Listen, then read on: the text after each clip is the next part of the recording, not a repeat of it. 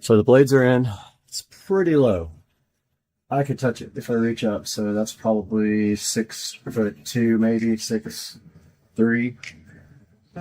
I'll warn my tall friends if they want a haircut, come over.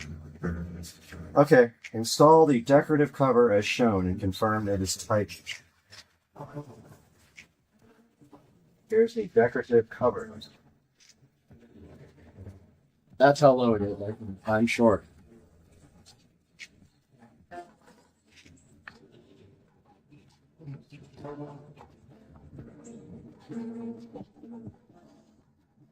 Okay, come on.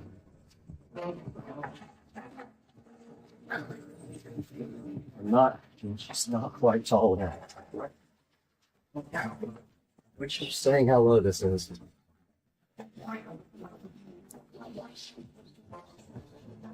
So this just spins on basically. And it looks touch. And that is it. And it's installed. I don't think there's anything else to do, except now I have to work on my lighting.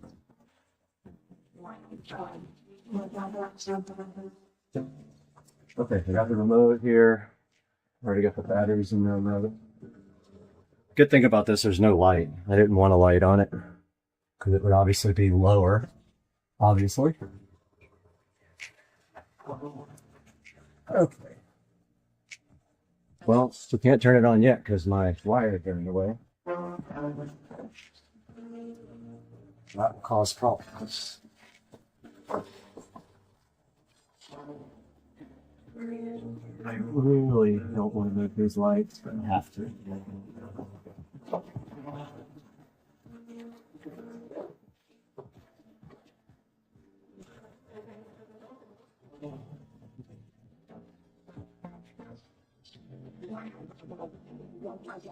Next thing happens, this thing can come off and fall into the fan.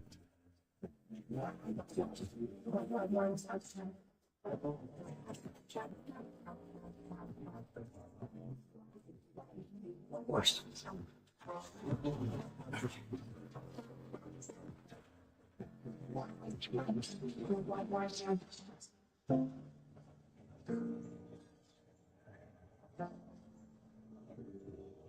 Oh, that's nice.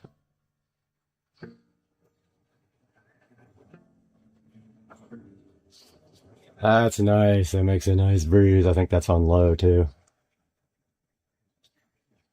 It's actually not that low. Just warn people that come over.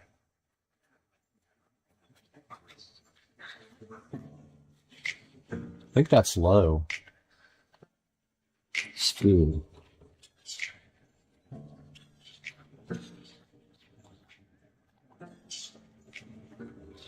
What's this for?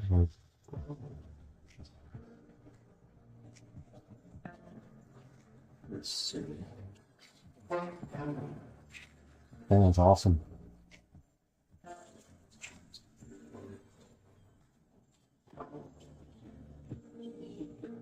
Ah, okay, fan speed is here on the remote. 1, 2, 3, 4, 5, 6.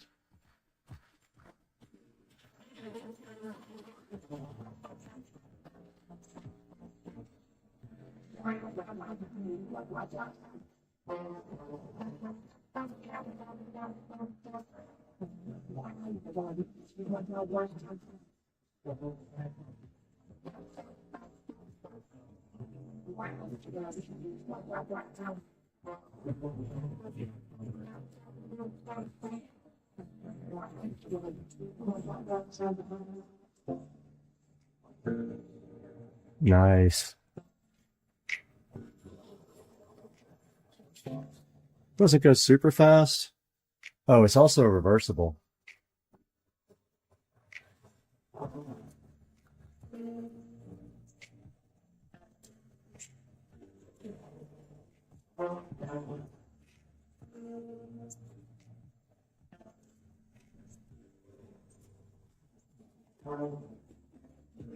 Looks pretty balanced.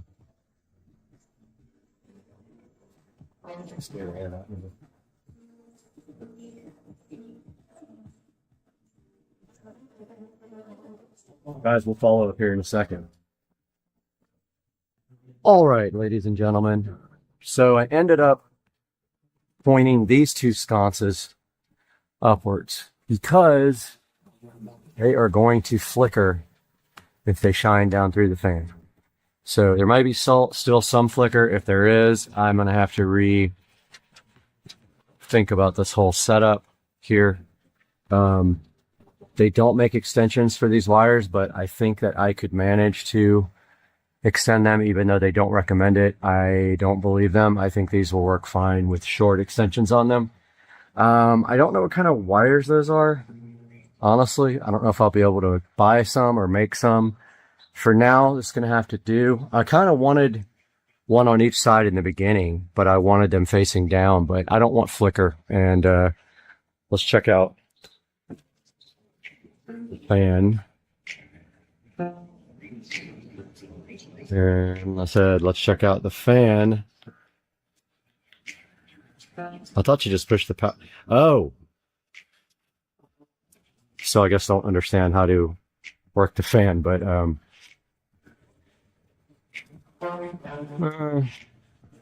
that might be, yeah, there's going to be a little bit of flicker there. That might not work. I want to see how bad it is tonight. I know shining through the blades, it's going to be really bad, but I want to see how bad it is tonight with everything turned on. Yeah, worst comes to worst. I really don't know. I guess I would have to extend these cables. It looks like 4 pins. So I could get some 4-conductor wire and just literally make my own cables. All I need is about, I don't know, a foot on each cable to get them away from the fan and on the other side of the fans. That's the only way I could do it. But guys, I hope you enjoyed this video about the fan. And I recommend it. It's pretty nice. It's a little low. Lower than I thought it would be. That's not low profile at all. But it's going to have to work and tell people, beware. Hawks. Beware. Hawkage. 2 hawkage. 1 over there. 1 right there. There was 3. What are you looking at, dude? Who's checking me out? Guys, have a good day. I hope you enjoyed my hawkage. Oh, he's looking at the other hawk. Oh, double hawk. I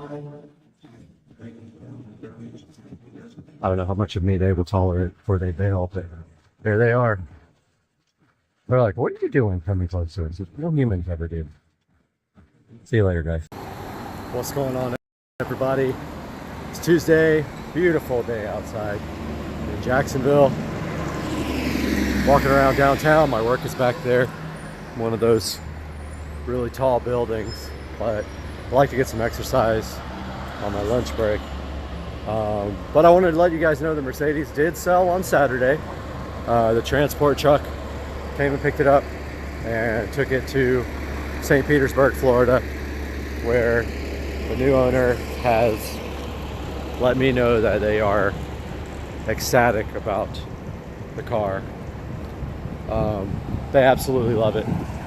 They gave me a big thank you, saying it was everything that I told them it was. Of course, that car was immaculate, had very few problems at all. So a little bit of a hint about what's coming up next. So I did buy another car. Not going to give too many clues, but I will just say that it is an import. It's an imported car. I am paying for it tomorrow, and it is going to be delivered to me. I would guess by the weekend. I will update you guys again after that point. But stay tuned, some big things are coming. You're gonna like this. This is a special car. Stay tuned. Out here at Tuners Inc. I almost called it Speed Fab. Tuners Inc.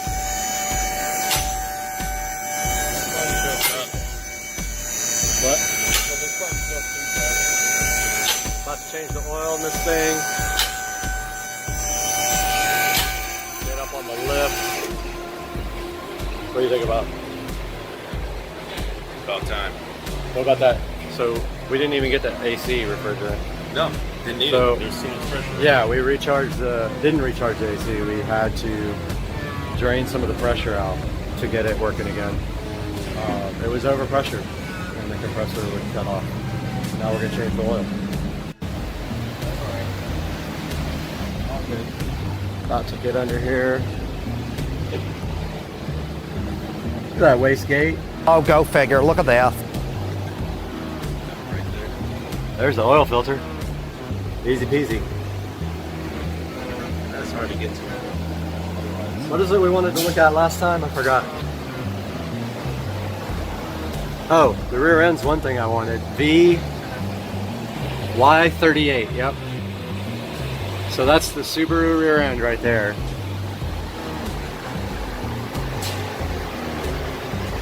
Oh, this axle's leaking.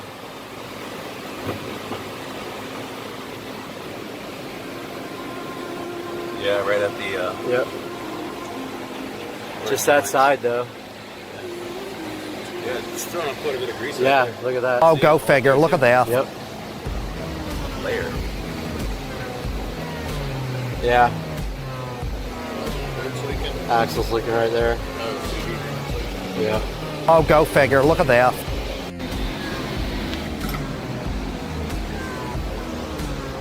Hot oil coming your way. And who knows how much spurt power it has.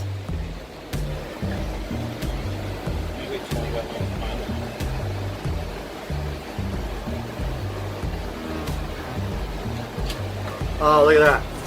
Oh, look at that. Perfection.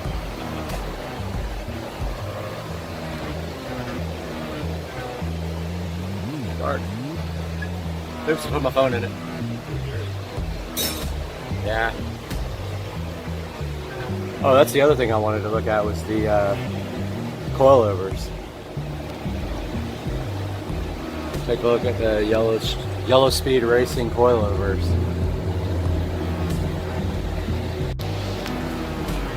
Look at the coilover.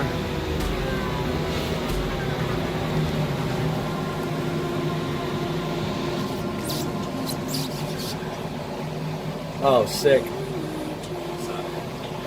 I can actually see the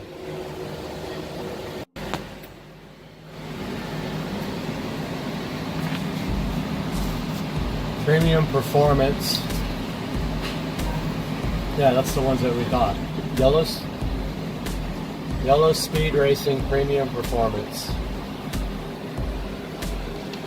And man, they got 3 inches of. Got the new oil filter in there. Right there. Oil still draining out. World's smallest drain plug.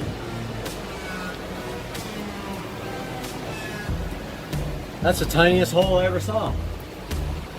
That's what that girl said. I know. Went over and tried.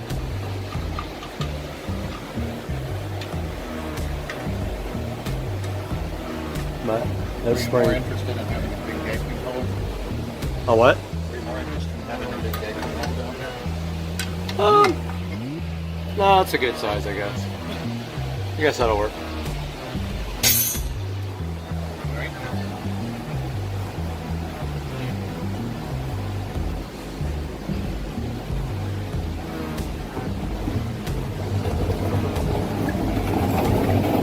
Cleaning up all the oil from the oil filter. Still dripping.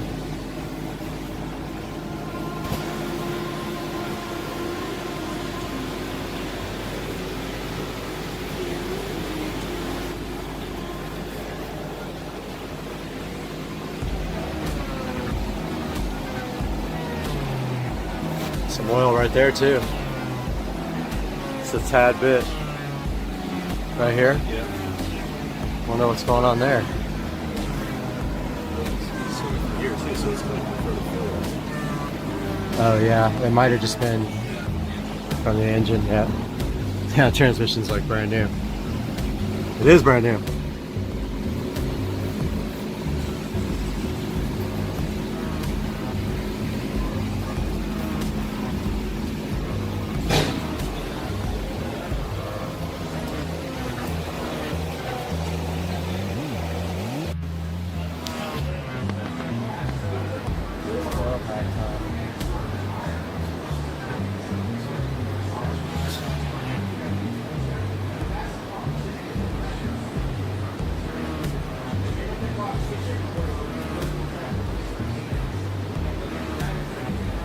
I took coil packs out now.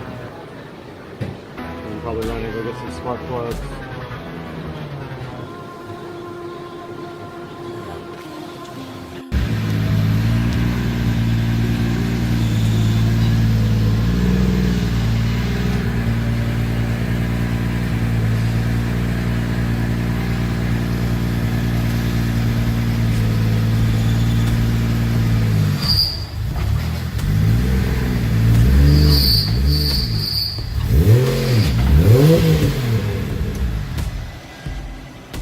Tracy's getting the car up on the dyno.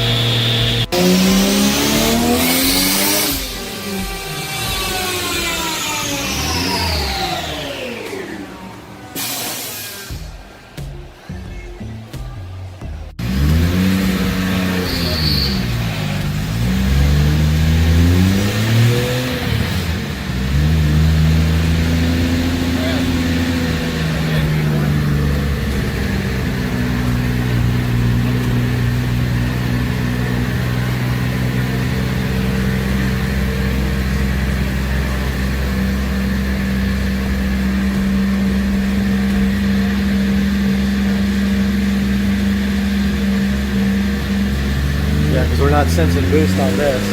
We don't have the thing hooked up. You can see it from here? Here we go, dyno pull 2.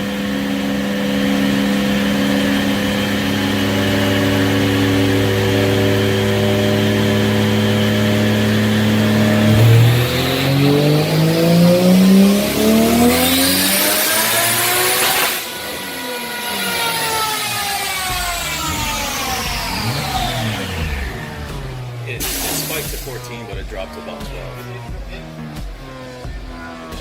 15. Yeah, it spiked to about 14 and then it came down. We could put the manual on there and run it up to 30 and see if we can blow it up. I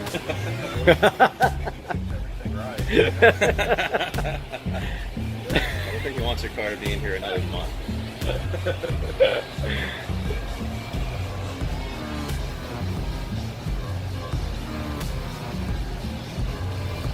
Well, Lexus. Did it hit? I think he had Yeah, he did.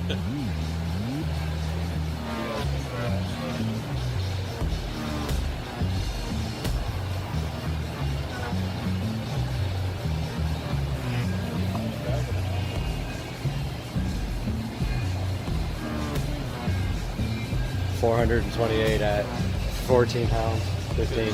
That's like pretty much exactly what I made. My first round. Yeah. Oh yeah, that's his first dyno pull. It's like right on.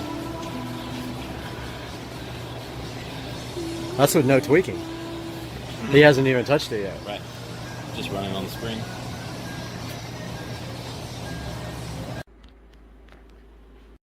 Hey guys, good morning.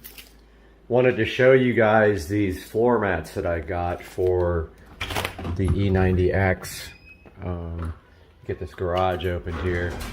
So I finally broke down and bought some floor mats. I've been needing some for a really long time.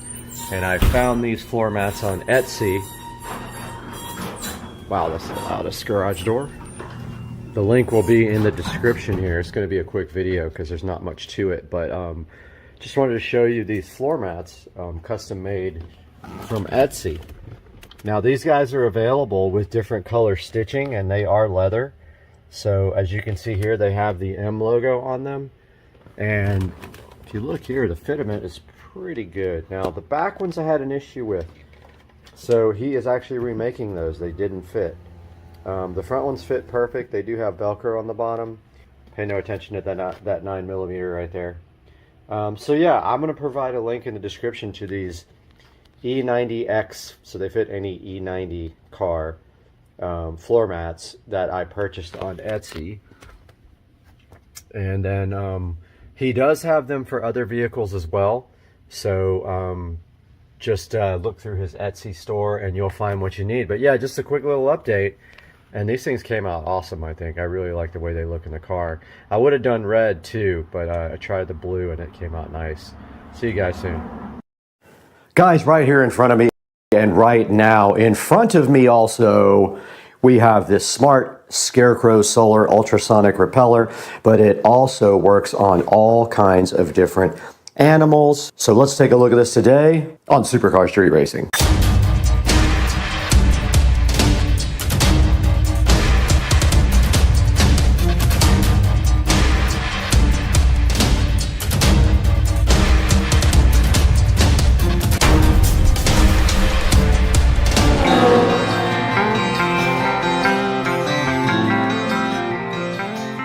In front of me today with a plethora of other products that are awaiting our look is this smart Scarecrow solar ultrasonic repeller. And we're going to be looking at that today. And as you can see on the front of the box, it does indicate that it does repel a bunch of different types of animals. Now, this solar repeller was graciously provided by the manufacturer for us to take a look at and unbox and test and give an update later. Okay, the battery did die on the microphone, but that's not going to stop us from checking out this solar pest repeller.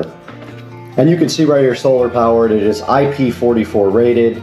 It says it has a 110 degree effective range and it operates on various frequencies. Supposedly that does repel different types of animals. Now on the back it does say solar or USB. What is not clear by the manufacturer is if it has a battery in it or if it just operates when only the sun is out. So I'm not sure about that. It does have a 5.5 volt solar panel. It has 110 foot detection range, so I guess it detects the animals, then it turns on. And it does say it has a lithium battery. I missed that on the first try. And looking inside the box is our next step.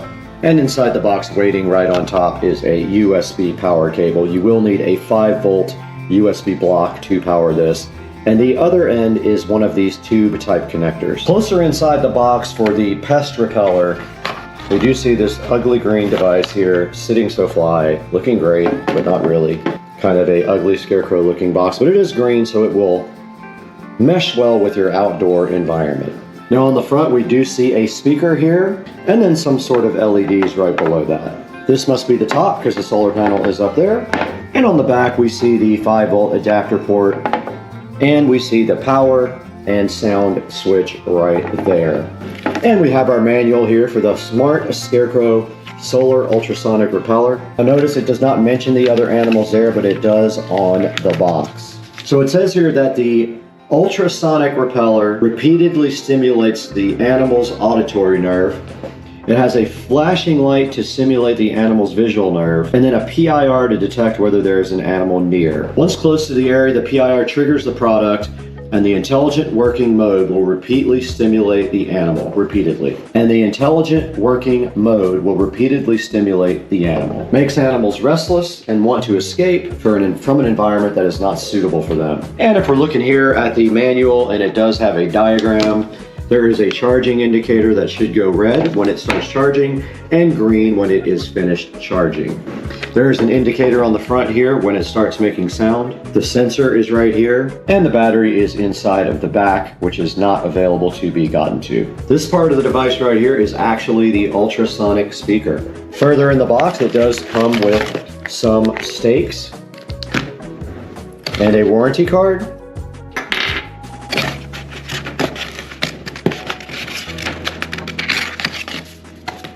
Here's the warranty card. And basically you just turn the on-off button on for 1 second to switch it on, and it enters a self-test mode. The horn's gonna be 3 times, the 3 LED lights in the front and the red light on the right side will light on in turn. And after 5 seconds, this device will go into a standby mode. When it is in standby mode, if any animals come close to this, it's supposed to detect them and trigger the product automatically. Now when this is triggered, it will run for 7 seconds, and the ultrasound and light will work for 13 seconds, and then all 3 things will work for another 5 seconds. So the entire process to scare the animal off is a 25-second process from the pest repeller. Now there is also a silent version where there is no alarm, so you can choose whether you want this to make noise when it detects a pest, or whether you want it to be silent and work ultrasonically as well. Now to operate this, you simply press the on-off button and the alarm sound can be turned on-off. Now we do need to go ahead and get this thing charged, so let's get it on a USB now. All right, do not lose this cable. It is proprietary. It has this different tube type charge connector on it, but let's go ahead and get this guy plugged in. So to plug it in, you simply move the rubber boot aside and go ahead and plug it into USB. We actually have one on our nightstand right here. And now we should see a charging indicator, and we do. So this device is charging. We'll get back to you guys once it is fully charged. Okay, I was really bad and did not record the time when the charger was done, but you can see here that our device is fully charged, and I think it took a couple hours, but I'm not 100% sure, but this guy is ready to go. Now all we have to do is take it outside and put it somewhere to see if it actually works. So let's do that.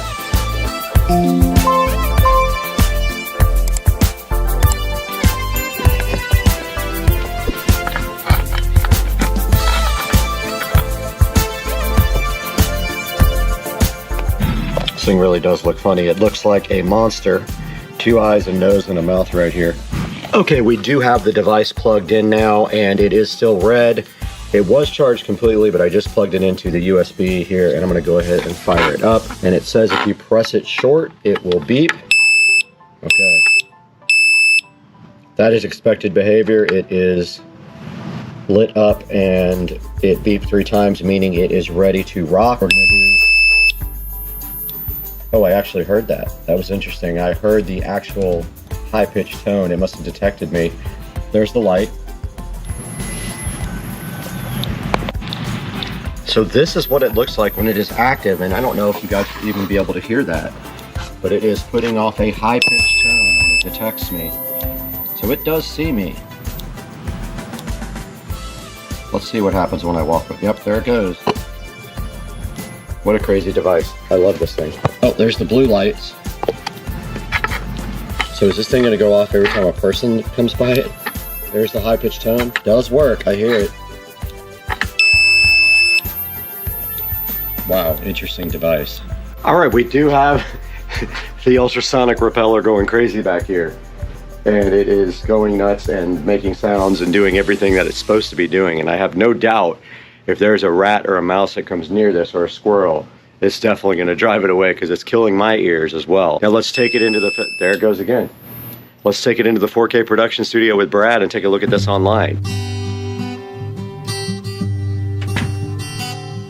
Hey guys, and welcome back to the 4K production studio. I'm Brad, and it's a beautiful cold day outside at Supercar Street Racing here in the studios, where we bring you high quality videos and audios every day. And today we have this weird ultrasonic solar animal repeller. Now, the manufacturer was so kind enough to send me a copy of this repeller, and this thing does repel more than one type of animal. It can do cats, dogs, skunks, squirrels, deer, it says. And right in front of me here in the picture, we can see the different types of animals that it does repel, and you see cats and dogs here. You see raccoons, you see foxes, squirrels, looks like a pig or a boar, and I'm sure a bunch of other types of animals. Now, right here kind of shows you what is on the actual device, and it does have a solar panel, an LED flashing light, a PIR sensor, which is a motion sensor, and a variable ultrasonic frequency speaker. And it is also waterproof. Right here, you got to take a look at the amazing English. Protect your effort at proper placement. Rodents never come nearly.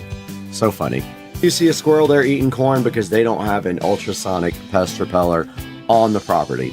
Now here is a close-up look at the front with a diagram of everything. It does have a red LED when it's charging, and it turns blue when it is fully charged. It's got a low power indicator flashing light. It's got the PIR sensor. It's got 3 1-watt LEDs and the ultrasonic speaker. And it does have a 5-volt charging port that will charge with any USB 5-volt adapter. It's got a solar panel, and it's got hooks to hang on the fence and a power button right on the back. Now right here, it shows that somebody did wall mount it with the 2 hooks. And it also shows it here going right into the ground with the stakes, and you could technically take your power cable and run it underground if you wanted to. Right here, it just shows you the 3 easy steps for putting the stakes in. You just put the stakes together and then push the stakes up through the bottom of the device. And right here, it shows you the different places you could use your device. You could put it in the garden, you could put it in the yard, in your orchard, or in your kale yard, whatever the kale yard means. I guess that's where you grow kale.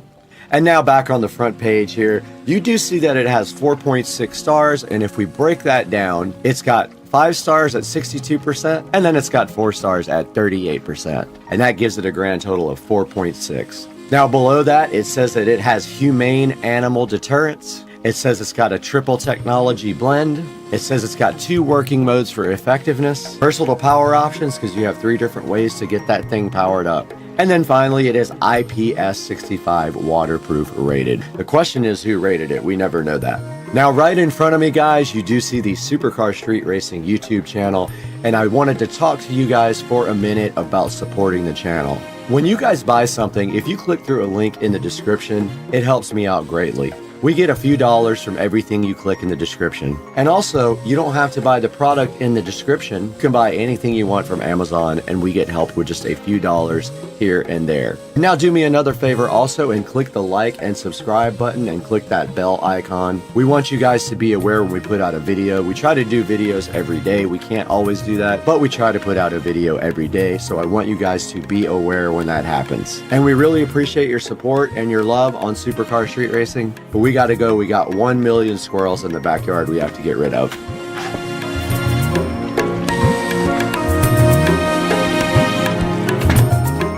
So you guys are familiar with OpenAI ChatGPT, right?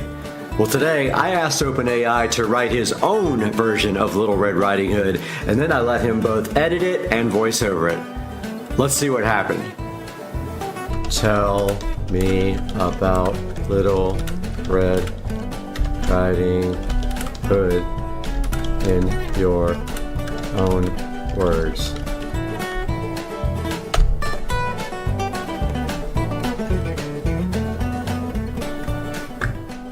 Once upon a time, there was a little girl named Little Red Riding Hood who lived in a small village at the edge of a dense forest. One day, her mother asked her to take a basket of food to her grandmother who lived on the other side of the forest. Little Red Riding Hood happily agreed and set off on her journey. As she walked through the forest, she met a sly wolf who asked her where she was going. Little Red Riding Hood, being an innocent child, told the wolf where she was headed. The wolf then suggested that Little Red would take a longer path to her grandmother's house, so that he could reach the grandmother's house before her and eat her up. The wolf managed to reach the grandmother's house first and disguised himself as the grandmother. When Little Red Riding Hood arrived, she was surprised to see that her grandmother looked different, but the wolf explained that he was feeling unwell and that his appearance had changed. Little Red Riding Hood was then tricked by the wolf and eaten up. But luckily, a woodcutter nearby heard her cries for help and rescued her and her grandmother from the wolf's belly. They all lived happily ever after, having learned the importance of being cautious around strangers. Little Red Riding Hood is a popular fairy tale character, known for her distinctive red hooded cloak. In many versions of the story, Little Red Riding Hood is depicted as a young girl with a kind heart who is tasked with taking food or medicine to her sick or elderly grandmother who lives alone in a cottage in the woods.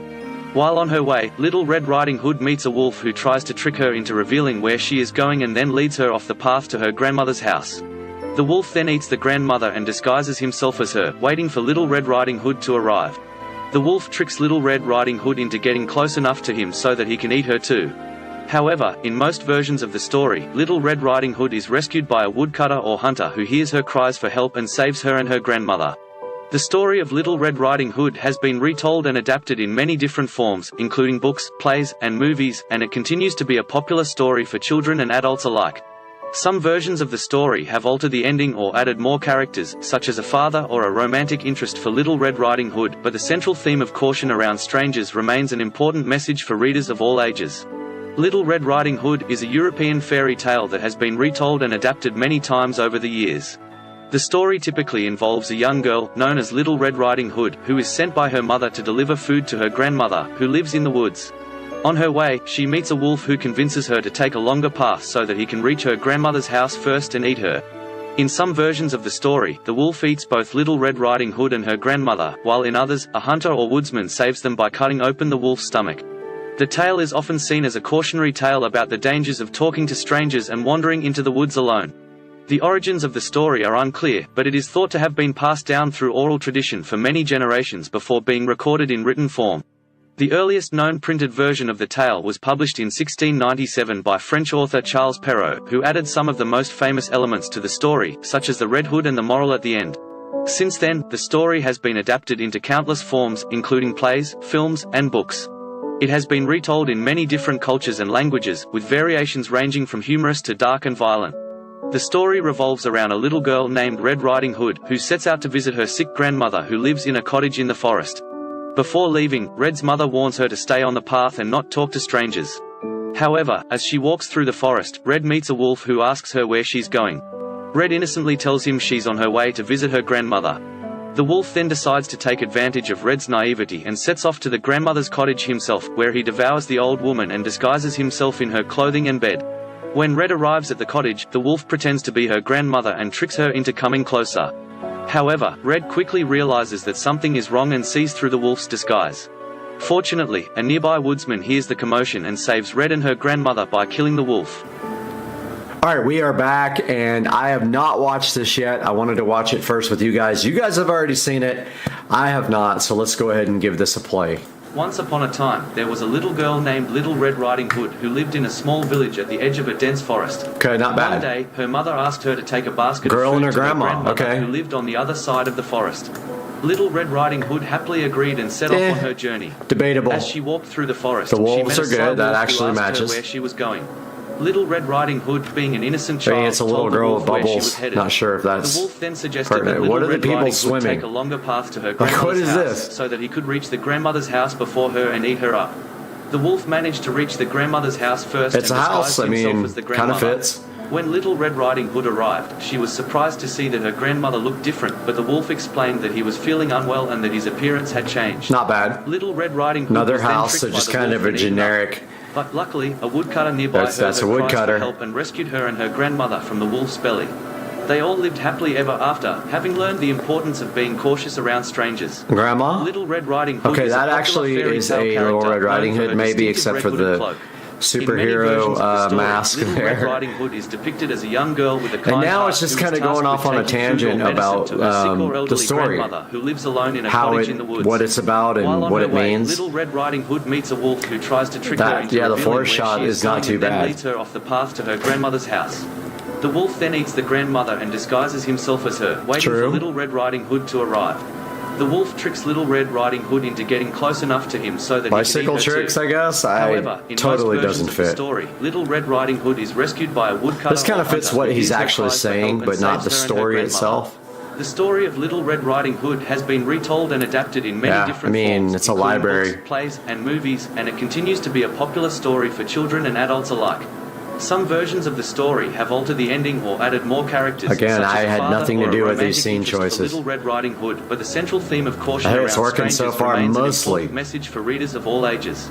Little Red Riding Hood is a European fairy tale that has been retold Unicorn? and adapted many times over the years. Blade Runner? The story typically involves Hey, a young there's a girl unicorn. known as Little Red Riding Hood, who is sent by her mother to That has deliver literally food to her nothing to do with grandmother, it. who lives in the woods. On her way, she meets a wolf Or who this convinces is her like to a guy take along running through path the so that he streets can of a reach city. her grandmother's house first and eat her. In some versions of the story, the wolf eats both Little Red Riding Hood and her grandmother. You while can in make others, this a fit. hunter or You woodsman can't see her saves them back. by Maybe cutting she's got open a the red wolf's hood stomach. on. Who The knows? tale is often seen as a cautionary tale about the dangers This of kind talking of to fits strangers what and wandering the into the AI woods is alone. saying, but not the origins story, of and the that's story are unclear, but it some is sort thought of to have been instrument. passed I down don't through know oral what tradition that for many generations has to before do being with recorded anything. in written form. The earliest known printed version of the tale was published in 1697 Maybe you could call by this French author okay. Charles Perrault, who added some of the most famous elements to the story, such as the Red Hood and the moral at the end. Since then, the story has been adapted into countless forms, Okay, I think including it plays, took the word films, film and on books. this one, and It like has been retold in many I don't different know what cultures and welcome languages, with variations languages. ranging Okay, it from put humorous to welcome in dark and every violent. language. The story revolves around a little girl named And now Red it's sort Riding of going Hood, off who on a sets out to tangent visit about her the sick story again. grandmother, who Same lives thing. in a cottage in the forest. Before leaving, Red's mother warns her to stay on the path Red. and not talk to strangers. It keyed in on the However, word as red. she walks through the forest, Now this Red girl's got meets a red wolf who shirt asks her on. where He's she's walking, going. so I think it Red sort of innocently got tells him that she's on her wrong. way to visit her grandmother. The wolf then decides to take advantage of Red's naivety and I mean, sets this off to could the work. grandmother's Like, I cottage mean, you himself, could throw where it he in there, devours the nobody old would woman really and ever disguises notice. himself in her clothing and bed. When Red arrives at the cottage, the wolf pretends to No be her driving at grandmother all in and the tricks her into story. I coming don't closer. know what that's about. However, Red quickly realizes that something Looks is like wrong the and sees Humpty through the dance. wolf's disguise. Humpty Hump. Fortunately, a nearby woodsman hears the commotion and saves Red and her grandmother by killing the wolf. Just like that has nothing to do with it. Okay, so that's it. That's the OpenAI and artificial intelligence version of Little Red Riding Hood. I thought it would be funny to just let it do everything and then see the reaction afterwards, and that was pretty funny. Guys, thanks for joining me today. We'll see you next time. Welcome back to Supercar Street Racing. I'm Brad, and this is my 2023 Tesla Model S Plaid, and we're going to take a look at that today on the channel. Stay with us.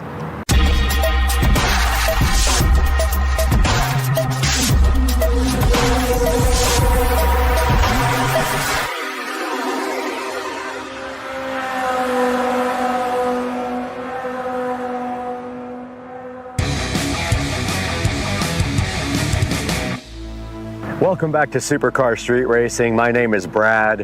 Hopefully you are tuned into the channel for more than the first time, but if not, welcome. And today we have my brand new 2023 Tesla Model S Plaid sitting here, and we're going to tell you all about it today. Now, the car was purchased back in April. It does have some modifications to it from stock, and we're going to show you that all today on the channel. You're checking out the front of my 2023 Tesla Model S Plaid, looking so fresh out here in the middle of the parking lot. And I wanted to take some time today to show you guys the front of the car, some of what has been done to it, and some of the unique features of the car. And of course, the first thing you can see here on the car is that the car is wrapped, completely wrapped in a satin wrap. Now, you can also see in the front of the car that the headlights are also wrapped in satin, and I was a little bit concerned about that, but actually it has not been a problem. They're actually really bright, and it did not affect the brightness of the headlights at all. Taking a look at the front also of the 2023 Tesla Model S Plaid, there are a few other modifications here. You can see right here that we have the carbon fiber front V right underneath the modified black Tesla logo right here, and then down below that we have the carbon fiber splitter down here, and that thing is called an apron, and it literally just sits right on top of the regular bumper and gives the car an enhanced look as well, a more sporty look, and it does match the carbon fiber rear wing that we will show you guys, carbon fiber rear spoiler we'll show you guys here shortly. That is the extent of the modifications on the front of the 2023 Tesla Model S Plaid. Now let's take a look at the side of the car. This is my 2023 Tesla Model S Plaid. I'm happy to have you guys here on the channel checking it out. And taking a look at the side of the vehicle, the first thing you will notice probably right away, if you're familiar with Teslas, is that I do have aftermarket wheels and tires. Immediately, the first thing I did when I bought the vehicle was go ahead and order my wheels and tires. Now, I did get the car with the 19-inch Tempest wheels and tires because I didn't want to pay the upgrade for the 21s. I figured I could take that money and use it and get whatever I want. I did end up ordering the BC Forged HB04s in matte black. And there you can see how they look, and I did order the hardware also exposed for the three-piece wheel, and the bolts are actually matte black as well. And apologies, I'm in a flight path right now, but that's just what happens. Now keep on looking at the side of the Model S Plaid, you'll see some other cool features. I do have the hardware 4 version of the Model S Plaid, and so this has more cameras and no sensors whatsoever, all camera based, and that is what you're seeing right here is the hardware 4 camera. And if you notice right on top of the hardware 4 camera, we do have some carbon fiber camera covers, which I think add a nice accent to the side of the car here. And then moving down the car a little bit further, and you can see it just opened by Bluetooth. We do have the carbon fiber mirrors as well, looking really good, and they do also match the carbon fiber camera covers here, and also the carbon fiber that you're about to see in the next picture. All right, we're towards the back of my 2023 Tesla Model S Plaid now, and you can see right there that the door handles did pop open because of the Bluetooth phone. And here we have the carbon fiber caps for the Model S handles, and they look awesome. And back here you can see the 295/35 ZR21 Pilot Sport 4S's with the HB04 BC Forged wheels. And that's going to round out the side of the Model S Plaid. Let's take a look at the back now. All right, here's a good look at the back of my 2023 Model S Plaid. You can see the tail lights looking great. I don't know if they were restyled for 2023, but I did forget to mention that the front headlights were restyled for 2023, and they are upgraded laser headlights. Here in the back, nothing really to show except for the fact that we removed the Tesla logo here completely when we did wrap the car, and also in the front, we also removed the front license plate. Taking a look at the inside of my 2023 Model S Plaid, and I did wait specifically for the exact color combination that I wanted.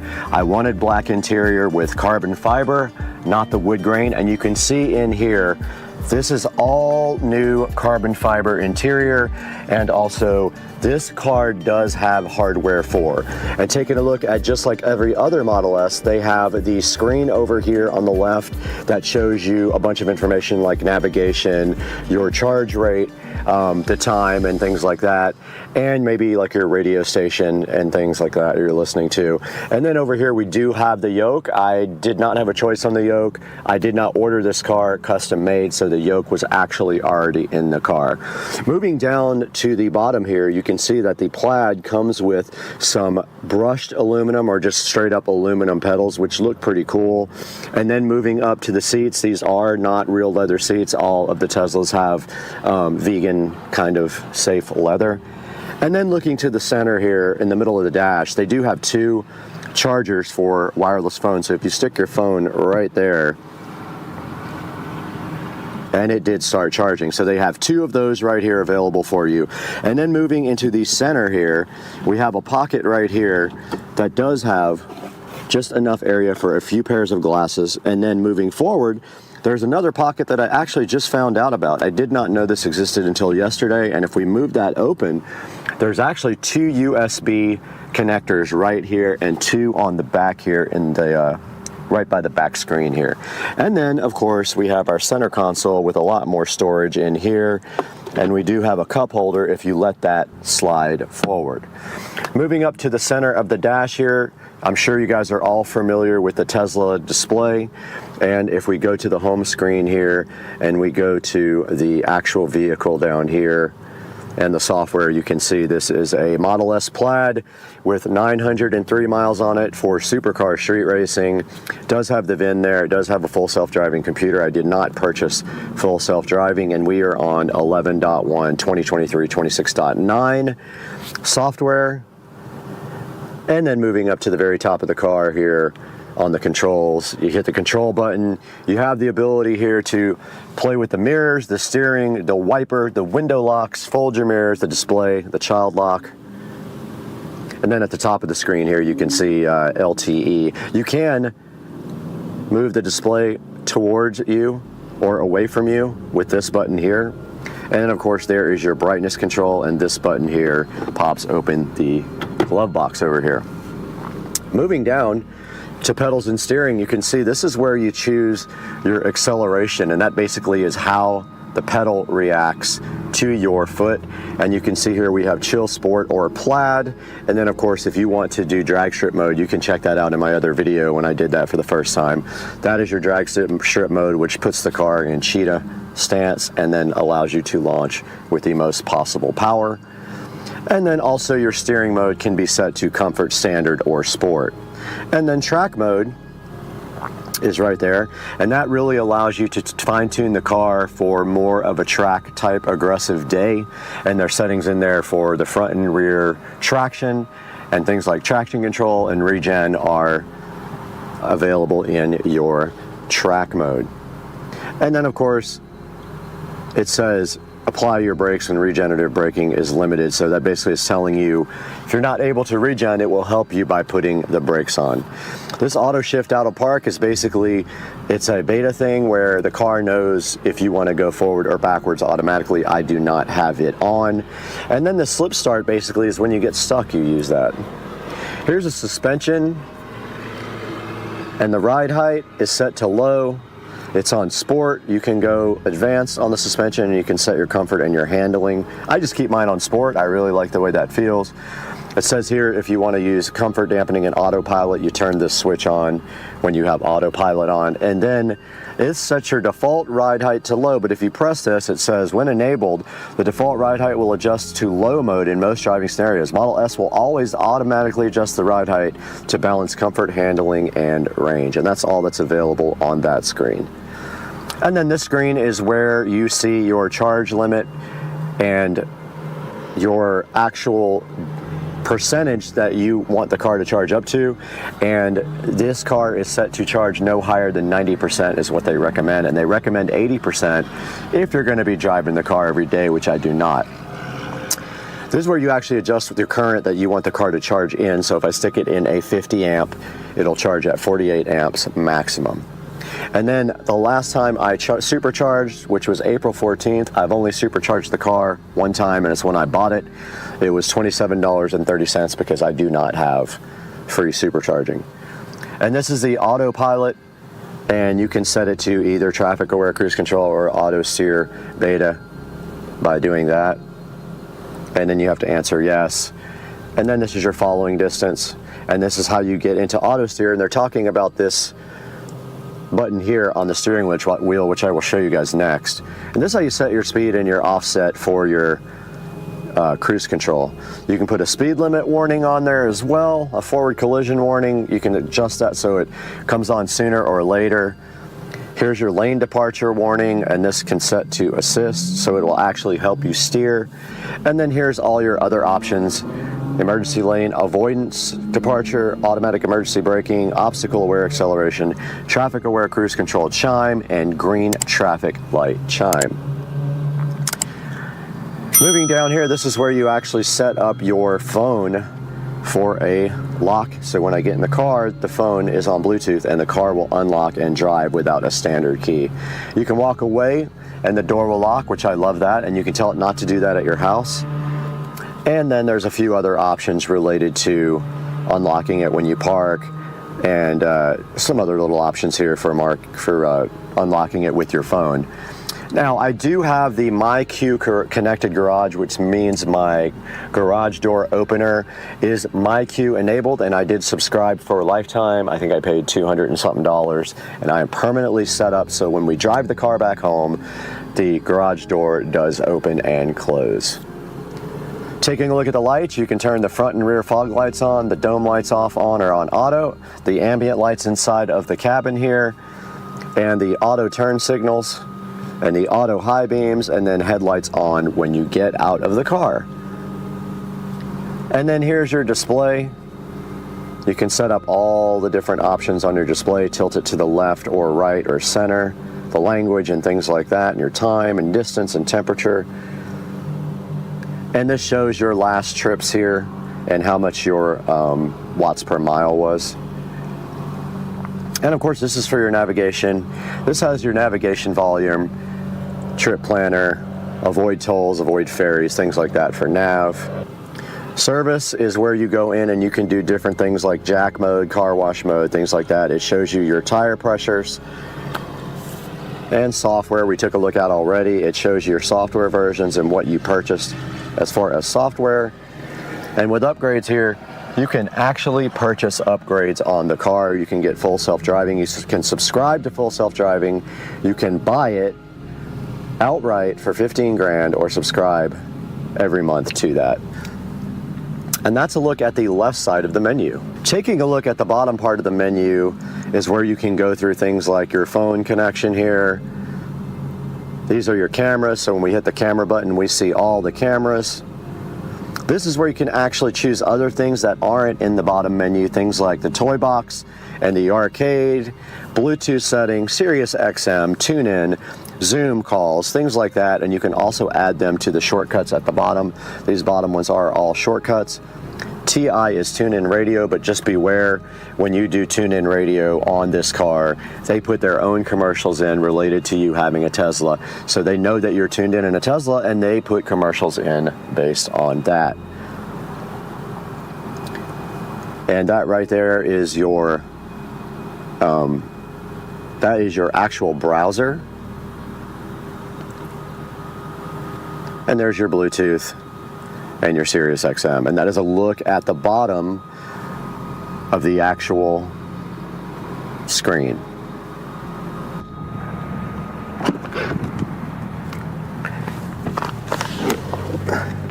We are now in the back of my 2023 Model S Plaid, and I'm telling you, the back seat of this car is absolutely awesome. They redesigned the back now with a screen for the rear passengers, and the rear passengers now have control over their own climate control, and they are able to actually watch videos back here. Now you can see right now I just powered on this, and I will show you some video of this that I'll cut over. But you can hear that the AC is now on, and also I will run you guys through the whole entire thing of this screen here momentarily. Also, let me turn this off.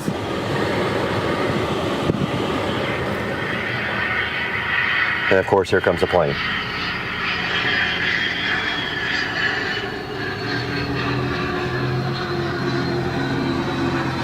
I'm literally in the flight path. My God, ridiculous. Jet.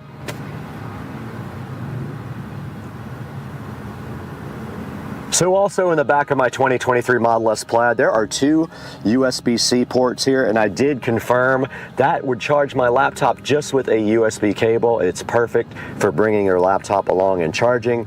And I did locate the other two USB ports in the front of the car the other day when I was looking around in there, and I happened to find this hidden compartment.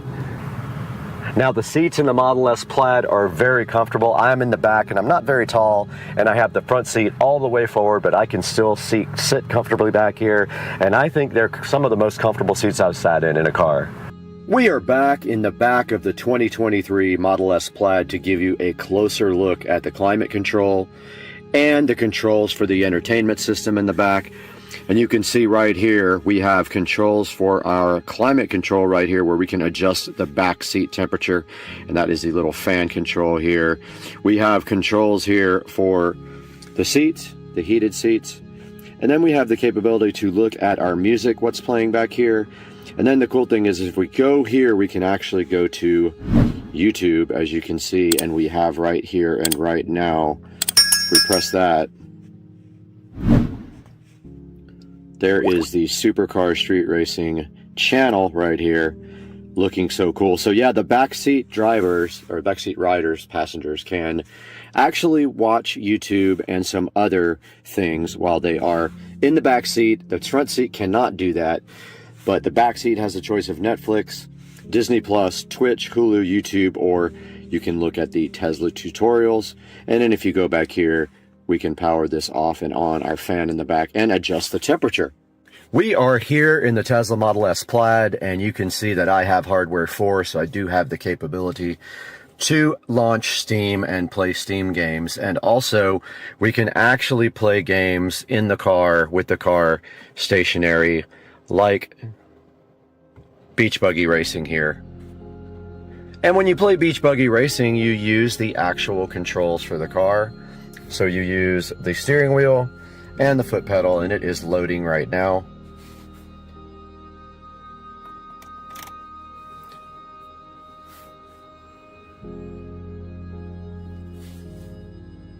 And I am trying to figure out why there's no sound. But the sound isn't what's important right now. It is important that you see that this plays with the stock factory steering wheel and gas and brake pedal. You can see here I am steering this guy with the car, and I do have my accelerator pedal. So that is how you play games while you are sitting still in the Tesla Model S Plaid. Alright, we are back in front of the Model S Plaid screen here, and you can see that we are in the arcade. And if we hit launch Steam Beta here, it will take a couple of minutes to launch. There it goes, so it is starting up right now.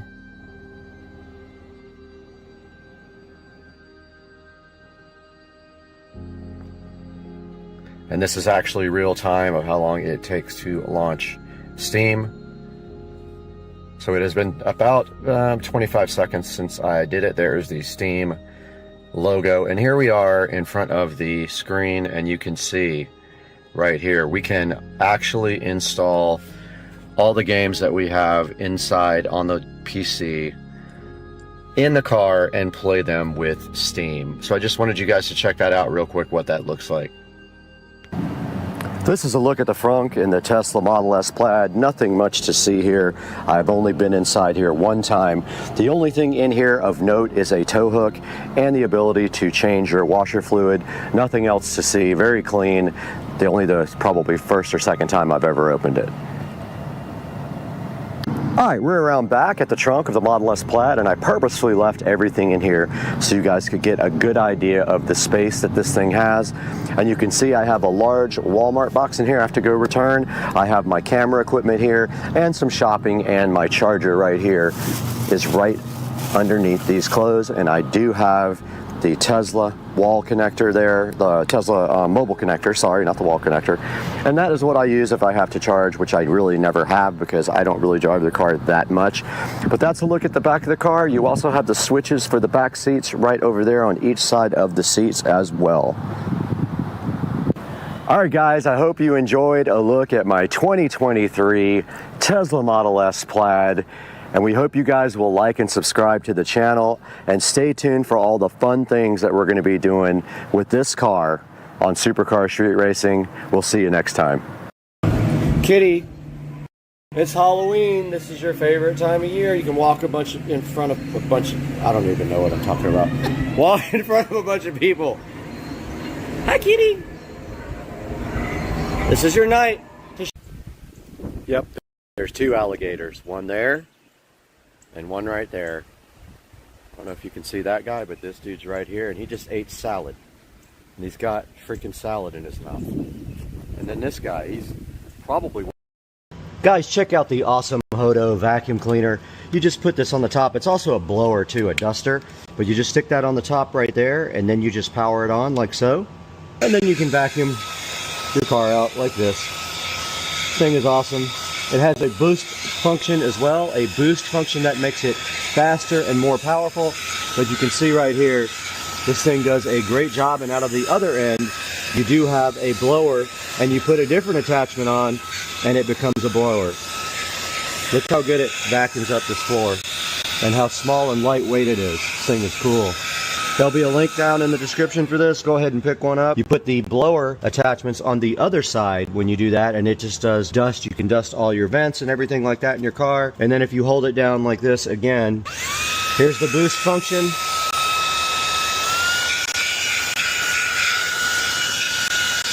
You can see how good this thing cleans. And this little attachment gets right between the seats right here. Perfect for your car. You can store it in the car. It stores away nice and easy with this bag here, and all the attachments are in the bag. Check out the Hodo vacuum and duster for me. Out here. Did I just see water dripping? No way. Thought I saw water dripping in here. I think I'm seeing things. Yeah. But it is coming down nicely in Florida. And it's a good opportunity to come outside and check out the pool. We're having a party here tomorrow, a work party. And so I have been out here getting everything ready and getting the patio prepped. And I got some nice new decorations for the patio here. And it felt pretty good. This is eventually going to be all tiled. So I'm not going to do anything with this permanent, but for now that's good. But yeah, we got the rain. Here's a good look at the nice lights.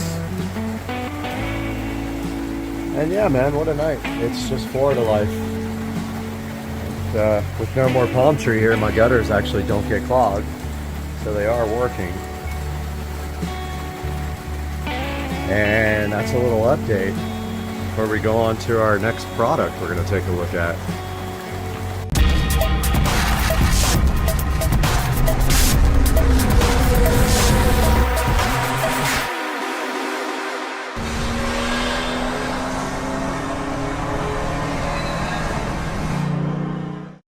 Are you guys enjoying the pool in the rain? I don't know. I'm happy. And did you feed Bubba Jr.? Let's go, Brandon. Yep, we did. Thank you again, Brad. I can't post this because it's got music in it. Guys, welcome to the channel. And we got some good mood lighting here. But today we are taking a look at a wireless USB Type-C microphone that I bought off of Amazon. The determining factor of whether this thing is going to be kept or not is the sound quality compared to the stock microphone. And as you can see here, this is about a $30 microphone that I've been putting off getting one, and I wasn't sure whether I wanted a wired or a wireless, but here's a look at this. And you can see here, it is a Chinese made brand. It's supposed to be rechargeable as well. And so I like the box design a lot. See if I can get it out with one hand. May have to like put the phone down. Yep, gotta put the phone down, I think, to get this box out, and I'll be right back. Here we have the ALW Quali wireless USB Type-C microphone, and we're going to crank the lights up a little bit here to see this. I just realized how cool this bathroom is. It's just the best bathroom ever. Anyway, got the ALW Quali.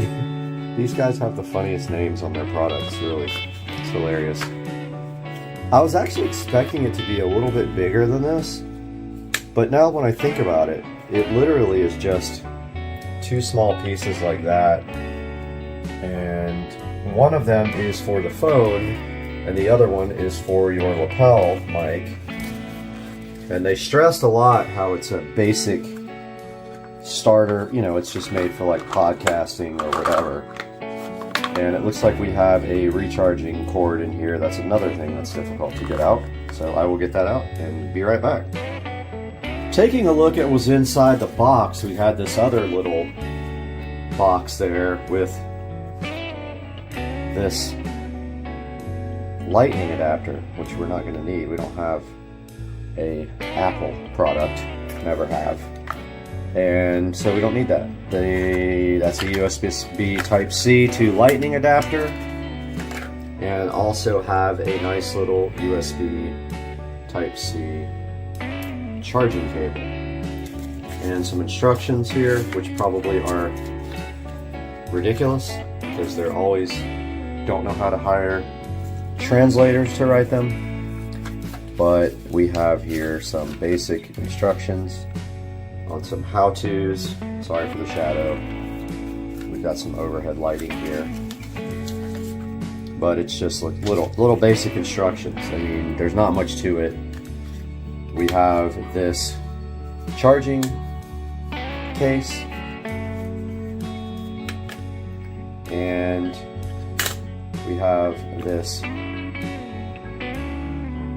little adapter thingy that goes on the bottom of your phone, and then we have the lapel part. So I'm guessing both of these charge. Well, no, you can't charge that in here, I don't think. Now I don't remember which way it was in the box, but I think it was like this. So that thing also has a USB Type-C on it. So I believe that has to charge separately, but I'm going to take a look at these instructions right here. So the receiver is what goes on your phone. It is right there and right there.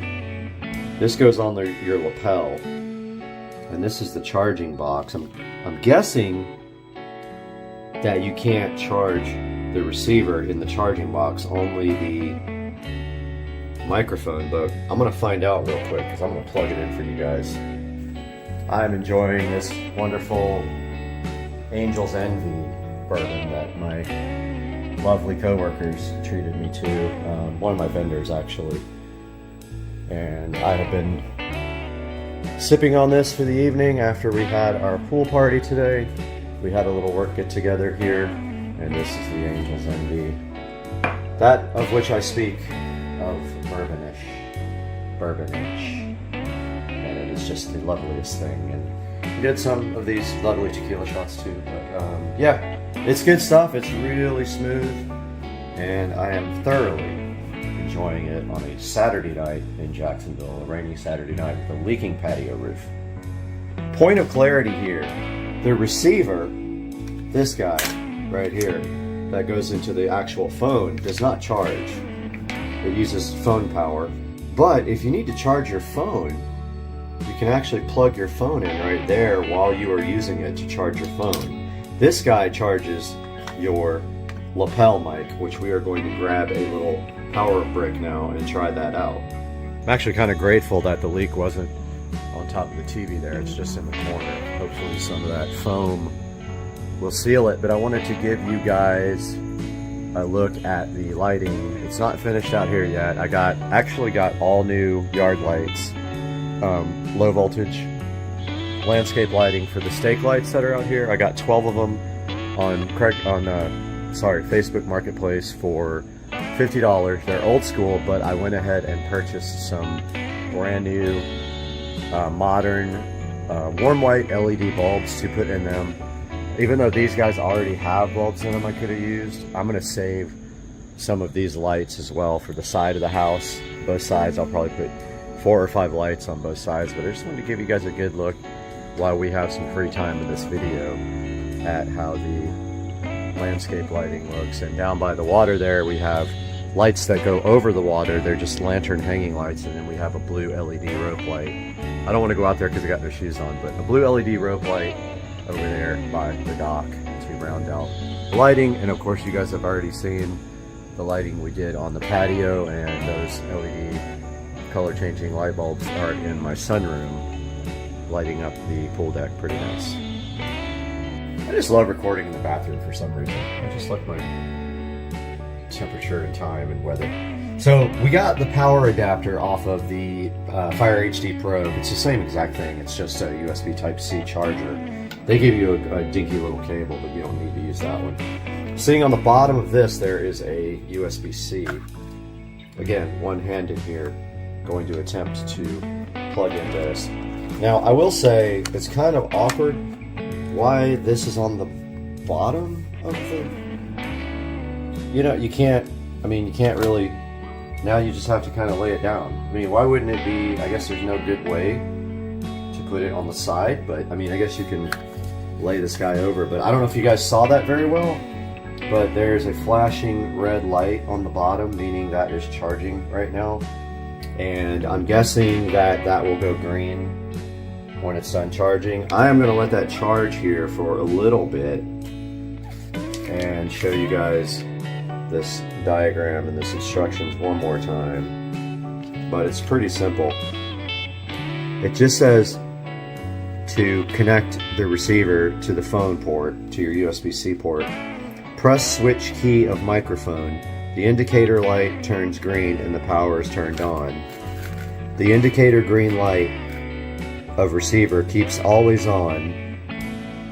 Then open the phone camera, live app or other apps, and then to use the microphone to receive sound. And then here it tells you that there's no battery inside the receiver, that you just use your phone is basically what powers the receiver here. And then you can plug your charger into the side of this to charge your phone if your phone is running on low power, or if you want to keep that phone charged the whole time that you are doing recording. So I'm going to let this guy charge up for, I don't know, maybe 30 minutes, and then we'll be back and we'll give this thing a try. Test the range, test the sound quality compared to the phone, and make a determination on whether this thing is going back or not. Okay, I came back about an hour later, and it's solid red, so it doesn't turn green, but it turns solid red when it is done. So we are going to now experiment with this brand new microphone and see what happens. I'm going to go ahead and plug it in the phone now. Actually, I take that back. We haven't even looked at the actual product. And here is the lavalier microphone. So you're supposed to plug in this part to the phone first. Then it says to push this button. So let's give it a shot. We'll turn off the camera and get it plugged in.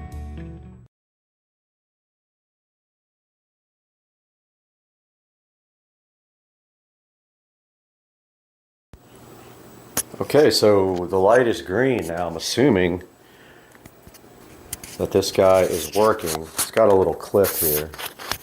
Hoping this audio is working. Not really sure. So this is me giving a product demonstration. Here we have the lovely Echo Show 5 sitting here in the wall, and I just woke it up, and never mind. So here we have this lovely product here, and we're testing out the new lavalier microphone so we can start doing nice presentations. But first of all, I do have it dark in here on purpose because the light switch doesn't work anymore. So here's what we're going to do. First, we're going to walk to the kitchen about 20 feet, give it a test. Okay guys, we are now in the kitchen. Hopefully this audio is coming through loud and clear. We are now walking into the guest bathroom.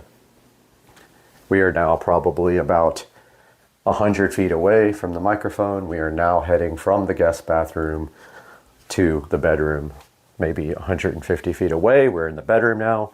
Can't wait to see if this actually works. And we are walking back towards the lovely camera now, which is in the office. And we're about 20 feet away.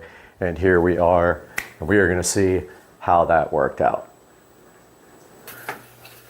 All right, guys, we are back in the bathroom here with the lovely smart mirrors, and we do have our brand new wireless microphone on, and it is quite a nice product, I have to say. I'm kind of impressed by this for the price. It is not a professional microphone by any means, but it does the job quite adequately, and I think with some slight tweaks to the audio in Premiere Pro, like maybe a little equalization on the high end, we can make this actually work for our video. So this is staying in the Supercar Street Racing family. I do recommend this product if you do blogs or any other type of recording on your phone, even day-to-day recording, making videos, this thing seems like a really nice addition to have to your collection here. Reminder that it does come with a short white cable like this, and I was using my Amazon charger for my Fire HD 10 Plus, which is not a super fast charger, but it is a higher current than a normal USB 5-volt charger. This, again, this is the charging station for the microphone itself. It does not charge the receiver on the phone because you don't need to charge that guy. Remember, the receiver on the phone does have a USB-C jack on the side, so that if you decide you want to charge your phone while you're recording, you can do it through the microphone adapter. So it's got this nifty little charging case with a USB-C, which means you can't stack it like this while it's charging. You will have to put it on its side, and it doesn't want to stay on its side, so it'll probably have to be on its back like that. Again, here is the presentation. It is in Chinese, but it has English writing as well on the back. So it says it's plug and play. It says 20 meters of accessible reception. It says precise radio, whatever that means, clear timbre, highly sensitive and widely compatible. And I do agree that the range is extraordinary on this thing. I do believe that I could probably go into the backyard and have no issues at all. With reception, I want to say it was about $35. I will put a link in the description, and I encourage you to click through my links. It helps me support the channel and bring you more high quality products like this. Please subscribe and like the video as well, and we'll have more for you guys very soon. I've got another product. I had a manufacturer contact me about reviewing a smart door lock, so hopefully I have a place to put that. I'm thinking maybe I don't know, maybe the door to the garage, but we'll see. We'll see when that comes in. That should be coming in soon. Hope you guys enjoyed it. We'll see you next time. Hey guys, Supercar Street Racing back again out in the garage with the mini bike here. And today we are going to start on the refurbish process and also some more disassembly of the handlebars and front forks and everything.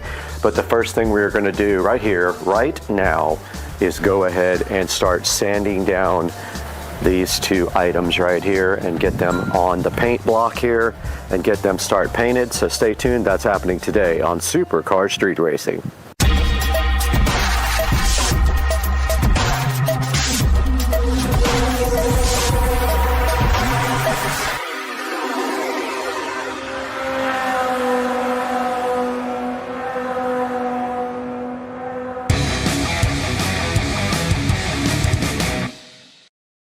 All right, got my sanding block here ready.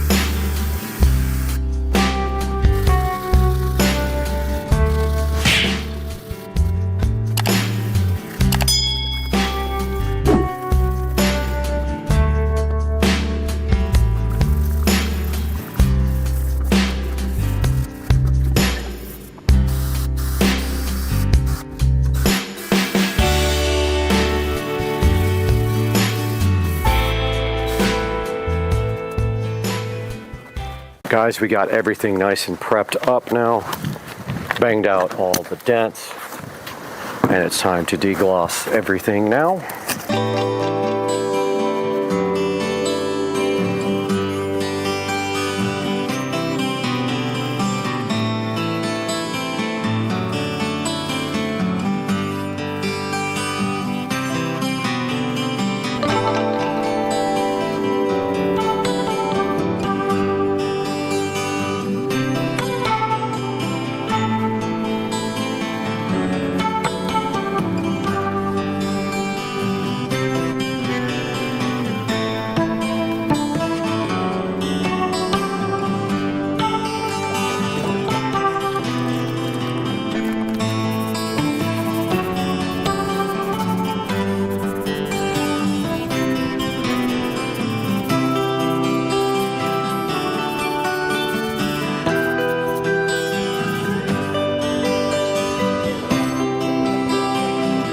Got the gas tank here.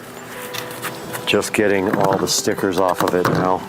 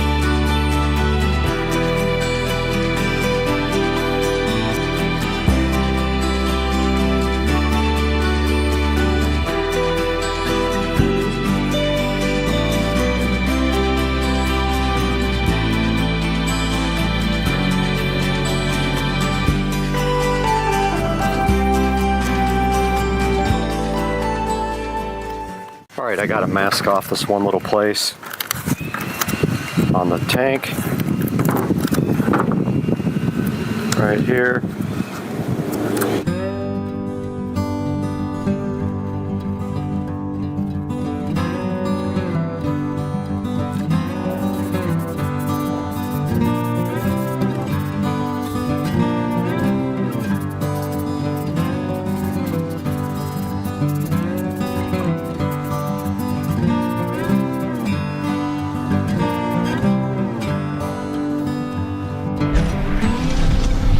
We got the chain guard here.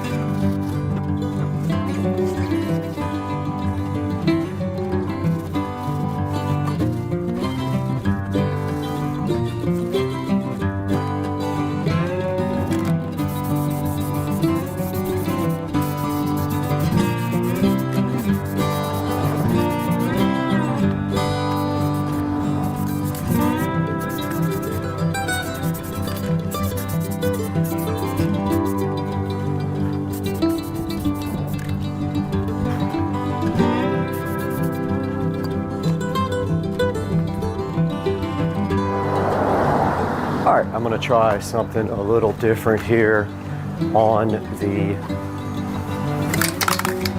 kick guard.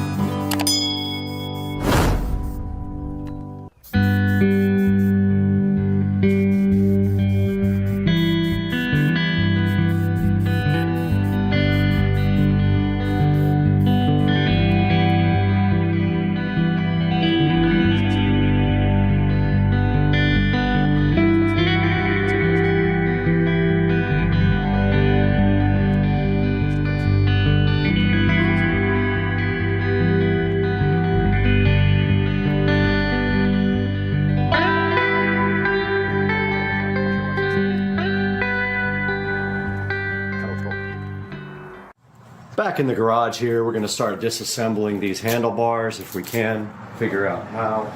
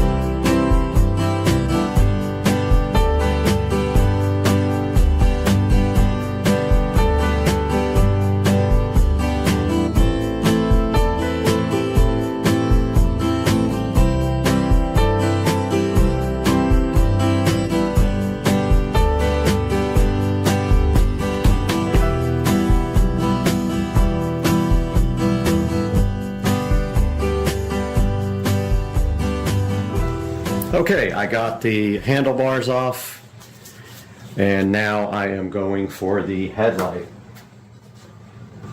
And I think it will yeah, it unhooks right there, so that's perfect. Looks like it's just held on by one nut there. Probably the same one size as the other. Yep, 2 nuts. These nuts. These nuts.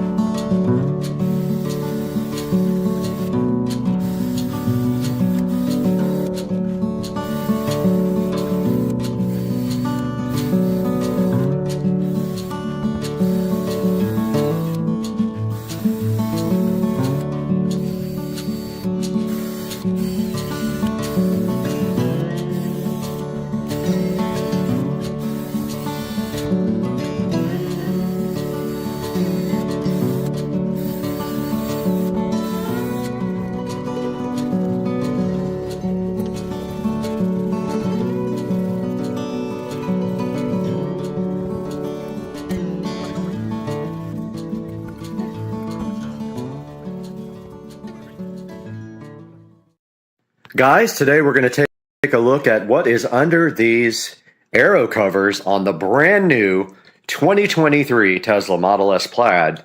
We're going to do that right here and right now on Supercar Street Racing. Stick around.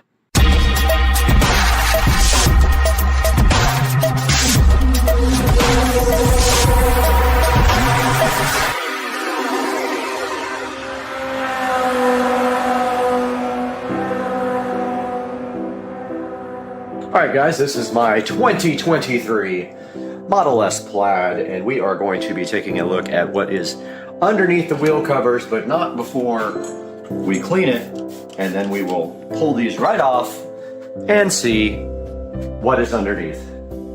And here is the Model S Plaid aero cover, sitting here so beautiful.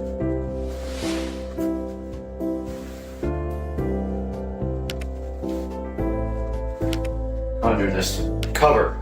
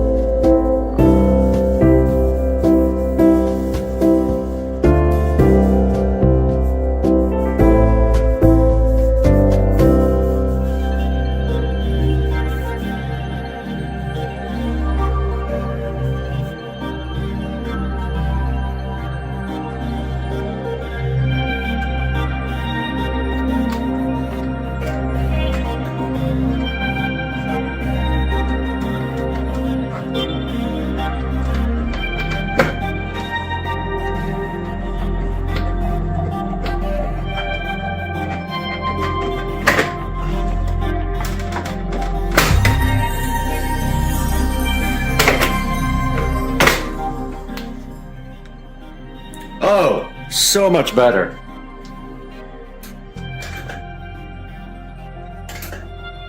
So much better. Just needs hubcaps. That's all it needs, and I wonder if these will fit it. Don't think they will. Guys, that is such an improvement. My hands got dirty. Let's get the rest of this clean.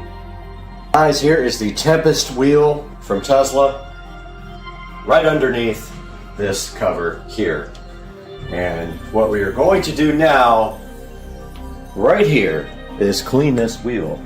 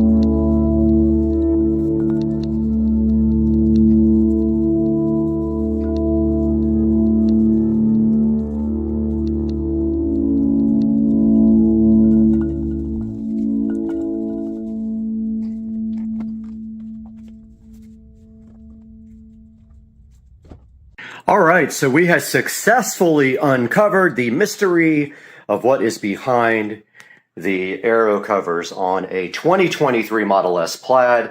I just ordered the wheel cap cover kit from Amazon. I will put that up on the screen right now and link it in the description. And here is a look at the car without the aero covers, and it is a humongous improvement over stock with the aero covers. Of course, it looks way better. So I encourage you, if you're not doing long distance on the highway, to take off your aero covers. If you're going on a trip, you can throw them back on. They do nothing in the city. They don't help you in the city that much. I would say negative 20% or more. But, and I'm making a joke. But yeah, the car looks awesome. I am going to get a picture of this and tease it in the thumbnail. And man, I'm hyped for some better wheels for this car, and that is coming in about 2 months after the car gets the special treatment from All Set Auto. And that wheel that we are getting is a surprise, and it is going to take a while to get. So this is how the car looks now. I'm going to step back and give you guys a view. It's too bad they're not black, but they are gunmetal, like a dark gunmetal. They look great. They will look even better with the center cap kit that I just ordered. And I hope you guys enjoyed the video, and we will see you for the next thing with this amazing 2023 Tesla Model S Plaid on Supercar Street Racing. Bubba, look at Cat TV. You got to get it. It's Cat TV. Look at.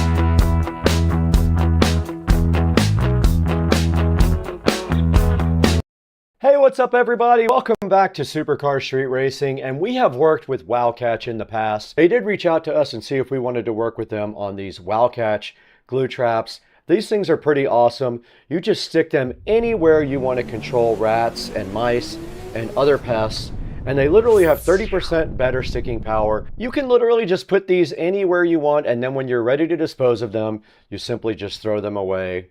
You get 6 in a box from Wildcatch. I will have a link in the description on Amazon to these guys for you.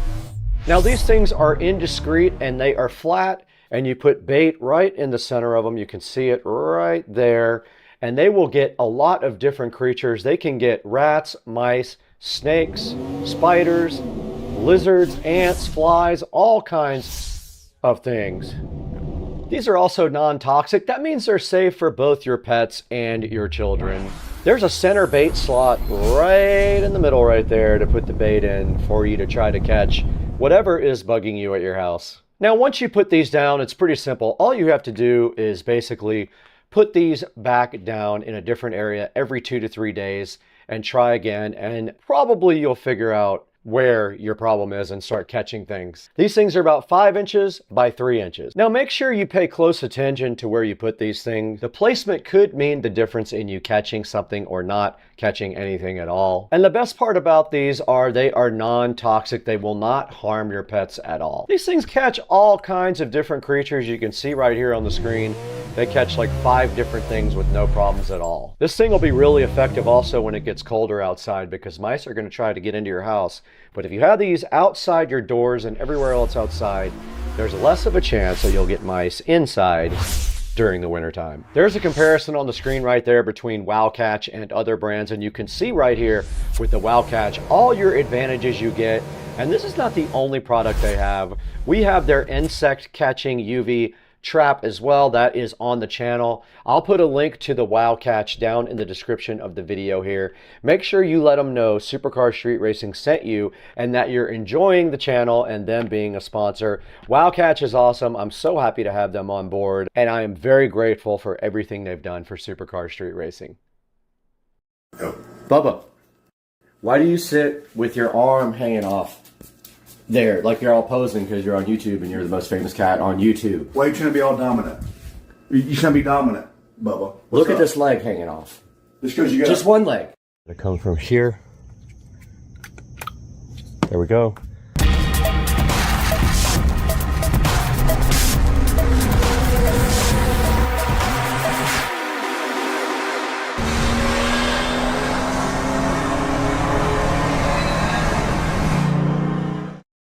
Good morning, guys. Hope you guys are having a good Sunday on this holiday weekend. We're gonna try to get some stuff done here kind of early. It's about 6:49, which is actually usually late for me, but I slept in a little bit today. But yeah, today we are going to start working on getting the pool light completely wired up and pulled through, which I've never done that before, but we're about to do it. And got some other projects here kind of pending. But out here, gonna get my bag of tools ready for pulling the pool light. There's already some junk in here from last time. But yeah, using director view on the phone, which is kind of cool because you can do like, you can shoot both front and back cameras, which is neat. But the front camera's so close up, I hate it because you have to keep the phone far away. But yeah, let's get some tools together for this. Gonna need these workman pliers. I'm thinking these awesome little channel locks will come through for pulling the wire through. And I'm thinking, let's see. Yeah, this director view is crazy to keep me in focus. We got to keep it way, or in the shot, we got to keep it kind of way out here. We're going to need a lot of electrical tape to tie the wires together. And I'm also thinking 2 zip ties. When I pulled the other wires through, I actually, one of the wires came off of the tape. So I'm thinking I'll put 2 zip ties on as well, like on the actual electrical tape after I wired the 2 wires together to do the pull. We need wiring nuts as well. So I guess I'll just take all that zip ties out there. We need a few wiring nuts like these. And I'm going to switch this to non-director mode. It's driving me crazy. Alright guys, now we're back in normal shooting mode. We've got a couple of wiring nuts here. We're going to need more. There's only 2 in there. I like these smaller ones. I believe that's all I got as far as little wiring nuts inside this, my big toolbox. So we've got my other wiring nuts up here. Yep, I've got a whole pack of them in there. I'm going to grab those, and then we'll see you guys outside. Guys, we're back in the kitchen here. Remember this? I don't know if you saw my pool exit video when I actually ran the controller, but these are the color codes for the multi-conductor wire that I pulled. Those all have to be wired to the pool light. So let's head on outside and check out what we're going to be doing out there. Guys, here's the old pool light. I don't know if you guys know how these things work, but basically there is a niche inside the pool right there. The light actually goes through the niche and down through the PVC pipe and into the little box over there by my pool equipment. So what we are doing today is the power is off to this light. So we're going to cut the cable right here and then grab the new pool light and pull the cable right through there. But I got to grab the other pool light. Be right back. We got the Pool Exa light here. Now when you replace these old school lights, you have to take the bulb out of the housing here, and every time you do that you have to put a new gasket in the housing, and you risk a leak and ruining an expensive bulb. The new Pool Exa bulb is all self-contained. There is no real housing to leak. So that's it right there. There's the Pool Exa bulb. So now we are going to cut the old bulb right at the very top of the cage. Not drop it in the water.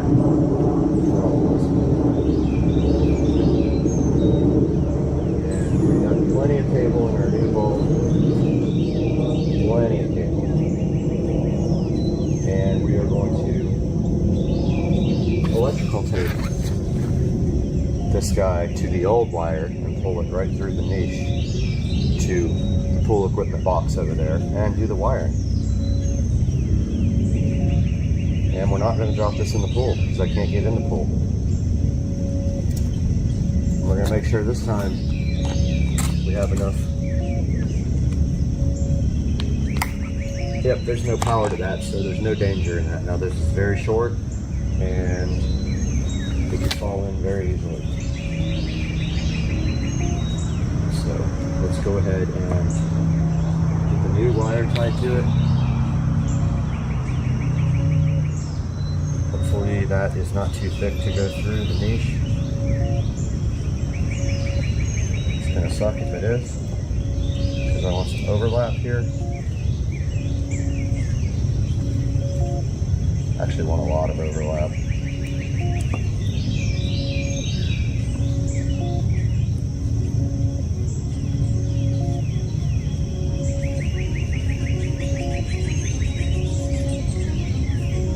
Just electrical taping that guy to it. Hopefully it'll fit. It's kind of thick right there.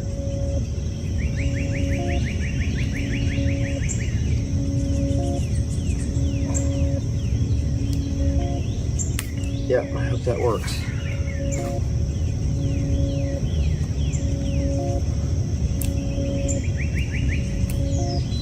Start back here with another nice tight wrap.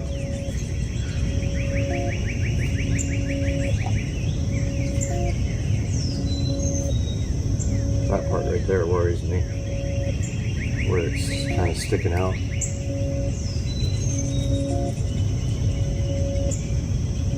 Hopefully that doesn't cause any problems.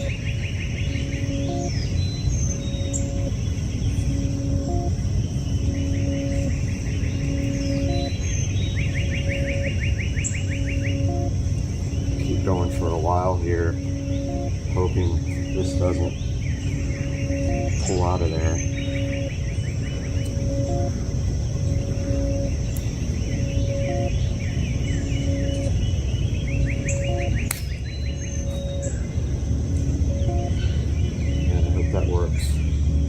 Be a bummer if it doesn't. I'm going to put some really thin zip ties on it.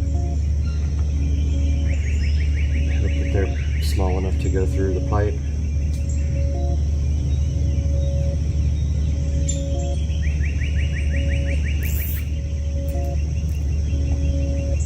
Hope that goes through.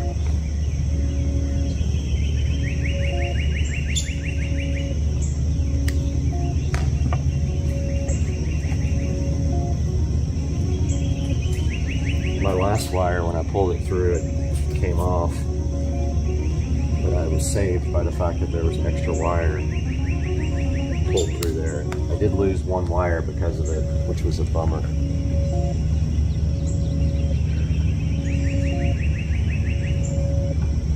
3 zip tie. Boy, I'm getting eaten by bugs. I'm gonna have to put bug spray on.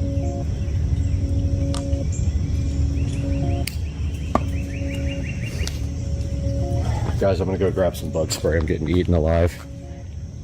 Alright, I went and put some bug spray on, so get destroyed by these bugs.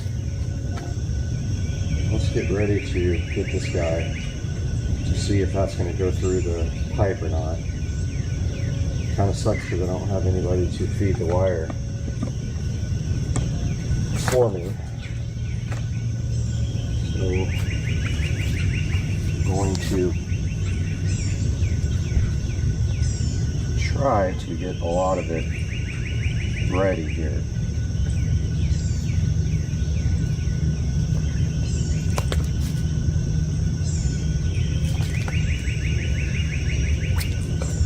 Oh man, this thing's gonna get tangled up for sure. I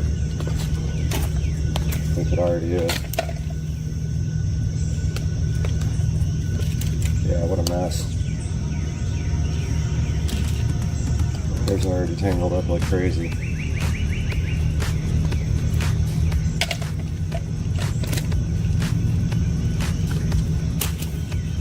Okay.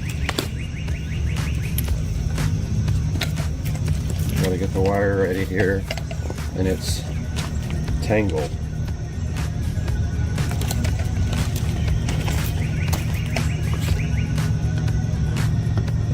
Check this out.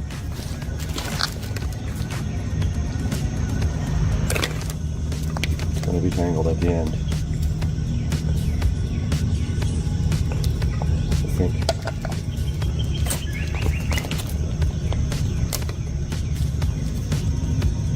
Of course, I didn't untangle it before I takes it off, which is kind of dumb.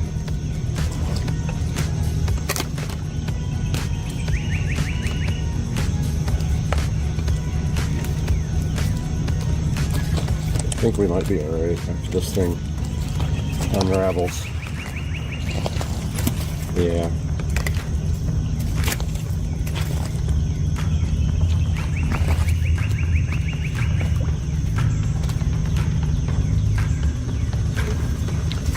Okay, got a decent amount of it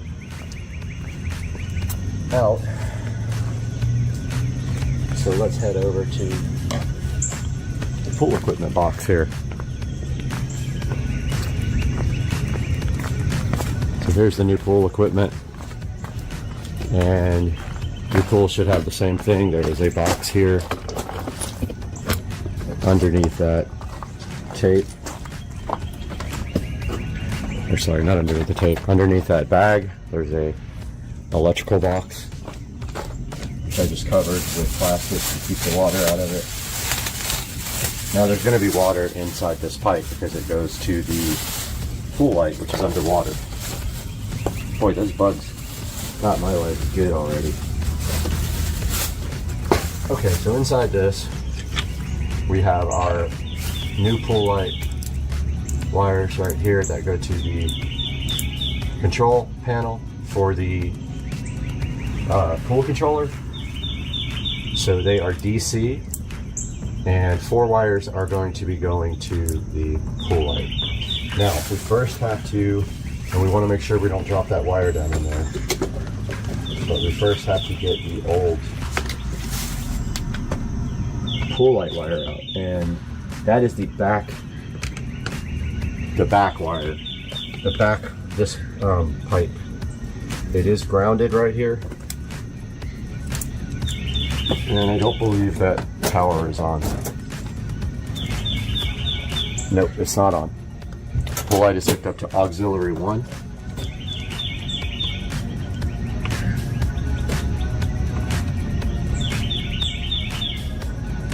Screwdriver is way too chunky.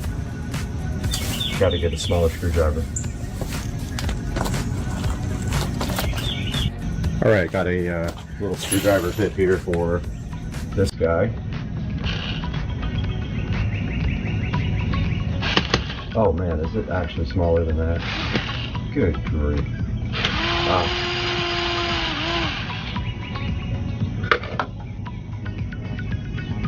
So this is the ground wire. The other two wires are here. They're white and black because you used to send AC to the pool light. Now we're sending DC from the controller. Now there is a little retainer here with 2 screws on it that's keeping the wire from falling into the hole. So we are going to remove that. I've never done that before, so I'm not real sure how it works. It's a clamp that allows the wire to be secure at the top of the pipe and keeps it from falling in.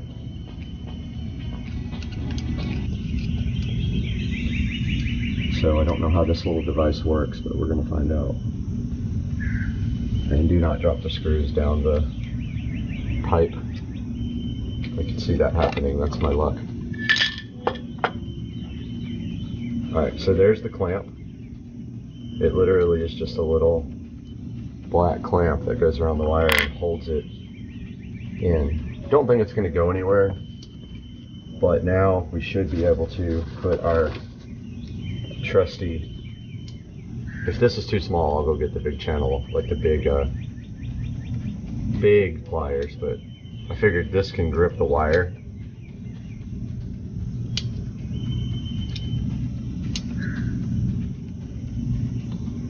That's as small as it goes.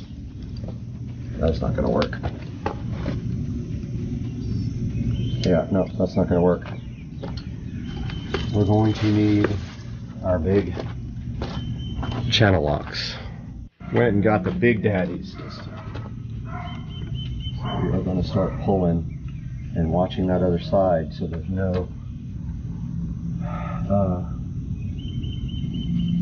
no kinks in the wires. Oh man, that is really hard to pull. Wow. That is a lot.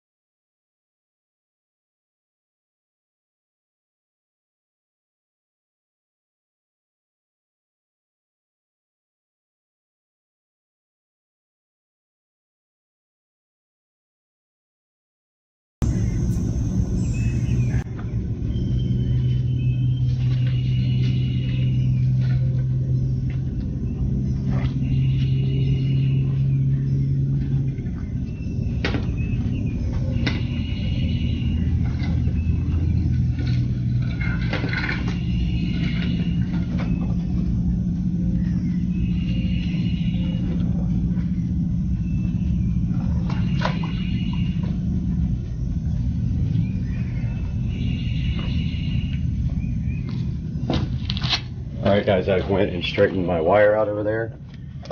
Oh man, this would be much easier if I could get directly above it. Now I've got quite a few bends around the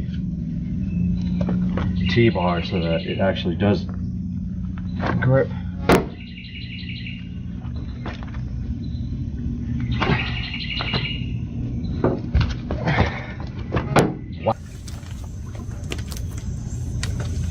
Alright, we gotta get some more wire over here. Ready.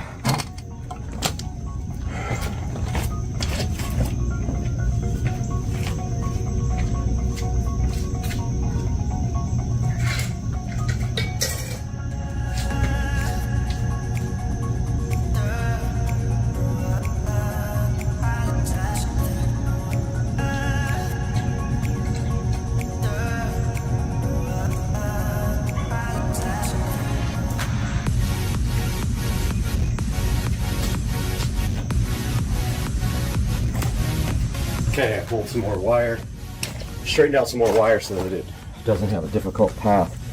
But this is going to come through any second now. Oh, maybe not. I think I hit the turn.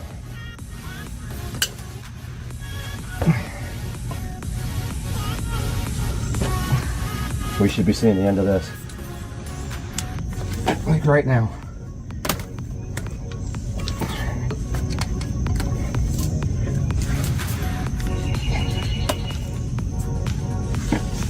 Come on, where are you? I heard it. All right, guys. We got it. Let's get this thing unwrapped. That's cool, man. That really was difficult, but just going to cut this off because it doesn't make sense to try to like untake all this. I'm gonna pull a little bit extra out and then cut it where there's no tape. I'm pleasantly surprised that that did not come off. Cut it. Maybe right here. Kitty's going crazy here, Mr. Finks. When I said his name, he like flopped on the ground. Sorry guys, I'm blocking the view. I don't know, maybe that much. Full pull light is through. Now I need to get my wiring instructions. Because I completely forgot, you actually want to just leave enough wire on the pool deck only so that the light can come off, and lay it on the pool deck because that's a lot of wire still left over. We don't want that much slack.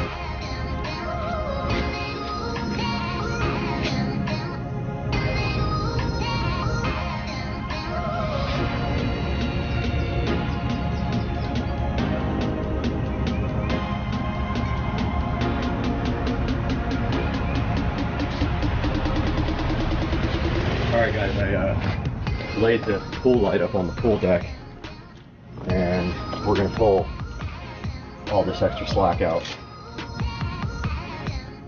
so that we only have enough to do the wiring, and then we have enough to get the pool light up on the pool deck and a little bit extra.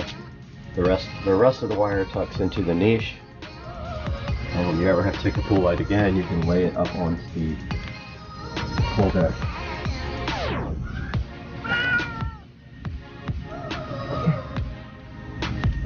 Still very hard to pull through.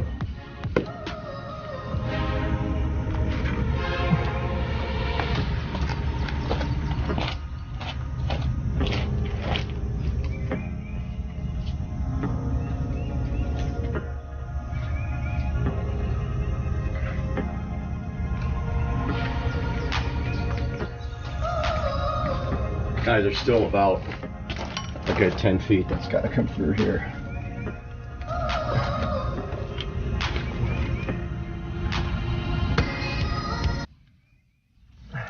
I'll all of a sudden it was easy again. I don't know why it's like that. It's weird. Must be like twists in the wire or something. Almost got it.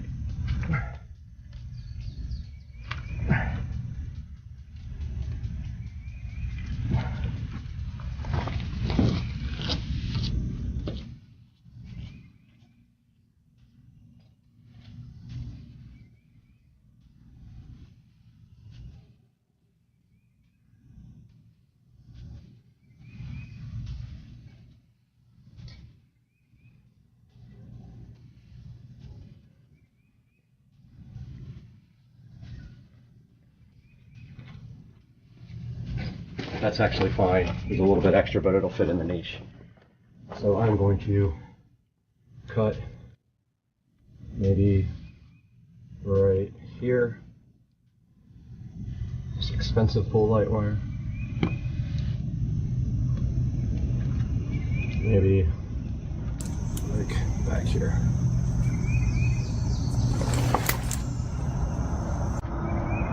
And then take my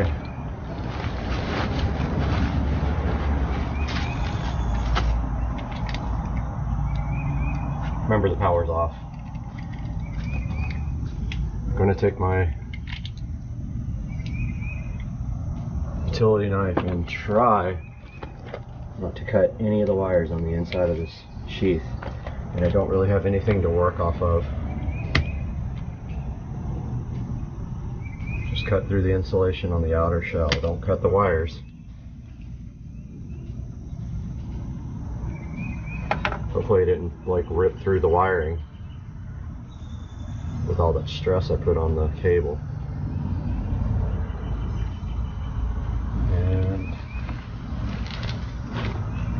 my workman's pliers are where? Here. So just cut off the insulation. Just like that. The rest of this wire is going to sit inside here, and then we need our wiring code. But first, I brought my wire strippers. These work well on braided wire. Yeah, I hope we didn't stress out this cable too much. Some of the wires are thin. Strip back all four. I believe red is DC power, but we've got our coloring code because the wire we pull to the controller is a different coloring code. It's a 6 conductor. So blue is going to go to blue. Easy enough. Oh, it's not stripped back here. And is that solid or copper? Solid or braided? Yep. Yep, it doesn't like this stuff. The wire strippers do not like solid wire. I haven't figured out why.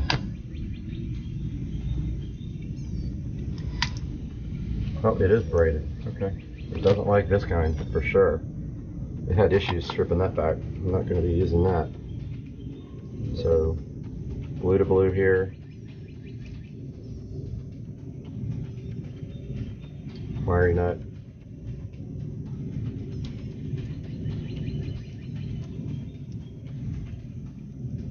Get the wiring nut on there nice and tight. Check it. Make sure it doesn't come off. And then I'm going to wrap a bit of electrical tape around it.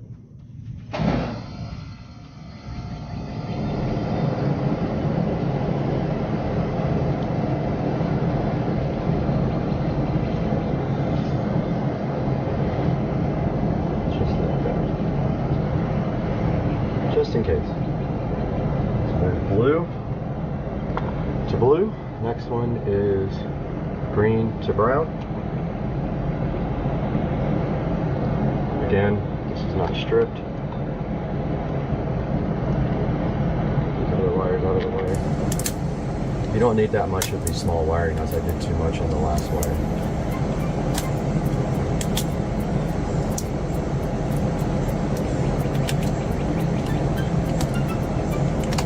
By the way, don't ever operate the pool light outside of the pool for more than 20 seconds. It'll overheat.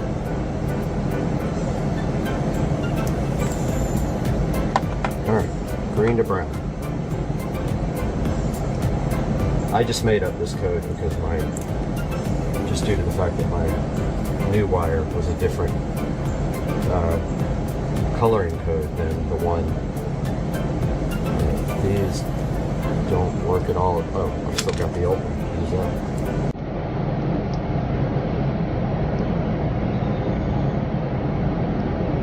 Alright, it's in there good. Whew, it's starting to suck being squatted down for that long. And where did I put my electrical tape? All my tools are in the mud. I don't need as much tape this time either. Give that a nice wrap.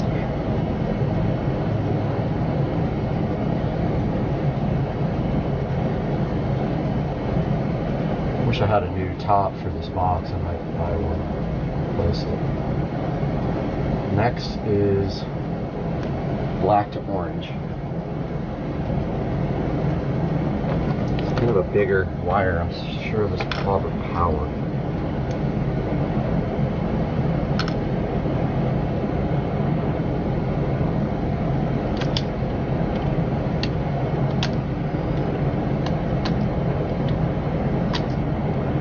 Remember, on the other end, at the pool controller, is where all this wiring was coded, and then I wrote it all down here.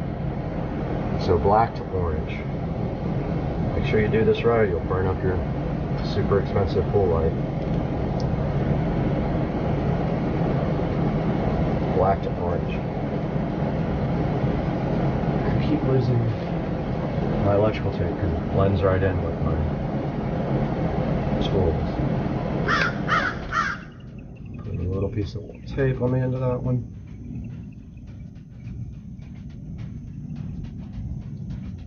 That one's good to go.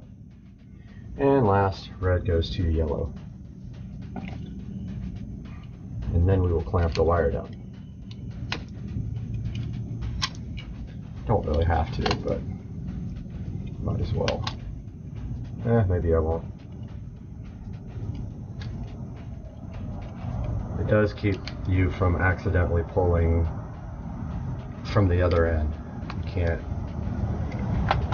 Makes it so you don't pull it out from that side.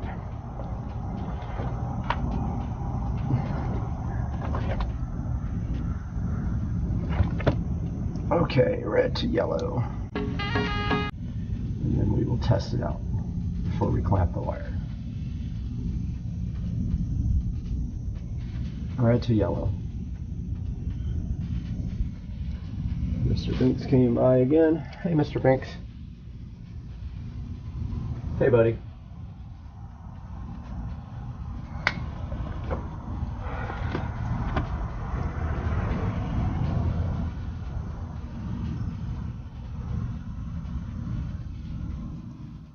Okay, this thing is wired up, guys. So, not sure how many things I have to switch on to get it working, but yeah, it is wired. Let me give you guys a closer look at that. So, there's the completed wire. Now all we gotta do is put the clamp back on right there. And this is wired up to auxiliary 2 here. It's probably coast is clear to, remember we only have 20 seconds before the light will burn up. So we just want to quickly turn it on and make sure it works. It's quite a bit of wire there, but it doesn't matter. It all fits in the niche right there. I believe it's off here. There's actually 3 ways to turn this on now. There's this smart switch. This is actually a smart controller as well. And then you've got the pull relay, which is also on smartphone. So let's go ahead and turn on aux 1, which is the pull light. Don't see anything yet. I believe it's off at the controller. We do have power. Let's switch it on here. Nothing. I think power's got to come from here. There we go. And there's our pool light. We're going to quickly show that it's working properly and cycling, and then let's get that thing turned off. Pool light is done. Now what you do is stuff the wire into that niche and then screw this into the niche, and that is a project done. But we need to go over here first, clamp this wire down, and finish up our wiring. Let's go ahead and turn off aux here. Close our breaker. And get this over here so you guys can see what I'm doing.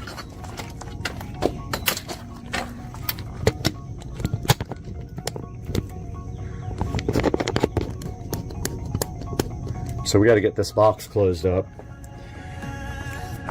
But first, we need to clamp this wire back down. Yeah, I think that's going to be fine like that. And go ahead and tape up the AC part of it as well.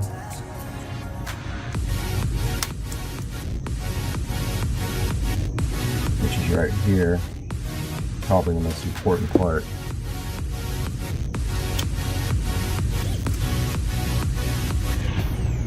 This whole thing is protected by GFCI. The actual pool housing over there is grounded as well. And that ground is right here. The only thing that really I was bummed about is I wasn't able to put a ground onto the controller because the wire pulled out. But here we got our clamp.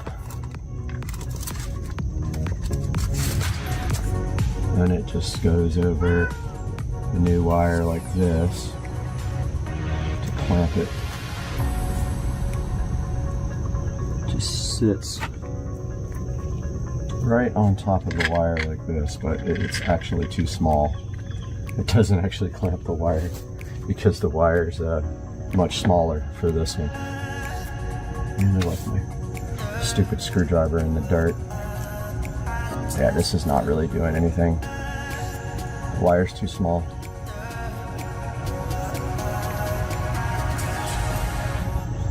Nevertheless, I'm putting them back in. I don't think it's working. So, gotta remember that, never pull from that end there to pull the wire right out, and then you're really screwed. Because you can't get the wire out of the pipe, you'll have to pull it back through from the pool side.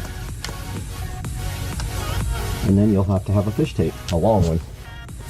Alright, so that is, clamp is done. Now we gotta get all these wires back in the box, which will be fun. So really, we just kind of, it only has 3 out of 4 screws as well.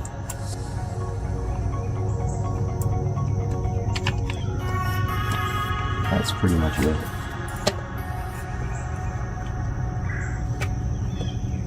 It's got a gasket on it.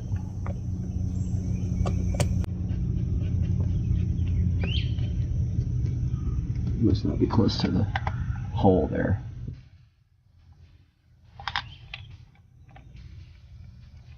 Oh, we're not even close.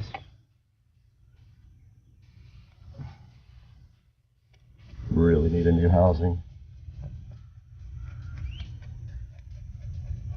Should have got one. This one's missing a screw. Where's my screwdriver when I need it? This will work. Yeah, no, that's not gonna work.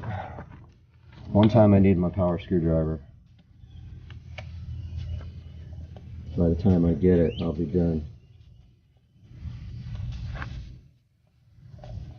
That one's not wanting to go in.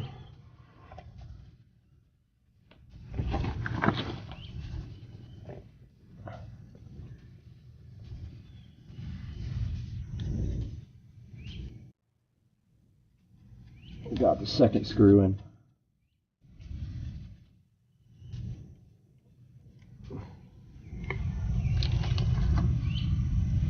One is missing. Also, my speaker doesn't work over here. Not sure what that's about. Alright, that part is wrapped up. do some cleanup here real quick. All my tools picked up except for just one because I always miss one. Yeah, my speaker does not work, and my thought is it may have gotten punctured under here when they did all the Tabor stuff, would be my guess.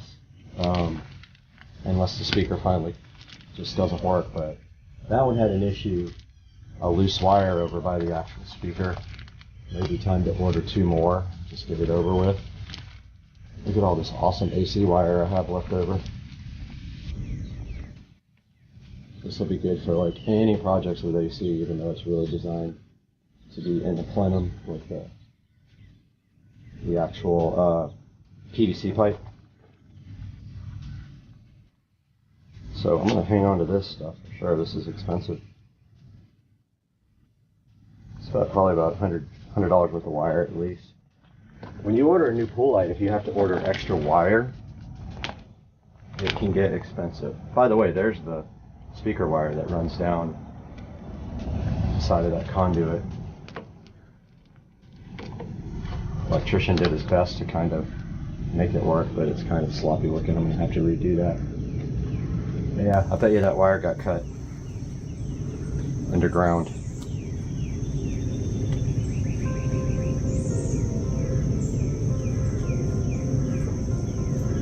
There's that. And guys, that's going to wrap it up for today. I just wanted you guys to get a quick look at how that works.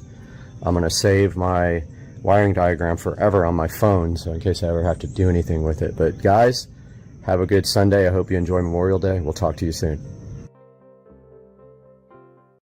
What's inside? You get a sub, you get a power cable, and you get a RCA cable. And if I remember correctly, this has a single LFE input. It does not have a stereo input for bass. But the cool thing about this guy is it also supports network for feeding it if you have a WIM Ultra or a WIM amp like is sitting in the box. Right on top of the Sub Pro, we have a nice user manual there, and we have our accessory box right here. Looks like this will house the power cable and all of the other cabling that they give you.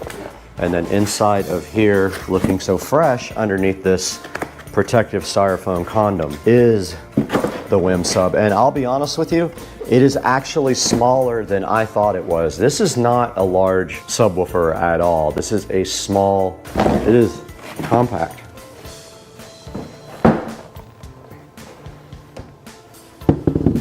And look at the WIM Sub Pro here. Wow, this thing is so cool. It's finished in piano black, power here. It actually can accept LAN, which is kind of cool.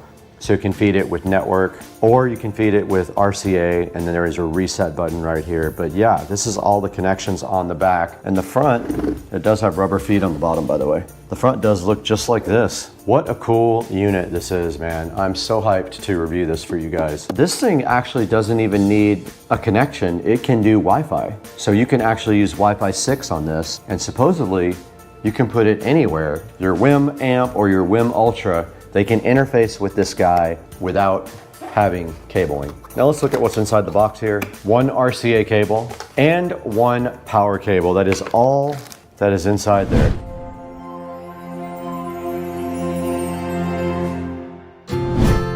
We're standing directly behind the WIM amp, and this is different from the WIM Ultra because this guy has built-in audio amplification. It also does have a subwoofer output, which is super cool because you can drive a powered subwoofer with this guy right here, or you can drive the WIM Sub Pro with it either wirelessly or wired. Either way, it'll work. We already showed you guys the outside of the box. Let's go ahead and break into the WIM amp and see what this guy is all about. Now, the WIM Ultra is sitting in my streaming closet right there for the whole home audio. This guy can work independently from the WIM Ultra, and it can also power its own speakers, which is awesome.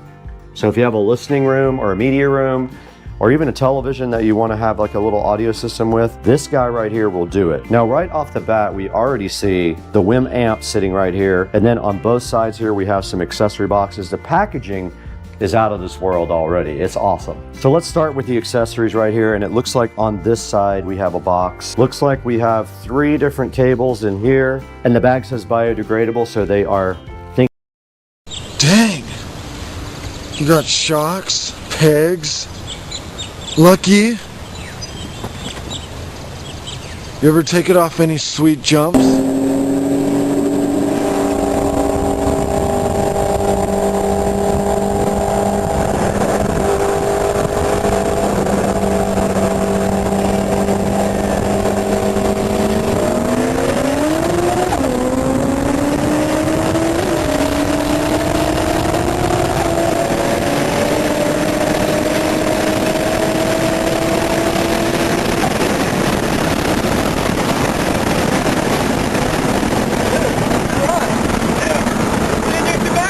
You got like 3 feet of air that time.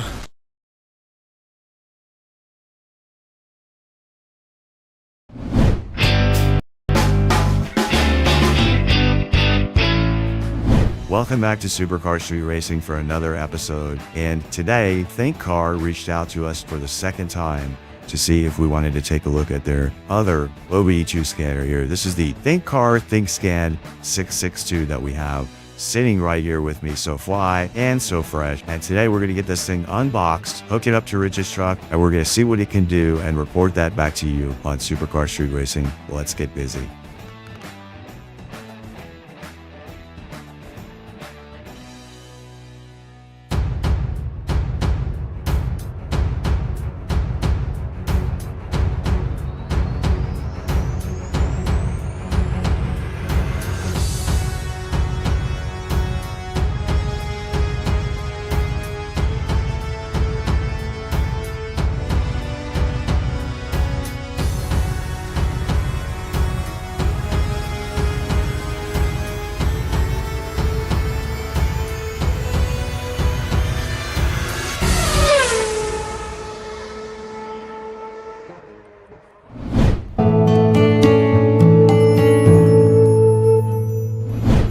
We're in Supercar Street Racing Studio A. I built this studio myself. If you haven't seen it before, there's some videos about it, and you should go back and check out because I did most of the work in here myself, and I'm super proud of it.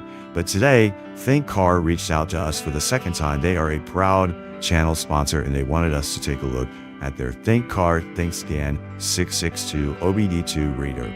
Now, this guy has some cool features. It has bi-directional tests. It does ABS, SRS, transmission, 12 resets, and FCA, SGW, and it has free lifetime updates. Now, this thing does bi-directional reporting, and that means that's the most popular way to check whether control systems in the vehicle are actually working as they're designed to work. It does a lot of cool features on the screen. You can see here it does ABS, fuel injectors, throttle, coolant, fans, radiators, coolant pumps, EV, AP, fuel trim, and other things like that. A lot of cool features that this guy can actually do in your car. And when you buy this thing, you get OBD2 Pro features for half the cost of a Pro scanner.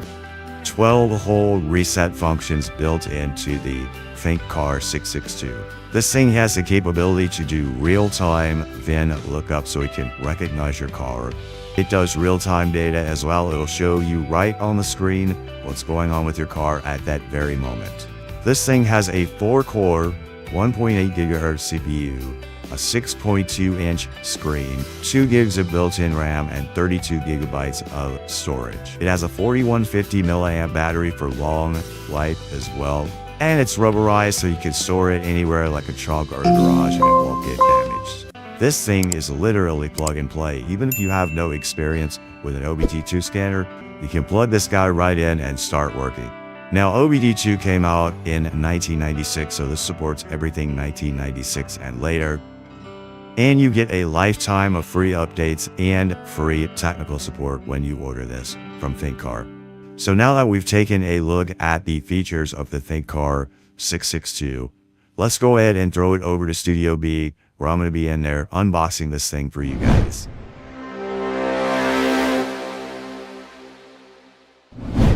We're right here in front of the Think Car ThinkScan 662. Now, Think Car has worked with us before, and I'm so proud to have them as a channel sponsor. And they wanted you to see this Think Car ThinkScan automotive diagnostic tool that is pretty cool.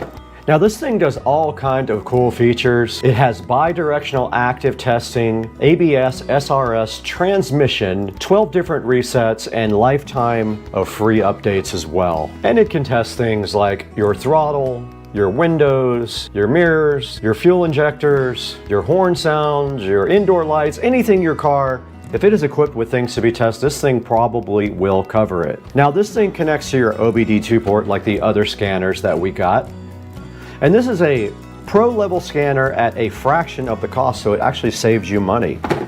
Not sure what no second listing is, but that's what's on the side of the box. There's some data on this side of the box all about the Think Car. There's a QR code and just some barcodes here and some information about the actual product on the box. This guy should automatically be able to read your VIN and know what car you're working on. It can clear your codes, it can read your codes, and it can analyze your data streams. This thing does a lot of things that other scanners don't do, like reset functions and lifetime updates for you for free. It's got a 4150 milliamp battery, a nice screen, 6.2 inch touch screen. Other ones just have smaller screens and they're usually not touch. And of course, it can also read out real-time data about your car, tell you what's going on with it in real time so you can see things like voltage, RPM, and other things like that live. Now this guy has upgraded hardware. It's got a 4-core 1.8 gigahertz CPU, a 6.2 inch touchscreen. It's 1024 by 600 resolution, 2 gigs of RAM with 32 gigs of ROM. It runs Android 8 and it does support 2.4G Wi-Fi. It's compatible with 140 different vehicle brands. It does FCA auto auth, CAN FD protocol, 28 languages. Works with anything 1996 or newer. Now that we know a little bit about this thing, let's go ahead and get it out of the box where we can start charging it to actually use it. And inside the box directly in front of you, you see a nice manual here, a pretty thick manual with a bunch of different languages. That's what that is. It's got all the languages in there. It does have a thank you for your purchase right on the top here. Underneath that, some things for you to eat later. Underneath that, an OBD2 cable, and then underneath that, a USB-A to USB-C charging cable. Yeah, there's no plastic on top, but here's the OBD2. We don't need the charger because I have my own. There's where you connect the OBD2 cable. Here's where you put your charger. You have to pop this little thing out right there, and there is your USB Type-C, and it also looks like there is room for a SD card in there as well. But yeah, let's get this ThinkCar ThinkScan 662 on the charger so we can look at it in real time.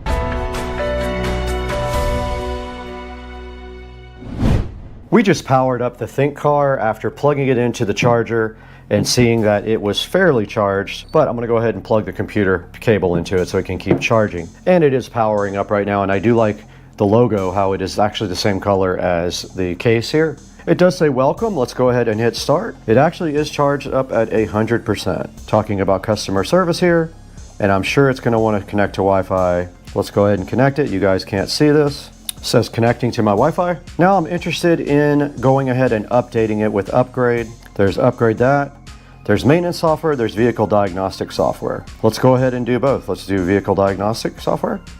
Here is the update for the actual box, and it says it is downloading. It is 72 megabytes, and there is the progress bar on that one. Let's let that roll.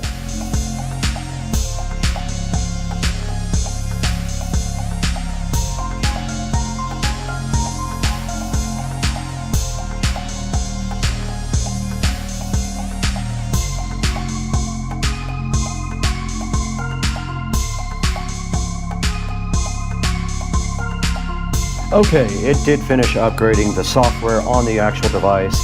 These are updates for the actual vehicles. This takes a very long time. On the last tablet, it took over an hour. So while this updates, we're gonna go ahead and stop down and wait for it to get done.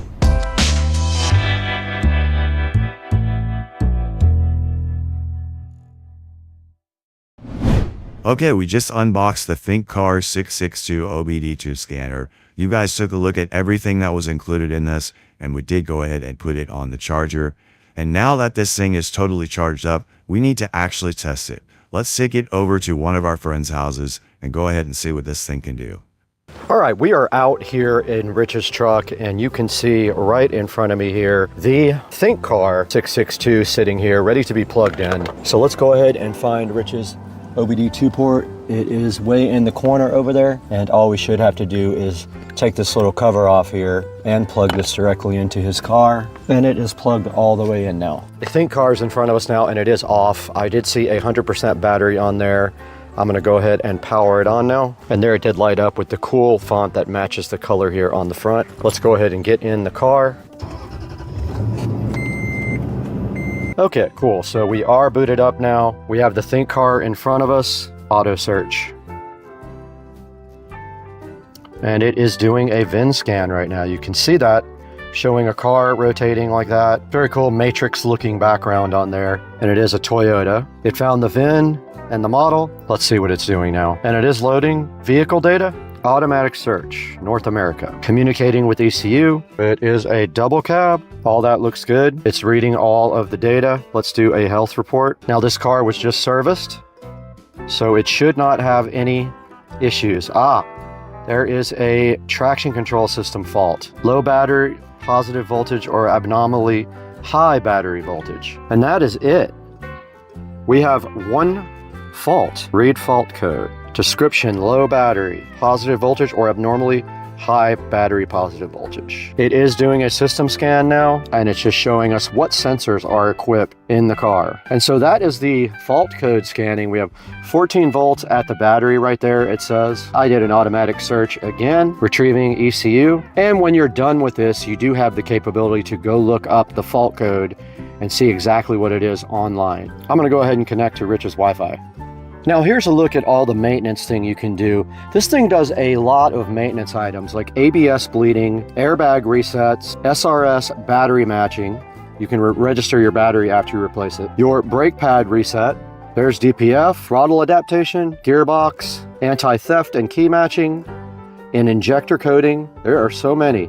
And then this last light is on. So this is where you register your new TPMS sensors. Now here's the report settings, and there's our report, and we can email it. Feedback section, and there's a $fix community where you can go online and go ahead and participate in things about fixing the car. Maintenance section is what I just showed you. Upgrade is where you upgrade the software and the car information. And in more, we have settings, and here you can go on to Wi-Fi and get more information online about your diagnostics. There's your user manual right there, your fault code library. All I have to do is put in the code number to look it up.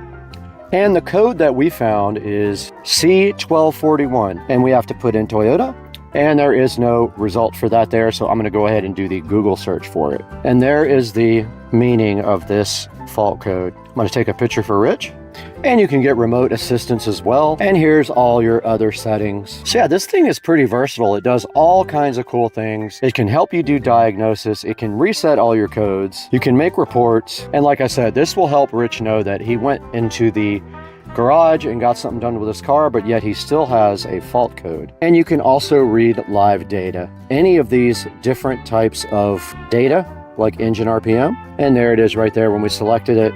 We are at 700 RPMs, and you can also record them and play them back later. Now we see everything in it, and we can actually record it live. And there is our stream report there that we can probably download later, or we can also make it into a PDF file and share it.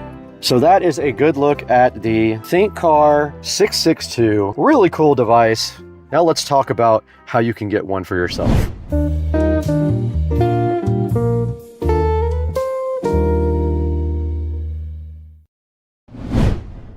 Alright, we just connected this 662 Think Car OBD2 scanner to someone's truck or car and showed you guys exactly how it pulls all the codes and tests everything out in the actual vehicle.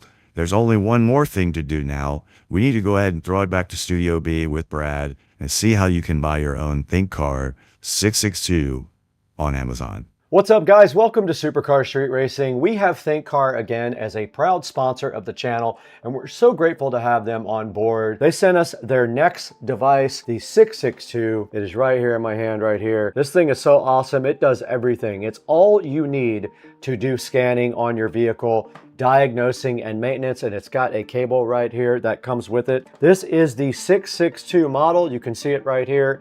as it's booting up, and the little font did match the actual front of it, which I think is very cool. Now, we took this thing directly across the street to Rich's house, plugged it in his truck, and we did find out that he does have codes left over even after he went to his mechanic. So he will actually be asking them what those codes were for. It was something to do with his ABS system and battery power or something like that. And right now in front of me, you can see that this is $239 right here on Amazon. Go ahead and pick up yours from the link in the description. Please support Supercar Street Racing. When you buy everything from our affiliate link, it does help us out just a little bit, and you're going to be so happy with this guy. It has lifetime free updates as well, so you don't have to pay for getting updates for the vehicle models or the actual software on the OBD2 scanner. And you can see right here and right now, it has bidirectional control active test functions. It can test 4 systems here, your engine, transmission, ABS, and SRS systems. Reset functions are listed right here. As you can see, it does a lot of those as well. And it does have different capabilities than all the other cheaper scanners. They're all listed right here. I'll leave a link in the description to those. Please go ahead and support Supercar Street Racing by buying one from the official affiliate links, and tell them SCSR Compound sent you to buy one of these ThinkScan 662s. And we're gonna have to get out of here for the day. We got a lot of stuff to do. We have probably 10 more videos we have to get shot and edited, but thank you for over 200,000 subscribers. We couldn't do it without you. We're out of here. Peace out. Let's go.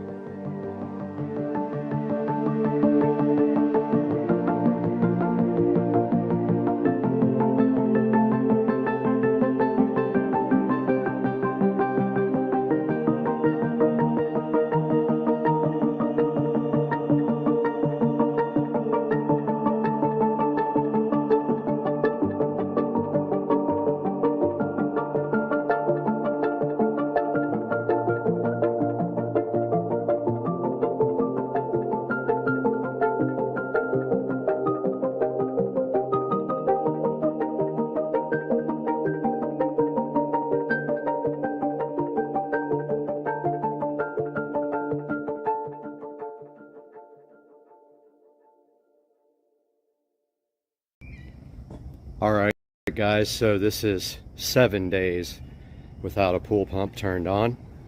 I told you guys I'd keep you updated. That's what it looks like when you don't run your pool pump in the springtime for 7 straight days.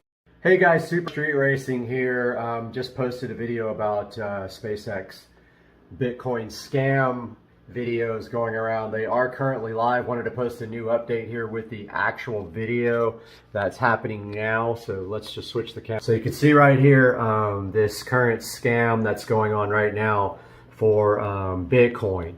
Now what this is the actual, I'm going to go ahead and mute the video right now and play it. The actual person has named their channel SpaceX like that. I think my screen is all dirty, but let's try to wipe it off a little bit.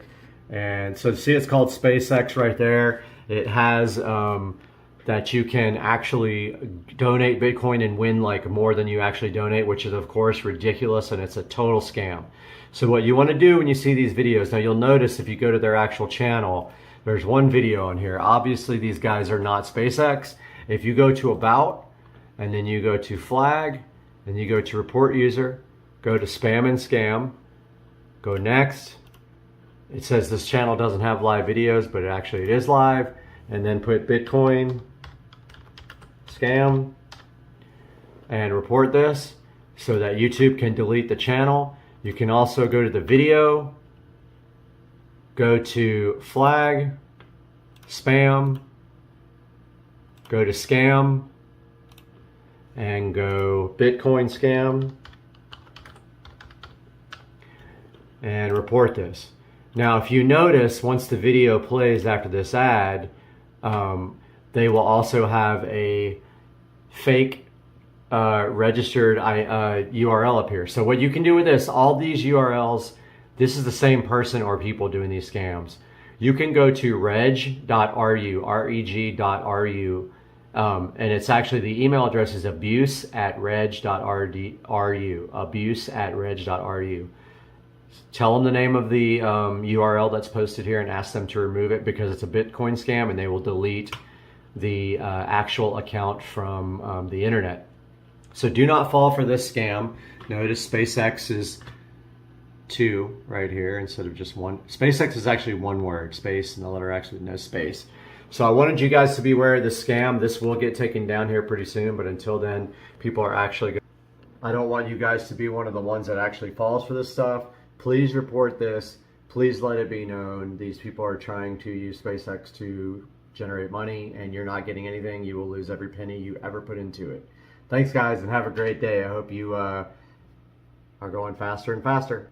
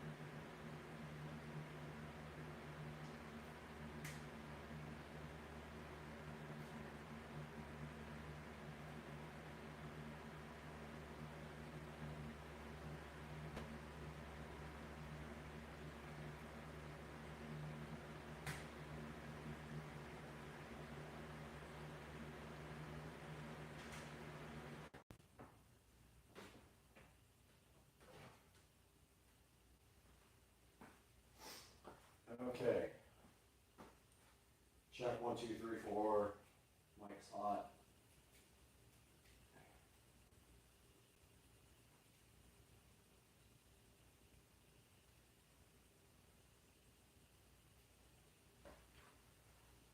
Plenty of headroom. Okay. So leather conditioner, leather cleaner. Should well apply 1 to 3 lines of product on a premium microfiber. Spread evenly, massaging the surface, allow to penetrate. Wipe dry if desired. Reapply as needed to keep leather looking. We recommend using chemical dyes leather first. Okay.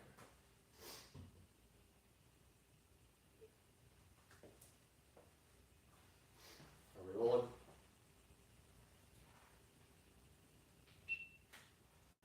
We're on it now.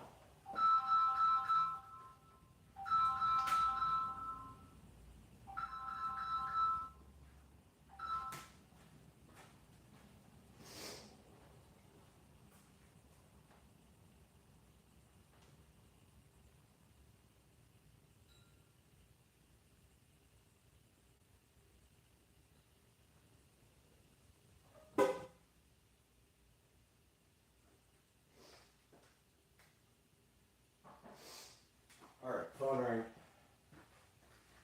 All right, we're back. This thing can see a lot. Don't need to see the washer machine and dryer.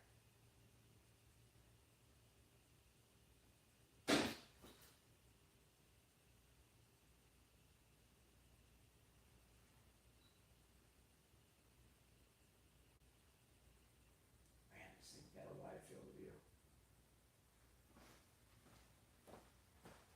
Doesn't even look like it's on me. Oh yeah, it's way on me.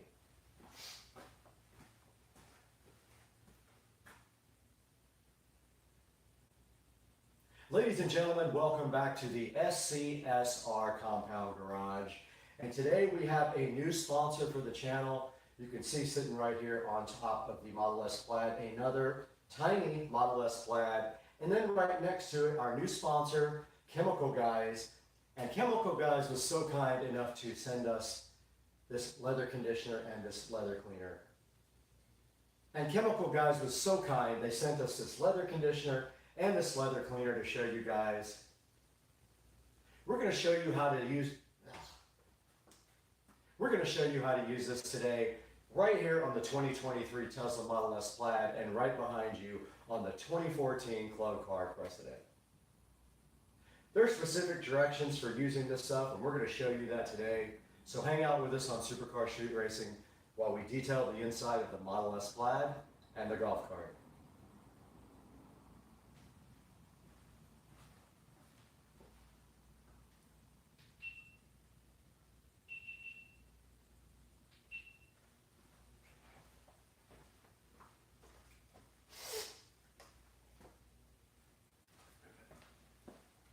Need a preview so that.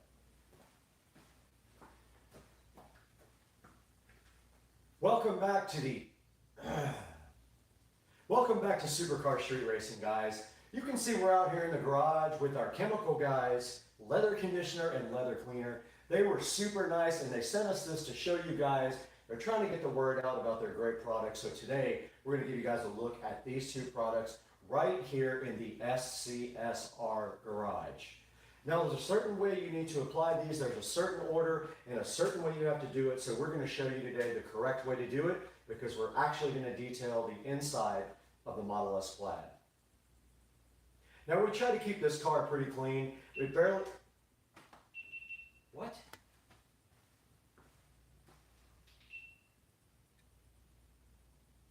the deal with that?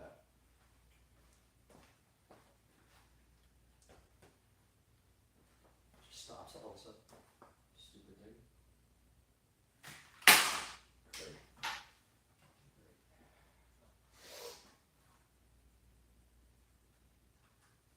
Wonderful.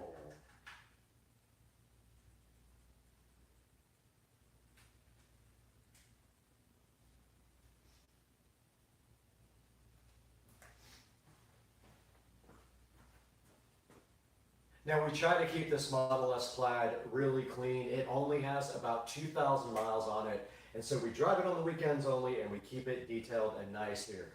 But today, we're going to take it one step further. We're going to use the Chemical Guys leather conditioner on the seats. It does not need to be clean, but it does need to be leather conditioned every few weeks, so we're going to go ahead and show you that right now.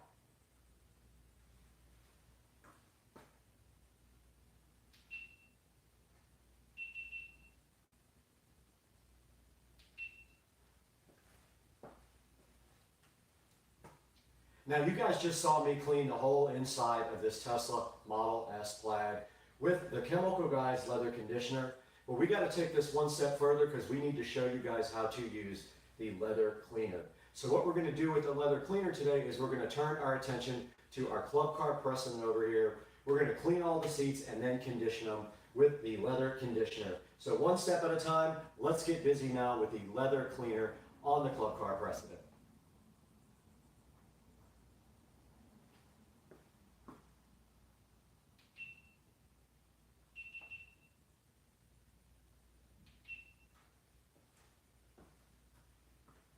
Back out here in the garage, and you guys did just see us clean and condition the seats on the 2014 Club Car, and you can see how good they came out. Using the approved methods by Chemical Guys, we went ahead and cleaned all the seats first, and then we followed it up with a nice coating of the leather conditioner by applying it to our towel first, and then going ahead and rubbing it on the seats afterwards. We want to go ahead and thank the Chemical Guys for being so gracious and contributing to Supercar Street Racing. Guys, do us a big favor. We'll put links down in the description for this. Make sure that you order everything from the approved links from Supercar Street Racing. You can order anything you want from Amazon through our links, and it helps us out greatly. In this case, we might put an affiliate link for the actual supplier that gave us this. Go ahead and order it from them. It'll do them a big favor as well. And we're going to have to get out of here pretty soon, but we're going to take it into the studio first and look at this stuff online with Brad.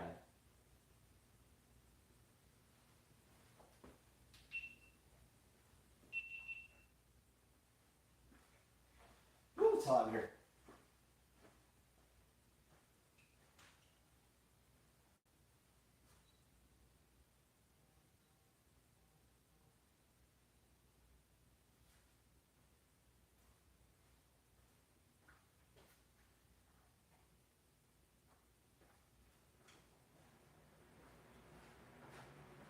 Go ahead and get pics while that's set up.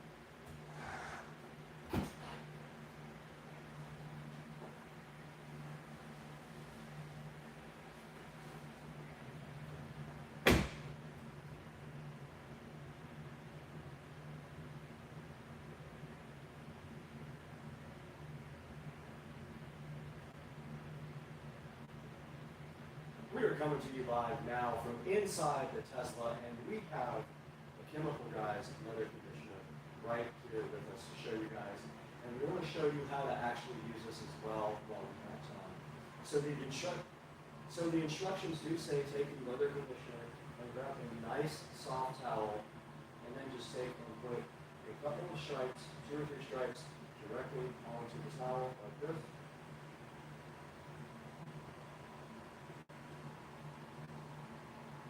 Take 2.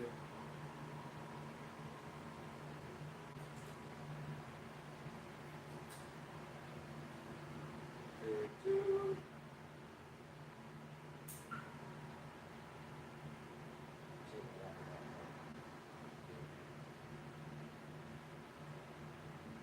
See me in on this.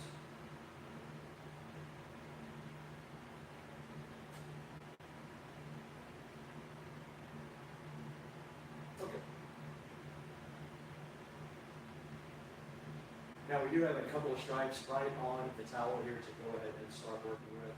And all you have to do is work it into the towel.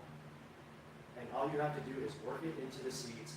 And then when you're done, if you'd like to, you can actually buff it off and dry it. Or you can make, and when you're done, you can actually buff it off and dry it.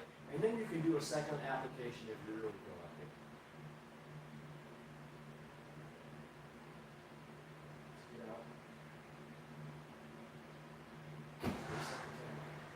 How?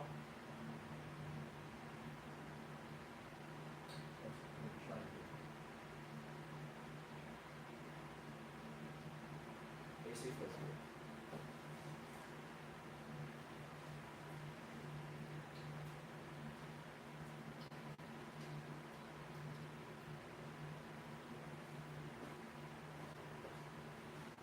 Oh man, the fan was on.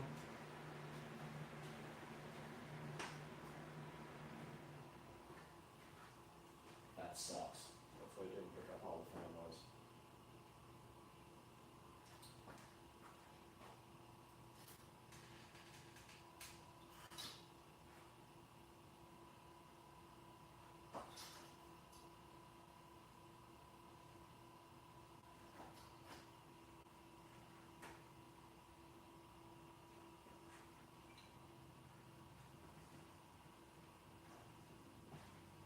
I guess in case that was a bad take, we'll go ahead and record that part.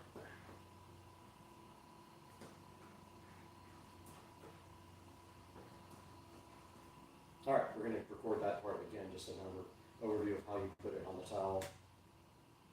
So yeah, you just take your towel and you put about 2 or 3 stripes of the stuff right on the towel, and then you work it into the surface. We're going to go ahead and start with this Model S door panel right here. It's a lot. There's a lot on this. So I'm gonna go ahead and knock this down a little bit because I've been putting quite a bit on it. So I'm just gonna knock it into both sides here so it's not so thick. And then I'm gonna go ahead and proceed to put it directly on the door panel right there. See it going on with a nice finish there.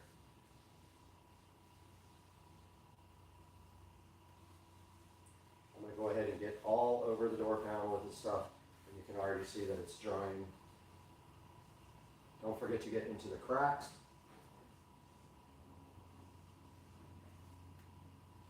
Everywhere that you would normally touch to keep it clean. And the sides too.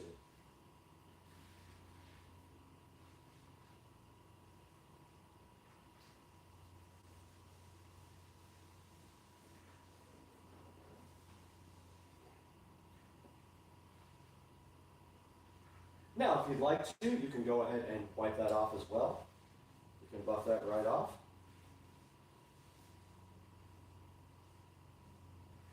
Just like that.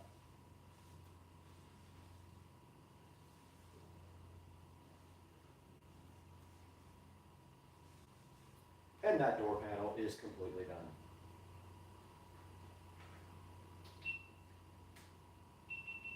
All right, we need to reset somehow for the seats. I don't know how we're going to get this shot. Just right here.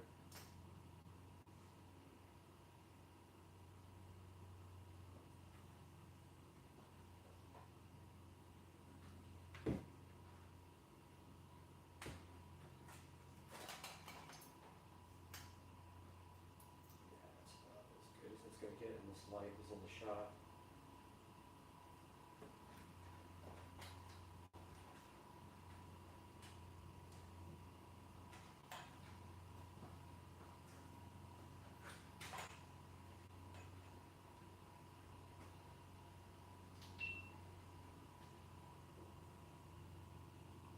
Check 1, 2, 3, 4, 5.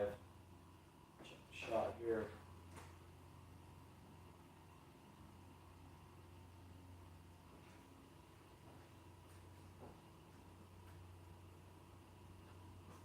All right, guys, here is the front of the Model S, and we're going to go ahead and put a little bit more of the Chemical Guys leather conditioner on my rag here. I'm going to turn it over first.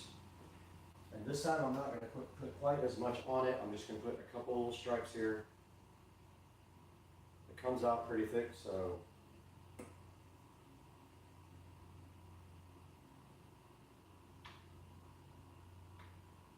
should be good enough.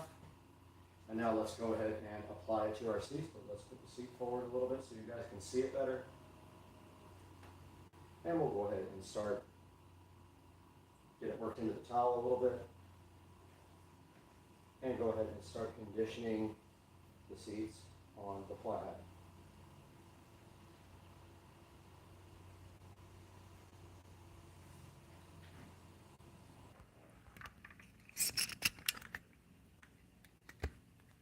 Overheated. You guys overheated.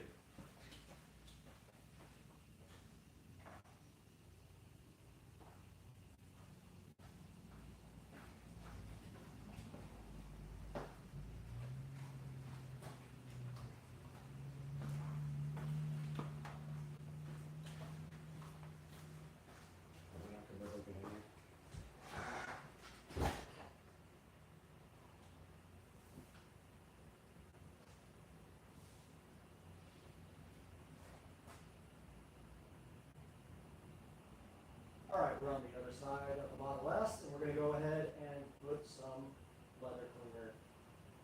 All right, we're on the other side of the Model S. We're going to go ahead and put some leather conditioner on our rag and do this other seat for you guys. We're going to go ahead and wipe it into the rag so it doesn't splotch a lot.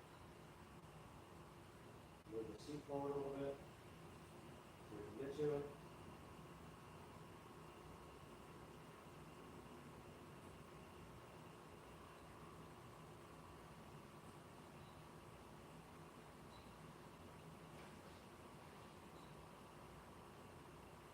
And go ahead and apply the leather conditioner.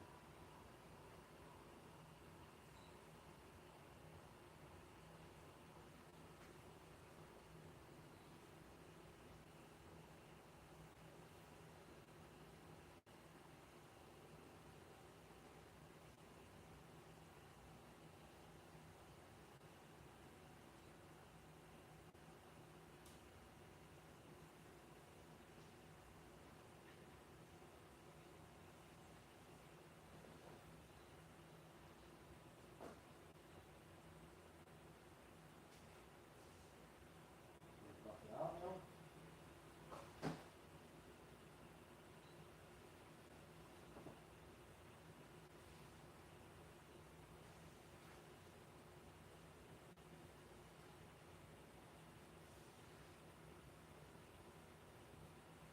And we'll go ahead and do the bottom.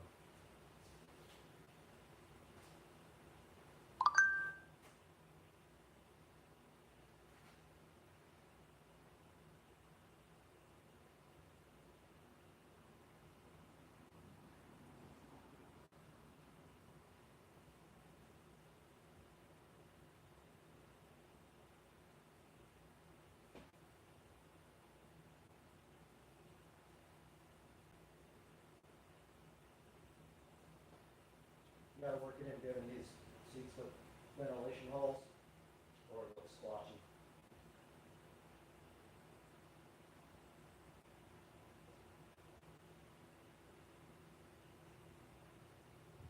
And I'm gonna buff that out.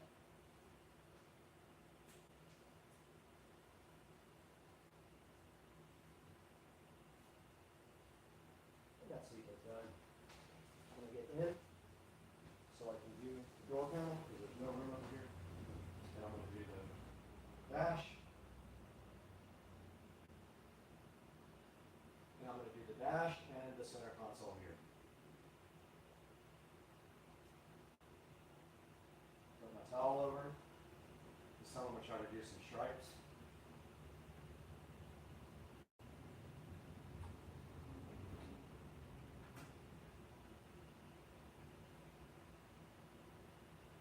And I'm going to go ahead and rub that into the dash.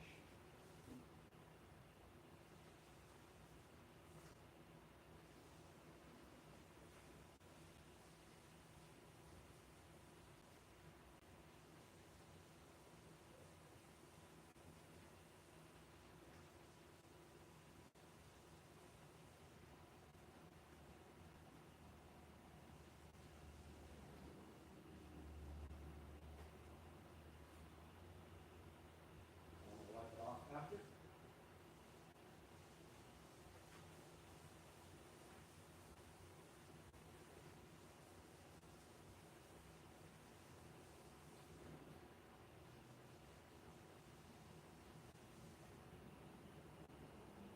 I don't have a dry enough towel for this, unfortunately. Moving on to the center console.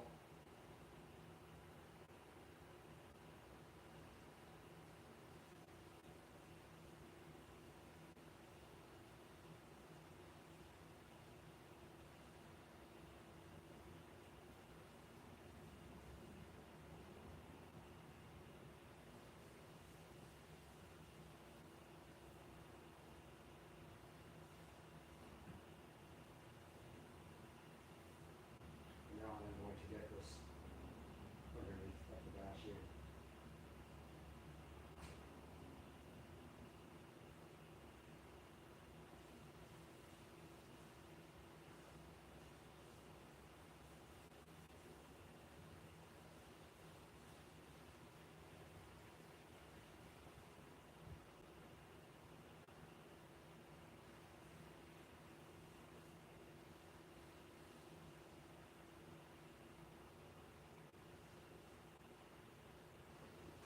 And now the door panel.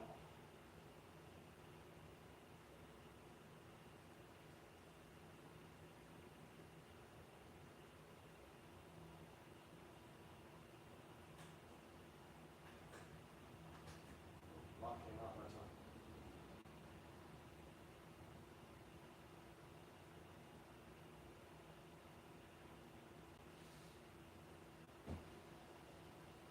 If you roll the window down, it'll keep you from getting it all over the window.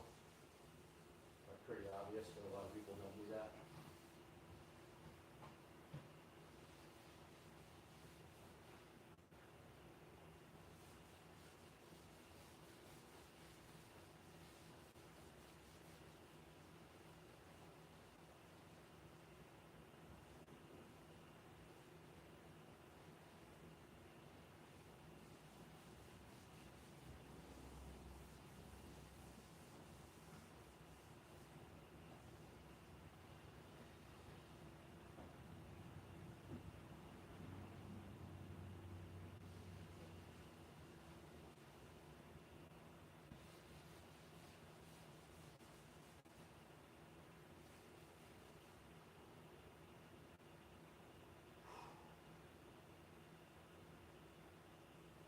All right. The front is done.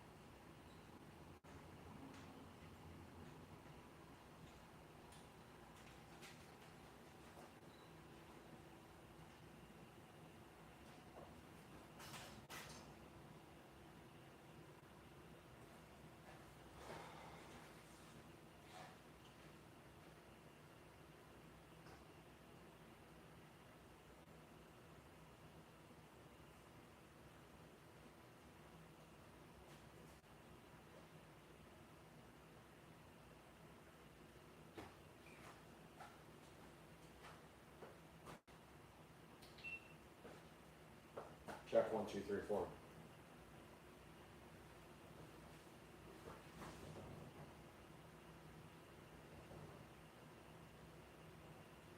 Moving on to the back with the Chemical Guys leather conditioner. We're going to go ahead and do the back doors. Try not to put too much on the right, and it came out a lot already. So I'm going to just take that and kind of buff it into the rag a little bit so it's not so thick. It came out a lot that time. Like a whole lot. And this window won't roll down any more than that, so otherwise I would.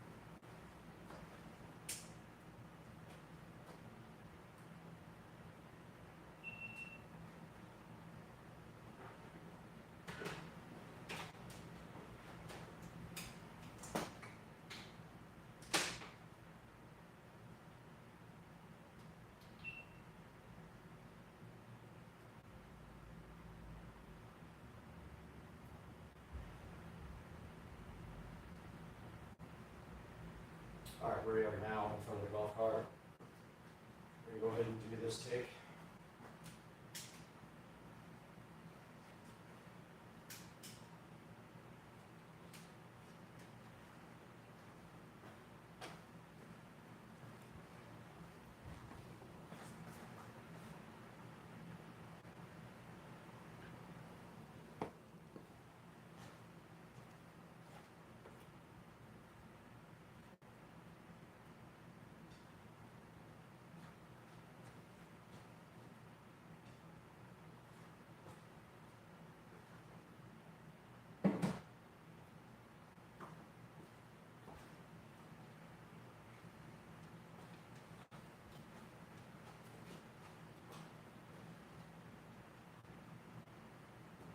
All right, we're back in front of the golf cart right now, and you guys can see we have the Chemical Brothers.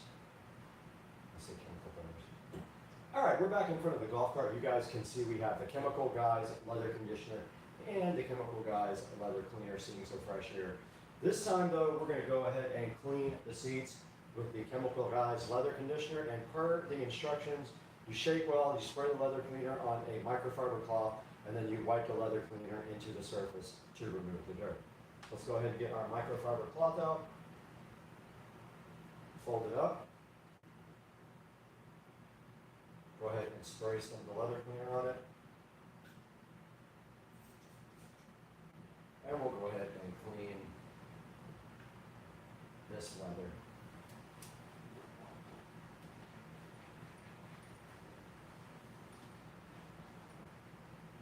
It does have a little dirt coming off of it.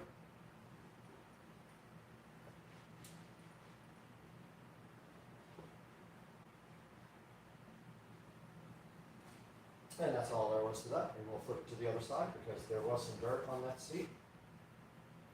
This cart is out in the garage all the time, so it is going to get dirty.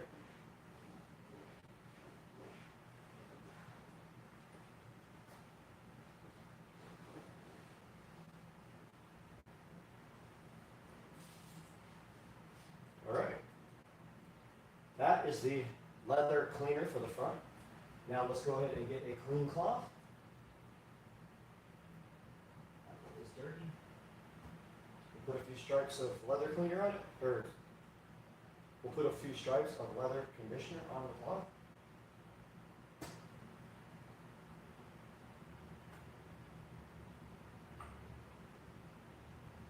And then we'll go ahead and condition these seats.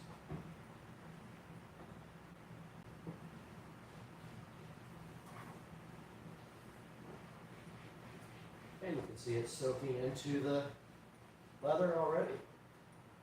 Flip the towel over. Put a few more in it.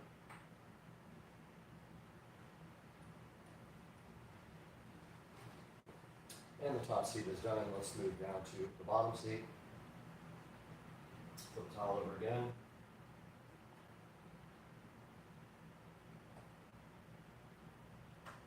Way too much on that.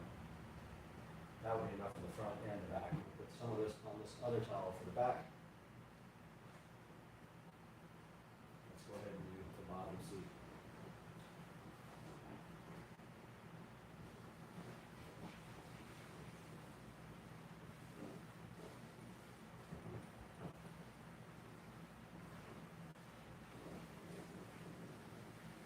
All right.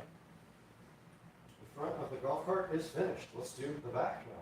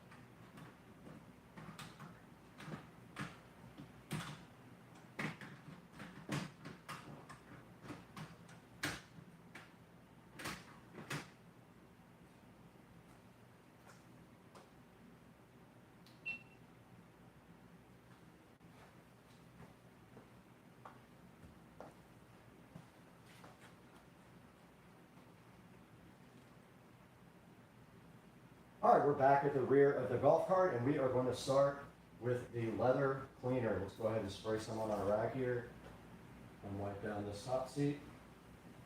Be careful of the tiny Tesla.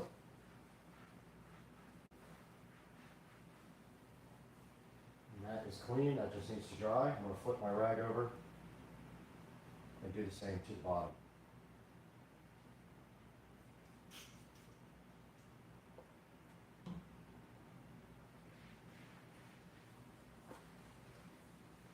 That will get all the grease and contaminant off the seat and clean it and get it ready to be conditioned.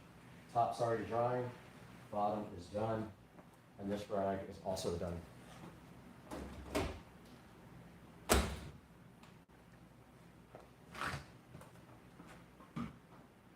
top is dry. I've already got some leather conditioner on my towel. I'm going to go ahead and rub that into the seat at the top. You can see that's plenty. I had much on my rag, and I'm just going to let that dry however it wants to dry. And then I'm going to flip my rag over, put a little bit more on the back. Hopefully not a lot this time. And go ahead and rub the bottom seat as well. You can see that it takes all of 2 seconds to do the seats on this golf cart. And now the bottom seat is done, and if you want to, you can grab a dry rag and wipe off the excess.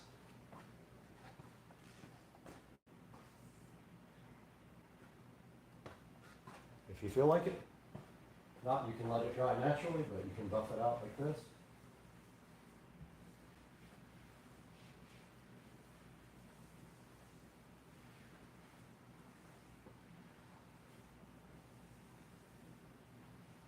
And that is that.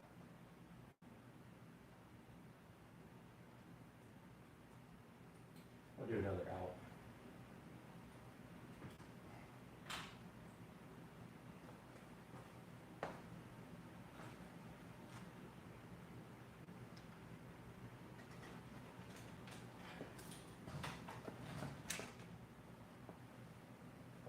Do another outro.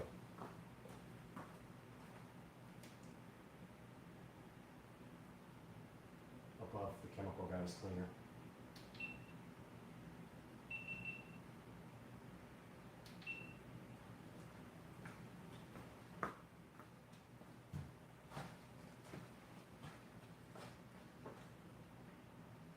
All right, guys, you just saw us go ahead and condition the. Take two. All right, guys, you just saw us go ahead and condition the seats on the Model S Plaid. And then we came over to the 2014 Club Car Precedent. We cleaned the seats with the Chemical Brothers. I want to say Chemical Brothers all the time. We cleaned the seats with the Chemical Guys leather cleaner, and then we proceeded to go ahead and condition them with the leather conditioner. If you want to pick up this product, it's going to be down in the description. Go ahead and check it out there. If you want to check out this product, it's going to be down in the description. Go ahead and check it out there. But for now, let's throw it over to the Supercar Street Racing 4K studio and see what Brad has to say about this product. Why was I looking at the light the whole time? I'm going to do that over. I was looking at the light, at the camera. I'm stupid. All right, guys, you just saw we went ahead and conditioned the seats in the 2023 Tesla Model S Plaid. And then we came over to our 2014 Club Car Precedent, went ahead and then we came over to our 2014 Club Car Precedent. We went ahead and cleaned the seats with the leather cleaner and then proceeded to condition them with this leather conditioner. Go ahead and check out the Chemical Guys. Go ahead and check out the Chemical Guys products down in the description and pick yourself up some. Now let's throw it over to the 4K production studio with Brad and see how you can get this stuff online. Perfect. Come over. It's hot.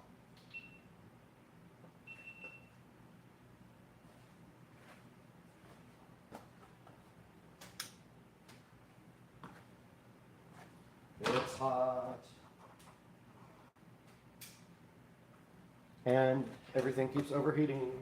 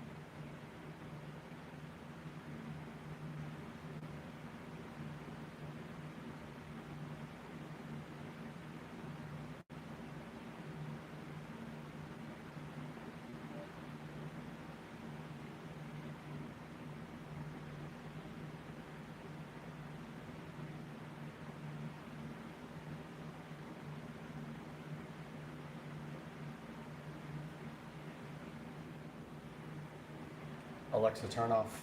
Never mind.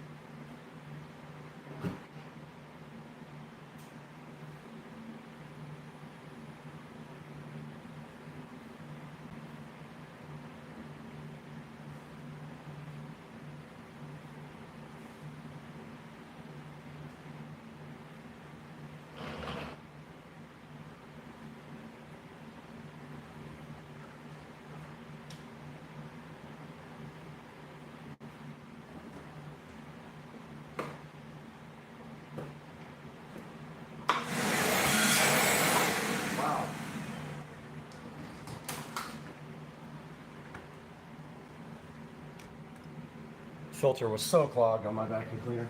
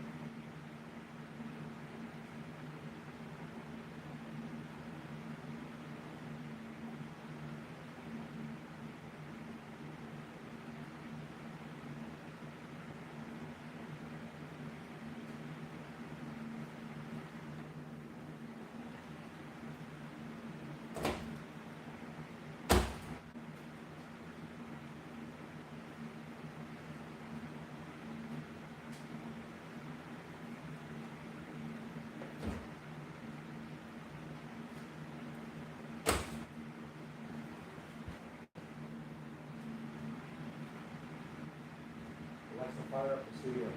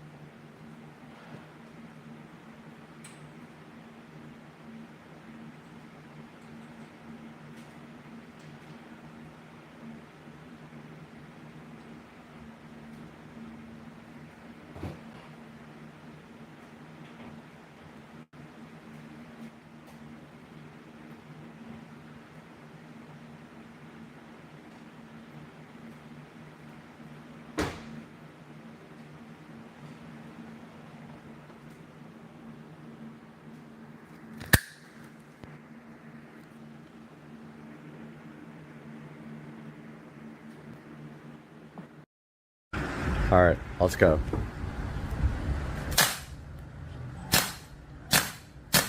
Whoa, whoa, whoa, whoa, whoa. You only get 5. Was that 5? Yes. I don't know. I think it was 5. Hold on, I'm a fun sponge. Shoot as many as you want. And look at where you're shooting and try to. Wait, go slower. Go slower.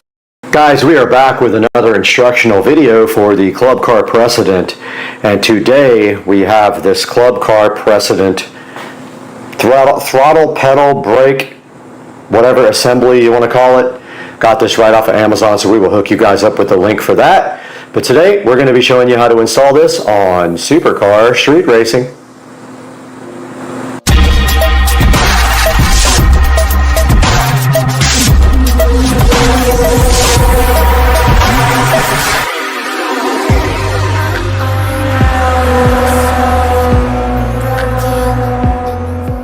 Out here in the Supercar Street Racing garage, and the very first step of this process is to remove the mat.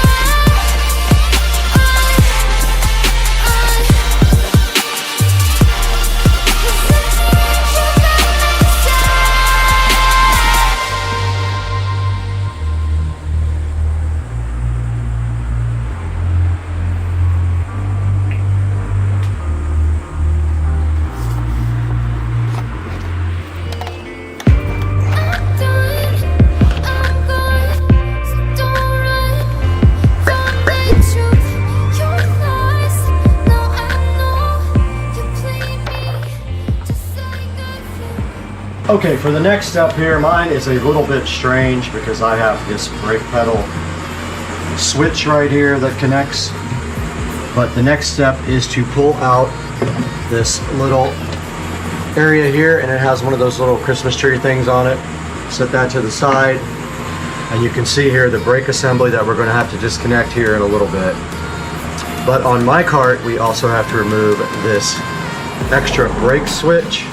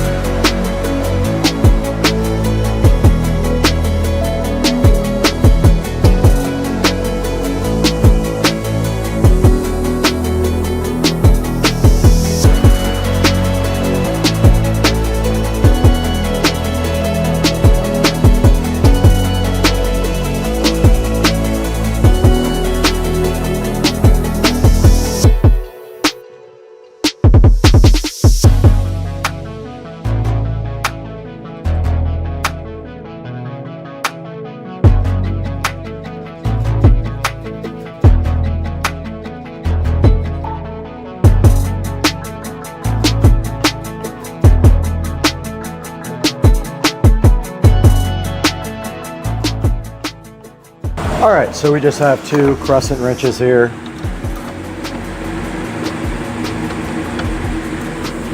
And all we have to do is loosen this guy.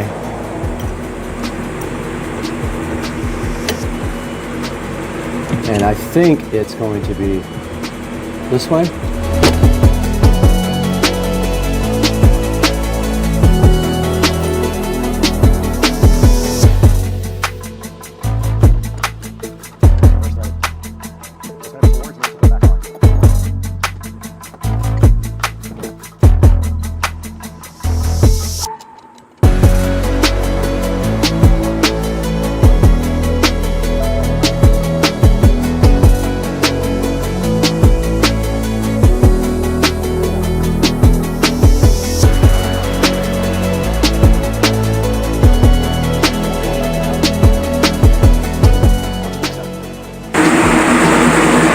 Now that we have the brake disconnected, we can go ahead and remove the pedal assembly from the cart.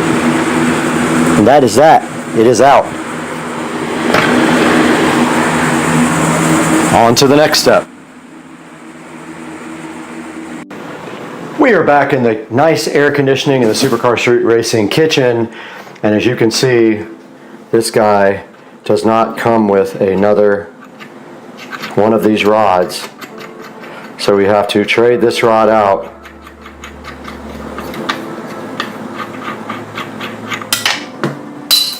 And we don't want to lose that, but I saw where it fell.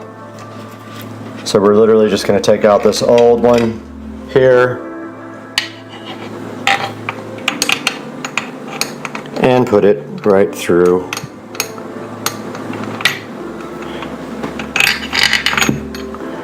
Yeah, easier said than done because I dropped the nut.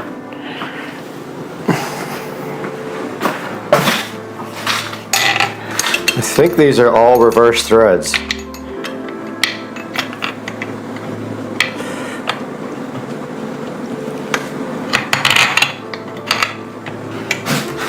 So that would usually be tight. It is reverse threaded.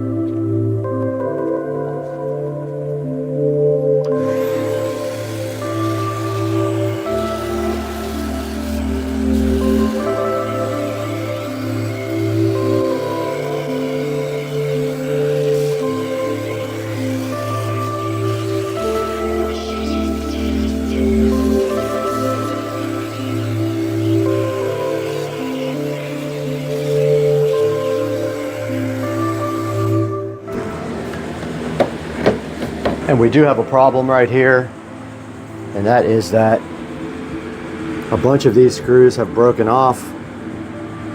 So when we put this back in, we're going to have to actually drill and probably use some self-tapping screws right there to get this thing done. But we are ready to put the new assembly right back in.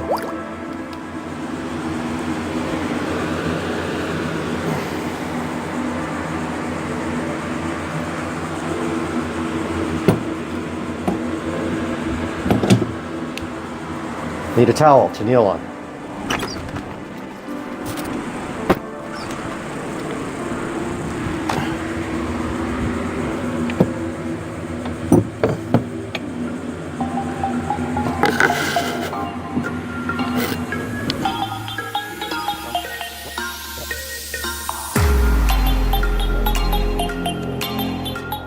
This does not come with a new rheostat, so we have to remove this one with a Torx. Or is it a, oh, forgot to put the Torx head on there. That would help, huh?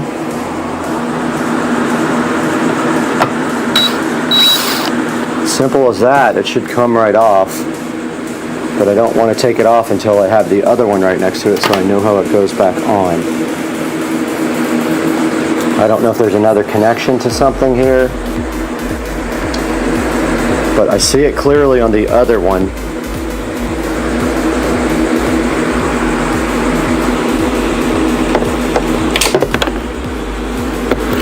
Oh, I just lost the only Torx bolt I have left.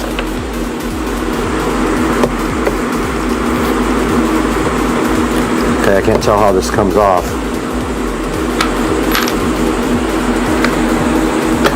Okay, it just literally slides right out. Pretty dirty. I'm going to go ahead and wash this all up and degrease it. It just slides right out, literally. There's no way to get it wrong. Got the old rheostat cleaned up. Get that out of the way. Got the new part, just like the old part was oriented.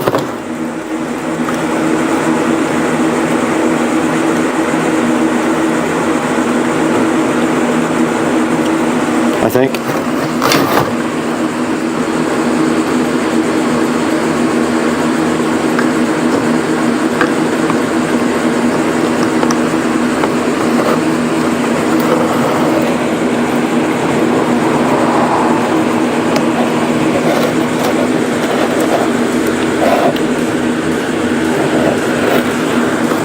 Okay, this is harder than I thought to get back on.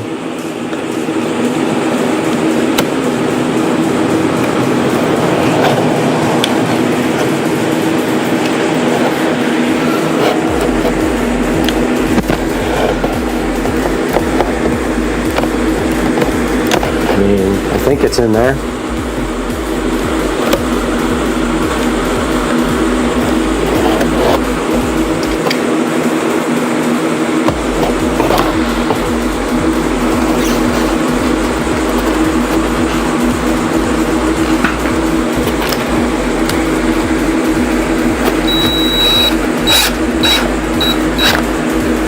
Looks right.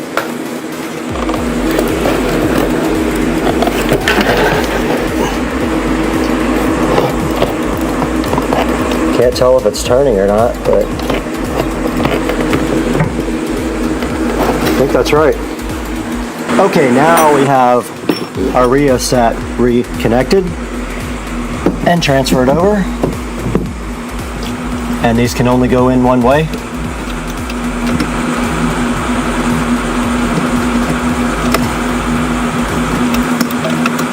So you can't mess them up. And they have those anti-water dealies.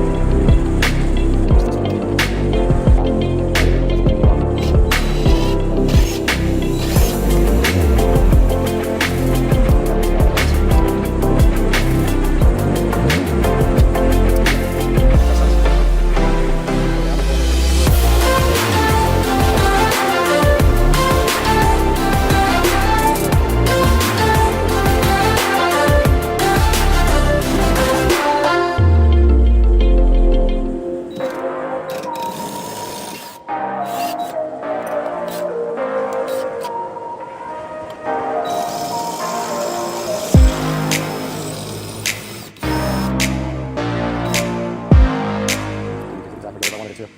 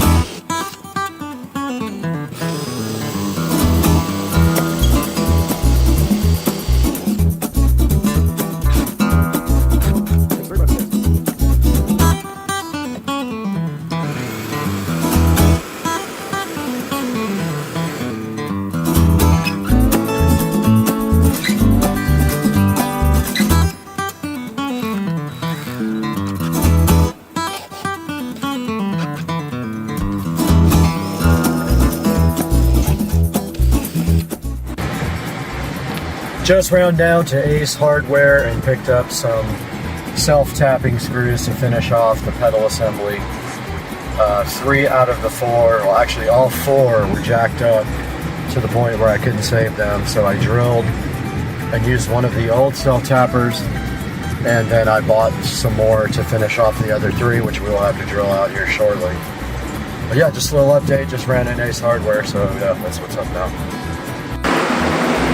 Alright, we are back from Ace Hardware and we picked up some self-tapping bolts.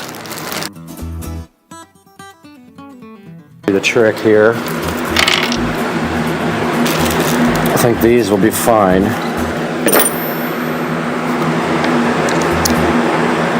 They have the same head as the other ones. Let's see if those will go in.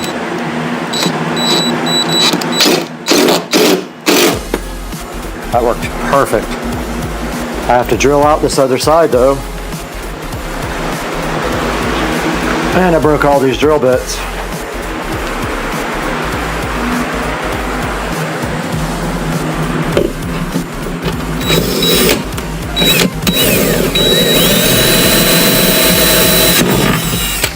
Ah, it's just plastic. It's just plastic, or either there is metal down below there. Yeah, I think there's metal below it. If not, we'll use the bigger ones. Yeah, didn't do anything. That one won't either. We might have to use the big ones on this. Oh. They sold me one of the wrong one.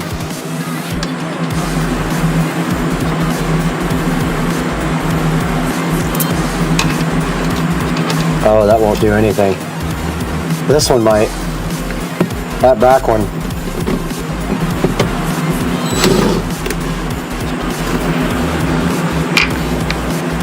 This one might go in, that back one is not going in.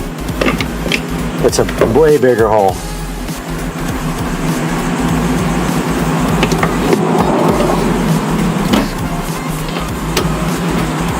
This one might go, maybe not.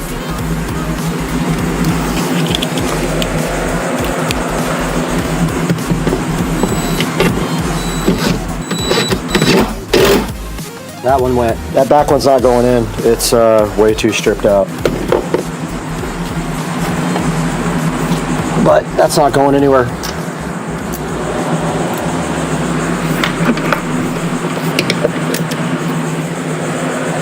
All right, that part is done. I'm gonna call it good with 3 bolts in there. Guys, we got our new brake pedal in, and it fits right over the old one after I was so dumb and couldn't figure out that you have to take the old plastic thing off. But I don't like the way the wire is going to be showing here. So I think what I'm going to do is notch out this little cover plate here so that the wire can run under that and down through. And of course my light goes off every time I come out here. Ugh! What I was saying is I don't want my wire showing here. So I think this little plastic plate under here, if I just pull it off and notch it out, the wire can run behind it because there's a space back there, I think. Yeah, there is a space back there. So I'm gonna just take this off real quick and notch it out. And hopefully it can go back on and the wire will run behind it instead of like over the top here. You guys will see once I get a better idea of how I'm going to do this. Okay, I think what I'm going to do is drill a hole right through there, literally right where my finger is, and pass the wire right through and behind. If I can. Yeah, and then underneath it. I think that's what I'm going to do. I'm going to work on getting that done now. Okay, I did find a way to route the cable behind the pedal and underneath. I will have to extend it though, I'm pretty sure. So I am going to go ahead and mark off right here and drill a hole right there. And I'm going to have to go through both the plastic and the metal. So let's see if I can actually get, sorry I wasn't even on it. Let's see if I can actually get a drill bit to go through there, and it is going to have to accommodate the wiring. And on the end, it will either have to accommodate this. I think I can get these through there one at a time, hopefully. Yeah, it looks like I can.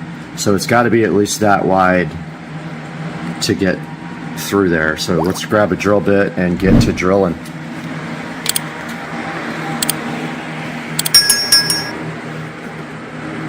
If I didn't break them all yesterday. I know. This thing, every time you touch it, it turns on. Alright, let's see what we got in here that matches. And I think maybe this one will be perfect. Let's see.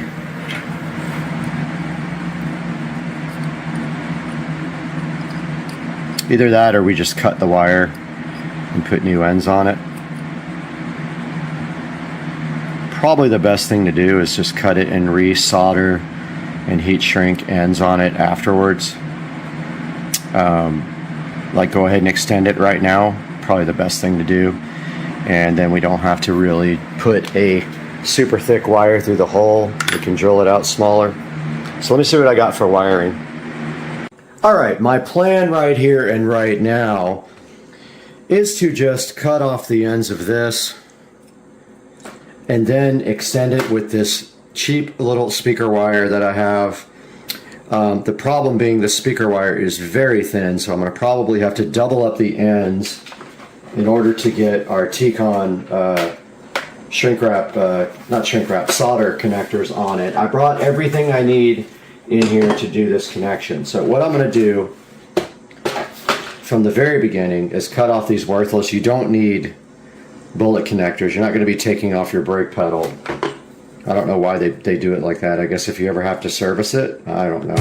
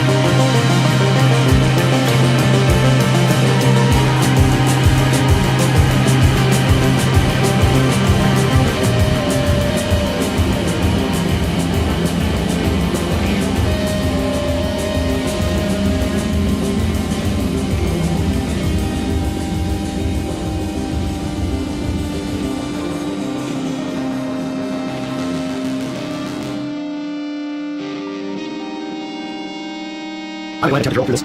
Brake pedal, see that bars back. Okay, aluminum. Oh, I can't do that. Nope. That's why it's plastic. Okay, that's not gonna work. Okay, that's not work. That's any brake, somewhere back there. Yeah, no. Shoot, it's like right on the edge of it.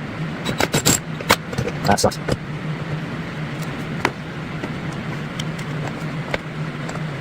Oh man.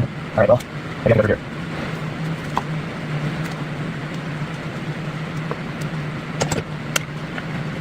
We'll break this thing.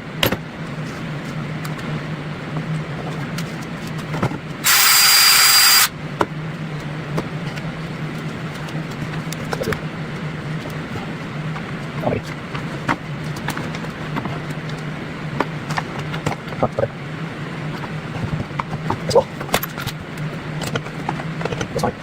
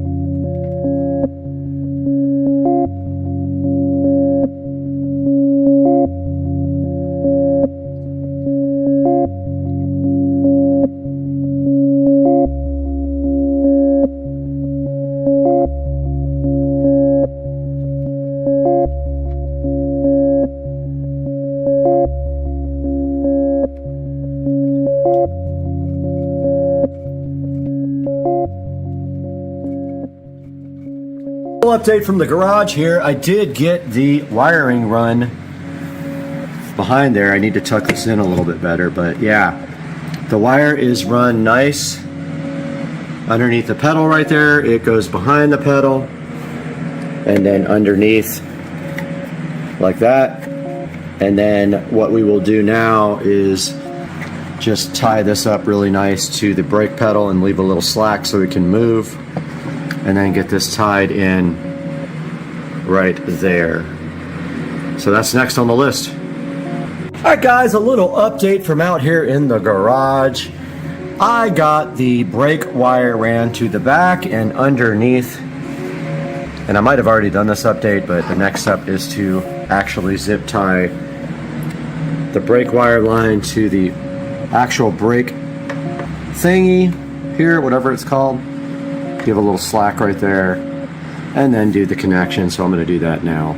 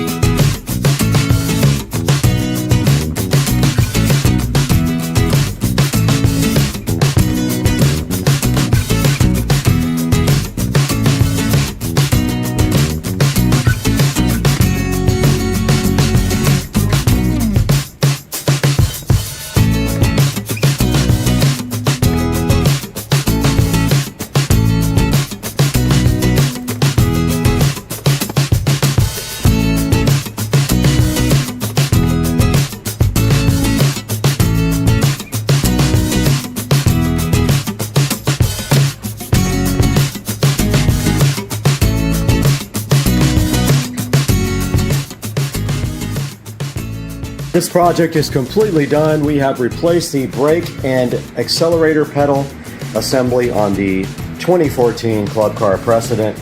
Looking so fresh and fly, and then we wiped it down and it looks great, and now the actual parking brake works again. I hope you guys enjoyed the video. Please thumbs up, subscribe, buy from our affiliate links in the description, and we will see you guys on the next one. Peace out.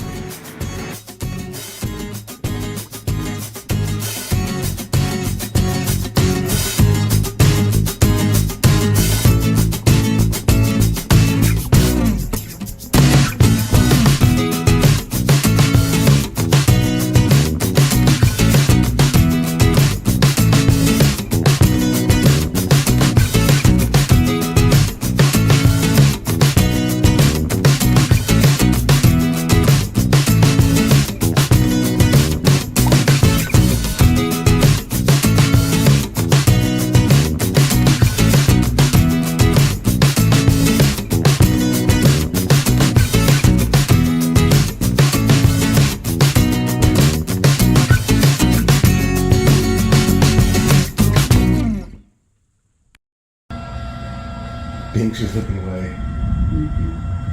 Both tails are going. Come on, bud. Come on, Binks.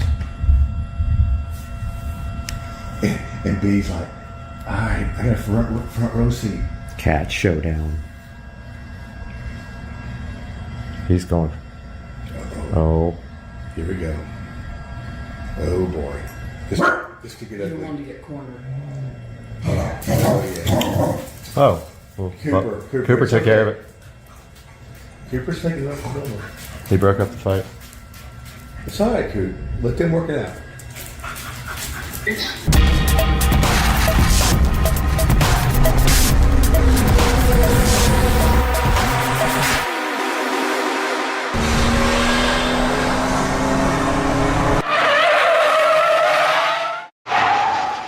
Alright guys, welcome back to the channel, and today is a special video because we are going to show you some cooking tips here. And we are making keto fried chicken with the air fryer. So the first thing you're going to need is some chicken breasts or chicken thighs or strips, anything you would like. I am starting with these frozen Tyson chicken thighs here. I think they were about $6.50, and they are a pretty good deal. They are frozen though, so you have to defrost them. We got those guys sitting right here in the water, defrosting, and we're not going to start cooking for about another hour and a half. About 2 hours actually. So we got our chicken thighs chilling right there. I'll put this all in the description and also on the screen. Then you're going to need some pork rinds. Now I got the Baconettes, which is a funny name, Crunchy Delicious Queso Chicharrones. And so these guys have no carbs, less than 1 gram, and that's the good thing about pork rinds if you're on keto. They are mostly protein, so they have 7 grams per serving and no carbs. So you get your pork skins. I also bought the honey mustard ones. If you like the hot ones, they have those as well. These were $2.29. If you buy them off of Amazon, if you buy the keto breading off of Amazon, it'll cost you about $8 or $10 or something ridiculous. You don't need that. All you need is your pork rinds here, one of these hammers. Go ahead and put your pork rinds in a bag.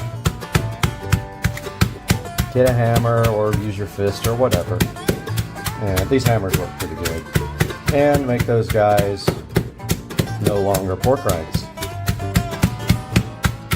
Once these guys, don't use that ender to put holes in the bag. Once these guys are good and crushed, they are ready to be applied to your chicken.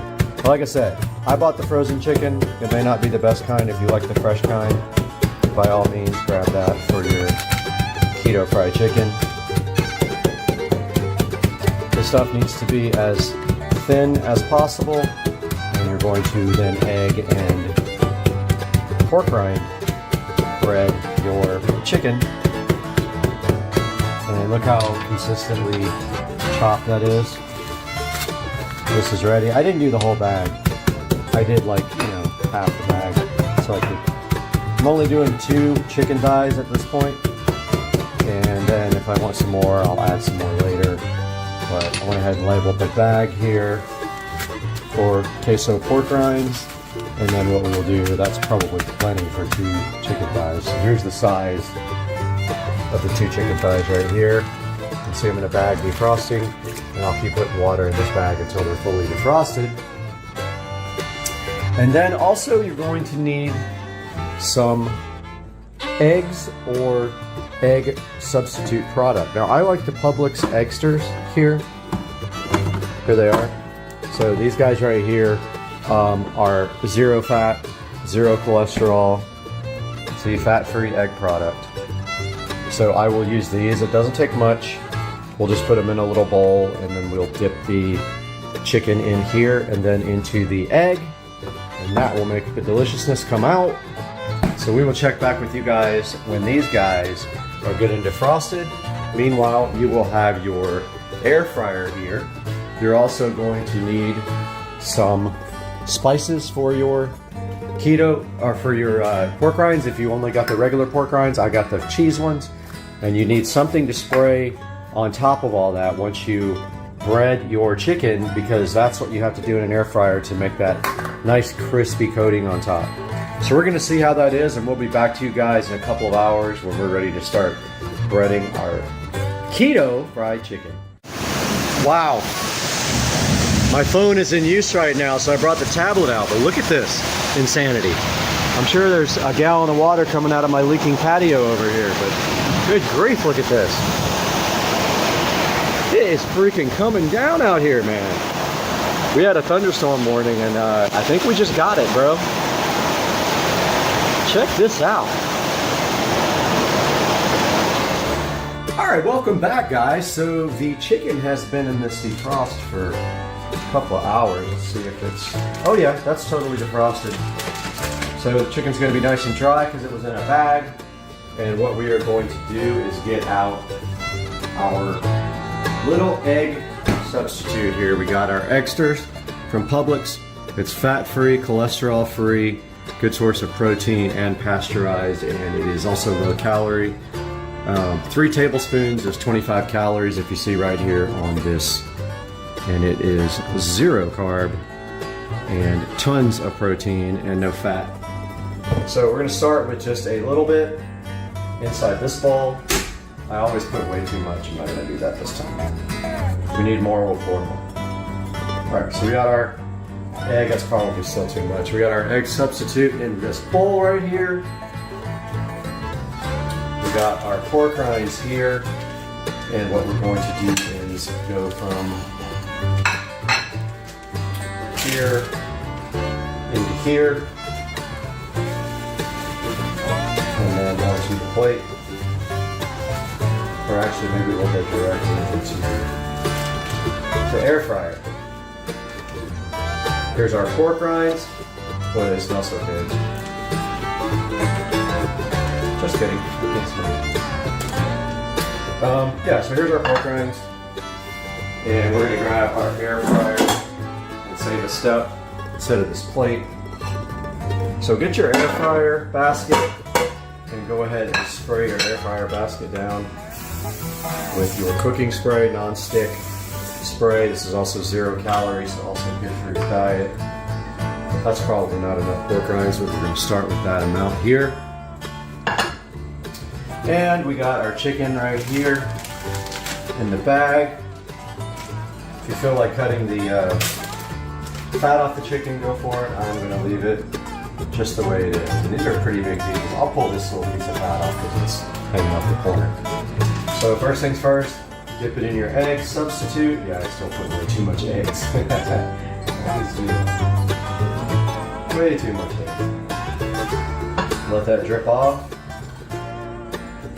Now there's no other seasoning in this, on this breading. It's just literally pork rinds. Get it in the pork rinds, nice and kind of help it out there. Flip it over. Help it with the pork rinds in the places it didn't get on the sides. Give it a little bit extra.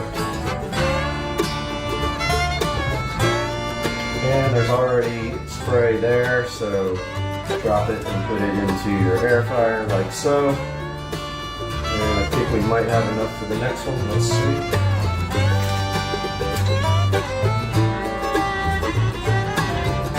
Okay. And I'll let it drip off. There's a little bit of fat on this. I'm not going to worry about it too much. I might take this piece off there. Put it in the egg. Substitute. If this is not enough pork rinds, we will grab some more. But let that egg substitute get off of it all the way. Get most of it off before you go into your pork rinds. And since these are fillets, you're going to need to cover both sides. Now, if you're doing bone-in chicken, there's absolutely no reason to do backside and waste a bunch of breading because you won't eat that side. We'll pour a little bit more pork rinds on here.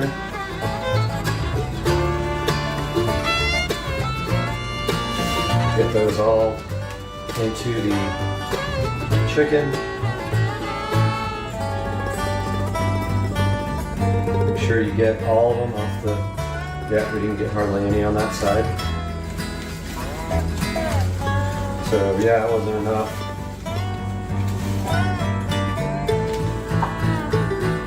So we got a nice coating of those now on both sides. And we will take that guy.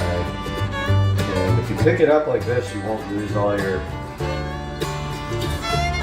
breading.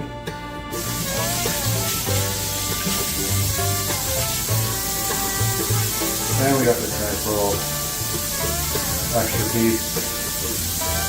We'll go ahead and cook.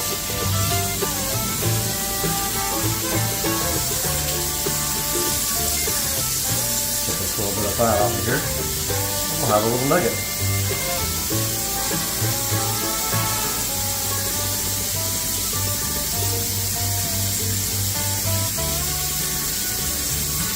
Good enough, man. Love it. Get that in our bread, in our egg first. And then a little bit of breadcrumb action, whatever we got left here. Get it getting breadcrumby. Calling it breadcrumbs. It's not breadcrumbs at all. I don't like the feel of the goop on me, so I always wash it off as soon as possible. This is not breadcrumbs. These are pork rinds, so they are carb-free.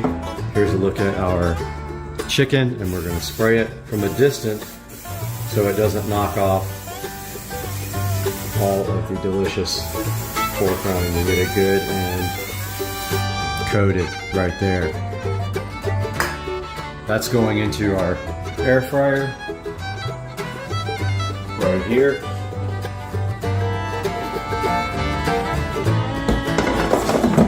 And if you are curious about how long you are supposed to cook this, they have a guide for it that I'm going to do 390. So I'm going to hit power and then air fry. I'm going to do 390 for about 15 minutes. I'm going to take a good look at the crust on it till it's a good brown crust. Let's go ahead and hit start. You can preheat that also if you want to. Those are ready to go. We will check on them at 7.5 minutes. We will flip them over and probably spray that side as well, and we'll be back to you then. All right, guys, we're ready to flip these guys, and hopefully we don't get a copyright notice for the music that's playing. Oh, those look so fantastic. Ignore the music at all costs. Oh, some breading fell off. But it's looking good, guys. It's gonna take another 5 minutes. All right, guys, the timer went off after about 17 minutes. And that is what we are left with.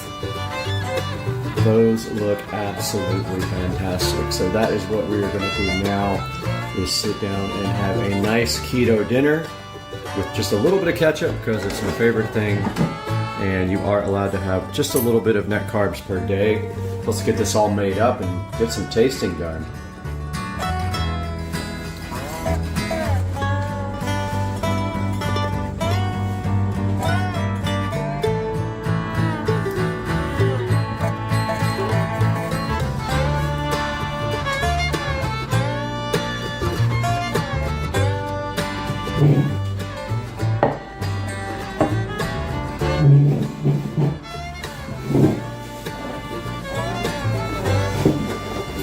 All right, let's give this a shot. So on our table, we've got some Ken's Ranch, buttermilk ranch here.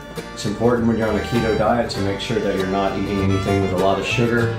This only has 1 gram of sugar per, per 2 tablespoons. So that's good for low carb. If you want to be 100% low carb, you can do sugar-free or low sugar ranch. Also got our ketchup. Now this has a lot more sugar, so I'm gonna go easy on the ketchup. I haven't had any net carbs today though, none at all. So I'm in good shape. We also got our slice of cheese, which is completely carb. So we're just gonna have a little bit of ketchup here and some ranch. And I've got the salt as well because I'm a salt freak, but I don't really know how much salt I'm actually going to put on this. I'm going to give it a try first because the pork rinds are salty. There's some ranch for dinner. And so this is the first time I've ever made this recipe. So why don't we start off. This little nugget is pretty crispy. There's not much to it. We can start with that. A little ketchup, a little ranch. Oh wow. Really good. Really good. Really crispy. I'm tasting almost, I mean, it does literally taste like it's fried.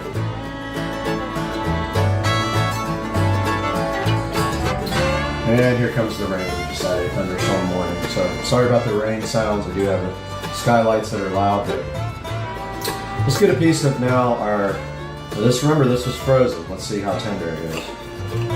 Okay, yeah, it cuts pretty easy. There's a look at the inside of it, completely done.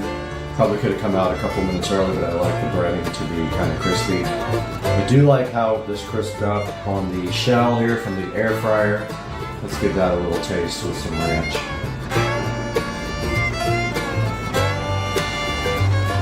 Wow.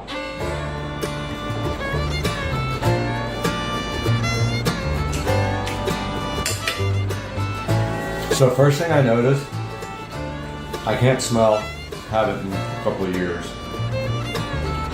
First thing I definitely noticed is the queso taste from the pork rinds. Second thing is for frozen chicken, this actually is very tasty, very moist. It's not dried out at all. Let's try some of our cheddar cheese.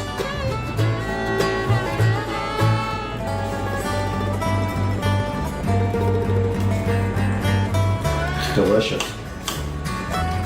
So I'll be my dinner, 2 of these. So hot. Moist, tasty. You can really, really taste that pork rind. And to answer the question, it does not need any more salt.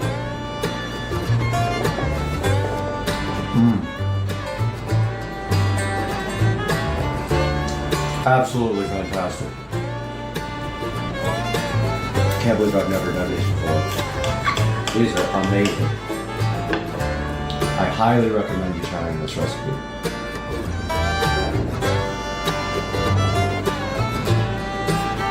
Wow.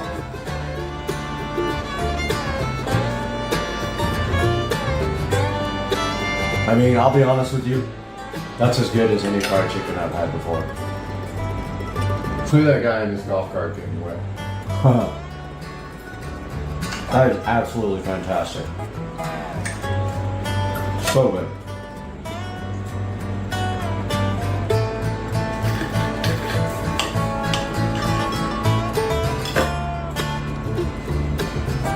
just want to eat the whole thing at one bite. It's so good.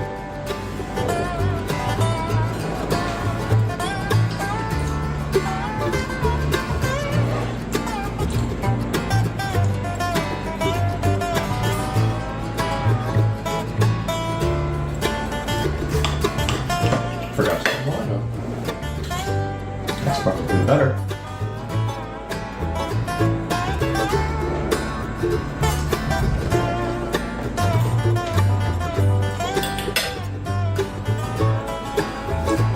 The canned steakhouse buttermilk ranch really takes it up to another level with that creamy taste that goes along with the fried.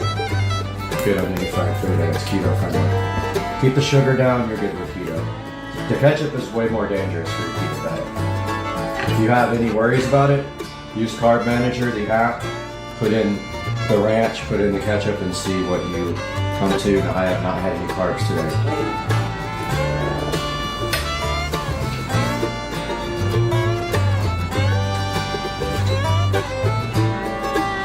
Absolutely.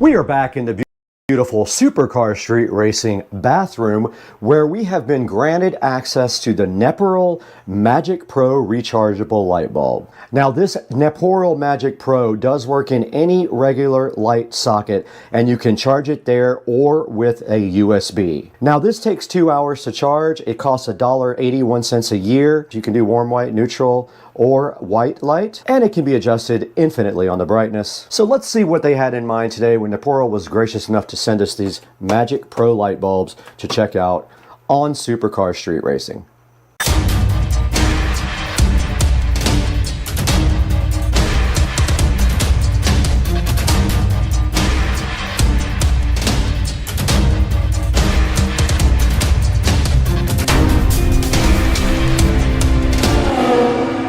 Welcome to Supercar Street Racing unboxing and reviews. You've got Brad here with you, and if you don't know me, I'm so happy to have you today at the channel. And if you do know me, I could appreciate a like and subscribe on the video and a comment if you don't mind. And today we have the Neperal Magic Pro rechargeable light bulb that was provided to us by Neperal. They are so gracious to have sent us a sample of their bulb to look at several scenarios with you guys on how this might work. Now, taking a look at the box, you can see two, meaning I believe there are two in the box. And at the top of the box, a good highlight says that they work in a lamp socket and they are USB or lamp socket chargeable. Now, the bottom of the box says they are 2-hour fast chargeable. They are dimmable with a hue shift, meaning they can go 3 different color temperatures, and they have a remote and a touch control also available. Now, on the side of the box, a closer look at that, you can see it fits most E26, which is the standard light bulb in the United States and other places as well. It works with wireless lamps as well. It backs up for emergencies, so if you lose the power in your house, these guys will still work. And on the side here, you do see they are made in China, and there is the model number right there, which I will put a link in the description for you guys. And then on the back side of the box, it says that it has a remote, we'll be looking into that as well, or a touch control.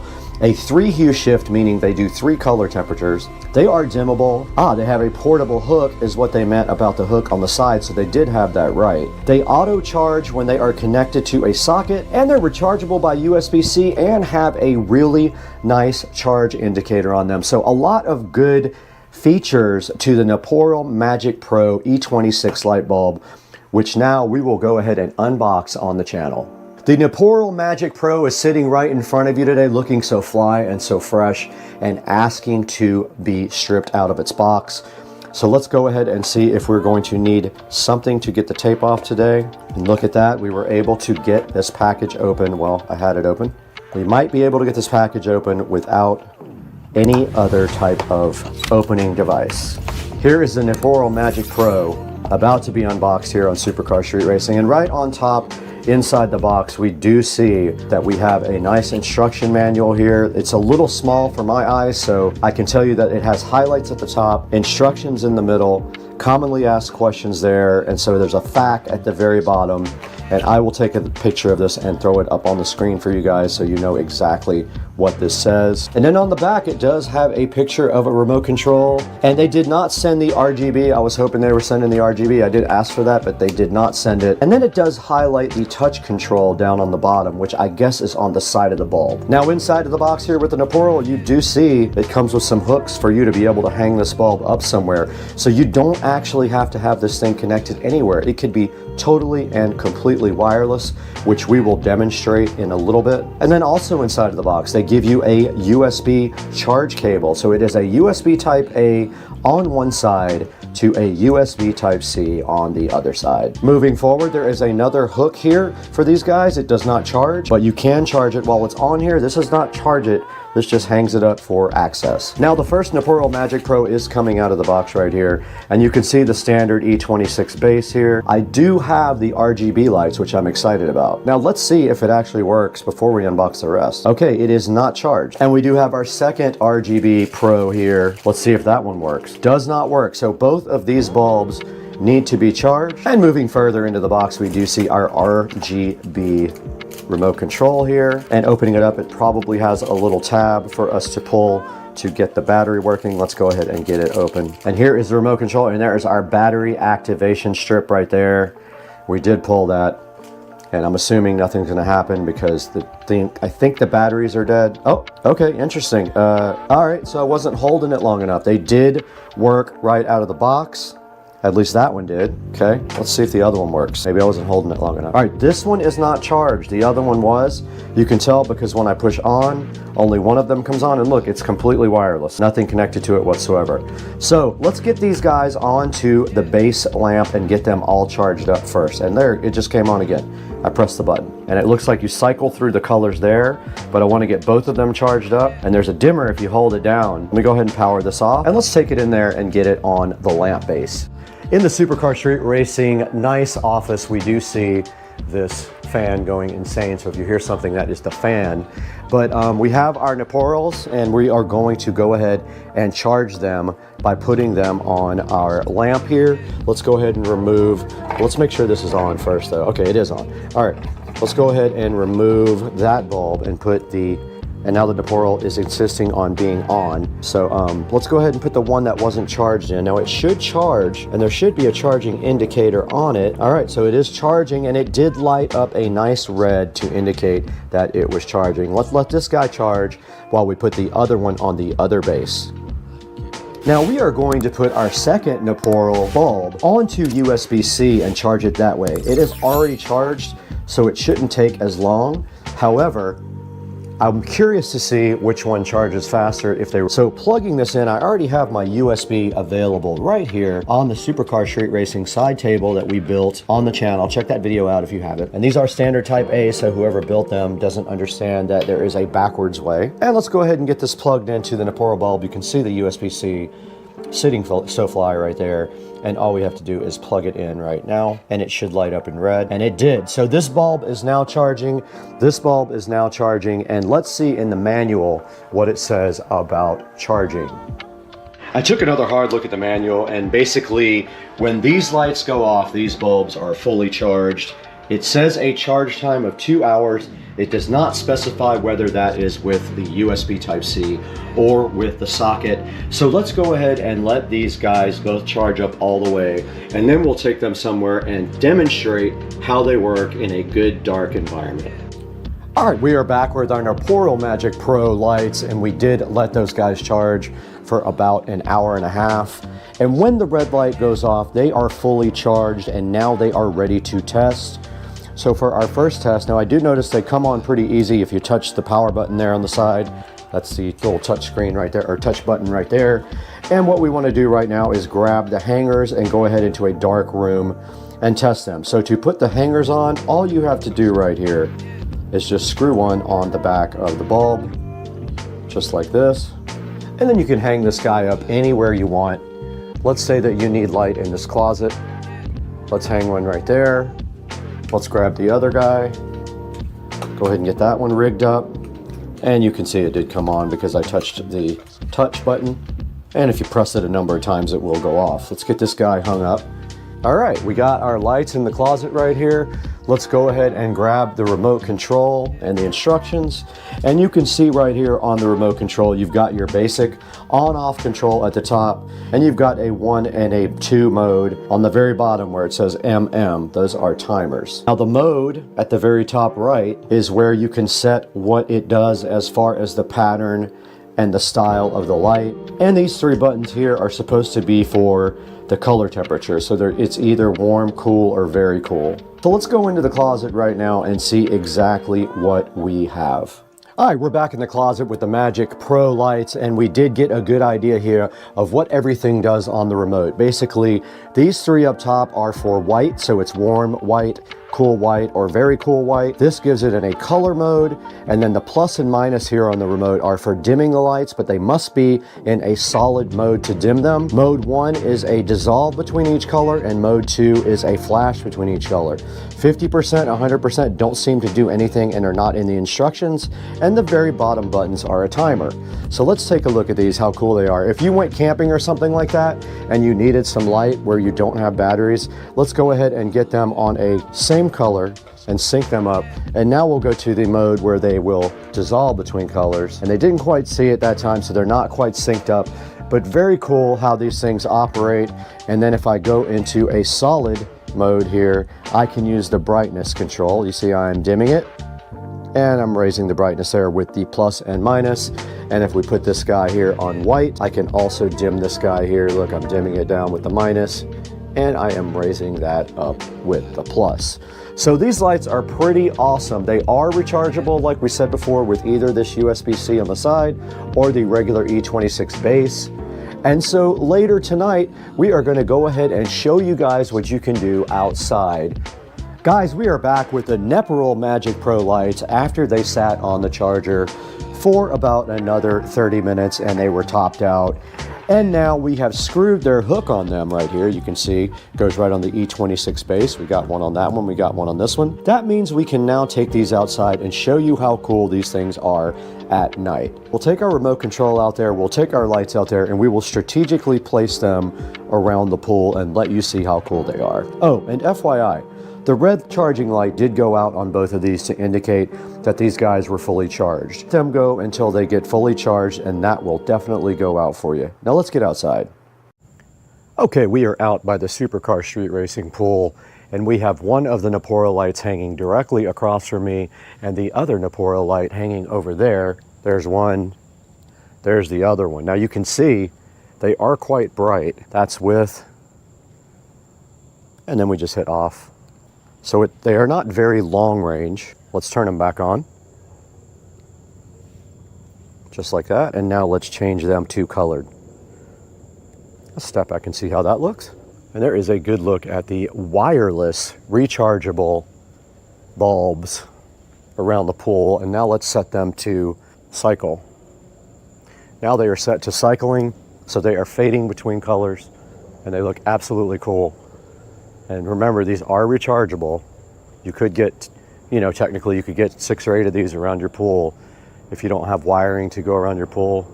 And these make a good amount of light. As you can see right here, it's lighting up the entire side right here. And then if we want to go back to white, we can go warm, cold, or very cold.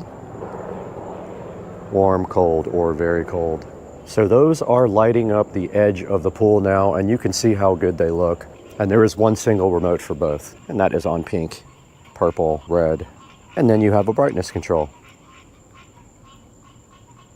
I just dimmed it, and then I just raised it. So guys, I hope you enjoyed this video. Let's throw that into the studio now with Brad to take a look at these very cool wireless colored rechargeable bulbs.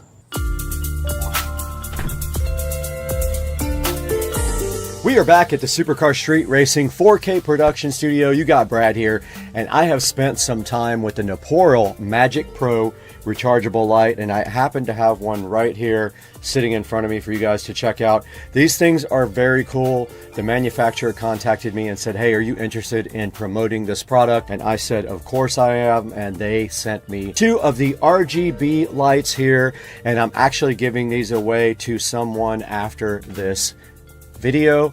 So these are already gone. They have been given away to a subscriber.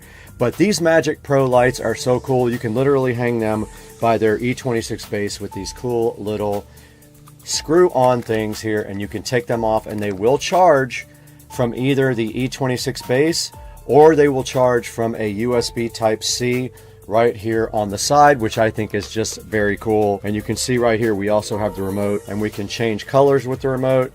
We can change modes with the remote so they can dissolve between colors. We have a brightness control, or they can go white, warm white, or cool white. And then you can also do brightness when you're on any of those 3. So these things are awesome. I really love these, and I know the subscriber that is getting them is going to get a lot of use out of them. I know a place where they would actually look really good. So pick up your set of Napora Magic Pro lights today. There is actually 3 promotions going on right now. They have a 15% coupon available, a 5% promo code, and if you buy any 2, you get 10% off. It is absolutely insane.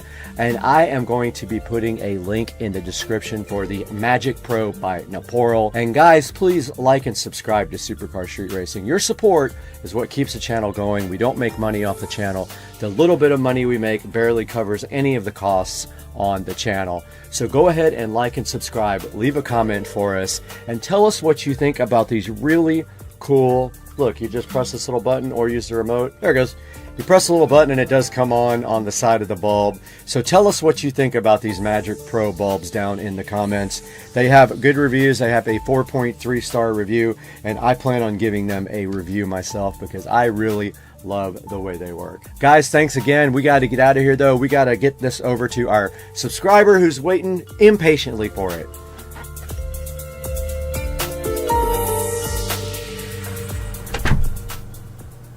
Hey guys, welcome back to the channel. Hope you're having a great Sunday. And yesterday we worked on this mini bike, which is a copy of a popular 200 mini bike. I forgot the name of it off the top of my head. It's just a clone. It is a metal machine, but it is a Baja. That's right, it is a Baja 200 mini bike. Now, where did we get yesterday? So you probably saw in the video that we did get this started. What we did is we put seafoam in the gas tank, and we put a full tank of gasoline, and this thing started right up with some starter fluid. Today, now actually after that part, I could not get the thing to run anymore, but I did find that the starter linkage is broken on this thing. It's not the starter linkage, sorry, the actual accelerator cable linkage does nothing to the carburetor. So not sure if I need to buy the whole entire section right there because it does nothing at all. It looks like some of the springs are worn out, but today we're going to wrap up this video. We might try to start it again, but the first thing we're going to do is slime this tire so at least I can move it around until I can get a brand new tire. So we're going to do that now.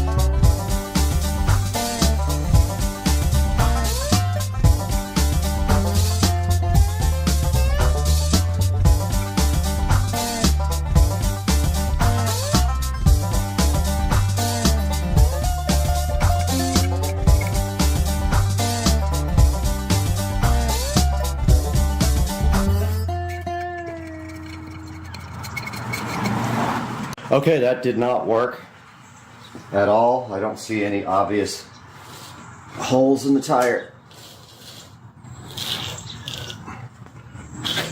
But it did not inflate. So there is the flat spot on the tire. I'm going to go ahead. I do have a tire inflator.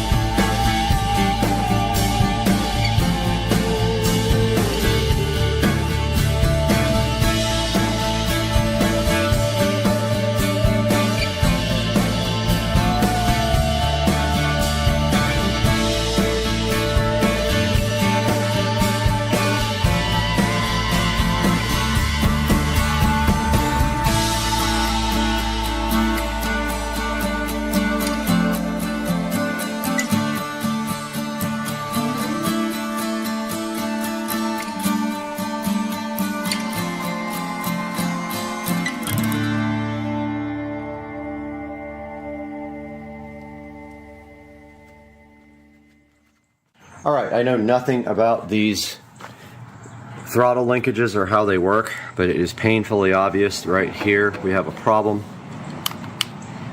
See that spring there? It is connected to nothing. Literally nothing, and I have no idea where it goes, what it does. But there's a little black, like, rotating assembly right there that I can rotate with my screwdriver, and when I did, the cart or the bike would either rev full speed or not start at all. That's part of the assembly there, so I don't know much about it. Apparently I need a whole new throttle assembly right here to connect to the carburetor, but I'm gonna keep on playing with this right now. Doing some more research, apparently this is a very popular motor. It's the 196cc, and it has a name right there. Pride. And there are plenty of parts available for this. I'm actually going to order a high performance carburetor for it and ditch this whole setup and a new throttle linkage cable. Go ahead and get, I don't think I need a new gas tank. I'm gonna pull this gas tank, drain it, and refurbish it. And then just start ordering parts for this guy. I could not air up the front tire. I tried a million times and nothing happens. I'm thinking this valve is jacked. It does nothing. So I need to order tires as well, front and rear tires, but I'm not gonna go with knobbies. I'm gonna go with street tires. And we have the mini bike here. We're gonna start disassembling this.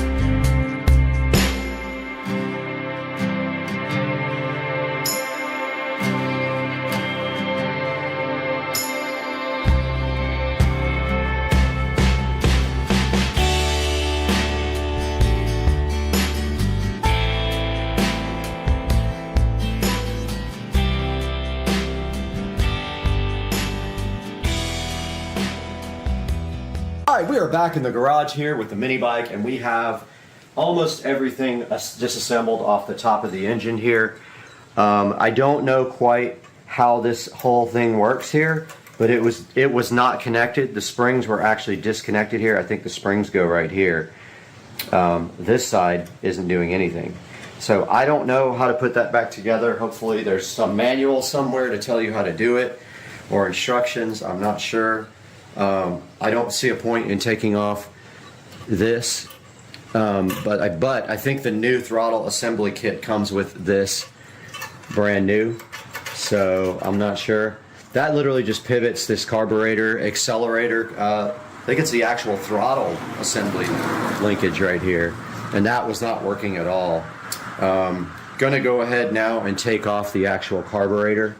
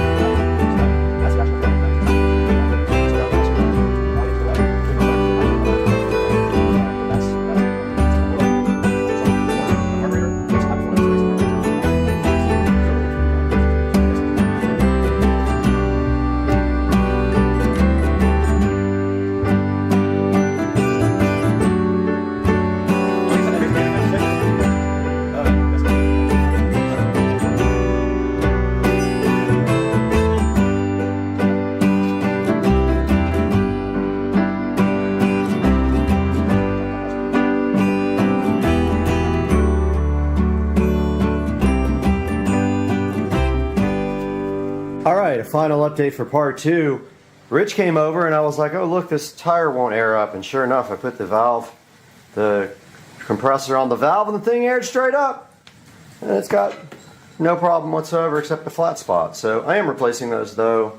I do want to tear down the handlebars and the fork and all that and get that redone, or get a new fork. I'm not sure what's available out there, but I'm going to look online. There's a lot of rust on the fork here. I guess I could sand that down and oil it really good and it would come back. But yeah, that's going to do it for part 2. I just wanted to let you guys see the tire got aired up, which is pretty crazy. I do have the chain and everything disassembled, the back tire over here, and I have no clue how to put this thing back together. So we'll see. Peace out. Supercar Street Racing.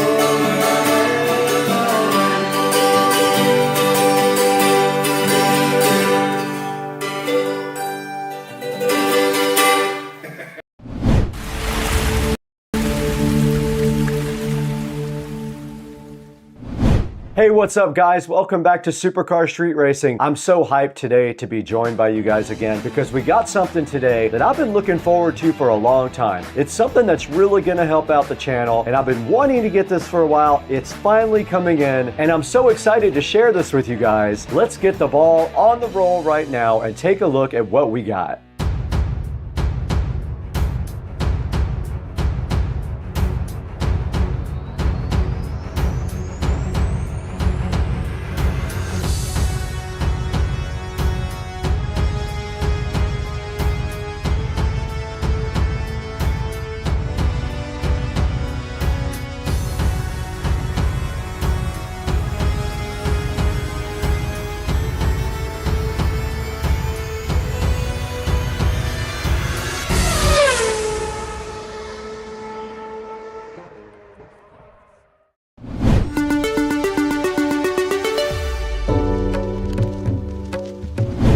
Welcome back to the channel, guys. I am so excited to have you guys here because we're approaching 200,000 subscribers, and I'm so glad you guys are here to be a part of it with me. And I'm so happy to have you today because I have something special for you today. We are looking at the ASUS NUC 15 Pro Plus. Now, this is a mini PC with a Core 9 Ultra 285H. Now, this CPU does feature 16 cores and 16 threads. This thing maximum turbos out to 5.4 gigahertz. It'll max out at 115 watts if it's really working hard though. Now it features something called the Intel Deep Learning Boost, which is AI related. This CPU also supports up to 128 gigabytes of DDR5 RAM, And we have some of that. In fact, we have all 128 gigabytes to go ahead and add to our machine. This thing has a built-in GPU. The ARC 140 is what it uses. The graphics run at 2.35 gigahertz. Also can support up to 4 displays, which is also very nice. This guy supports USB 3.2 2x2, and it has a Type-C on the front for that. It's got 2 USB 3.2 Gen 2 Type-A also on the front of the box. Now on the back end, which I call the business end, there's some really cool stuff. We got 2 HDMI 2.1 ports right on the back. We have a 2.5 gig Ethernet port on the back, which is awesome, because as you know, we have a 2.5 gig switch sitting right next to where this is going. 2 Thunderbolt 4 ports on the back. You can do so much with Thunderbolt 4, it's amazing. There's also a couple of more USB-A ports on the back. One of them is 3.2 and one of them is 2.0. This guy supports the latest in Bluetooth technology. It supports Bluetooth 5.4, and it does support Wi-Fi 7 also if your router is capable. As you guys know, we have an Eero 7 out there in the living room that does support Wi-Fi 7, but we're going to be using hardwired Ethernet. If you did need another Ethernet port, some of these newer mini PCs come with 2. All you would have to do is just use one of the USB ports. Now, ASUS also wants you to know that this thing supports the newest cooling technology. It's supposed to be ultra quiet. We're gonna find out exactly how loud this thing is when we power it up. But before we do that, we actually have to do a few things to the computer. Also, just be aware this thing has dual storage capability. Now, another really cool feature about this guy is that it is toolless. All you have to do is pop a little couple of tabs open and it'll just open right up. You can do whatever you need to it. This guy's also VESA mountable, which is really interesting. It gives you some awesome mounting opportunities. Really cool, high quality looking case as well. I think this thing looks really awesome. It's gonna look great on the whole home audio shelf over there, connected up to our 2.5 gig switch. Now those dual HDMI ports in the back, along with those 2 Thunderbolt 4 ports, means 4 displays. Count them, 4. All up to 4K resolution. Now that we've taken a look at this product in depth, let's go ahead and talk about what we actually ordered to put inside.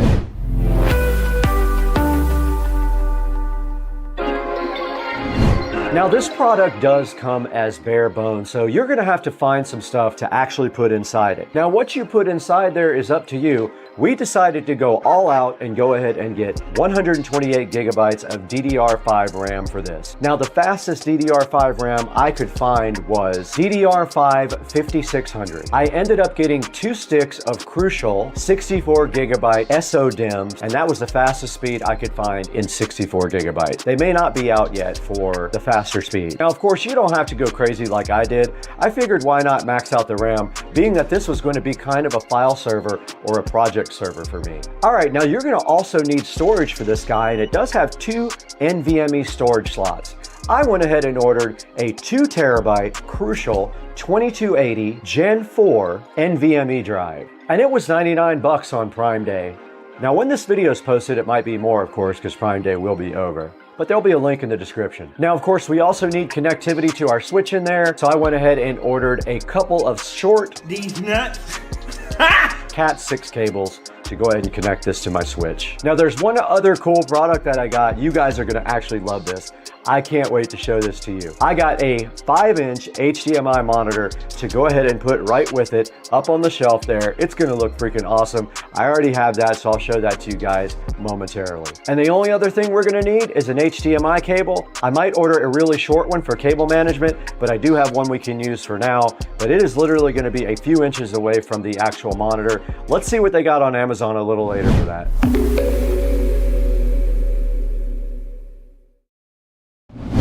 Okay guys, now that we've taken a look at what we ordered for this PC, let's go ahead and get everything unboxed so you guys can take a look at it in person. Let's get to the unboxing.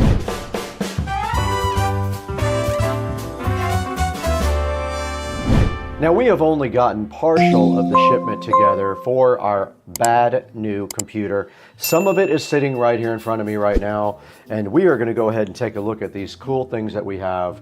First, we have this P310 NVMe 2280 M.2 Gen 4 from Crucial. This is a 2 terabyte SSD. And then we have this cool IPS HD monitor that we're going to be connecting directly to our brand new computer and putting it on our audio shelf. Let's go ahead and unbox, and opening up this should be just a simple, very easy unboxing for this Crucial P310. There is the P310 right there. Not much to it. It is inside a protective plastic shell there, and there it is right there. There is the Gen 4 P310 in 2 terabytes ready to be installed in the brand new NUC computer. Make sure you get the right kind for your computer. This is a 2280 right here. And now next up we have this HD IPS monitor to check out. Now this I'm super hyped about. I really am. This is had some Raspberry Pi stuff online with it, but if you check it out right here, it's got a user manual inside, just a brief how-to on how to use it, and if you're using it with a Raspberry Pi, which we are not, how to do that. But this would be cool if you do have a Raspberry Pi, check that out for it. And then inside of the box, we have some peel satisfaction on this, but there is the actual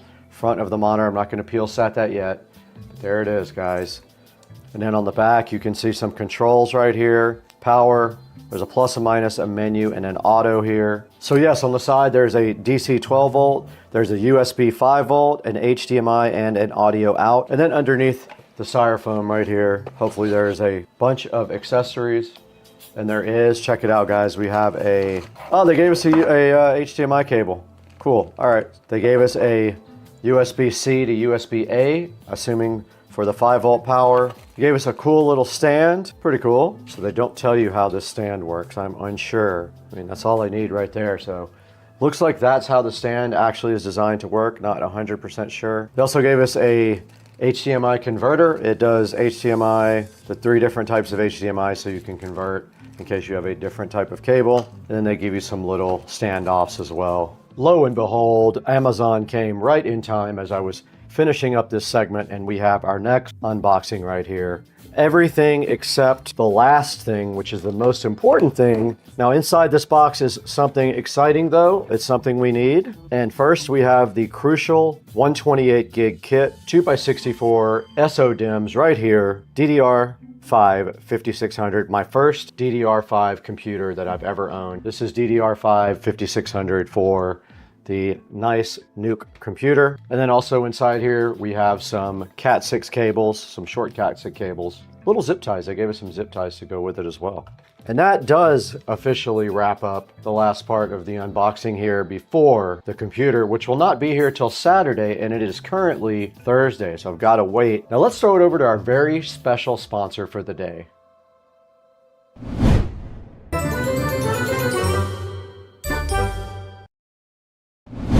Guys, we want to take a minute to go back and thank our sponsor, Crutchfield, once again. Crutchfield has the best customer service available online. If you need something for your house, audio, video-wise, and everything else electronic related, make sure you check out Crutchfield. They have lifetime technical support and anything you need on their website as far as literature, videos, how-tos, is all there for you. If you need anything electronic wise, before you go somewhere else, check out Crutchfield. You're not going to be sorry. Their customer support is top notch, and they are a proud sponsor of Supercar Street Racing. If you buy something from them, tell them Supercar Street Racing sent you. Always check out Crutchfield first.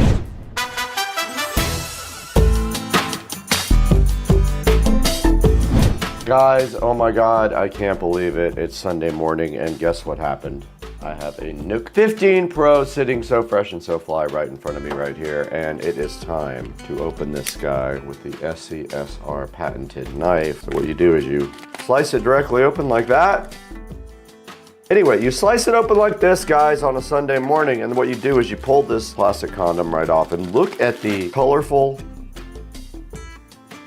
That's kind of the coolest thing ever. I love this color hologram. Fire, dog. Fire. So while that coffee goes, the NUC 15 Pro is sitting so fresh and so fly right in front of us here on a Sunday morning and looking so fresh with this hologram, colorful. Look at that, guys. That is the coolest thing ever.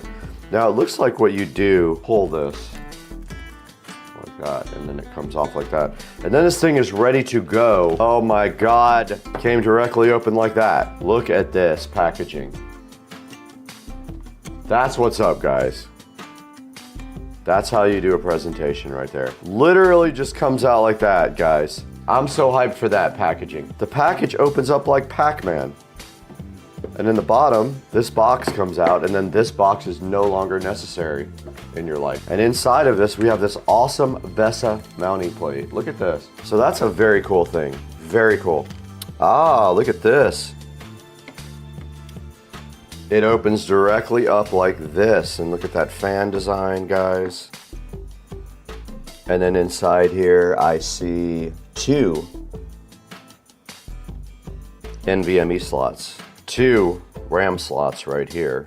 There's 2 NVMe's. One goes right here, one goes right here. That's how you have 2. There's the Wi-Fi 7 adapter. There's where your RAM goes. And then over here, pipes on each side. Interesting. All of our parts are ready right here. There's our RAM. We're gonna see if it'll support 128 gigabytes. There is a myth that it will. Let's hope it does. And we do have our 128 gold gigabytes right here.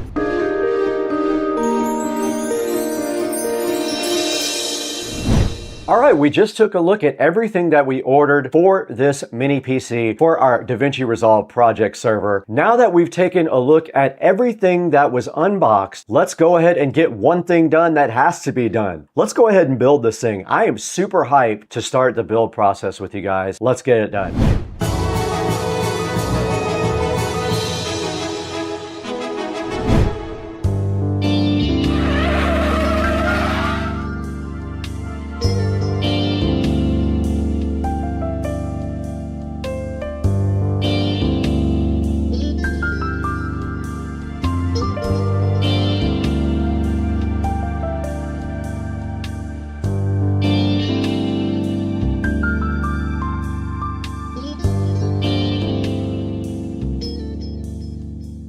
We went ahead and built this awesome ASUS NUC 15 Pro Plus computer. You guys just saw that. It is awesome. Now we have to get this thing all set up and configured. We're gonna plug it up hardwired to a monitor. We're gonna plug a mouse and keyboard into this guy. We're gonna go ahead and set up Windows 11 Professional. So we're gonna do a team viewer on it. So that way we can just go ahead and put it on the shelf whenever we need to work on it. We can just use team viewer. So let's go ahead and get this PC configured.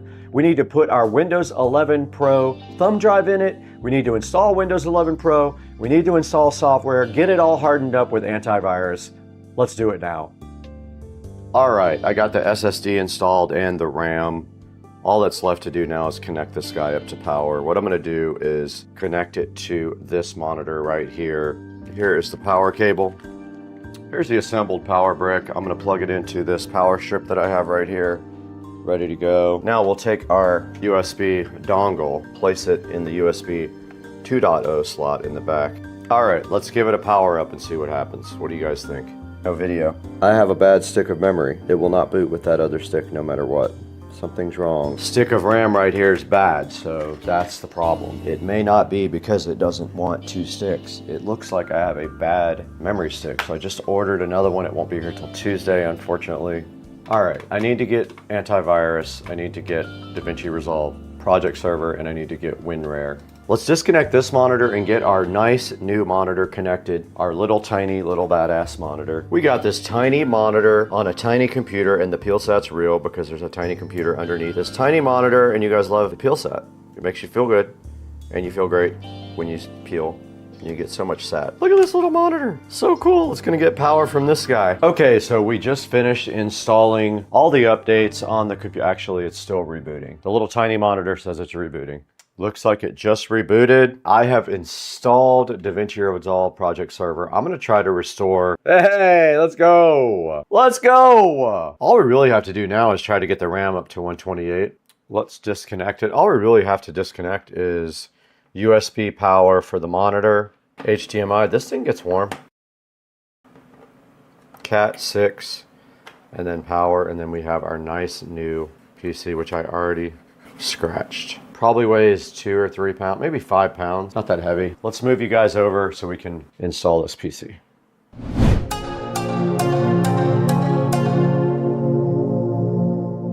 We just went ahead and configured our brand new ASUS NUC 15 Pro Plus computer. You guys saw us put Windows 11 Pro on there. We did all the antivirus, all the software. We installed DaVinci Resolve Project Server on it. We installed antivirus, everything that we need. We did all the updates for Windows. We went ahead and installed TeamViewer on it. Now the thing to do is go ahead and move that to the audio closet. All we have to do right now and right here, grab that box and place it in that audio closet and go ahead and connect it. Let's do it now.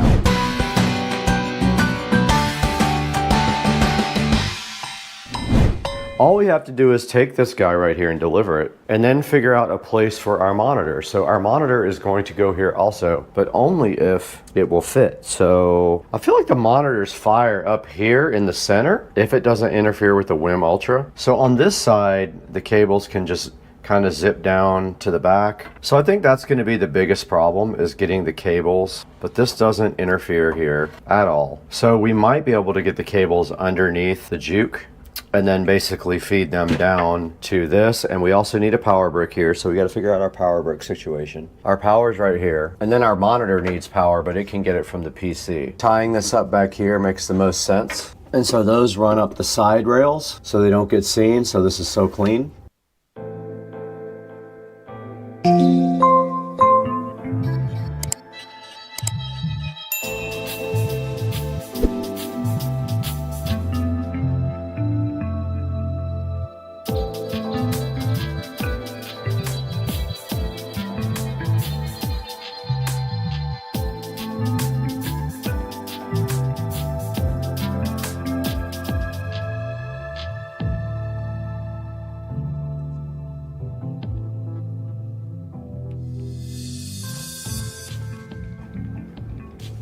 And then this power just does go directly in like this, in the back of this guy.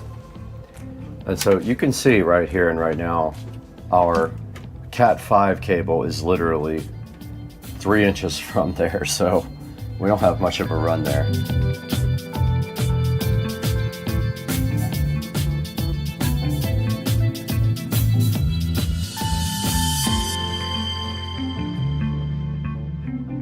All right, so now I'm plugging in power for like a bunch of USB ports back here.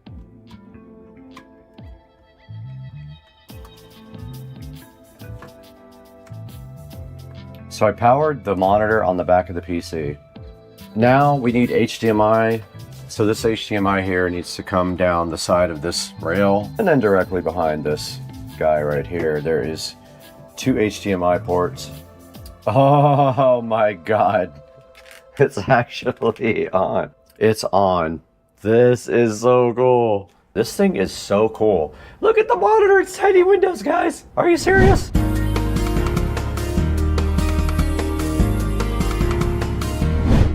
Let's start our task manager so we can see how rocked we got our project server running, cool. All right. Oh, we need to do a DHCP reservation. All right, we're in front of the Eero now. We need to do a reservation for this guy. We're gonna add a reservation. It hasn't cached the new name yet. It thinks it's still the old name, but it's called Project Server now. It is actually running. So let's see if we can stream. Let's do output timer. It's going to test our bandwidth and our ability to stream. It's testing. Now I think we can stream. Let's go. We were able to back up our old database and go ahead and transfer it to the new ASUS NUC 15 Pro Plus. Let's go ahead and open DaVinci Resolve, see how that acts with our brand new DaVinci Resolve project server on our new ASUS NUC 15 Pro Plus.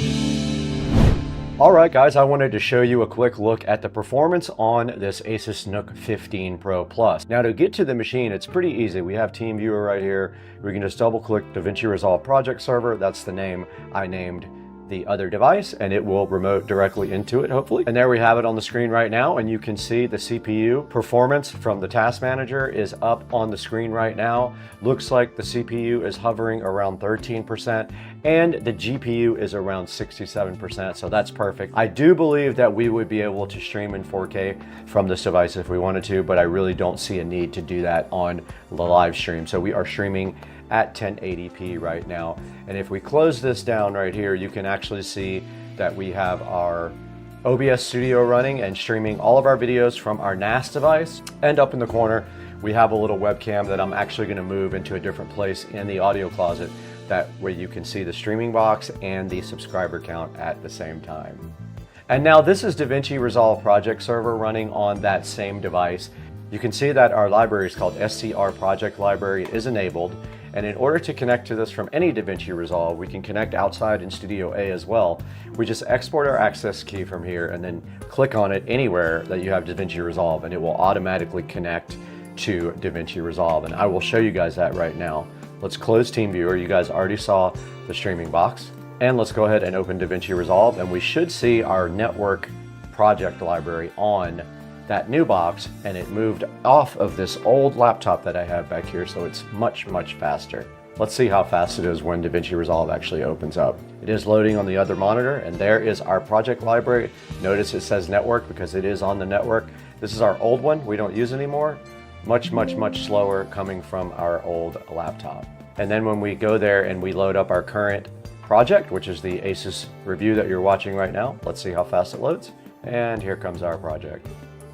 And that is it. That is our current project. So I hope you guys enjoyed this little look at the performance. It's very good. I'm using H264 on the Intel built-in graphics chip, and it is rocking.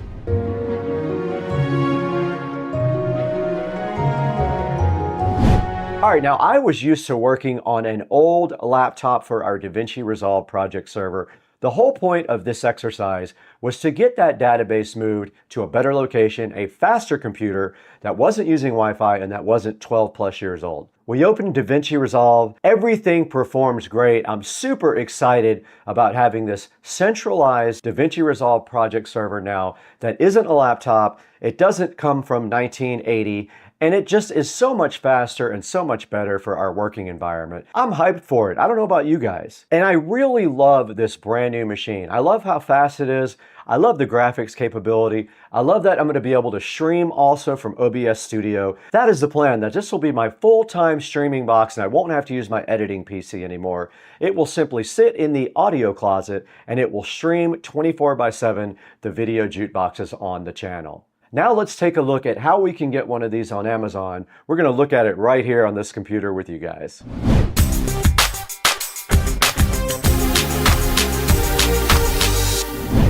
Welcome to Studio B in Supercar Street Racing. I'm Brad, and if you're new to the channel, thank you so much for joining us today. We had a special project going on with this ASUS NUC 15 Pro Plus. We ordered this computer for one reason. This is for our DaVinci Resolve project server. What that means is, once the projects are on this server, we can then edit them from either Studio A or Studio B, as long as the paths to all of the clips are the same. And the way we do that is we name the drive letter for our NAS the same. And so that just means that all the clips are available on both machines when we go to edit. Now, the first thing on the list here is the ASUS NUC 15 Pro Plus. Pretty cool Barebones mini PC here. It's got a Core 9 Ultra 285H with 16 cores, up to 96 gigs, but it actually is supposed to support 128 gigabytes of RAM. It's got dual storage inside. You can put 2 NVMe's in it. Now, these are 2280 NVMe's, so make sure you buy the right ones when you go ahead and get your storage. We did get a 2 terabyte storage we'll show you here momentarily. This thing also has a bunch of really cool connections. On the front, you can see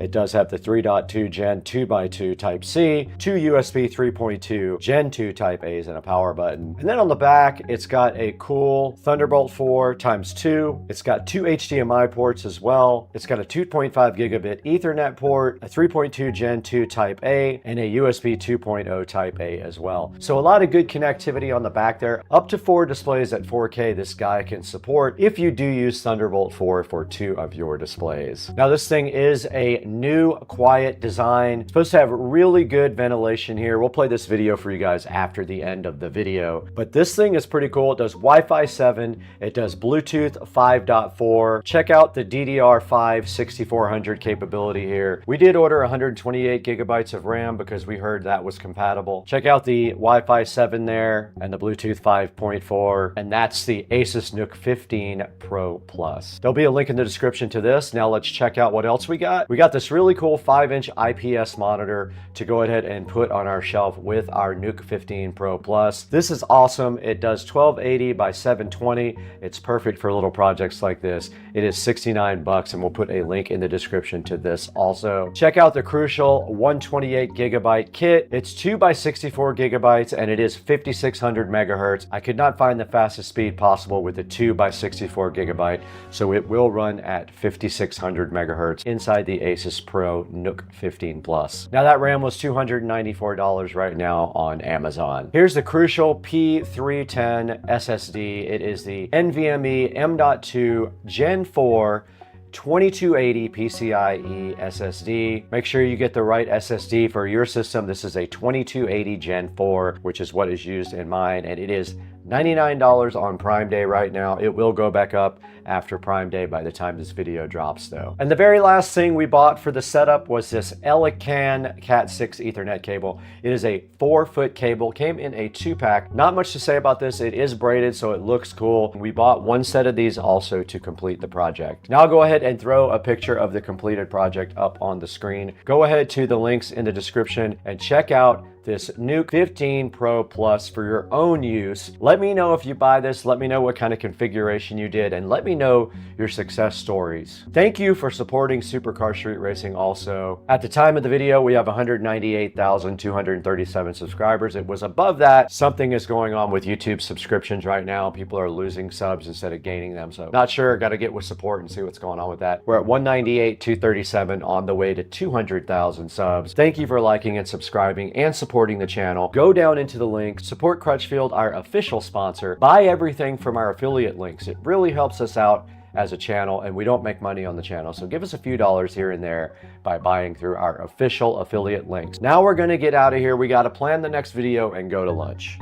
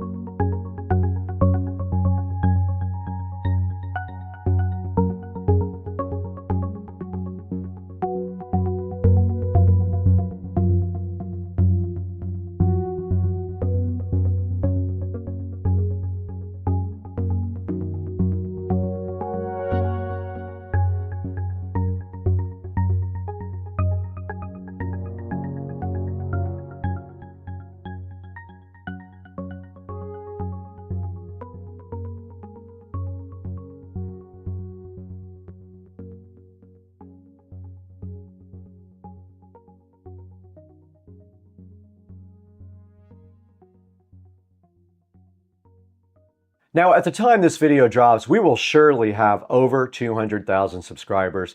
I owe you guys a big thanks for that. You are the reason that Supercar Street Racing exists.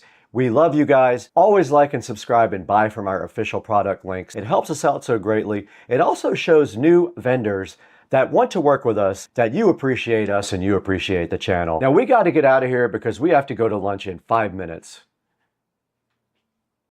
Hey, what's up everybody? Welcome back to Supercar Street Racing, and we have worked with Wowcatch in the past. They did reach out to us and see if we wanted to work with them on these Wowcatch glue traps. These things are pretty awesome. You just stick them anywhere you want to control rats and mice and other pests, and they literally have 30% better sticking power. You can literally just put these anywhere you want, and then when you're ready to dispose of them, you simply just throw them away.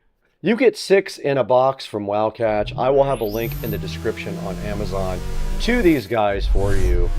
Now these things are indiscreet and they are flat, and you put bait right in the center of them. You can see it right there, and they will get a lot of different creatures. They can get rats, mice, snakes, spiders, lizards, ants, flies, all kinds of things. These are also non-toxic. That means they're safe for both your pets and your children.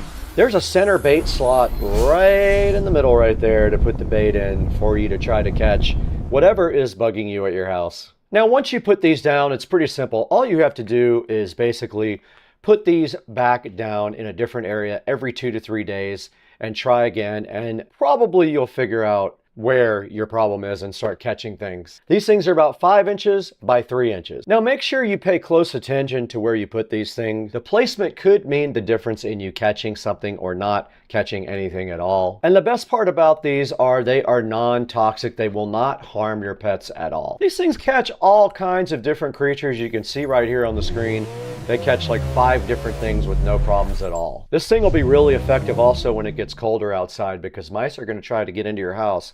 But if you have these outside your doors and everywhere else outside, there's less of a chance that you'll get mice inside during the wintertime. There's a comparison on the screen right there between Wowcatch and other brands, and you can see right here with the Wowcatch all your advantages you get. And this is not the only product they have. We have their insect catching UV trap as well. That is on the channel. I'll put a link to the Wowcatch down in the description of the video here. Make sure you let them know Supercar Street Racing sent you and that you're enjoying the channel and them being a sponsor. Wowcatch is awesome. I'm so happy to have them on board, and I am very grateful for everything they've done for Supercar Street Racing. Hey guys, welcome back to Supercar Street Racing, and we're back in the 4K production studio here. And we have a special video for you today because these guys right over here across the street, Rich and Trish, gave me a Eufy 11S robotic vacuum to check out because they couldn't get it working. They said it's all yours, so we're going to check it out today on Supercar Street Racing.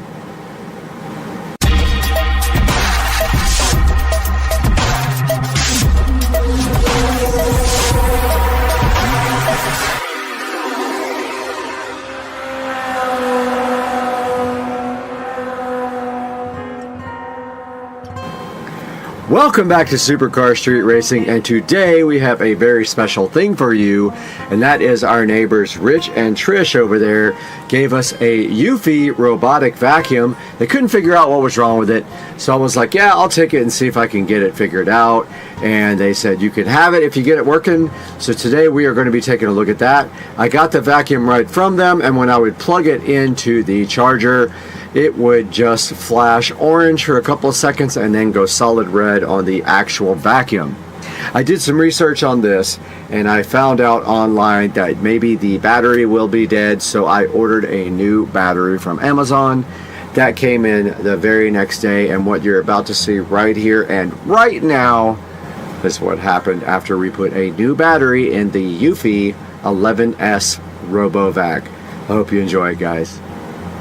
Amazon just came and delivered this wonderful new battery, so we are going to be replacing that right now. It's as simple as these screws right here. You pull this battery up, and then there is a little clasp on this thing that allows you to pull it right out with one hand. No. These names are amazing. We have the Mastima battery installed, and now all we have to do at this present time is get this cover plate here and put this thing right back on.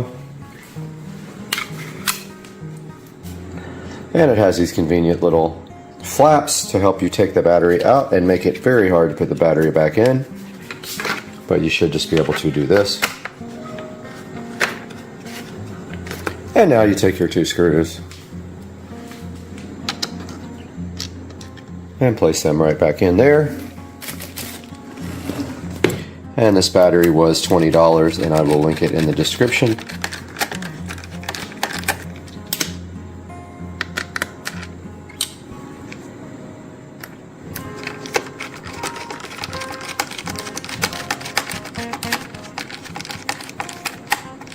And that is that. Now we get to see if our free vacuum cleaner actually works by placing it on the charger.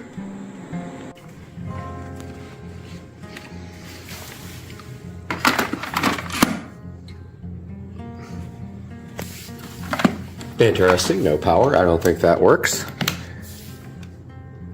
And there is now power to the charger, so let's place the Eufy on its charging stand. Maybe.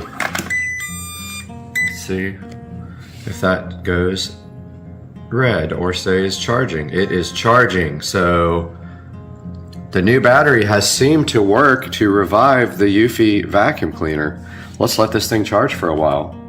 While the vacuum's charging, we might as well get the remote done. I was going to clean it, but I can't find any cleaning utensils there. Got some Windex here. Go ahead and clean this guy and probably replace the battery. Get us some paper towels going here. And we'll give this guy a nice cleaning. And replace the battery.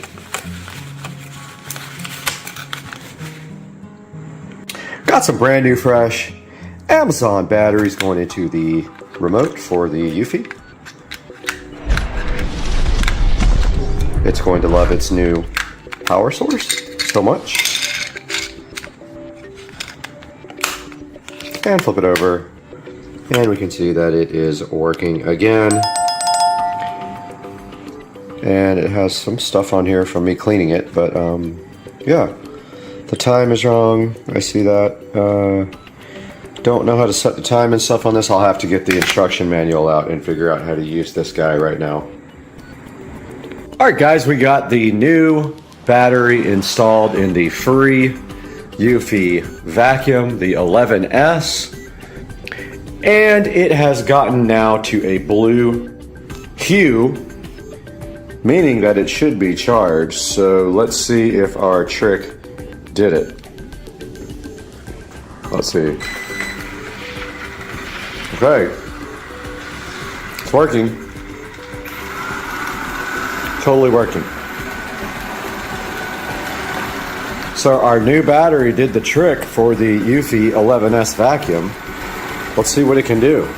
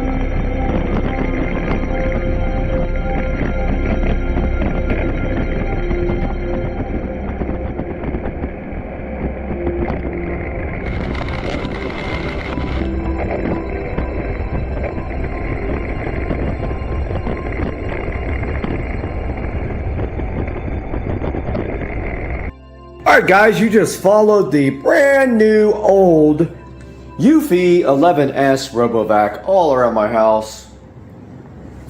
And it did amazing and came back to the base to charge. And it usually takes about 2 hours to charge. I have figured it out by now. And this was a come up from Rich right over there, my neighbor. All we did was replace a $18 battery or $19 battery, and this thing is rocking. And now we have to figure out how to clean it, change the filters and all that stuff. But I think I like this thing, and it's going to stay in the Supercar Street Racing headquarters. Maybe we bring it into the Supercar Street Racing studios and let it clean. And guys, I hope you enjoyed this video, and we will have a separate video with you riding on the vacuum cleaner for a cleaning frenzy on Supercar Street Racing.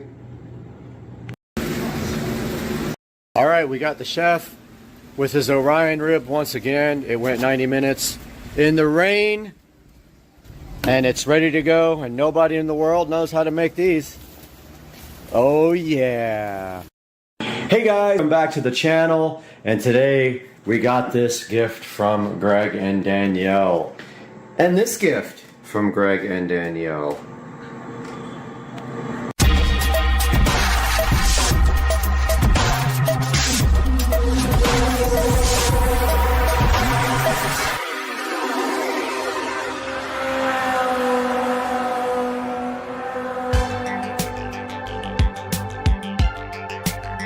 Hey guys, welcome back to Supercar Street Racing, and today we have this little project which should be fun. I'm pretty hyped. It's a HP all-in-one PC, and it says some model number back there that I can't, H3, H4, I can't read it, but we're gonna get this thing all cleaned up today, get it torn apart, max out the RAM, max out the CPU, max out the solid state drive by replacing the regular spindle drive. My thoughts are all over the place right now, sorry. Yeah, we'll rip out the regular spindle drive, we'll put in a solid state drive, rebuild this thing, put Windows 11 in there, and see what we can do. But for now, the first step is cleaning this mess up.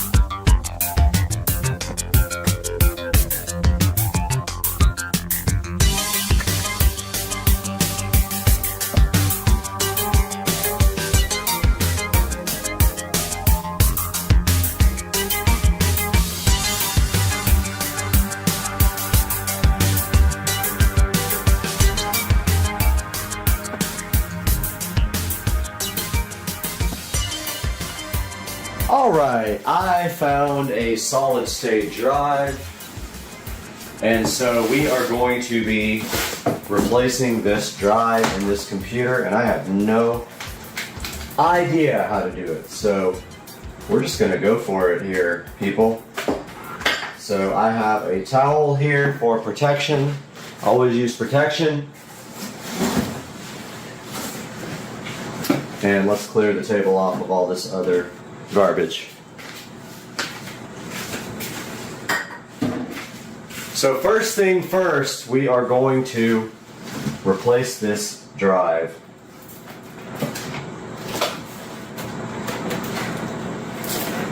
And there are a number of screwages. So I'm gonna grab my little lithium ion screwdriver.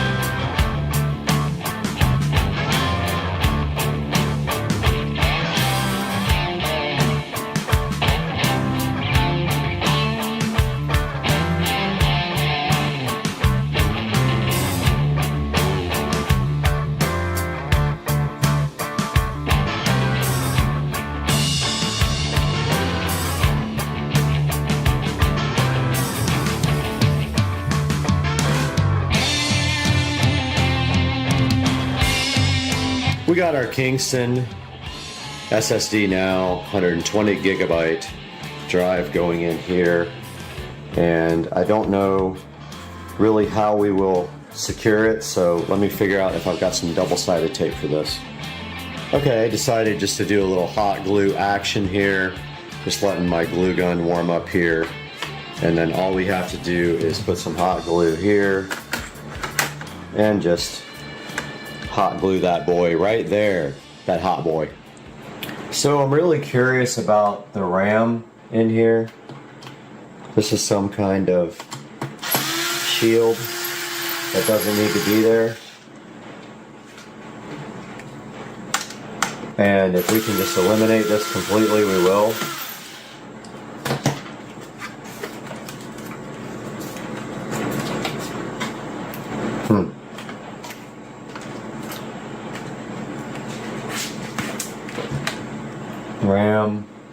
RAM. So there's little symbols here that say RAM. Ah, here's the third one. That was it. Might have some RAM for this. Don't know. Could be maxed out. I didn't even check. I'll say screw it.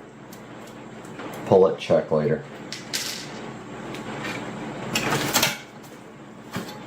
Alright, it's got a single SODIMM.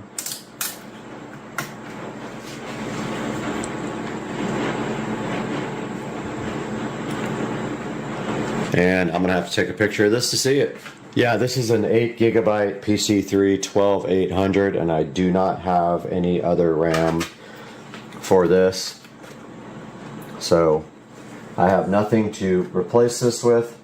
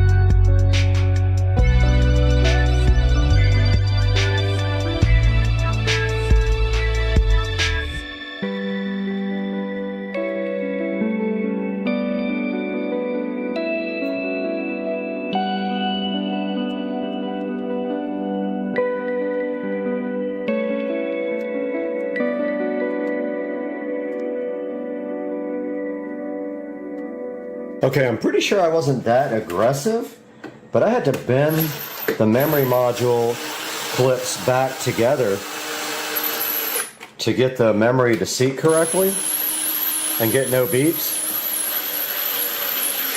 But hey, if that's what you gotta do, that's what you gotta do.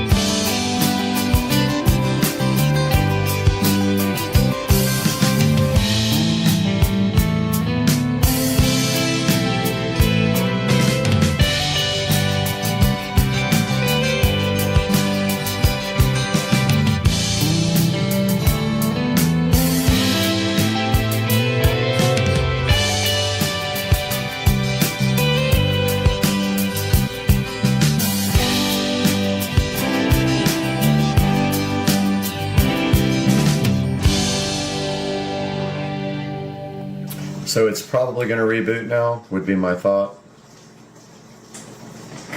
I'm going to go ahead and click restart.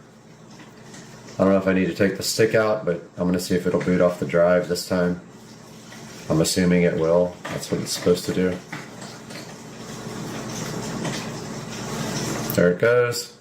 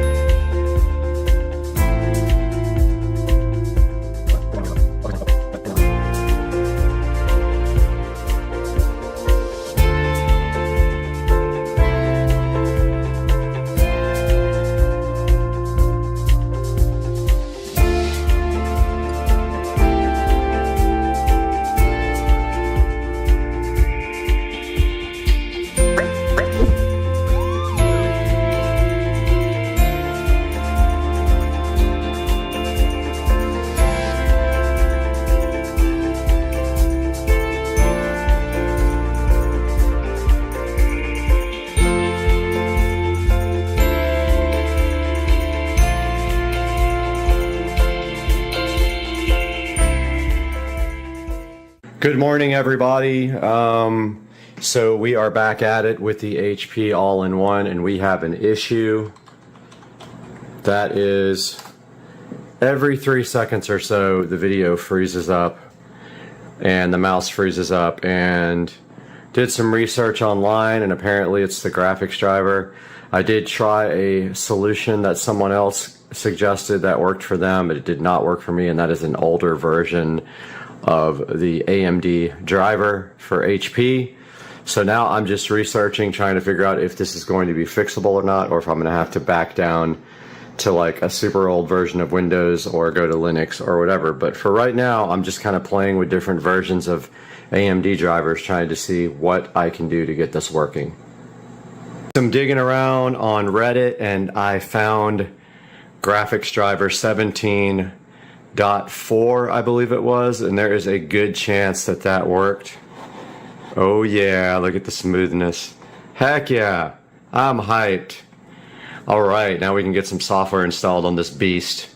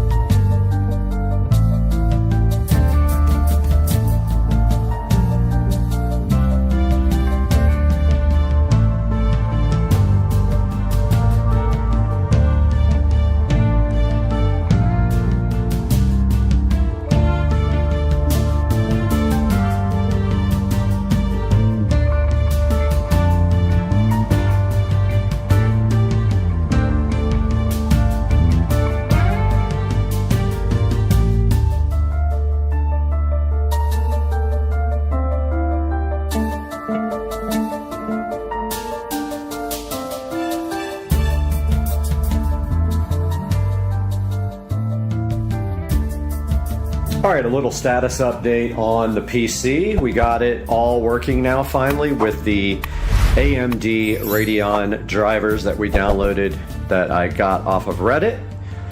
And now we are just waiting for the 8GB module to arrive later today, and we will give an update after that. All right, we got the memory module for the HP all-in-one right here, so we will be doing a little installation on that up next. All right, we're back here in front of the HP all-in-one. We got to take the back off again, and I forgot to shut it down.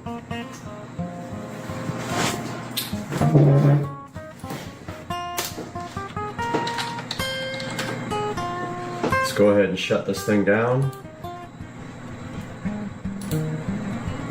And before we shut it down, we have 8GB of RAM.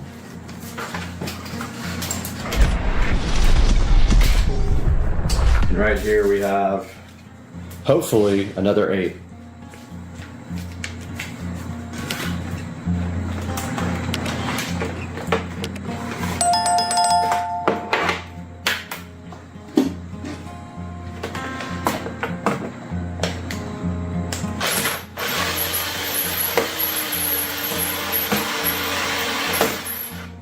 Thing comes apart pretty easy.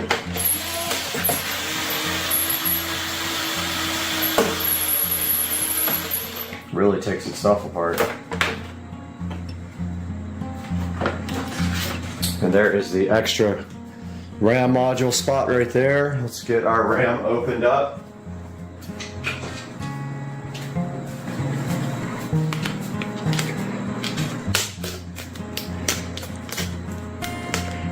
SP power RAM.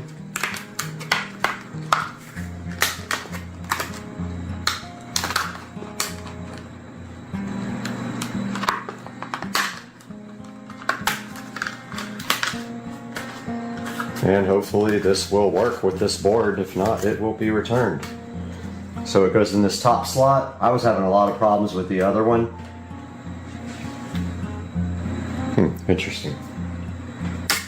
That should be it.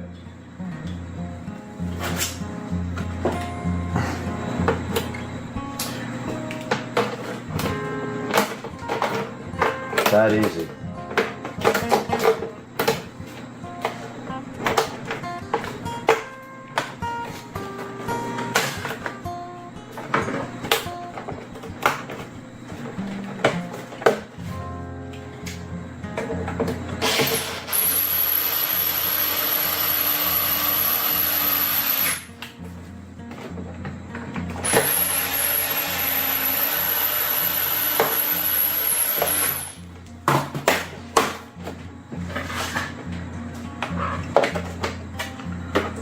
see if she'll boot up or if she gives the dreaded beeps or doesn't see the RAM. Power lights on.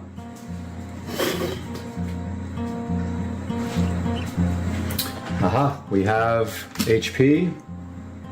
I didn't see anything about memory. Maybe it just goes right to Windows. We will see.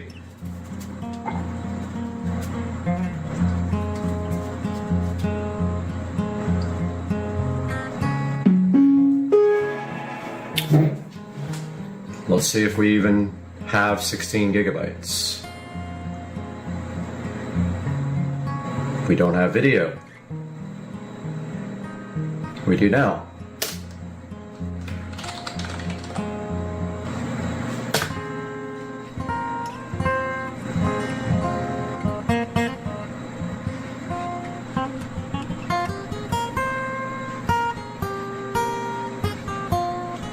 Let's go to system information.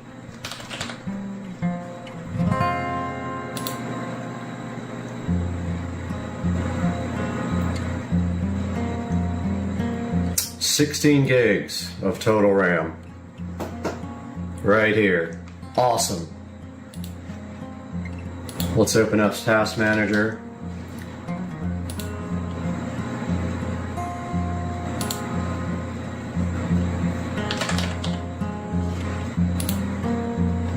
This should be substantially faster. And we'll go up here to memory.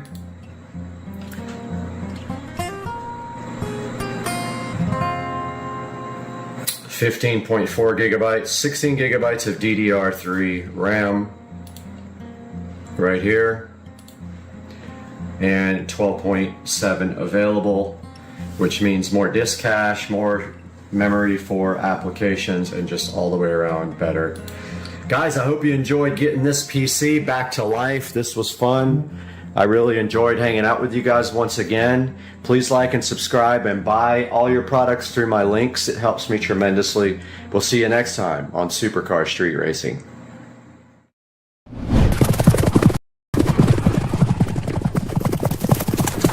We're back again at Supercar Street Racing, all the way out here in Studio A today, where it's nice and cool, but it's hot outside, and today we're looking at Pixverse. Now, Pixverse reached out to Supercar Street Racing to see if we wanted to talk to you guys about this very cool AI video and image service. It's sitting right up here on the screen today. I have spent quite a bit of time using it now. I'm gonna tell you what I did, how we're gonna use this, and you're gonna see it in this actual video. Let's get it done. Let's take a look at Pixverse and how it can help you and your creativity.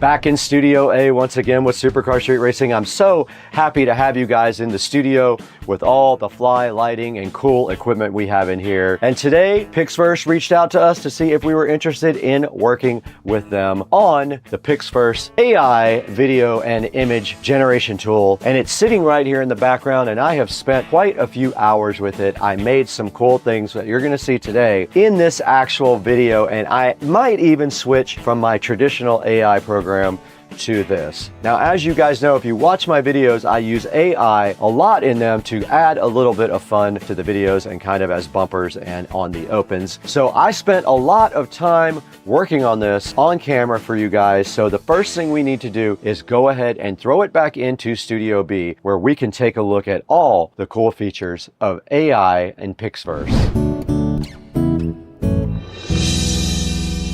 Okay, we're here today with a new sponsor. Pixverse reached out to us and wanted us to show you their very cool, very creative website where you can do so much with AI video. So we're gonna go through the first part of this right now, and that is image or text. So let's get our prompt up here. We're gonna paste our prompt right here. So I pasted this into the prompt area, and then all we have to do now is just give it some sound. You can see I've created some stuff already. So it's in the queue now at 3%, and there is the final product.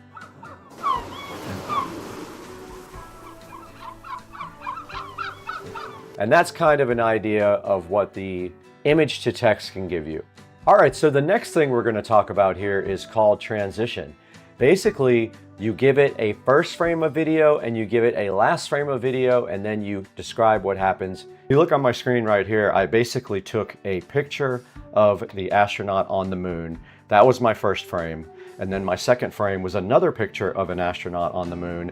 And then I added a prompt down here. The astronaut on the moon turns to look at the American flag, then looks back at the camera. Here's some of the cool things that it did with that nice effect there.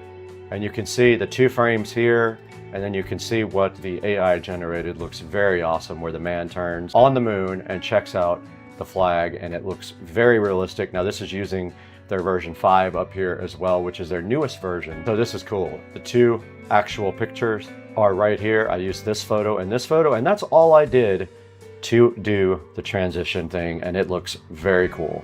Okay, so now let's look at the extend feature of Pixverse. This is pretty cool. You can extend a video, and I am going to do that to one of the videos that I created already. All right, I am uploading a video that I created with another AI service. It did switch the resolution to match what we have, and we're gonna make it 8 seconds. Let's create it. It's gonna cost us 80 credits. So here's the prompt I used to create the video, and it stopped right there. Let's see what it's doing. It is done. All right, let's see what it came up with. It's supposed to extend this. A little bit of clipping there on my leg going up the ladder, and he's going up a ladder that doesn't exist now, but it did extend it.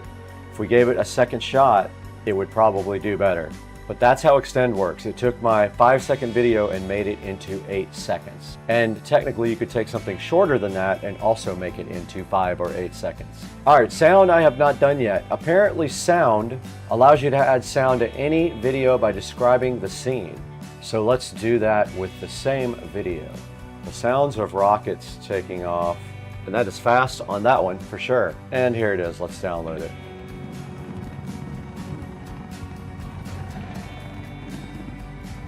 And it did work. It did put that sound in the background. That's pretty cool. You can also select to keep the original audio as well, and you can go in off-peak mode, meaning it doesn't cost you as much because you're generating in off-peak hours. So this next one will allow you to upload a video and then generate a script for it. So I'm gonna do that for this video that it created. So I'm gonna put this in there. This is the video that Pixverse just extended. I just typed in, the man is walking up the stairs, he's ready for a trip to the stars. And it is going to automatically pick a voice. Let's go ahead and create this. The man is walking up the stairs, he's ready for a trip to the stars.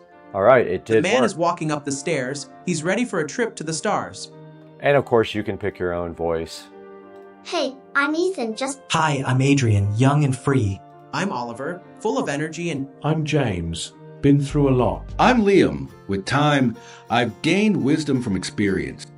All right, I'm going to reproduce this with Liam.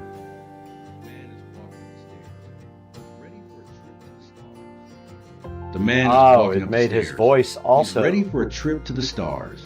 All right, it did make him say it as well. All right, we're taking a look at Restyle right now. That allows you to upload a video and pick a style to change it to. For example, let's go back and upload a different video that we just worked with. I'm going to upload this video, which was created with AI. All right, I uploaded another video of a Titanic-like scene, and all you have to do after that is pick a style, or you can customize it in the style of a classic no sound movie, black and white. Let's see what it can do. All right, it is done. Let's see what it did. Okay, so that is how it decided to put this scene. Pretty cool, man. I love this. And now the last one I want to show you guys is the most important one for me. Now this is called character. This is what I use the most for my videos. This allows you to upload a character reference and then explain what the character is doing, and it will create video for you. We're going to go ahead and use that. We'll call it Brad We did create it, so now all we have to do is grab him, Brad1 right here, and go ahead and hit create. It will cost us 80 credits. And we're gonna go 1080p. All right, not bad. I like it. Let's go ahead and put that somewhere for later. But let's see what it can come up with for Captain Jack Sparrow as me. This is actually not bad. I'm gonna add sound to that later. Let's go ahead and throw that in our folder too. Perfect. So good. All right, it is done. Let's see what it came up with.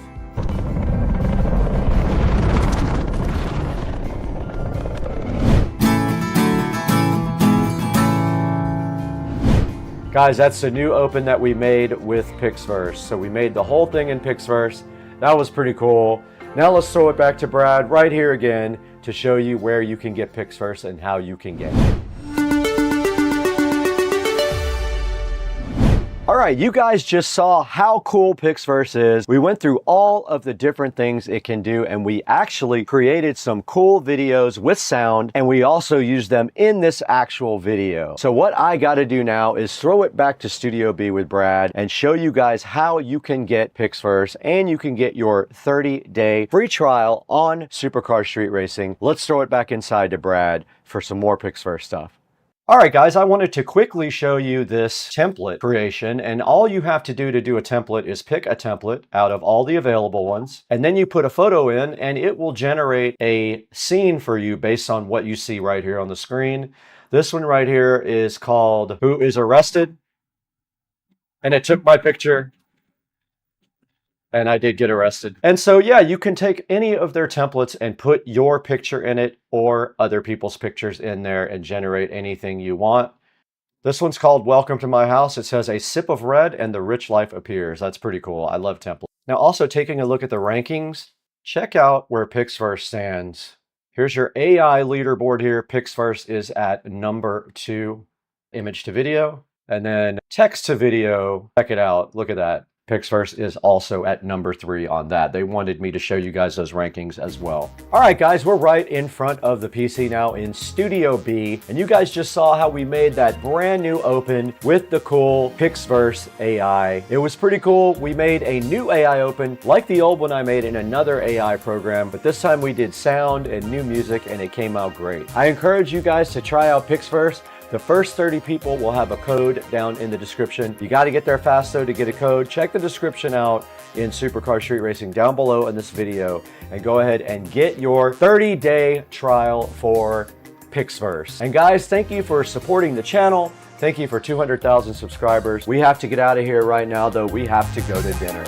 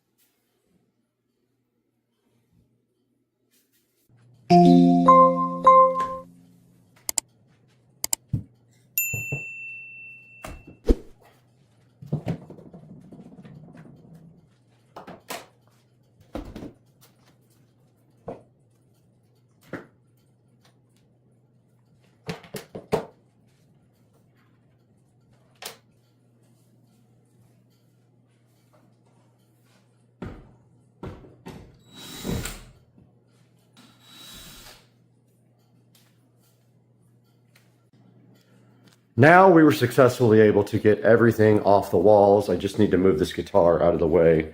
Other than that, we got everything out of the kitchen and everything off the walls. The only thing I didn't really do was pull this out all the way. I'm waiting to see how much of this I need to get out of here so they can paint behind it. The subwoofer's kind of in the way back there. So now we're just waiting for the painters to get here at 9:30. Whatever I need to do, I can probably do then. And my thing fell off the stove. I got to recover that.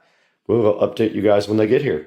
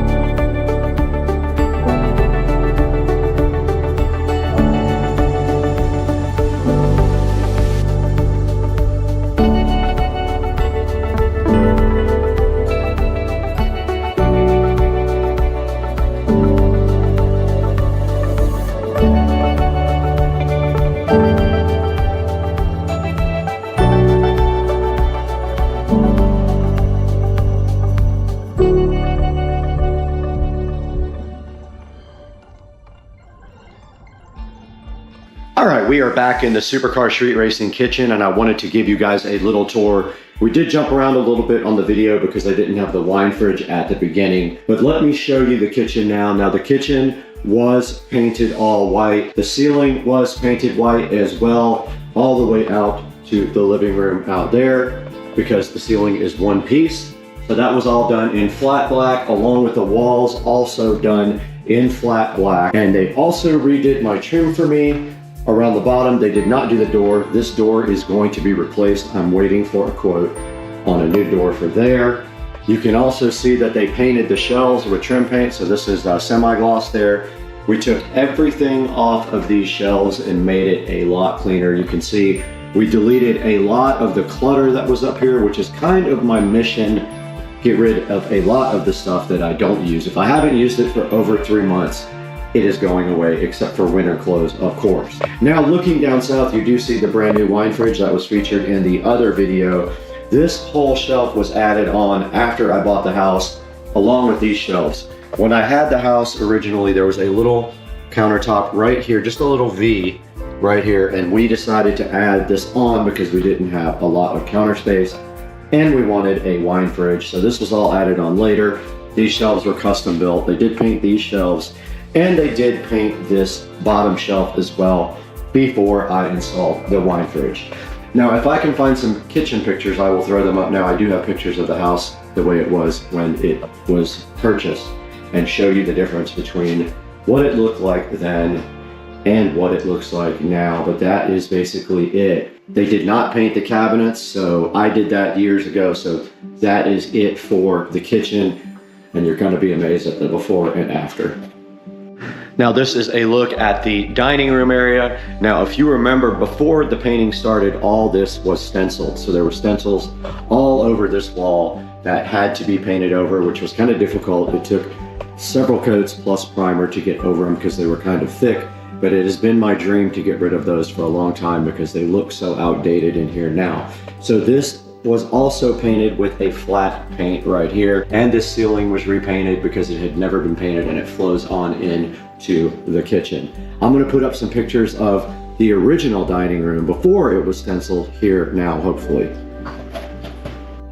All right, moving on to the Supercar Street Racing living room here. We can't show you what's behind me, that's for another video, but the first thing you will see is there was a huge crack in the drywall there and up here above this door, and that was repaired. So I've been wanting to repair that for a long time. So all this was painted. The ceiling was not painted. I did that a year ago and it took me all day to do, but these walls were all painted flat white instead of a color that they were before. And also some of that project was removing the clutter as well. So I got rid of a lot of the stuff that was on the walls. I like a cleaner look. The only thing I wanted to leave in here now was my musical instruments. One guitar there, and one guitar over the mantle, which eventually I will hang up.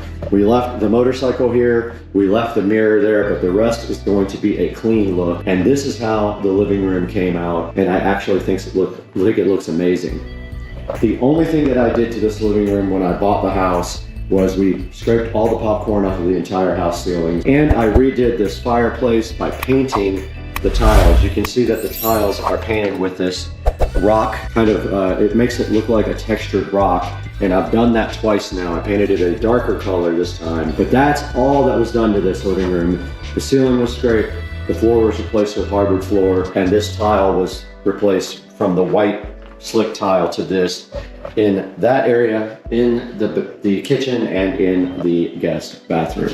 So we can't show you this whole room because there's a project that's not online yet, but this is what the living room looks like after they got done applying all the paint. And I have to say, I think this came out amazing. I mean, I think it did. You guys give me your opinion down in the comments section. But that's gonna do it for this video. I hope you guys enjoyed it. Coming up next, a big project. I'm gonna be editing that in the day or so stay tuned to Supercar Street Racing. Thank you for subscribing and liking. We love your support, and we'll see you next time. All right, guys, we got the second M.2. The Sabrent, there's already one in there. I bought another Sabrent rocket, 1 terabyte, and it is a NVMe 4.0. It's a very extremely fast drive. We're going to take a look at it here and unbox it and get it installed.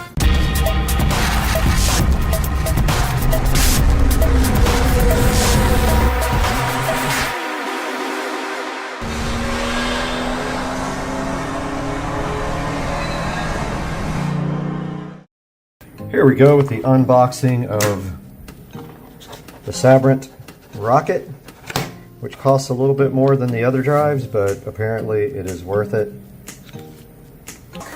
Support this underneath this little tray with some 4x4 blocks because it was severely tilted to the left. It still is a little bit, but not nearly as bad. I probably can, I don't know, there's not much room to get anything else into there. I kind of like hit a rubber mallet to get the existing blocks in there. It's not going anywhere now, but it looked like it was going to eventually fall over to the left, which would be a disaster. Could even like put some zip ties through here and pull this to the left a little bit up at the top, or actually put something on the underneath the PC here to kind of kick it up to more to the right, because it's still kind of lopsided. But I hope you guys enjoyed this video. That's going to do it for today. That was an ordeal that scared the absolute crap out of me, and I don't want to do it again if I don't have to. But we did get the Sabrent, the rocket, installed, and now we got some more VGA, which I'm stoked about. And the board's supposed to have VGA, but I don't see most of it on. It must be off on the board. I don't know. I gotta check. Thanks guys for watching. Have a good day. Hello, Mr. Binks. How are you today? Baby Black Panther chilling on the driveway floor like he always does. He's just like, I just roll over and be in the dirt because that's what I like to do.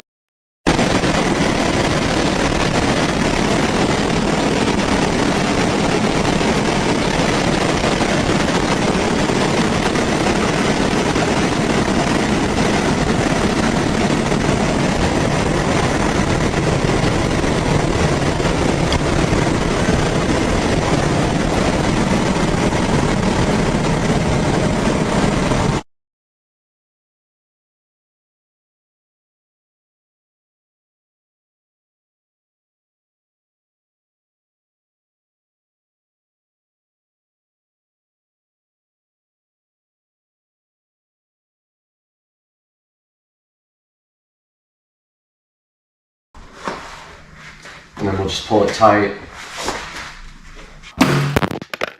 Well, that's not good. Anything break? No.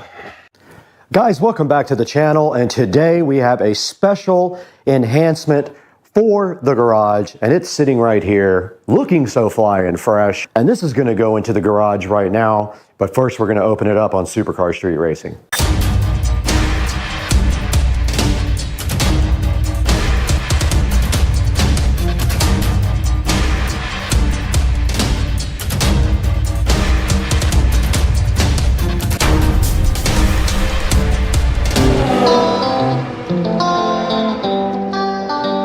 Alright guys, sitting right in front of me is an LED picture light for the garage to go over our Supercar Street Racing banner. And let's get this thing unboxed. And inside here, and right now, you can see the LED light looking so fresh. And basically this light just uses USB power. It is very light. It probably won't need anything except drywall screws to hold it in. We will see. It does come with drywall inserts though, if you need them. And this little telescoping arm. And here is the mount. So basically you put this on the wall. It's almost got like a hot shoe mount. This comes out over and you can redirect your light any way you want. And it does come with this remote control as well. But you now shall not receive batteries with this.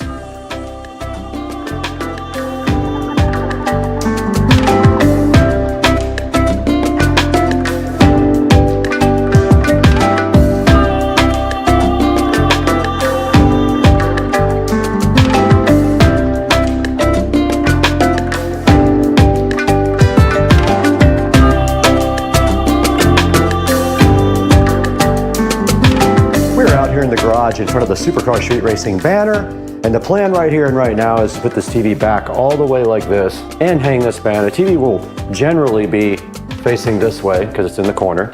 Now all we want to do right here and right now is mount this TV. Now all we want to do right here and right now is mount this light so that it shines down on our banner like so.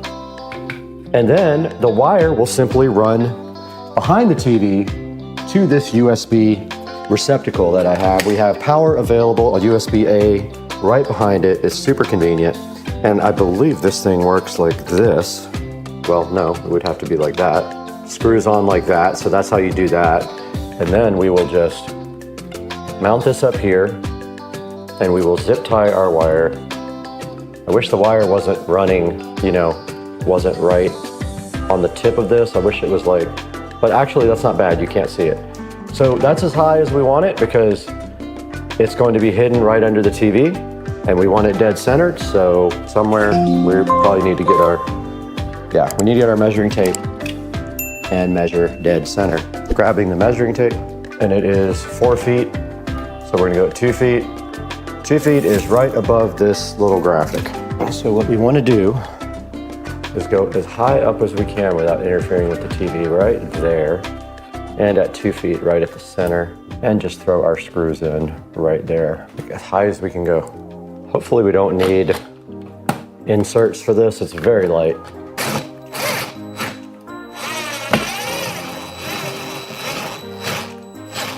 Screws are very long and it's very light. And now we will just try to level it out so it doesn't look crooked, right there.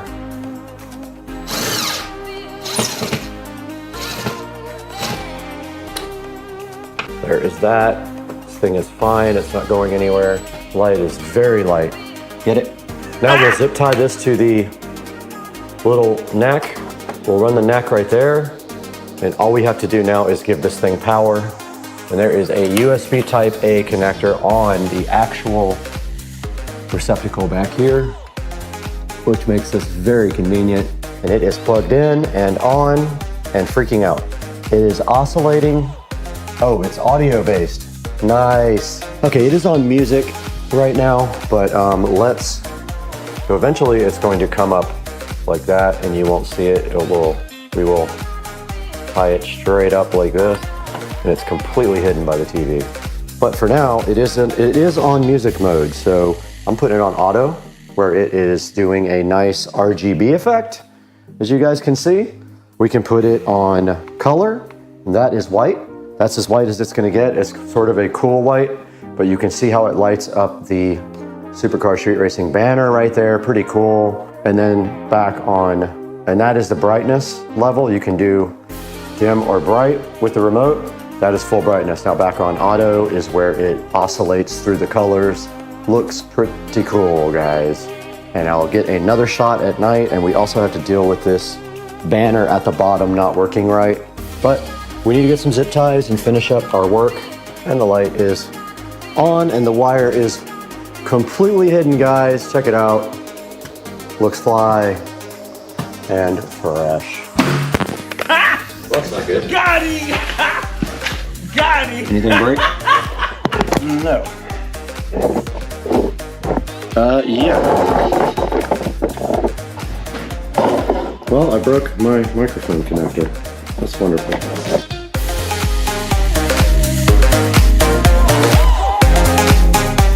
Hey guys, and welcome back to the 4K production studio. My name is Brad, and today we're taking a look at this RGB picture light. Now this RGB picture light is pretty cool, and what we wanted to do is also show you our custom vinyl banner. Now this banner was made specifically by me, and I designed it on uprinting.com. But first, let's take a look at this RGB picture light. Now basically what this light is for right here is for hanging on top of a piece of art, and it can light up your art in multiple different ways. Now we are using it for our Supercar Street Racing banner out in the garage, and you can see it right here on the screen where it says RGB picture light with remote, and this thing does work with USB, so it does have a USB type A on the end of the plug. And checking right here online here on Amazon, it does have a 4.3 star review, and it does cost $34.98 right now for the RGB one. And that's the one we have out here in the garage right now. And let's take a look at some of the reviews here. It has 69% 5-star reviews, easy to install, and so nice, satisfied, and perfect fit. And the 1-star reviews say it's supposed to be wireless, but that is not true. It is not chargeable. And this guy says doesn't work with the timer. And the other guy says just cheap, which yes, it is very cheap, but it does work fine. And now taking a look at some of the pictures here, you can see there is an app for this as well. I didn't use it. And here we have the different colors that you can switch it to over your artwork. And right here, right now, you can see on the app where you can control the music as well. And right here is what's in the package. Basically, it comes in pieces.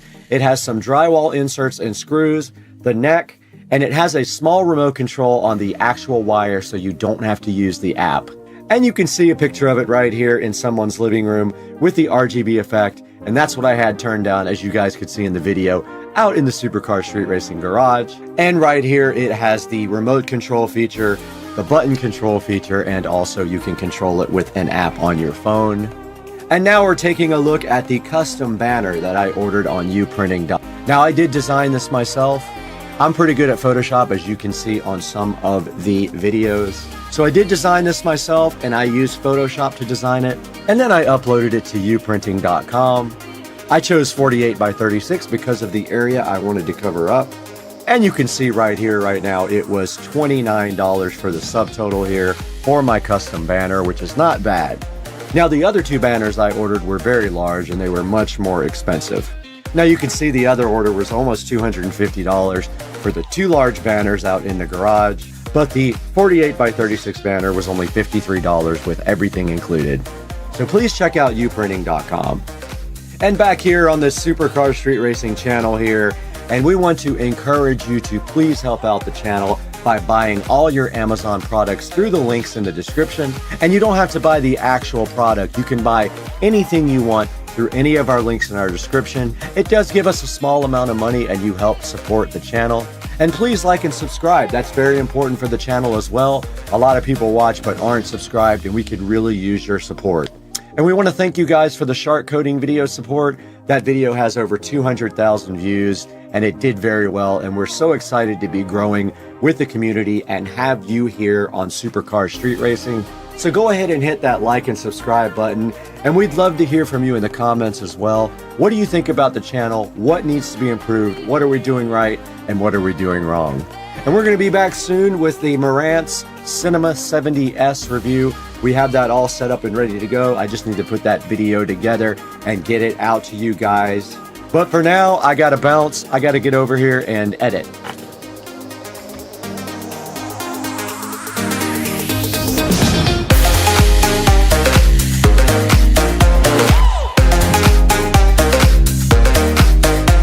Out in the Supercar Street Racing garage, and of course we are recording on the phone, which has better low light video. We got the garage lights set to purple, but I wanted to show you guys the art print light that is chilling so nicely over the Supercar Street Racing banner, and it is set to a cool white, but we have this remote here that can do whatever we want. We can go red, green, blue, yellow, light blue, purple, and back to white. Or we can do oscillating colors, which looks fly. Guys, I hope you like this video.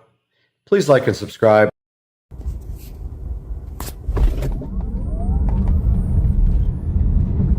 Oh, dang.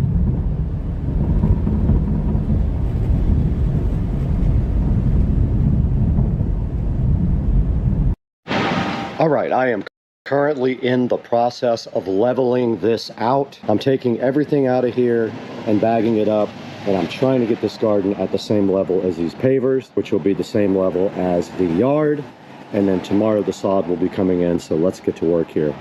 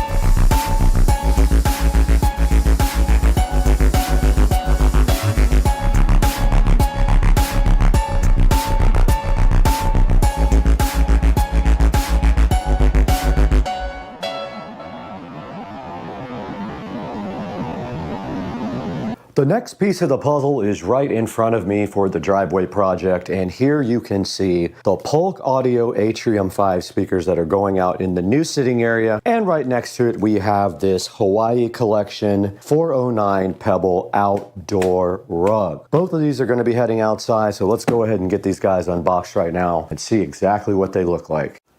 Alright, these are the Atrium 5s by Polk Audio. There will be a link in the description. And I can't recall how much I paid for them, but there will be a link. But I did pay a little bit more for a nice set of speakers. They were a little bit more expensive than I could have paid for some other brands. But you can see right here and right now the Atrium 5s right in front of me. They make a 5, 6, a 7, and an 8. And we have the 5 here.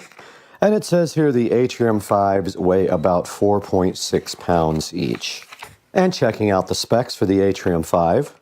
Yes, they have a 5-inch woofer and a 3/4-inch tweeter. And here they are, so fresh and so fly. Actually, they look really good. I'm impressed. And this is all they come with. There is no mounting hardware or anything like that. We're going to be using Tapcons. Now, if you don't know what a Tapcon is, it's what you put into concrete. So we will put these into the actual side of the house and run the wiring up through the soffits to the attic. And we already do have a connection where my garage was on the switch. All we have to do is put a little bit of wire on here and then tie everything up inside the attic, which will take about literally 5 minutes. Now, I think what I want to do is go ahead and install the Atrium 5s before we get this rug undone, because I am going to have to work out there with my ladder. So let's get moved outside, get these Atrium 5s mounted. But first, let me show you the speaker wire we're going to be using.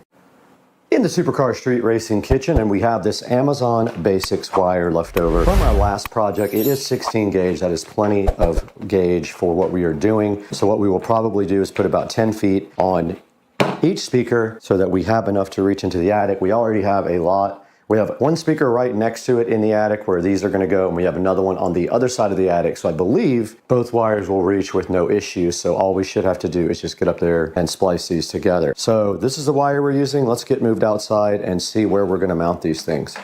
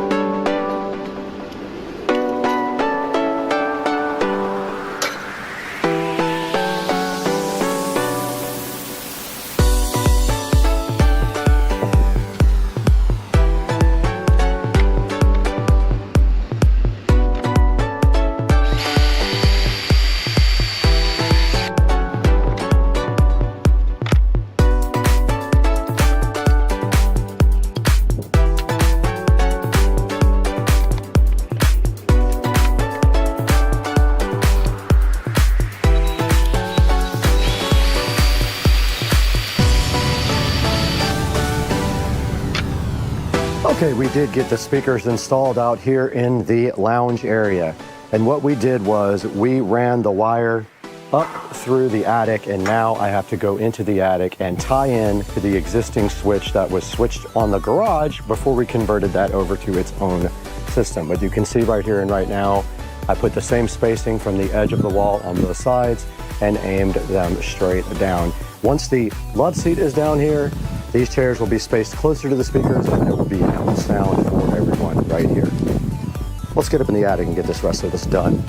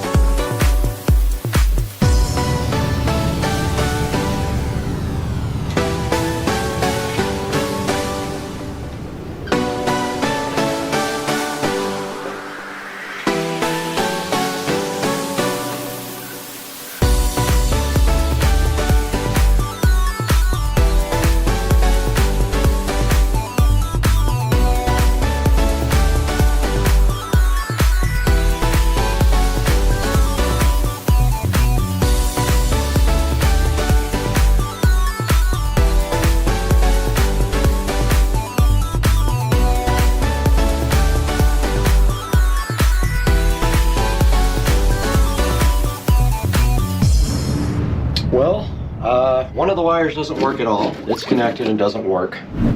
No clue what's going on with that. I did put the fish tape up here so I could find the other one, and I do see it. I'm trying to get back up here, and getting up here is tricky.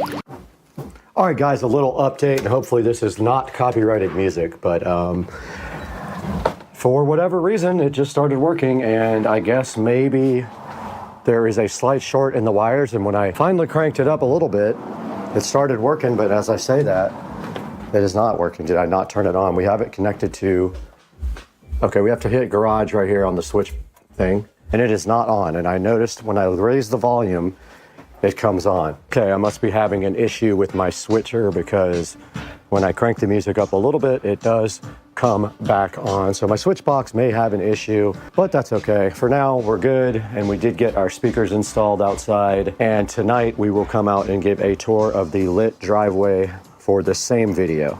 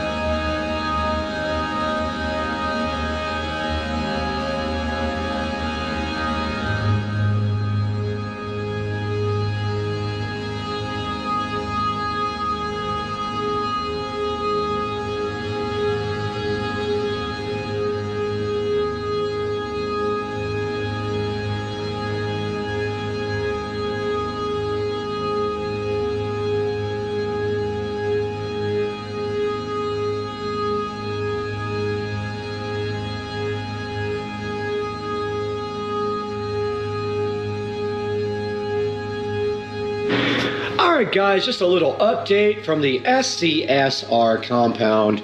Heading outside while dinner cooks, and you guys can see right here that we have all new sod, and it came out amazing. And so mulch masters came in today, they leveled out the yard, they graded everything.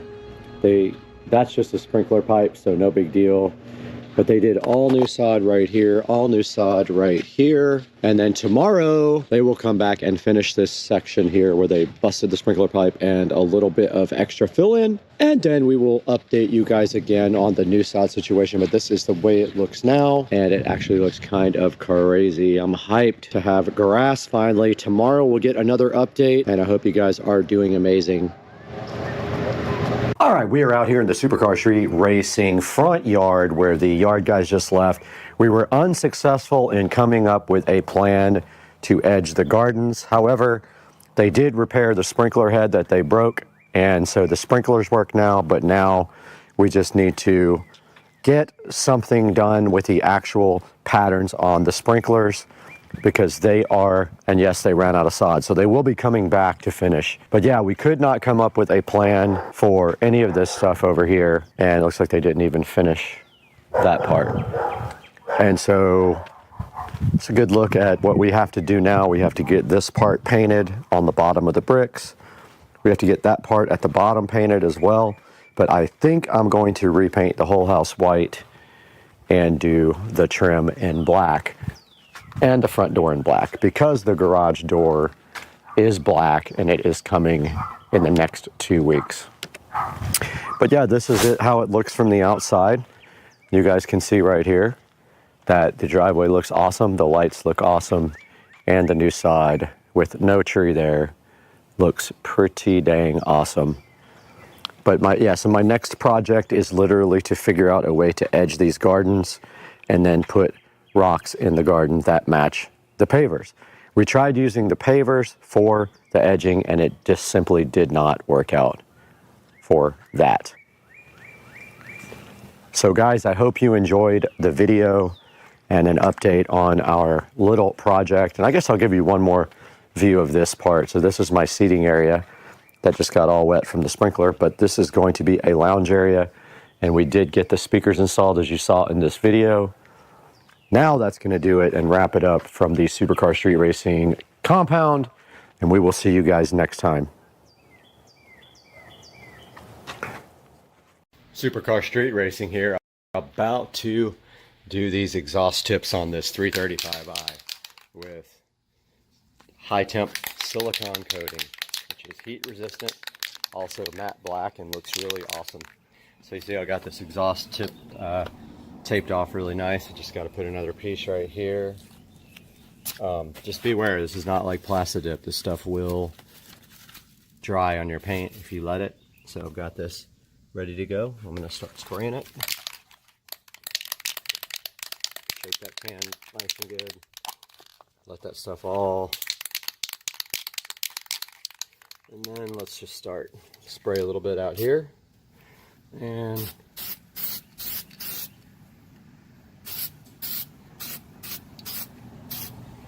just like that.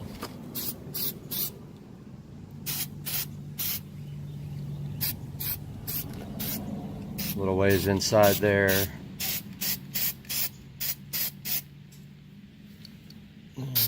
Can't really see up, but get that anyway. And that takes a little while to dry.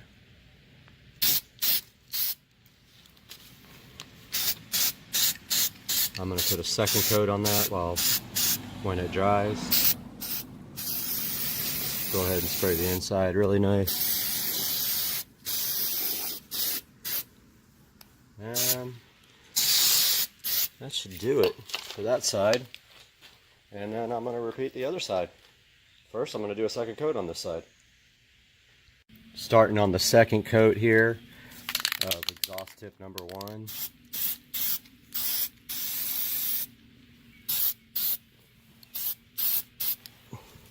Pretty simple. And that is it, my friends. there you have it. That's how you do your exhaust tips with DEI high temp silicone coating. Stuff prefers to be baked on, but it lasted as long as I had my SL65. So that's funny, it's coming out of that one now. I'm gonna go ahead and do the other side now. Hope you guys have good luck with this. I'll show a picture from when it's done. All right, I got 2 or 3 coats on each exhaust tip. But there's a good look at how that looks. Came out pretty good. Next shot will be without tape installed. All right, I believe that's enough coats. Taking off the tape here. That looks a little bit wet still, so yeah, gotta be careful with this. Yeah, that's definitely still wet. So when you take it off, be careful. There it is. Black exhaust tips. That really needs to be painted or something. That looks bad. But there you have it, my friends.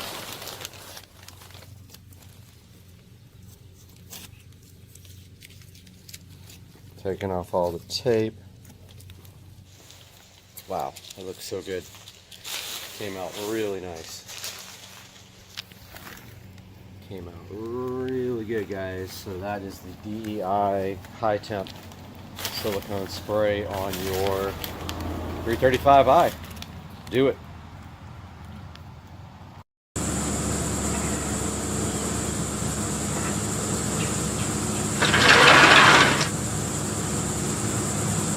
Hey guys, welcome back to the channel, and today we're going to be taking a look at this Sane Logic mini chainsaw. That's right, it's not the Insane Logic, it's the Sane Logic mini chainsaw we have right here.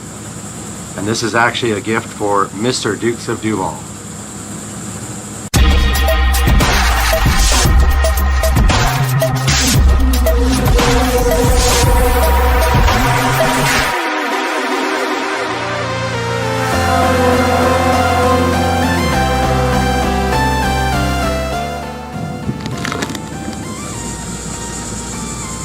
Oh, hey guys, I didn't know you were in there, but today we're going to be taking a look at this Sane Logic chainsaw that was sent to me by Sane Logic to review for you guys.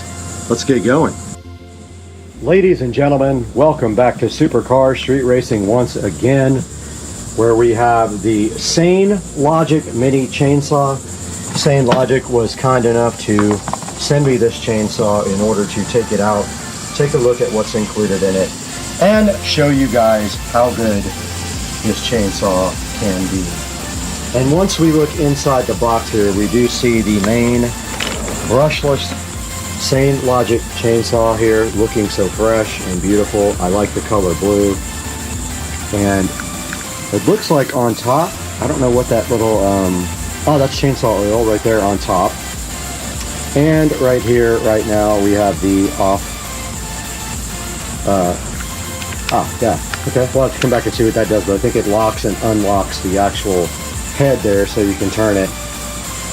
And then, of course, we have the battery connector down here at the bottom, but we will take a look at all that stuff here momentarily.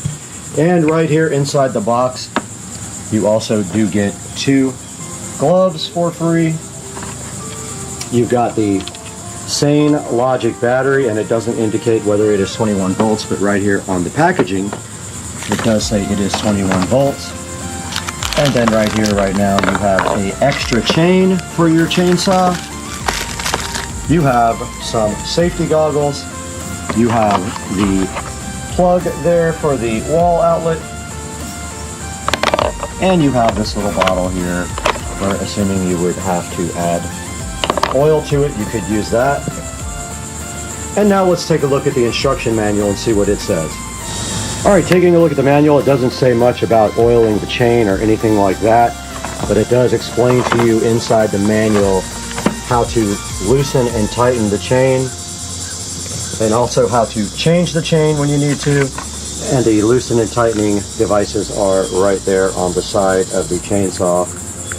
Up top there is the oil bubble and where to add oil. And then right here on the side is the lock, and the trigger after you unlock it is right there to operate the chainsaw. Now let's get these batteries ahead into the charger and see how long that takes for those to charge. So let's bring those inside. We are inside now with the chainsaw charging station, is what we'll call this. And we can just plug it in here just like this and see how long it takes to charge the batteries. The other chainsaw that I reviewed did not take that long, but it plugs right into the back of the battery like this. And the light has turned red, so we will see how long it takes now to charge. We're back with the same logic chainsaw here, and while this battery charges, we're going to go ahead and load this battery onto the same logic and go do some testing. And so the battery goes on just like this. And it's hard to snap it in with one hand, but there it goes. And then the same logic lock mechanism is pressed. And the chainsaw works just like that. Now we will go test this thing and see what it can do.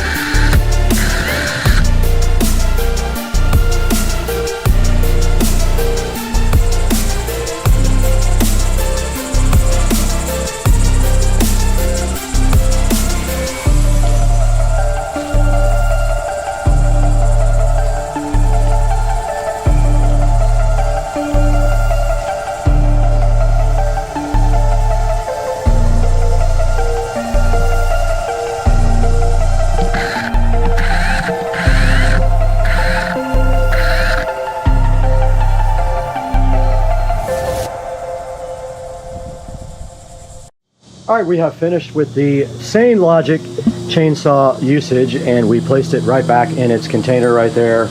And now we are just waiting for both the batteries to charge. Actually, we'll put this battery inside with the other one. Sorry, today is an airplane day for whatever reason. And we have one battery on the charger now, and this one waiting to be charged. We'll let you guys know when that is finished and how long it took. Guys, welcome back to Supercar Street Racing and the beautiful 4K production studio you can see all around you right here. And we do have the Sane Logic mini chainsaw, cordless electric 6-inch handheld chainsaw, electric chainsaw for gardening. Great name right in front of you here. And it is the Sane Logic, not the Insane Logic, so don't get that twisted up.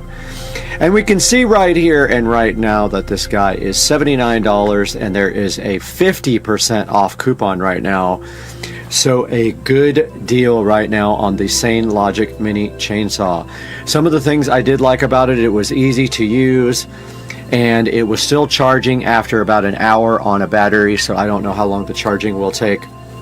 Not a big deal though, because they give you 2 batteries, so it doesn't really matter. And you can see right here, this thing has a 4.5 review, and there's some pictures right here of it. And the only thing that I did not like about it was the gloves. The gloves are just like cloth gloves, like you would use, like, you know, if you were cold. They're not the type of gloves for like that would protect your hands from anything, so they probably need to change those gloves out if they really want to sell a lot of these. But you can see it comes with almost everything you need and then some.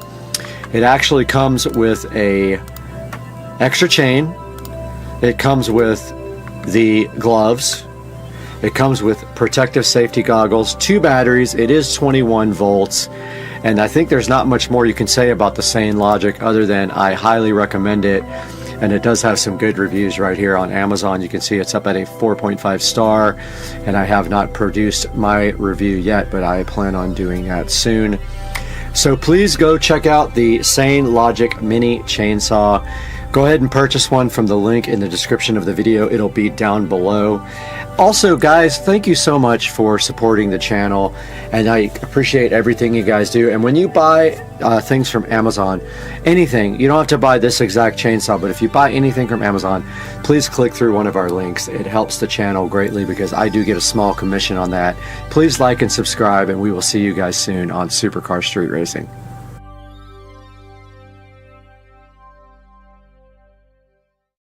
Got the garage ready for the new floor going in tomorrow, guys. I'm so hyped that we're getting a new garage floor tomorrow.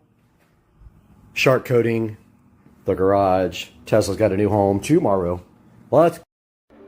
Hey guys, Supercar Street Racing here with an off-topic rant. I just wanted to talk to you guys about the absolutely ridiculous state of waste pickup in Jacksonville, Florida. Duval County should be ashamed of themselves because they are ridiculous.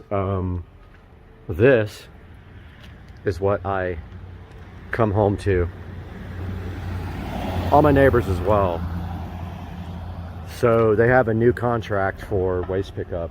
They don't pick up recycling anymore, which is bad enough, but now they have this new company that a person actually does it. There's no truck. But do you see here? Look at my neighbors. They don't even close the lids on the cans, and they leave them literally out in the street. It's annoying, and it's ridiculous, and I don't know why we have to deal with this stuff. Oh, there's actually still garbage in there too, so that's another thing. They don't even pick up everything. So Jacksonville, Florida, Duval County takes your tax money, and they decided to stop doing recycles. That's why this is painted blue. You know why? Because I ordered a new trash can months ago and they never brought it. And that's another thing. That trash can has been ordered for probably 4 months now, and the lid is broken and everything else. But look at the neighbors. Theirs is all in the street, like opened, and Duval County does not care. They're not doing anything about this. It's only getting worse. We got this new company. I forgot the name of it. I wish I knew off the top of my head. They're absolutely terrible. Look at this. That's how you get your trash cans. They're out in the street, they throw them on the ground, they break them, and then they never bring you another trash can. But hey, that's my rant. Poor neighbor here, Chris. I mean, look at this. It's just literally out in the street. Somebody's gonna run over it. But hey, guys, call the city if you're in Jacksonville. Call Duval County, whoever it is. It's Duval. Let them know you don't like the way that they are handling your tax money. Check out the new studio. I am getting it done. And it looks freaking awesome. I am so hyped about the new studio, Supercar Street Racing.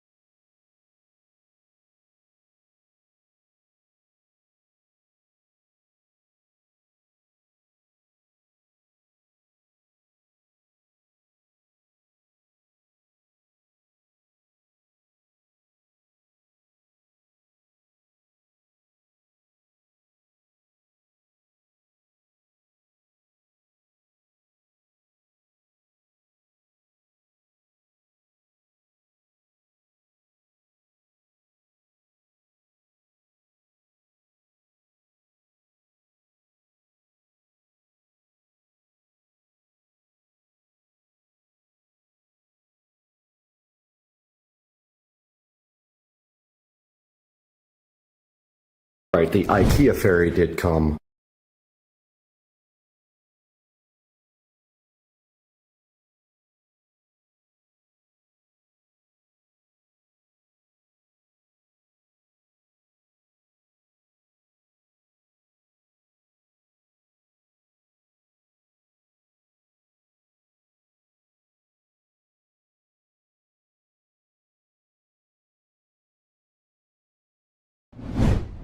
The ferry did come. All right, the IKEA ferry did come last night, and I did get rid of the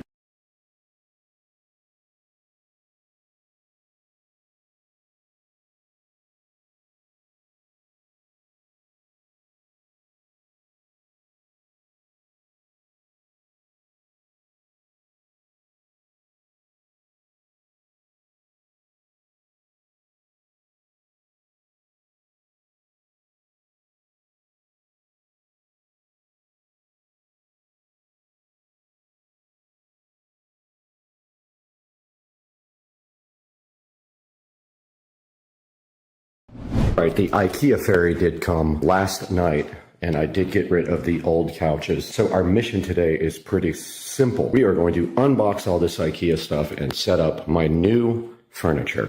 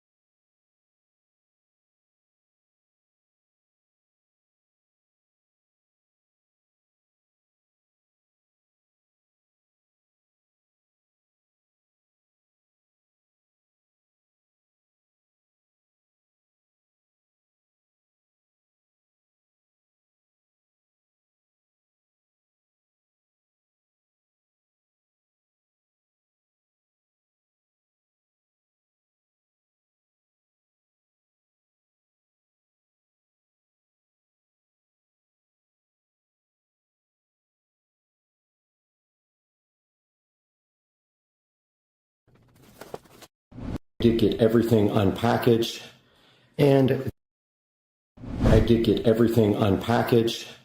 and the hardware and instructions were in the last box tucked underneath the springs. So I'm going to get the instructions out right now and figure out what is going on here. This is a modular set, so it has to be put together a certain way. Let's get to work.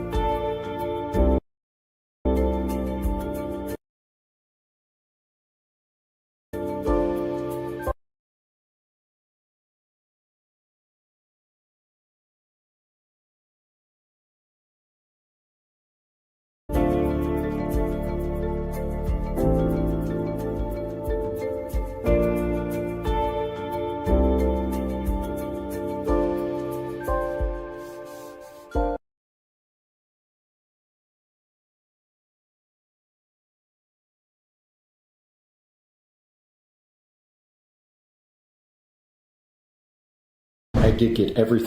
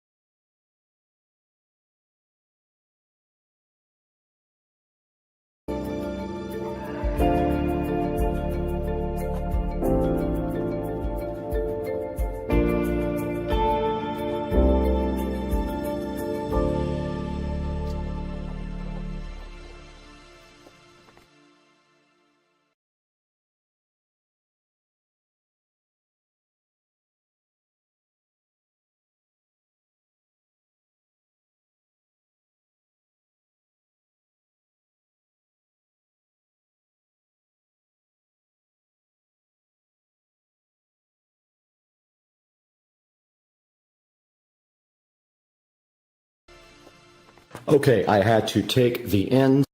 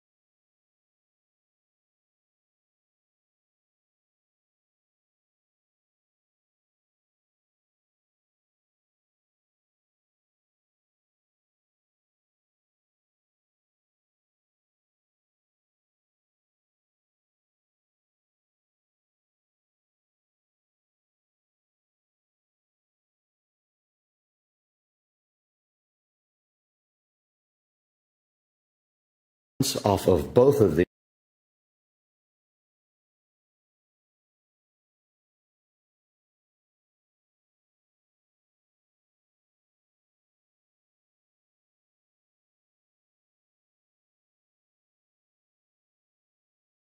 Okay, I had to take ends off of both of these and swap them around. They are interchangeable, so I had to take this end off because it was configured for completely opposite.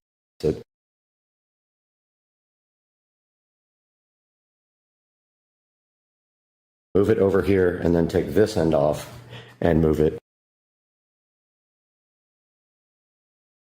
Putting this back together.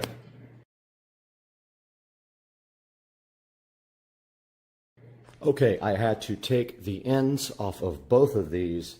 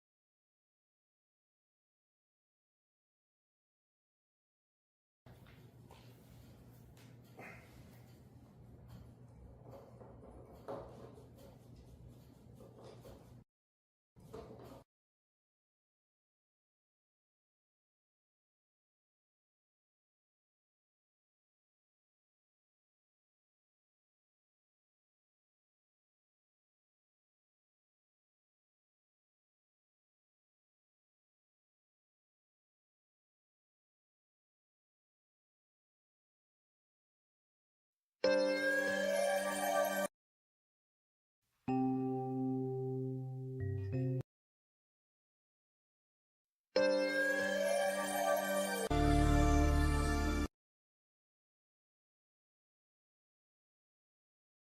up, crazy dog? Supercar Street Racing here. I am going to show you guys how to MHD flash your BMW.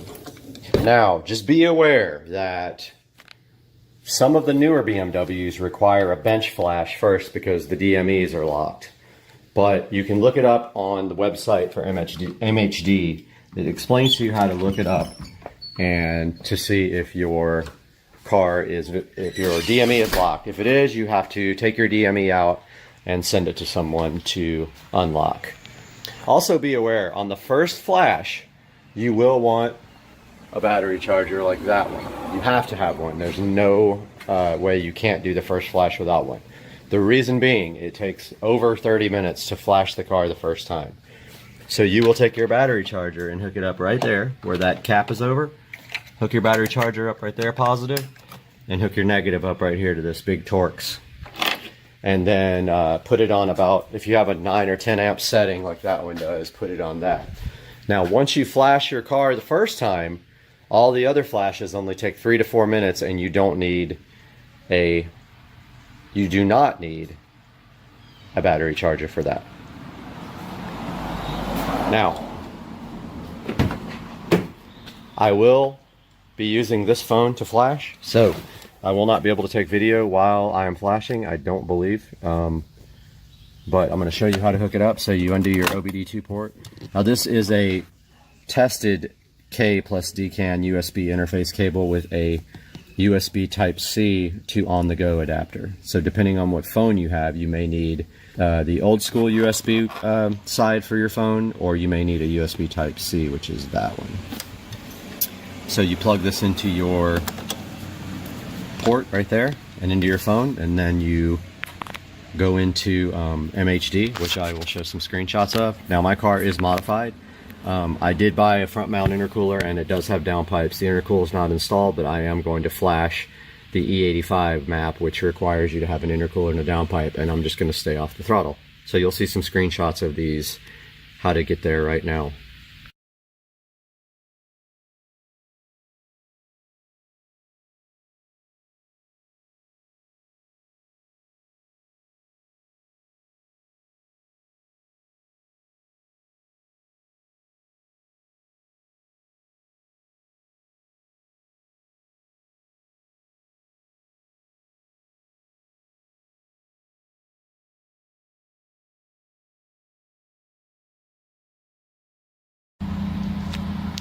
Okay, I got the DME all flashed, and it gave me instructions to turn off the car. I'm going to do that now.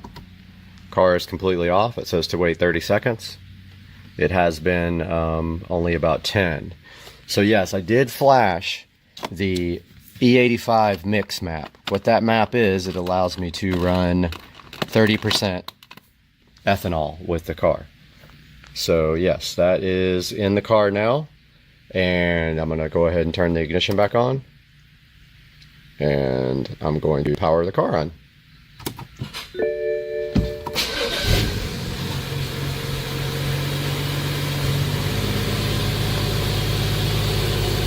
Car's running fine. TPMS is like giving errors in my car. I got to work on that. So the car is flashed, and that's how you flash with MHD to run ethanol. Guys, live in the Supercar Street Racing kitchen, and you can see right here and right now that this refrigerator has some sort of issue. And today we got to figure out why it has issues and give it some tissues.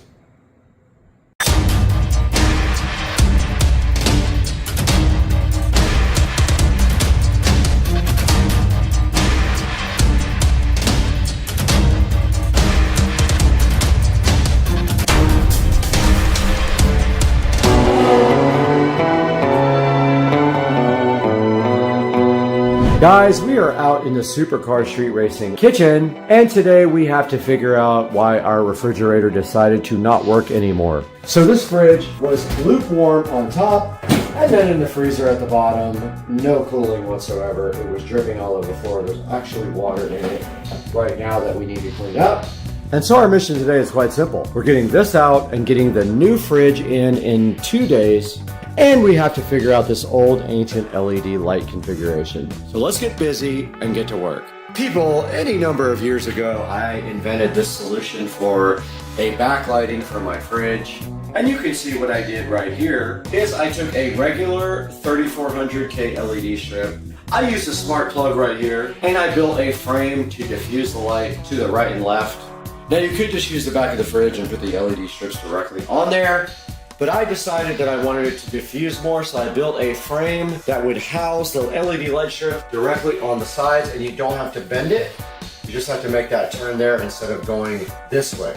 But today we have ordered a Govee RGB IC LED neon strip, and we're going to be removing all this and replacing it with a more high-tech solution. So right now the power comes from this, and then there is a extension cord on here with a flat plug, and then it feeds up into the cabinet to feed the other under cabinet LED strips right there. Today we're removing this LED strip, and we did order a neon RGB IC Govee strip, which is 10 years newer than this technology, and so we don't need this anymore. Let's get this removed.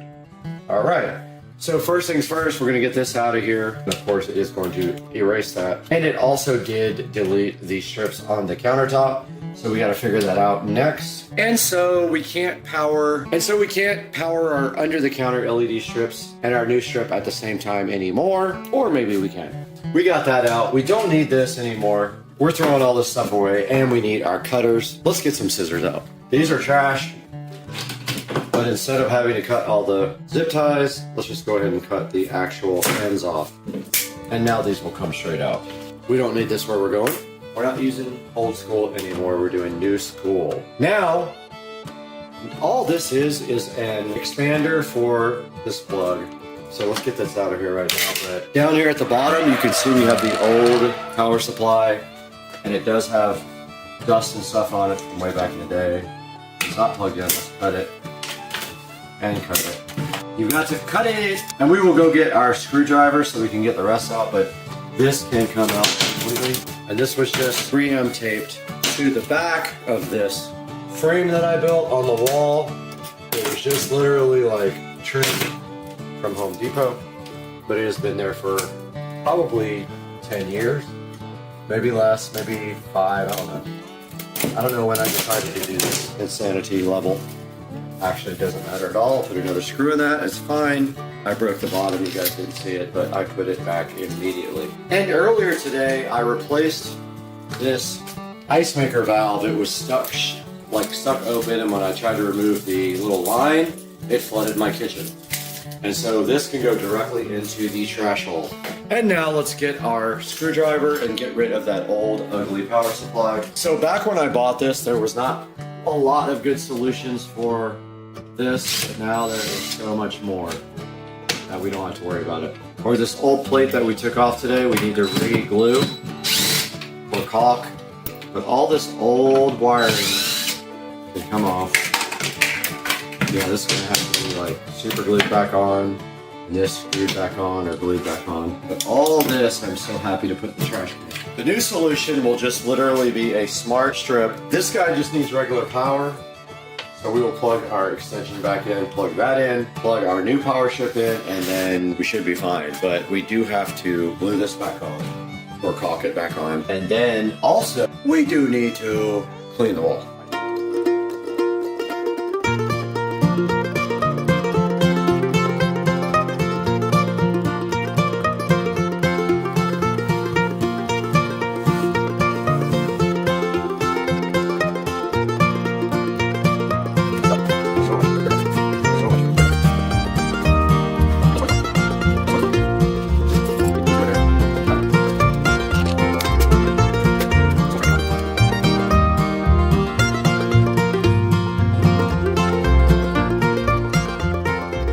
So just so this makes sense, the power from here comes out, it goes up through the top of this, up there, and then there is a LED controller inside of this cabinet that controls these under the counter. These are old, they need to be replaced. So I'm gonna do that. I'm just doing this part first that was lighting behind here. I'm gonna do that part next, but those have been in here for a really long time. Been really reliable, no issues whatsoever. I thought I would have to turn them off and on, I don't. So I'm just gonna get something that leaves them on. Probably get the same thing out for this. Get the Govee, and then I'll have smart control over the rest of this right here and color control. So yeah, we got this part done. We just need to like caulk or glue this back in with white caulk, and then we'll be done with this part because it does need to be, oops, these nuts, flipper reel. But yeah, today I did get this valve replaced right here. Of course I was stressed out because I suck at plumbing, but I got it done and just keep falling off. Guys, the second part of the project for the new fridge has come in. These are the Govee Neon Rope Light 2. They are RGB, IC, and smart, and they are going behind the fridge right here, and they're gonna make the fridge glow like nothing you have ever seen before. So what we're gonna do right here and right now is unbox these guys and get them installed. And the first step to unboxing is actually being smarter than the packaging. So what you do is you put your knife right there, hopefully, and then you proceed to open the Govee strips, or you just break the packaging. So this is probably the 15th or 16th Govee, maybe more, product that I have, and I do like the way that everything works with one app, and I never have issues with these. I had one problem one time with the Govee strip, and I finally figured it out and returned it, but yeah. So inside of this packaging is the neon fused strip that, if you can see it, it actually looks kind of cool. So it doesn't matter if you can see it from behind the fridge. And here they are in all their glory sitting on my fridge, and these are the attachments. They are 3M strip attachments, and we're just gonna go ahead and put them on that frame right there and then link it to the app and see what happens. Let's do this. Okay, we do have our Govee strip out, and I love the way it comes with these cool, this is awesome. Guys, attention to detail, Govee. Way to go, man. You pay a little more, but you get a quality product that actually has tech support, and we got to figure out where we're starting. So we need a starting point. Now let's not forget that we have this big bulky thing back here that we may have to figure out. I think probably there's fine if it sits like this. It's about 1.5 inches, maybe an inch. So if that's an issue, we'll probably throw it down in this somehow and put a extension. But for now, all we have to worry about is where we're going to start. And remember, guys, these don't have sticky backs. They give you metallic 3M. These, which you just literally push the lights inside that, or they give you these plastic ones. Now, depending on where we start is what we're going to use. So let's get these things unboxed. I think it's smart to start at the bottom. These have to be mounted this way on my frame. They have to be mounted facing away from the frame. So that would be this side. So this side will go down.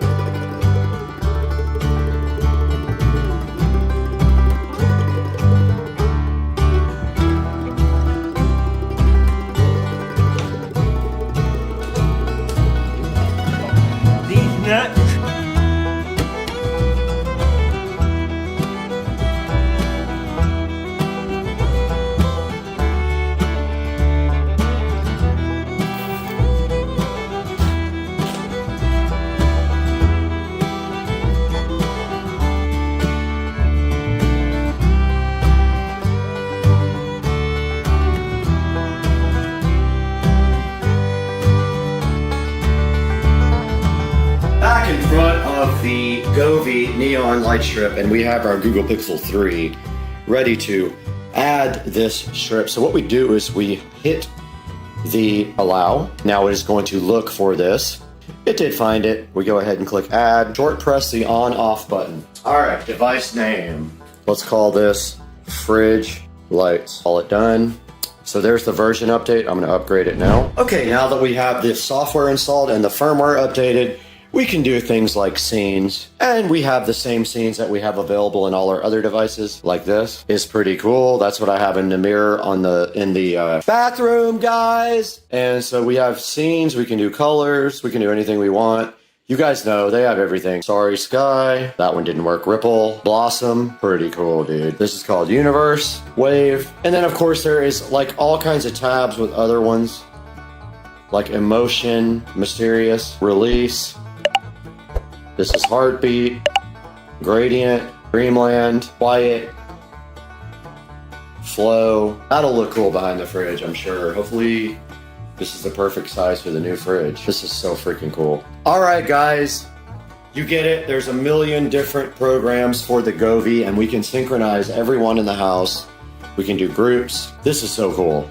I'm so hyped. All right, guys, we are in the Supercar Street Racing kitchen, and we did get the Samsung Internet fridge, and it is the bespoke fridge. So basically what that means is any of these panels here can be changed out for colors, or you can also do white glass, blue glass, or charcoal translucent glass. And you can see right here and right now, if we go to this YouTube, we got Supercar Street Racing available right here in the rear wall. And that's going to be for my irrigation system controller and also for our landscape lighting. So let's take a look at what I did here next by patching and painting the back wall, which was never painted. All right, so I did get it into 1080p. That was pretty easy, and that's what it looks like. It kind of looks like maybe I don't know how to lower the volume. Obviously, I have a lot to learn. I have no clue how to lower the volume on this thing. That was pretty cool, though. Dude, I'm hyped. And here is a good look at the inside of the Samsung bespoke fridge. And you can see right here and right now, I don't know how to use this thing yet, but it still has everything inside of it from the factory. That is the fridge part, but also, if you close this here, and you do open this, that is your beverage center right there. And then for the freezer, it's double those 4 French doors. There is the freezer section of the Samsung bespoke, and you can see the nice doors right there. And there's nothing in it because I threw all my food away. And also, it shows me what's inside the fridge from the app, which is crazy. The washer, microwave, and stove are ordered. It'll be mid-May, so it's going to be a minute before we get those. But guys, the hype train's real on the Samsung bespoke fridge. All right, we are here in front of the Samsung bespoke fridge. Just taking a quick look at this today because we're going to do a full video on this fridge. But you can see here, it does have an Android-based internet connection and does all kinds of cool things like YouTube. It does a whiteboard so you can draw. It actually has AI to order food for you. It has cameras inside of the actual fridge, and it can see what you have. Now this guy also has the bespoke panels. You can remove all 3 of these panels and make them either colored or white glass, blue glass, or charcoal glass. And the charcoal you can see through, I think. So I have a free set of panels that came with this that I'll be adding something to this. I want to see how the charcoal looks first. But if you look inside the door opens 2 ways. There's this way, where you have the beverage center, which has a pitcher and a water dispenser. Or if you close it and open up the full door, you have the actual inside of the fridge here. And you guys can see it's a super, super nice fridge. Lots of space here. And then down on the bottom, it's got 2 more doors for the freezer. And all that is controlled up here with the fridge manager. But there's the freezer, one side, and the other side, and you can see it's already making ice. So yeah, we're going to do an entire video on this Samsung bespoke fridge. I did buy The stove as well, it will be here along with the other appliances, the dishwasher and the microwave on around May the 14th, I believe it is. The cart just came just in time for this video to get posted, so we are going to be loading up our fridge with all new stuff because I threw away all the old stuff when the fridge died. So let's get busy, get all this stuff unbagged, get it into the new fridge.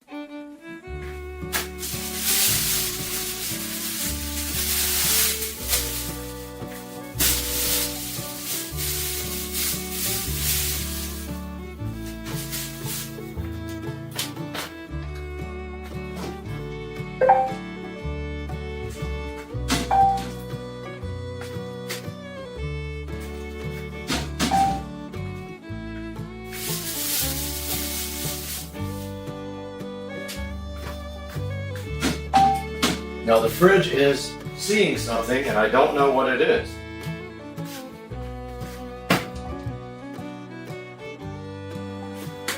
It found the soda. Set food name and AI vision inside.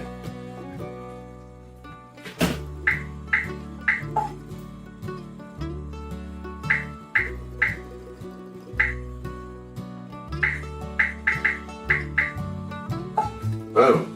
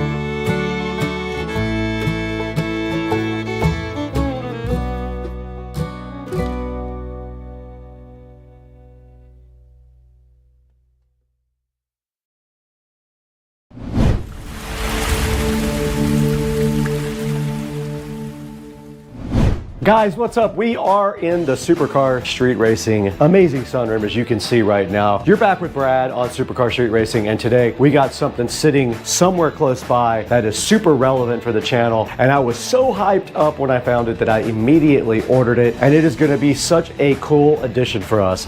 I cannot wait to get this out of the box and show it to you guys. It's something I've been waiting for a while, and I finally got it. Let's dig in.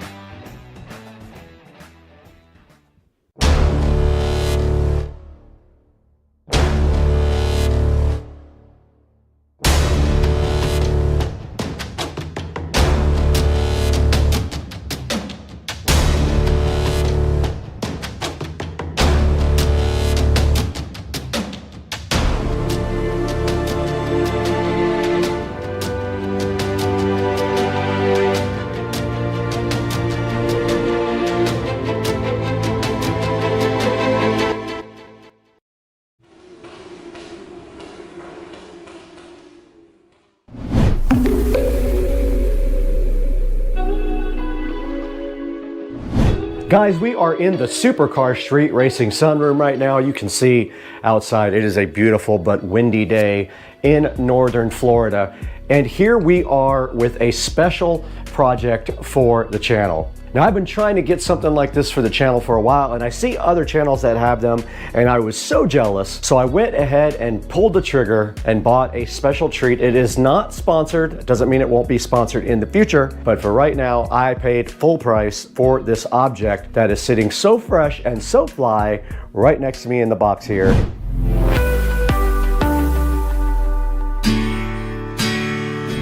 I couldn't think of a better place to show you this next product from Naporal than right next to this beautiful lamp in the Supercar Street Racing office. So let's take a look at our sponsor for today, Naporal. Naporal did send us some of their brand new rechargeable light bulbs. They are called the Naporal Blaze Max. And what we're gonna do today is take a quick look at these and get them out and set them up. Okay, the outside of the box on the Naporal Blaze Max. It says it is 5 times brighter and ideal for large spaces. So this is perfect if you have a big area you need to light up. They are remote controlled. They are USB and charging in the lamp. So the lamp can actually charge them. They have adjustable color and brightness, a touch control, a timing function, a premium battery, a E26 and E27 base, and they do come with a hook. So that way when you don't have anything to screw them in, you can still use your bulbs. On the side, it says, for the best control, just make sure the remote receiver faces the remote. If it's too bright, try dimming them down for a more relaxed glow, and for best experience, avoid using with other infrared devices nearby. That is, these are a infrared remote control device, not RF. This thing says it can light up 270 square feet, 7 hours on bright, perfect for any room, and it has a little portable hook inside as well. Let's get these out of the box. We do have a little user manual right here as well, and then you can see the actual hooks. Ah, they gave you multiple USB-C charging cables. Look at them go. One for each bulb. Way to go, Naporal. Then here is the bulb itself. We will get one of those unboxed and plugged into our lamp here shortly. And there is the remote control. You get a remote control for every single light. Way to go, Naporal. Stepping it up.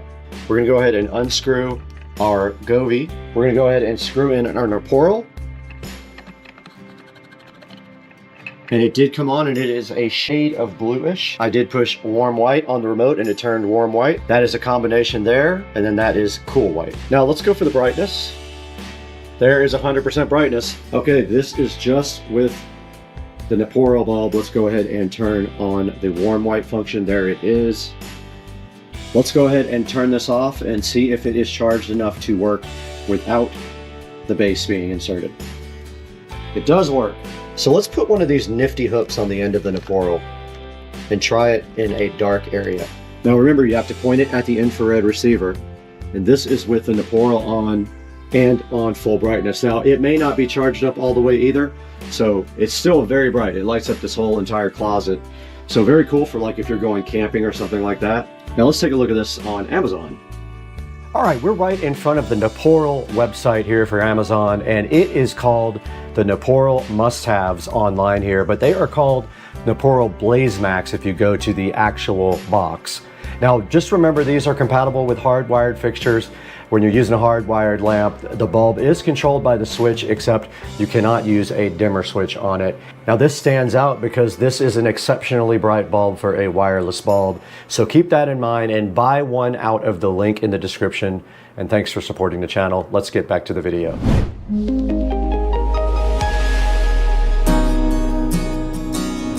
Inconspicuously marked from Switzerland is a fire looking box right here that got kind of beat up, but hopefully it is fine. And our first mission is to figure out how to open this. And it looks like it's taped there. It got some tape on the sides as well.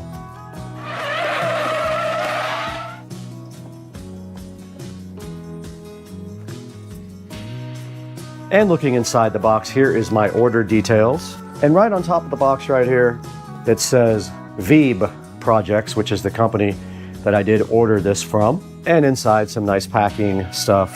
Nice label there for VESA Projects, I like it. And it did just come off without even ripping, so I will keep that. Nice packaging, great looking packaging. All right, let's get this thing right out of the box.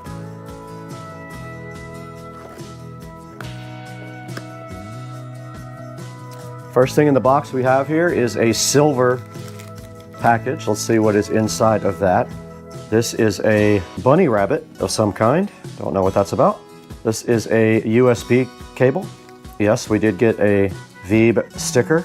We got some, looks like chocolates. That's really nice. Nice gifts from Veeb.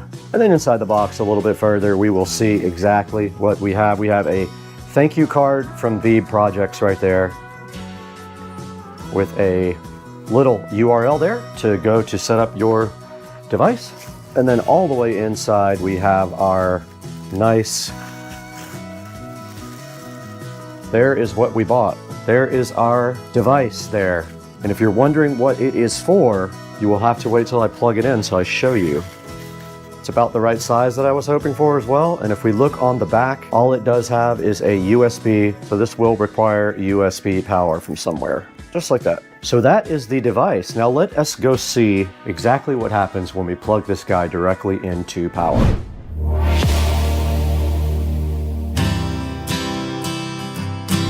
Okay, we're in front of the Supercar Street Racing whole home audio system, and looking behind the WIM, we do see a USB port right there. It's the easiest way to see it is with the phone. You can see right there, it's on the upper left. I'm gonna go ahead and provide power to this guy with that USB port. Okay, the first part of this equation is getting power to this object. We went ahead and did that right here in the back of my WIM, and now the next thing we have to do is make sure that we do have the setup on this going, and to do that we're supposed to access a web page on the phone.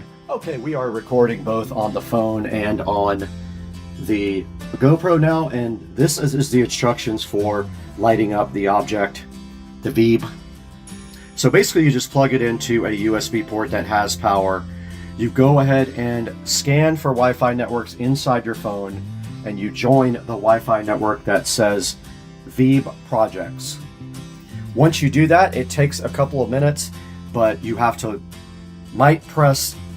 you might have to press log into the network if it pops up, but mine popped up after about a minute. I went ahead to that page, and then I will put in the information now. Basically, you manually type in your Wi-Fi network to it, and you manually type in your password. There is no drop-down scan thing. You just do that. And that's all there is to connecting this guy to Wi-Fi. Okay guys, we did get our awesome YouTube subscriber counter, video counter, and view counter all done and connected up. And I noticed something really cool about this thing, and that is that it does keep the numbers even when you disconnect the power. Now part of this is already built into the screen. The part that says YouTube and the part with the red square is built into the screen already. That is not part of the graphic. The Supercar Street Racing, the numbers and the videos and the views are part of the counter that actually makes up the screen. Now I did think it might light up. It does not look like it lights up. That's fine too. It's got a, and there it is booting up actually.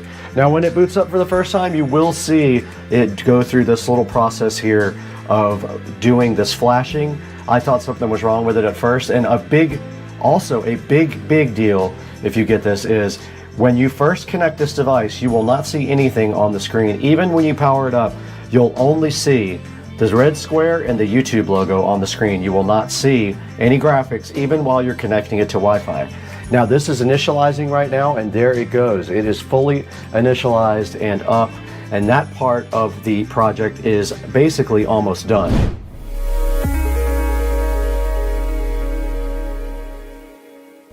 Alright guys, we are back in the Supercar Street Racing Studio A editing facility looking at the Veeb projects right here on Etsy. Let's go ahead and take a look at what they got. They got a lot of cool things. A lot of things like clock and more YouTube channel counters, a mechanical keyboard customizable thing, some Bitcoin ticker readers, a lot of really cool stuff like Dow Jones readers and everything like that. Show these guys your support. I'm hoping to work with them again in the future and maybe get another device for Studio A. I'm gonna go ahead and leave a nice review for their product right here as well. And I want to thank you guys for getting Supercar Street Racing up to 69,919 subscribers. We are being featured different places, which is bumping up our view counts and also our subscriber levels. And we really appreciate you guys tuning in and buying through our official product links. There will be a link to this Veeb Projects website down in the description. So go ahead and pick up a YouTube channel subscription counter if you need one. This is the one that I got right here, it is $273 plus tax and shipping. Came out to around, I think, $350 with shipping and tax and everything. Grab one while you can. They only have 3 of those left, I saw in stock when I checked. Thanks again for subscribing.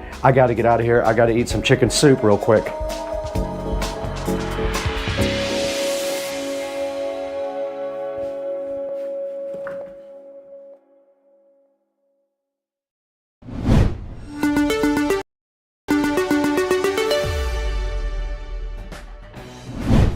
All right, what's up guys? Welcome back to Supercar Street Racing. Today we got Dukes of Duval in the studio today. We're out here in Studio A. We built this studio from scratch. You guys can see the whole thing on the channel. And what are we taking a look at today, Joe? Yeah, so we had an opportunity to get some new batteries for a awesome project where I put in a new trolling motor on my boat. This is awesome. I can't wait to show you guys VESA batteries today. So today we're going to be taking a look at that. Why don't we kick it off? You got a lot of video that you took that we're going to show these guys, right? Yeah, exactly. So Brad was pretty busy on a couple of projects, so I kind of took the lead on this particular one. So you'll see me most of the video, but basically it's me installing all the new setup for this trolling motor. It was quite the process. So included in that, we did the trolling motor, we did new wiring, we did breaker, along with a new charging system, as well as these new VESA batteries. All right, well, let's get started. We got a lot of ground to cover today. Let's do it.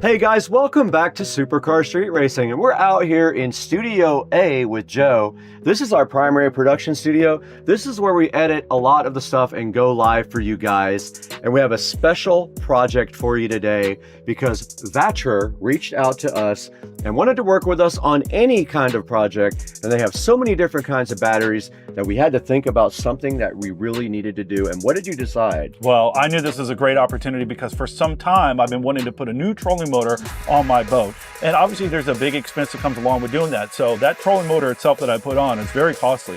So to do that and to do it right, with VESA coming in to offer up these batteries, the timing was perfect. So it was a great project. You know, had to spend a little money on the trolling motor, but boy, it was perfect timing. And I'm very excited about the finished product of it. Right behind us, right up here on the screen, you can see VESA and all of the advantages of this 100 amp hour, 12 volt, 150 amp BMS battery. Some of the cool things that it does up here, as you can see, it has low temperature cutoff protection, so it'll cease charging when the weather is too cold to allow a good charging cycle. It also is made for what you have. Correct. It's built for trolling motors and marine. It weighs 17% of what a normal marine battery does. Has a battery management system that also helps keep the battery healthy because live PO4 batteries need a management system just due to the way that they drain and recharge. And then of course it has 20 protections that go along with that BMS system that keep your battery healthy.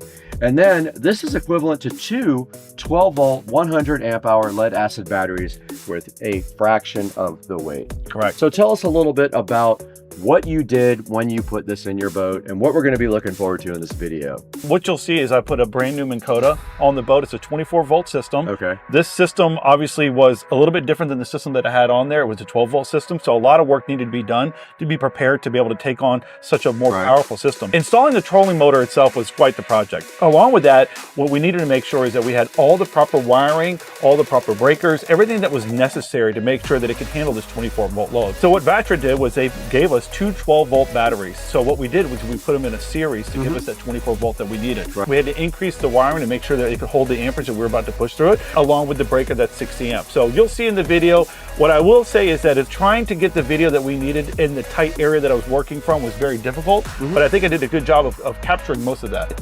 But we just want to emphasize, thank you VESA for reaching out to us and providing us 2 12 volt batteries. They are not cheap batteries, so we really appreciate the high quality VESA batteries from VESA.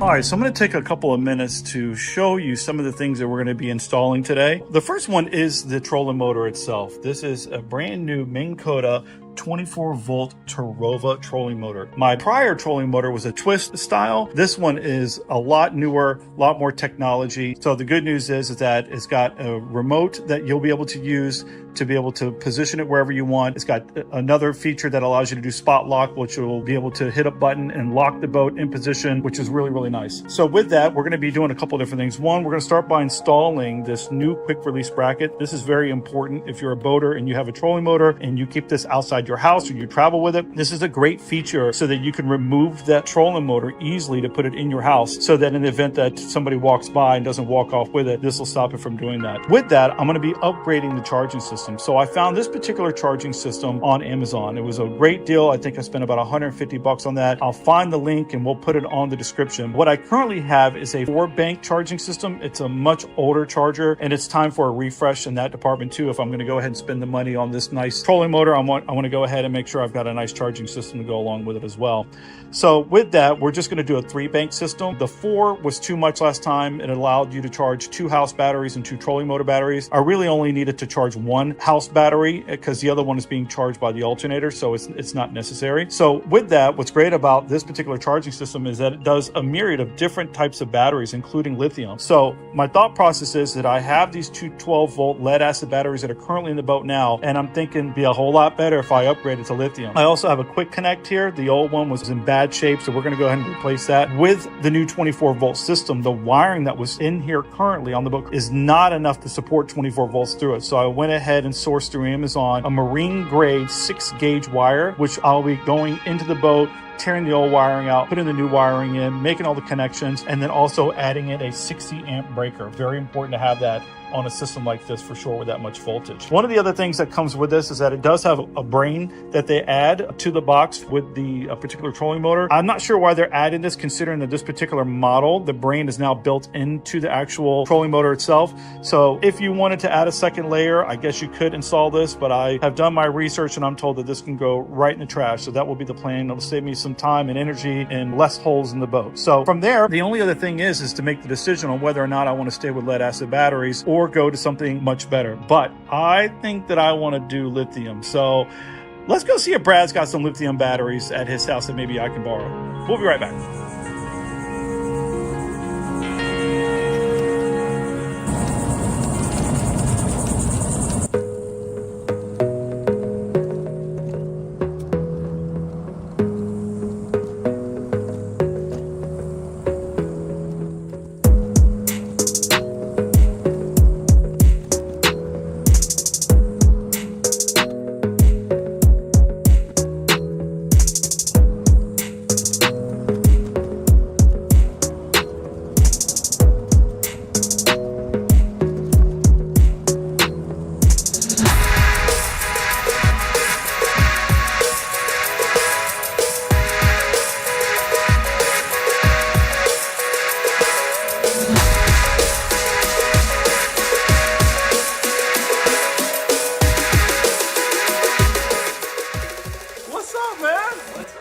Dude, I'm working on this project.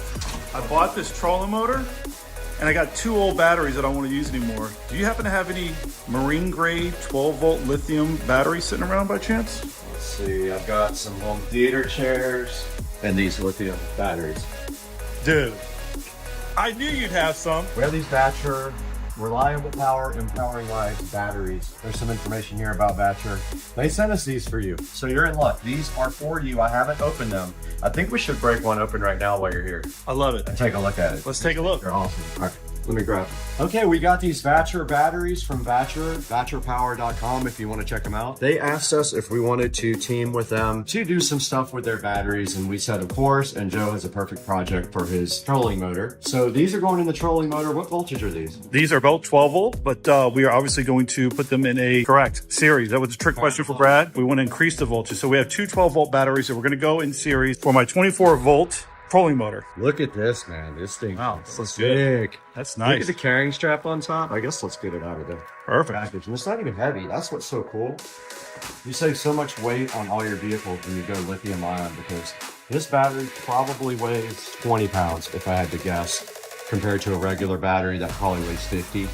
And look on the front here. So it's a 100 amp hour Life PO4 12.8 volt battery. It's used in houses for like solar applications, RVs, and in boats.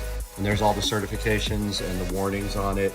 It's got low temp cutoff protection, and it's perfect. It even says trolling motor on it. Love that. It's perfect for that. So we have 2 of these to wire up in series to make 24 volts. And back of the battery just says, there's a caution, there's a model number here. So if you guys are interested in the same battery, there's the model number, DXC. We'll put this in the link in the description. DXDC00206X. There's a URL here, and then it tells you again that it's 12V100 TM US, and some warnings here. And so this is going to be cool. We have a new partnership with these guys. So if this works out, we might be able to do another golf cart or something like that with their bigger batteries. Yeah, because they have a large selection of lithium. They do. They have 72 volt batteries too, so we could do that.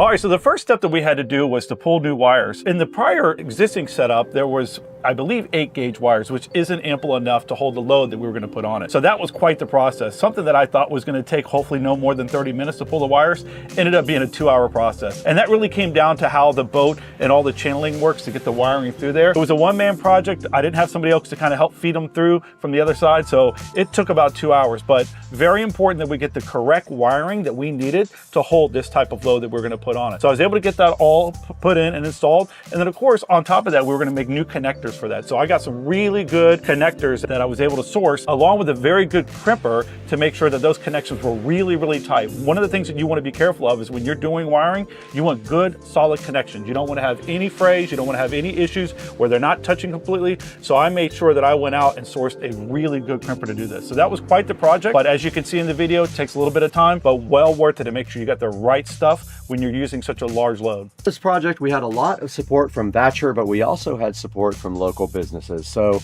tell us about who helped you out locally. So I was able to reach out to my buddy JV Mitchell that works over at St. Augustine Marine Services. That's a great group of guys over there that do quality work for electronic works on boats.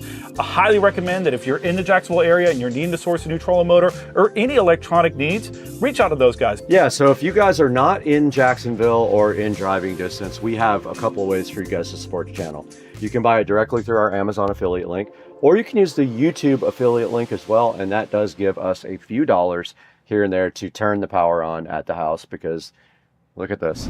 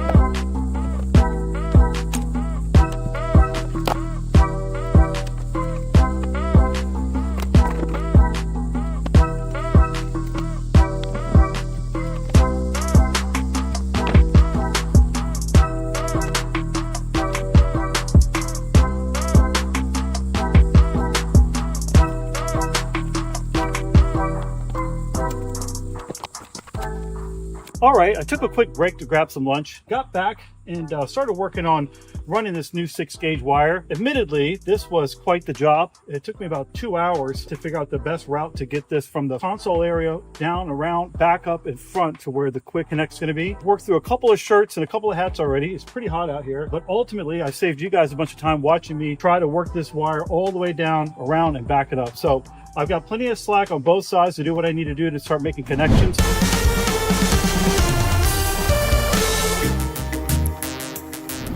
You guys just saw Joe in his boat ripping the old wires out. They're not big enough to support the amperage of the new batteries and motor. So he went ahead and ripped those out and he put a brand new 6-gauge wire in. First thing that I wanted to do was to make myself a little bit of space inside a very tight console. So I needed to first rip out those old lead acid batteries. And I will tell you, when you're watching this, when I was pulling out those batteries in that tight console, it was a chore, to be honest with you. It was going to be impossible to get 2 sets of hands in there. So me ripping those old batteries was quite the process, to be honest with you. So I needed to clear those out, make room for me to get in there to start working on the next part of it, which would be installing this circuit breaker along with the new charging system. Okay, cool. So we're going to take a look at that next on the video? Yep. All right, let's do it.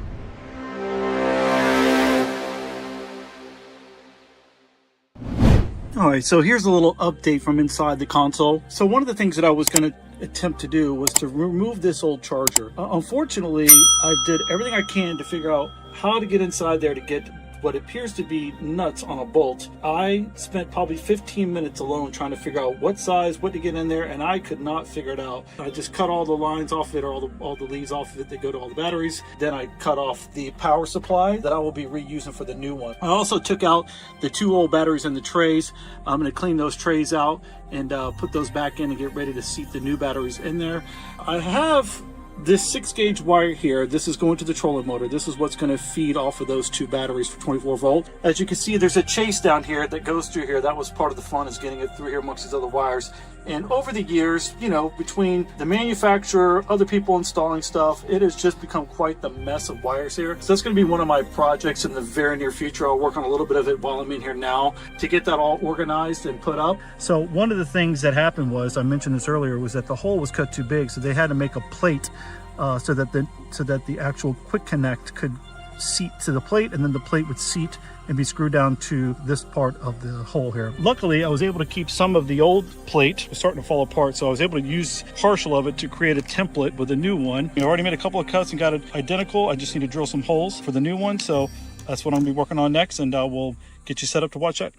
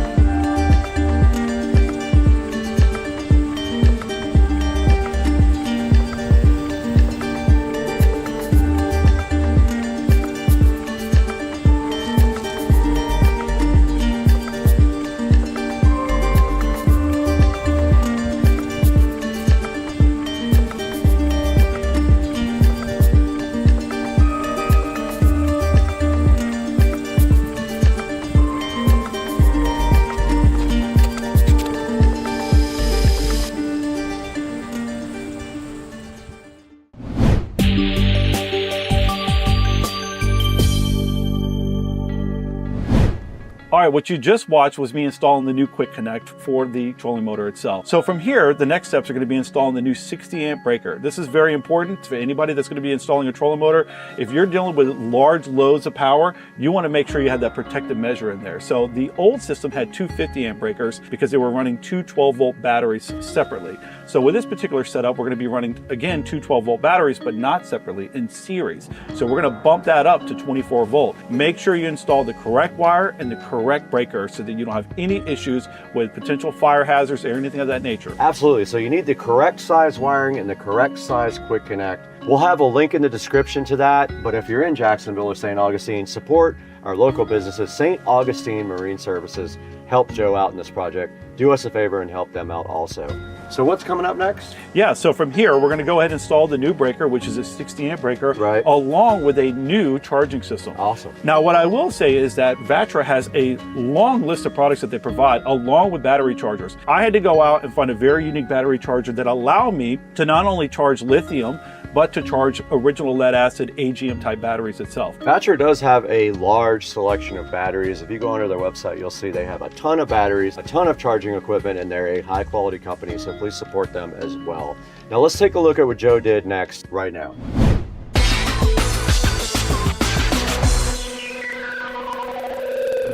All right, we're back.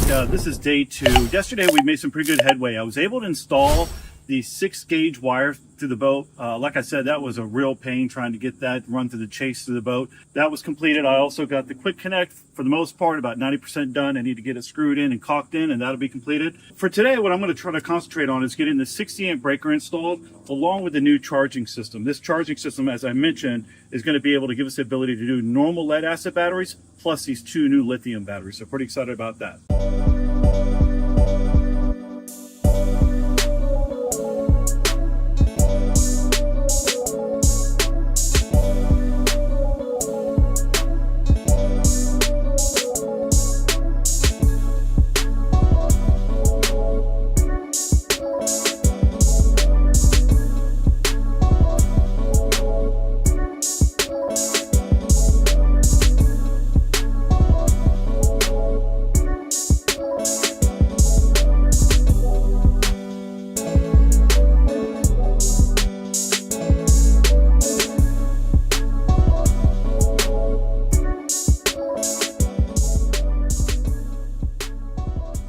All right, so just an update here on the inside. It's a little hard to get the camera in here to see what's going on, but I went ahead and installed the 60 amp breaker right here on the side. I've got it somewhat wired up now. I'm going to do a little bit of cleaning up here with the wires. Also went ahead and reutilized this old plug here that's going to allow me to plug it in. I got to obviously get these wires sorted and zip tied up. And then on the other side here is where I put the new charging system on. Went in fairly easy. As you can see, it's all powered up and working, which is good. And then I'm going to start working on now is getting the 3 batteries connected that are going to be on this system and installed now.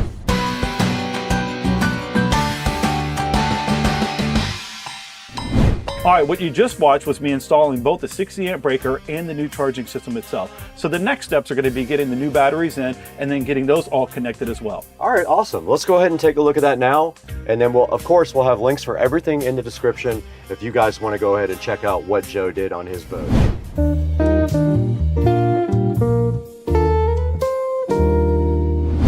All right, everyone, today is day 3 of this project. So basically what I'm going to concentrate on today is I'm going to try to finish wiring up the quick connect for the trolling motor. And then lastly, I'm going to install the lithium batteries that were provided by Vatra. This should be a fairly easy process. I've got a couple of cables that I need to make to get everything connected to make this a series 24 volt system. Shouldn't take too long, but hopefully we'll be able to wrap up this project in the next couple hours.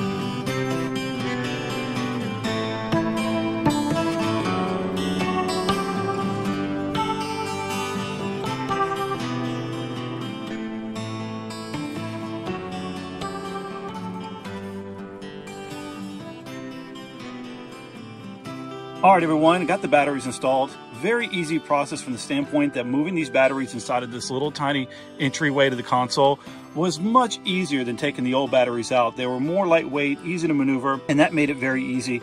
I got the charger installed. I got the settings set for lithium on the 2 lithium batteries, and then I'm only charging my second house battery, so that setting is set as well. So the install went pretty easy in regards to the batteries. Very fast, very smooth. In regards to finishing this up, I'm about 95% done. I've got to put some marine caulk around it to seal it off. I'm waiting for that to come in, but hopefully they'll be here in the next day or two. But in regards to this is pretty much done. Need to do a little bit of wire management, and then also going to put the caps back on the top of these batteries so there's nothing that can get to them to do any sparking in case something comes apart. But for the most part, I gotta tell you, this turned out really well, and I'm going to test the batteries out now with the trolling motor for the first time, and I'm excited to show you that. Hopefully we'll be able to get a little break. It's been pretty nasty over here, but we got some storms coming in, so I'm gonna try to get this up and running real fast, and then I'll show you how it goes.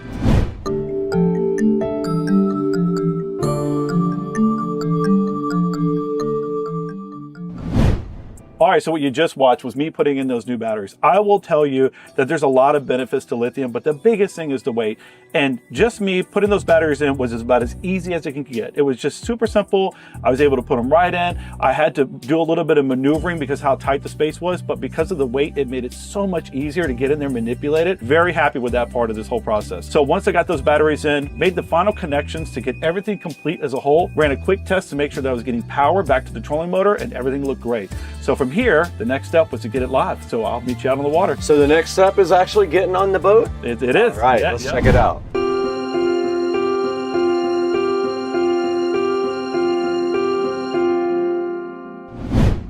All right, here we are out in the middle of the St. Johns River underneath the Dames Point Bridge. We have it locked in. It is working perfectly.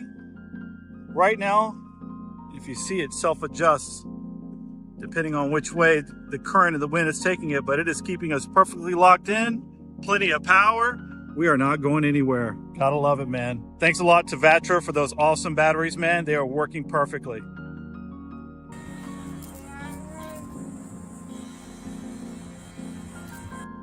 All right, you guys just saw this entire project go by. Joe got 2 12-volt batteries from Vatra, specifically designed for his trolling motors. He installed it directly on his boat and took it right out in the water and tested it out. How was that whole experience? Man, it was great, to be honest with you. I've always wanted to put this trolling motor on the boat and have this type of technology.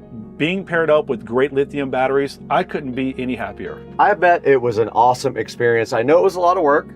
I had the same experience across the street recently putting in lights over at Rich's house. It was a lot of work, but it was worth it in the end. Now, we want to stress to you also that Vatra has a lot of different types of batteries. They have golf cart batteries as well. Right here is the Club Car 72-volt lithium ion. We'll throw that up on the screen right now for you as well. Make sure if you need any kind of battery, go to Vatra first and check and see if they have an appropriate application for what you need. And chances are they have it, because they have literally probably 50 different types of batteries on them. They have a long list of every type of voltage that you need, every application when it comes to batteries. So it looks like they got golf cart batteries, they have marine grade batteries, solar batteries. Yep. They have about everything. Very impressed with their website and the amount of products that they offer. They do have everything, and we're actually looking forward to working with them on some other projects as well. So hopefully Vatra wants to work with us again. I'd be excited to work with them and do some more projects with them. I can think of a lot of different cool things we could use their batteries for. Absolutely. All right, guys, thank you so much for watching the video. Thanks for liking and subscribing. Always click through our affiliate links to buy anything you want from Amazon.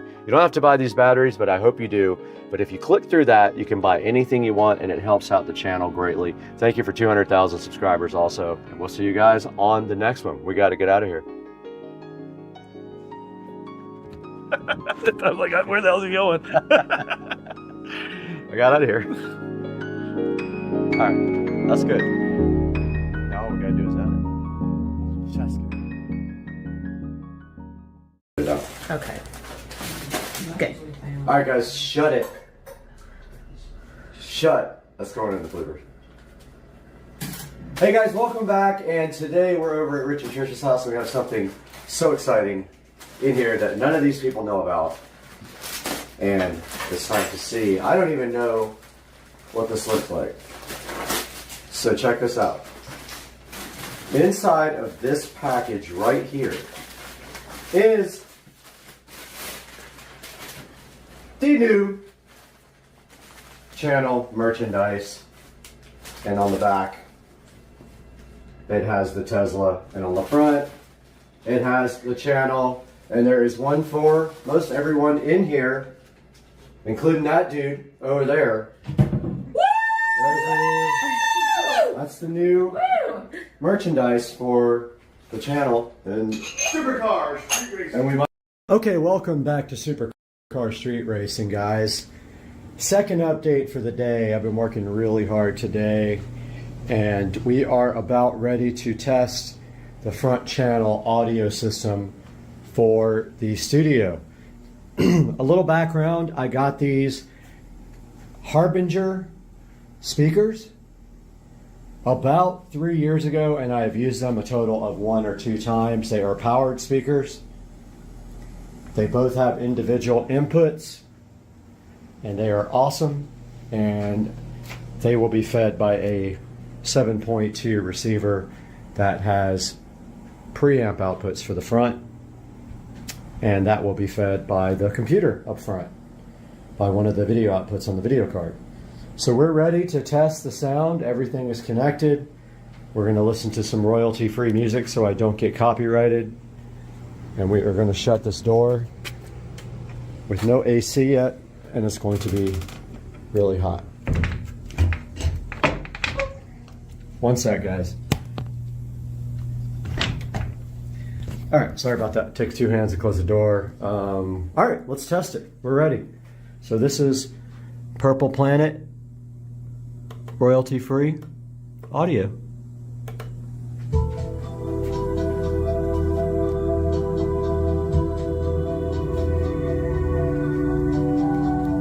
The phone is stereo, so you should hear the actual representation.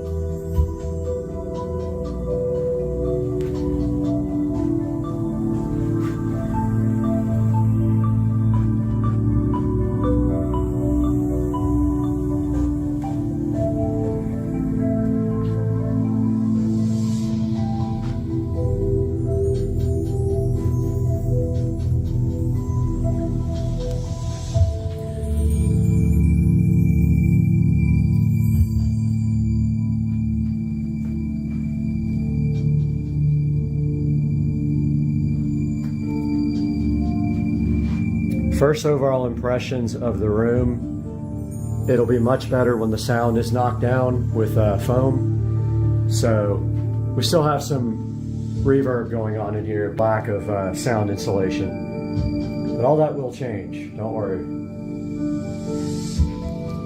They actually sound really good. They're turned down almost all the way. So those will be flying up in that corner. We'll have hooks into the studs there, and they will be flying from the top corner, angled down at you. And then the center channel will be in the ceiling. You'll have side surrounds there, and then rear surrounds back there for the ultimate surround sound studio. And we'll either have, most likely we're gonna have a futon right there for guests, and then 2 workstation setups here for guests if they want to sit. But that was a test of the front stage of the upcoming studio sound. I did get some more wiring done. I got the HDMI cables run for the second output of these monitors to feed a workstation if we want to. Same thing over here, got everything labeled really nicely. And now all we have to do is put the wall boxes in when we put the foam insulation up. Guys, thanks for watching. We'll see you next time. Supercar Street Racing here with a Supercar Fact Update. When you think of supercars, you probably think of power, speed, and performance, right? What about gas mileage and fuel economy? Well, probably not. If you can afford any of these cars, you probably can afford the fuel. But what about the rest of us? Here are the top 20 cars with the worst average fuel economy. This takes into account both city and highway driving and makes an average. At number 20, we've got the Lexus LC 500. It makes 471 horsepower, costs $92,000, gets 16 miles per gallon in the city, 26 on the highway, and averages at 19 miles per gallon. Next up, the Nissan GT-R with 565 horsepower, costs $100,000, gets 16 in the city, 22 on the highway, and averages at 18 miles per gallon. Then the Chevy Z06. At an $80,000 price tag, it gets 15 in the city, 22 on the highway, and averages at 18 miles per gallon.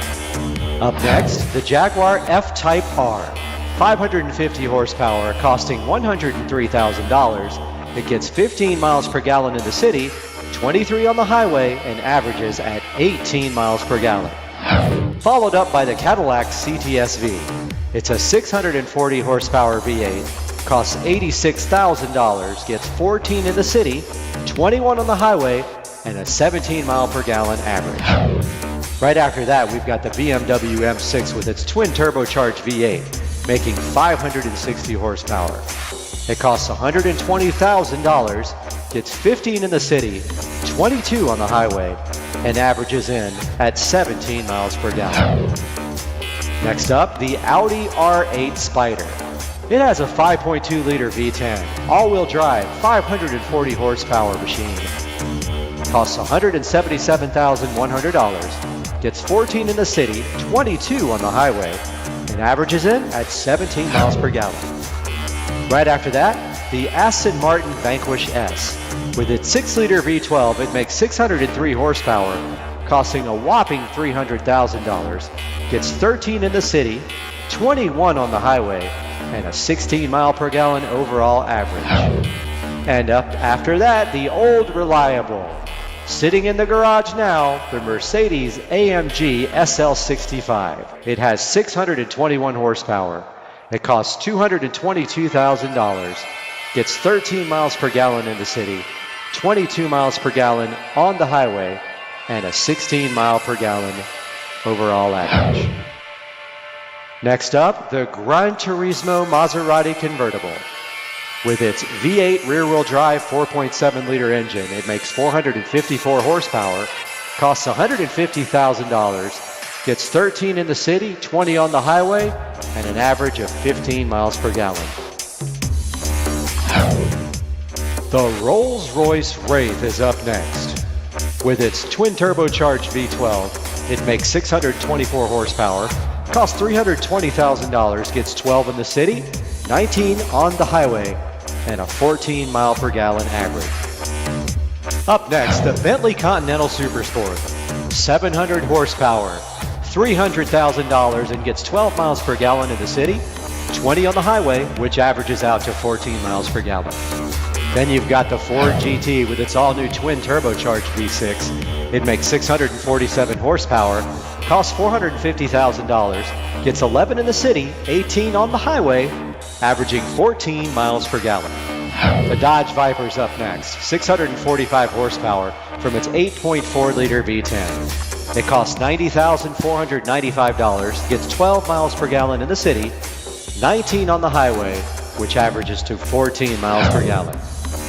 Now we've got the Bugatti Huayra. Its 6-liter twin turbocharged V12, which it shares with the SL65 AMG in some ways, makes 700 horsepower. Its price tag, $1.4 million.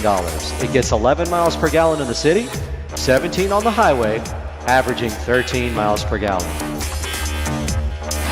Up next, the Ferrari 812 Superfast. With its 6.5 liter V12 making 789 horsepower, it costs $335,000, gets 12 in the city, 16 on the highway, averaging 13 miles per gallon. Follow that by the Koenigsegg Agera RS. It has a twin turbocharged V8 making 1,160 horsepower, costs $2 million, gets 11 in the city, 18 on the highway with a 13 average. Next up, the Jeep Grand Cherokee Trackhawk.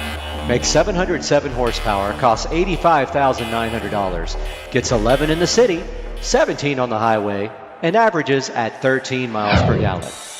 Followed up by the Lamborghini Aventador S. Makes 740 horsepower, costs $424,845, gets 10 miles per gallon in the city, 17 on the highway, and 12 miles per gallon, for a total average. And now, the worst gas mileage of any car. The Bugatti Chiron. It has an 8-liter quad turbocharged W16 engine, all-wheel drive, makes 1,500 horsepower, costs a whopping $2.4 million, gets, can you guess? 9 miles per gallon on the city streets, 14 miles per gallon on the highway, and averages at a tiny 11 miles per gallon. This has been the worst gas mileage cars from Supercar Street Racing. Okay, me and Patricia are in Spring Hill, Florida, and there is so many vultures on this tower. This is insane. There's probably 100 vultures on this tower. And in the tree. That the amount of power going through the bag charger cable was way too high for that cable, and it literally was almost melting. So we're going to need a different cable for this, but it's really easy to see if this works because I have the wire for the Android Auto screen right here. All you have to do is hook it up and then try it. Let's get this thing connected up and see what happens.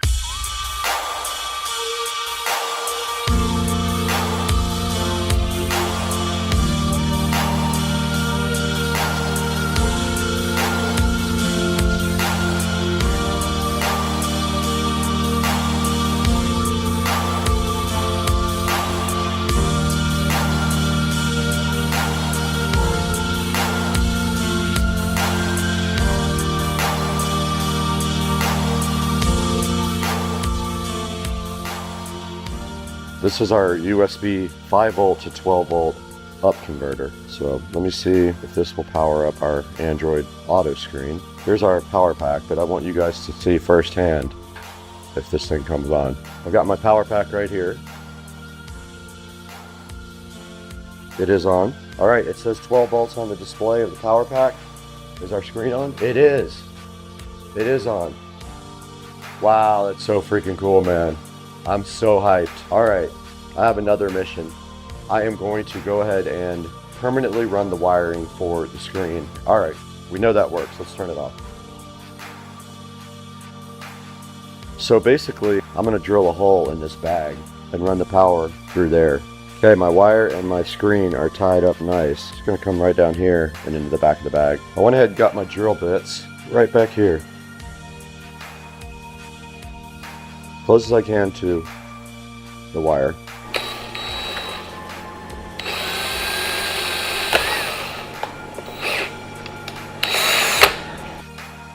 It is very tight, so I like that. I'll just put a little bit of black silicone sealer on the inside around it to keep the water out, just in case I get caught in the rain. But step-up converter. Now I'm gonna have to solder this to my other wire.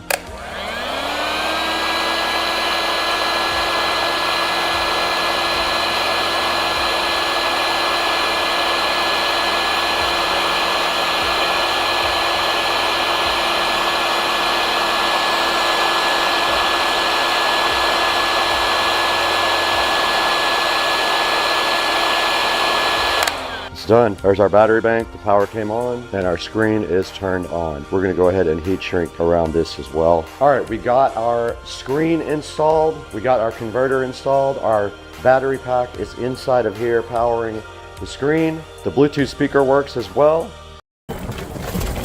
Oh! Ow! Shit.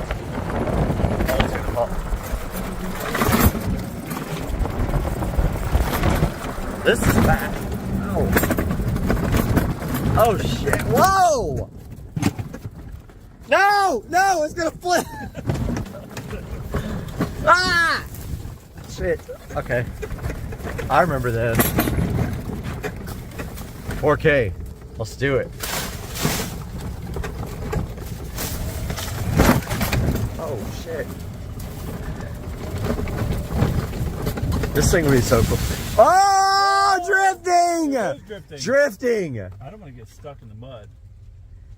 You're gonna have to go pretty fast to get through that. Shit. Are we fucked? No, but I'm not gonna sit here and push this thing, so I'm not going back and process Okay. Alright, we need a 4x4. Oh, oh shit! Already? Yeah. Hold on. No track. Oh, we got it. We got it. Yep, we got it. Ah! It's spinning. There's another path. Hold on. Dude, wheels aren't white anymore. Used to be. Shit.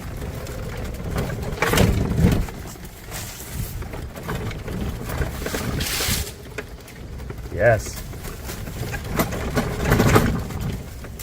Oh my god. You feel every little. Yeah. Ow! Ah! Oh! Ah! Fuck. Dude. More views.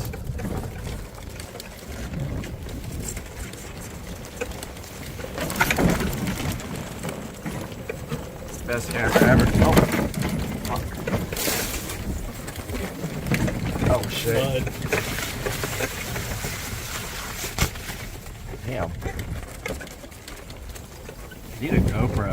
That's what we need. GoPro mount right here to rip the thing through the woods.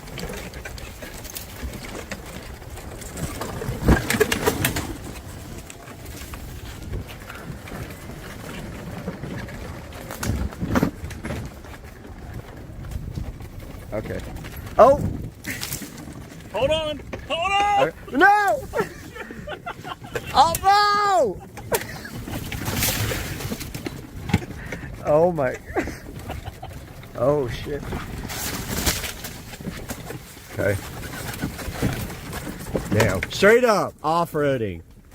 I haven't been down here in a while. Oh, it's still tough. We need a mount for this thing.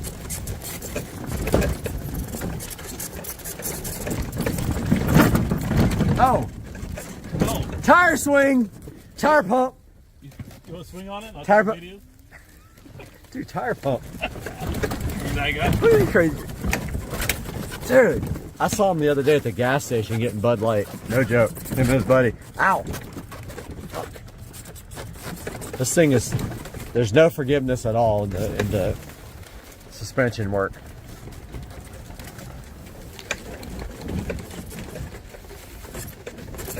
This is going live. Oh! Oh! Drift! Adam LC! Damn, this thing has got. Oh! Oh! So close. Dude, this is sick. This is sick. I'm never taking my cart back here, ever. You should. No! That's Dude, cool. they got My pedal. Dude, a side-by-side back here would be so fun. Oh, Surfboard. you better hurry up. We gotta move this thing because here comes the yellow flies. Okay. You hear them coming? No. Oh, there they are. Why are they coming after us? Why are they chasing us? Fuck. Ow. No. Ah. Okay, that was not drama. That was real. Hell yeah. Rip it. Dude. Oh, it's just a fucking circle. Shit. Why don't we go down this fucking bullshit? This thing's fucking cool, man. This thing gets down. I love. Ow. I love it. My spine is like. Oh fuck. Oh shit. I need it. Ow. Dude. Holy shit. That's like. I thought you were going down. Ow. God damn it. Oh fuck. Dude, that one drop off was a ravine. We hit that thing hard. Go that way. No. Oh, whoa, there's water down there. Yeah. Shit. That's the best video. This could get 1 million. Shit. Oh! God damn. Oh, shit. Oh, this is going straight on the chip. Whose house is that? God.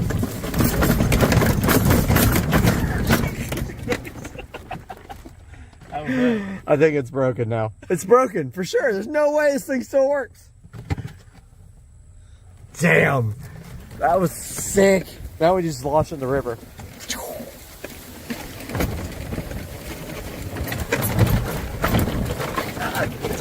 thing is a spine breaker.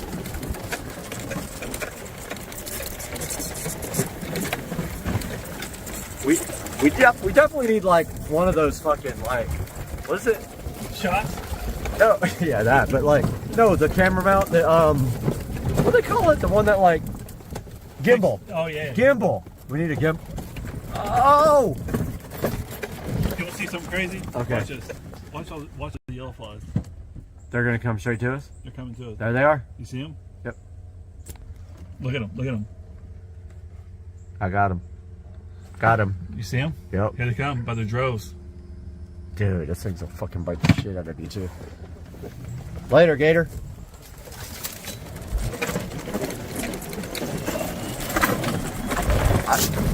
It's a turbo sound.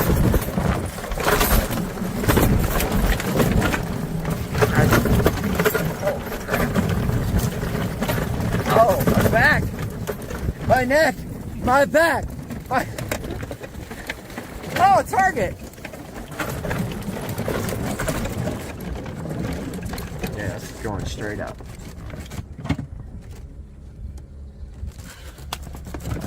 Dude, the flies are crazy out here. Oh! Ow! Oh, shit! Shit! We're gonna flip this bitch. This is so cool. I remember we came up here last time. Oh, shit. Somebody left their fucking container out here.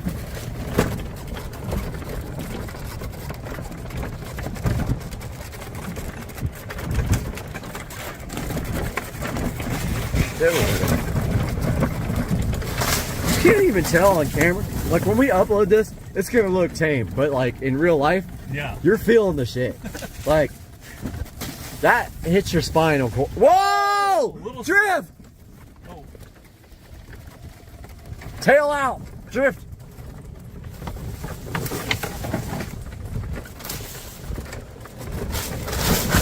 Ow!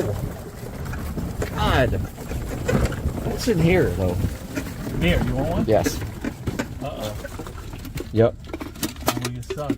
That one's empty, that one's empty, that one's empty. There's like 2 left. All the ultras are gone. Oh. Oh, fuck. Something hit me in the face.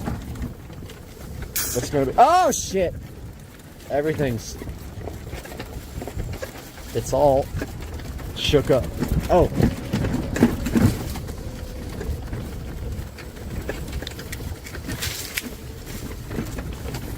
Oh, we got Thomas Hill. You ready? I mean, not really. Oh! Ow! I almost lost the beer, for real. Beer. Pour it out the sides. Beer. Beer almost went bye-bye. All right. Talking. No all. talking. I don't care about the address being Okay, on go. All right? They can say it. All right. I can fuck that up. All right, you All ready? right. Yeah. Okay. To JEA. Residential cut. If you are calling about a power outage, gound wire, street light, or other electric problem, press 1. To report a power outage or for an outage up for security purposes, only the street number of the outage location will be repeated. If the street number of the outage location is 11351, press 1. If not, press 2. Our records indicate that your service has been disconnected. A payment of $0.00 must be received to reconnect your services. Let me call and make a payment of $0. Press 1 to pay by check.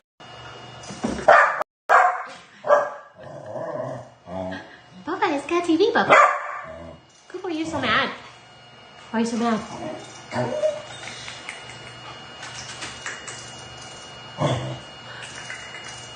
Get it, Papa.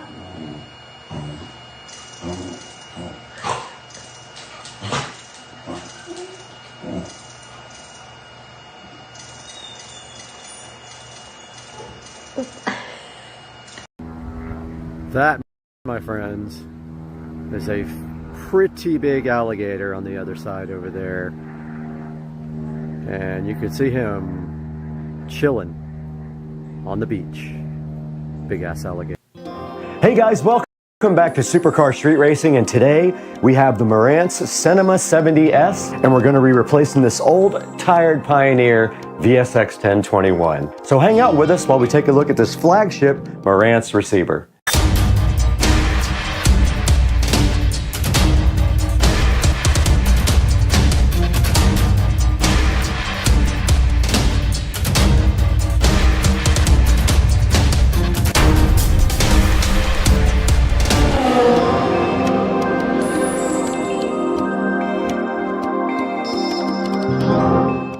Now, about 1 year ago, we did create this nice 5.1 surround sound system in the Supercar Street Racing bedroom, and we also added this nice big Fire TV from Amazon.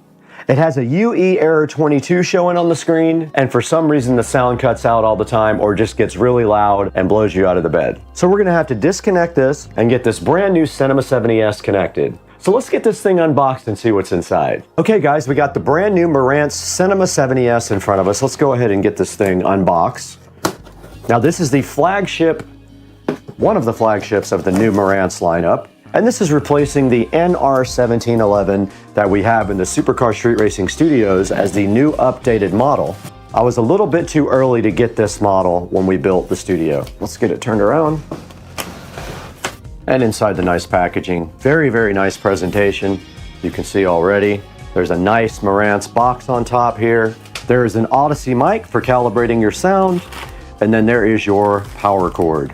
And inside the box here, check out the presentation. We have the remote, the Bluetooth Wi-Fi antenna, some batteries, and a nice quick start guide. And then under that, it tells you how to use the HEOS app to listen to high resolution audio. And then there's an antenna right underneath that for FM and AM radio. Very, very nice. Once inside the box, we see this nice presentation here of the Marantz Cinema 70S. Let's go ahead and get the mic out. This is unlike any receiver I've ever unboxed before. The quality and the presentation is very high end for a $1,100 receiver. And you can see the nice wrap here of the Marantz Cinema 70S. We are gonna have to get it off the table now to get it out of the box. And it is a slimline receiver. Okay, that is all that's inside the box of the Marantz Cinema 70S. Now here's the Marantz Cinema 70S compared to the VSX 1021 from Pioneer. This Pioneer receiver did come from a thrift store a while back, and it is giving me quite a few problems. But notice how well built this Marantz looks compared to the Pioneer and how much more high-end this looks. All right, now that we have the Cinema 70S up against the Pioneer VSX 1021 here, let's go ahead and get this VSX 1021 disconnected and get this Pioneer out of here. All right, taking a look at the back of the Cinema 70S from left to right, we do see one Wi-Fi Bluetooth antenna upper left, and then we see our phono inputs. We've got our standard audio inputs here, right next to our antennas. At the top, we've got digital inputs, we've got a coaxial, and we've got an optical input. Then we've got our Ethernet input jack here. And then we've got the preamp outputs. It does have preamp outputs for all the channels, which is important if you have a high-end system. Right here, there's a remote control.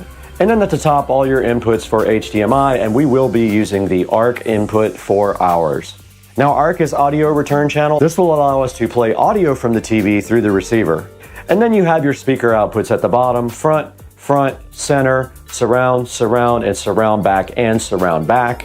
And then your standard power jack and your other Bluetooth antenna. Now, I did not label these wires when I put them on the back of the Pioneer.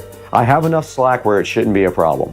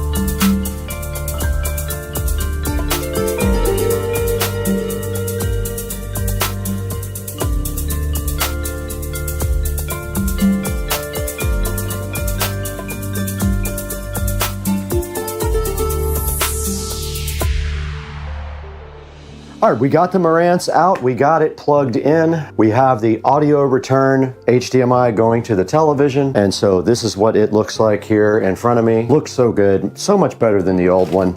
And I have the remote control right here as well. And I decided to go ahead and just use Wi-Fi because I was using a power line adapter before, and it is very slow. To do anything fast, we're gonna need better network.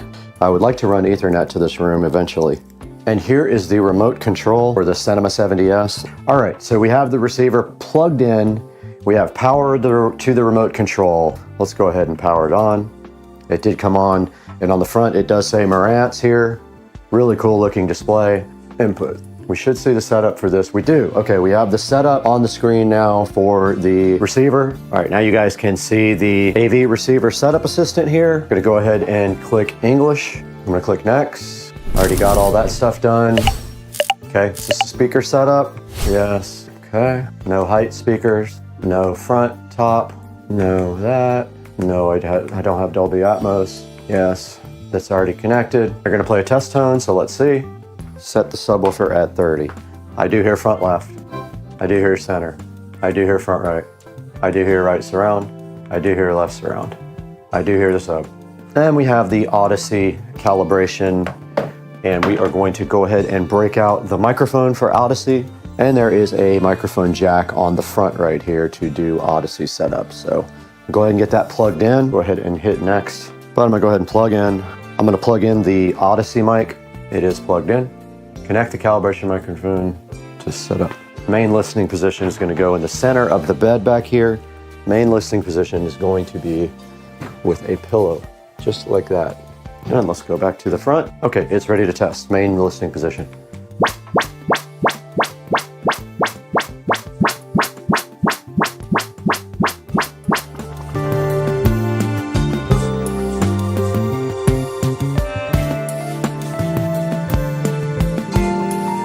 Okay, I'm moving the mic.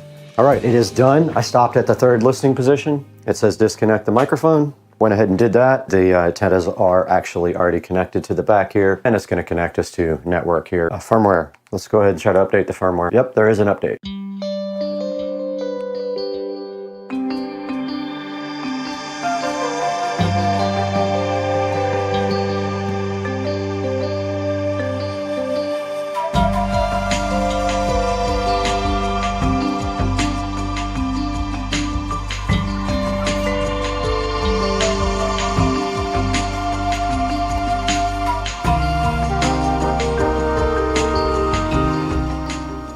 Okay, it does say 1 minute left on the update here.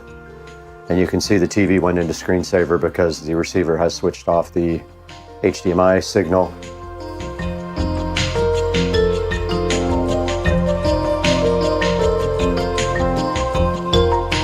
Okay, it is not outputting audio to the subwoofer. This is what I was talking about. I need to find that setting. Okay, I did figure it out. It was set on full range. For the front speakers, I set it to crossover at 40 Hertz, and now we have subwoofer audio here on the front. And I don't know what surround sound mode we are in right now. I'm gonna go ahead and get the app opened up, and I'm going to record it when I do that. And let's find the app now. Marantz. Go ahead and open the app. Now don't forget we have 2 Marantz AVRs now. Now it's detecting. It found master bedroom and it found studio. I'm gonna select master bedroom, and it is loading. Now it is on Dolby Audio, Dolby Digital plus Dolby Surround, so it's on auto.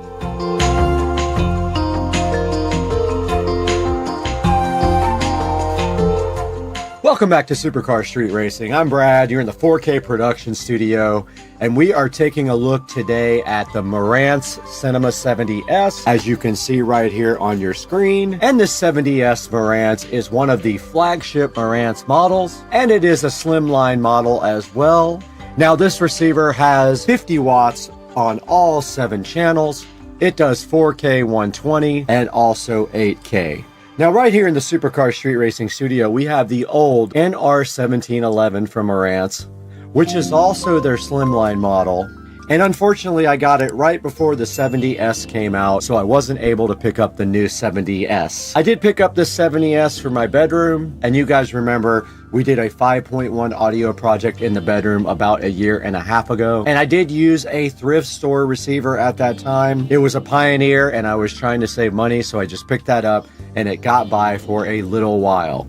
Now, the Pioneer started giving me errors like UE22, which is something to do with updates, and it is so old that it is no longer supported by Pioneer. Now, checking out the Cinema 70S right here on Amazon, you can see that if you buy it from this person, this seller, it is $11.93, but you can actually get it for right around $1,000, and I will put links in the description for both of them. When you take this link here, you can actually pay it in Amazon payments. The $1,000 version, you cannot pay it in payments. And this receiver has a 4.2 star review out of 52 ratings. Now, I will tell you on YouTube, this receiver has great reviews, and it's one of the best receivers I've ever personally used. Just the packaging and presentation was so nice on this receiver. When you open it up, you immediately see the quality there and the effort that they put in to make this a little bit of a higher quality experience for its customers. And going online here, you can see the pictures here of the receiver. And there's the front of the receiver. It has a really nice modern looking high-end feel. Here it says elevated performance for the Cinema 70S. Soundmaster tuned using precision components ensures your listening experience is extraordinary. And right here you take a look at the back of the Cinema 70S. And we did go over all this stuff in the video, and I showed you the connections on the back there. But notice here, one of the higher quality things that it has are preamp outputs for every channel. You can see right here, that is something that a lot of manufacturers are leaving out of their receivers now. And right here to the right of that, you can see all the speaker outputs and the HDMI inputs, including the 8K monitor output there. And you can see it does 4K 120 as well. It also does have 2 subwoofer outputs. And they're just letting you know right here that it has an included microphone, so you can use their Odyssey setup to perfectly tune any room. And right here, it's showing you the style, which I think is pretty cool, honestly. And it's telling you here in this slide that it has the most modern technologies available right now. Now, this also supports HEOS, Wi-Fi, and Bluetooth, and multi-room, so it has multi-zone support. And taking a look at the reviews here, I don't necessarily agree with some of these bad reviews. There are only 52 reviews total on this ad. This one says buggy firmware. I have not had that experience. Now, I did update the firmware immediately when I got the receiver, and so maybe I had a different experience. This one says it doesn't have Odyssey multi-EQ. It does not. It has regular Odyssey. But checking out the 5-star reviews here, you can see that it says pretty happy. Best audio gear I have ever owned. Fantastic sound. Hard to beat the price. I also agree. It is pretty hard to beat the $1,000 price point on this receiver. Incredible sound reproduction. I kind of agree. It sounds amazing. I've listened to music and movies on it, and it does sound really good. Perfect addition to my home theater system. I think the plan is for me to also, in the future, get a second one to upgrade my home theater room because my Yamaha is getting old at this point. So far, everything excellent. I agree with that review. For me, everything is great so far. And this last review says it was just fantastic. So the Marantz Cinema 70S has worked out great for the Supercar Street Racing 5.1 surround sound in the bedroom. And like I said a few minutes ago, I do plan on buying another one for my home theater room to replace the aging Yamaha. Guys, I want to thank you for supporting Supercar Street Racing in every way possible. Please buy all your products through our Amazon links that'll be in the description, including this Marantz Cinema 70S. And you can buy anything through any of our links. It doesn't have to be the product that you're currently looking at. And we have to get out of here right now. We have to go upgrade every receiver in Jacksonville. This guy really trying to get me. He was like jumping at me.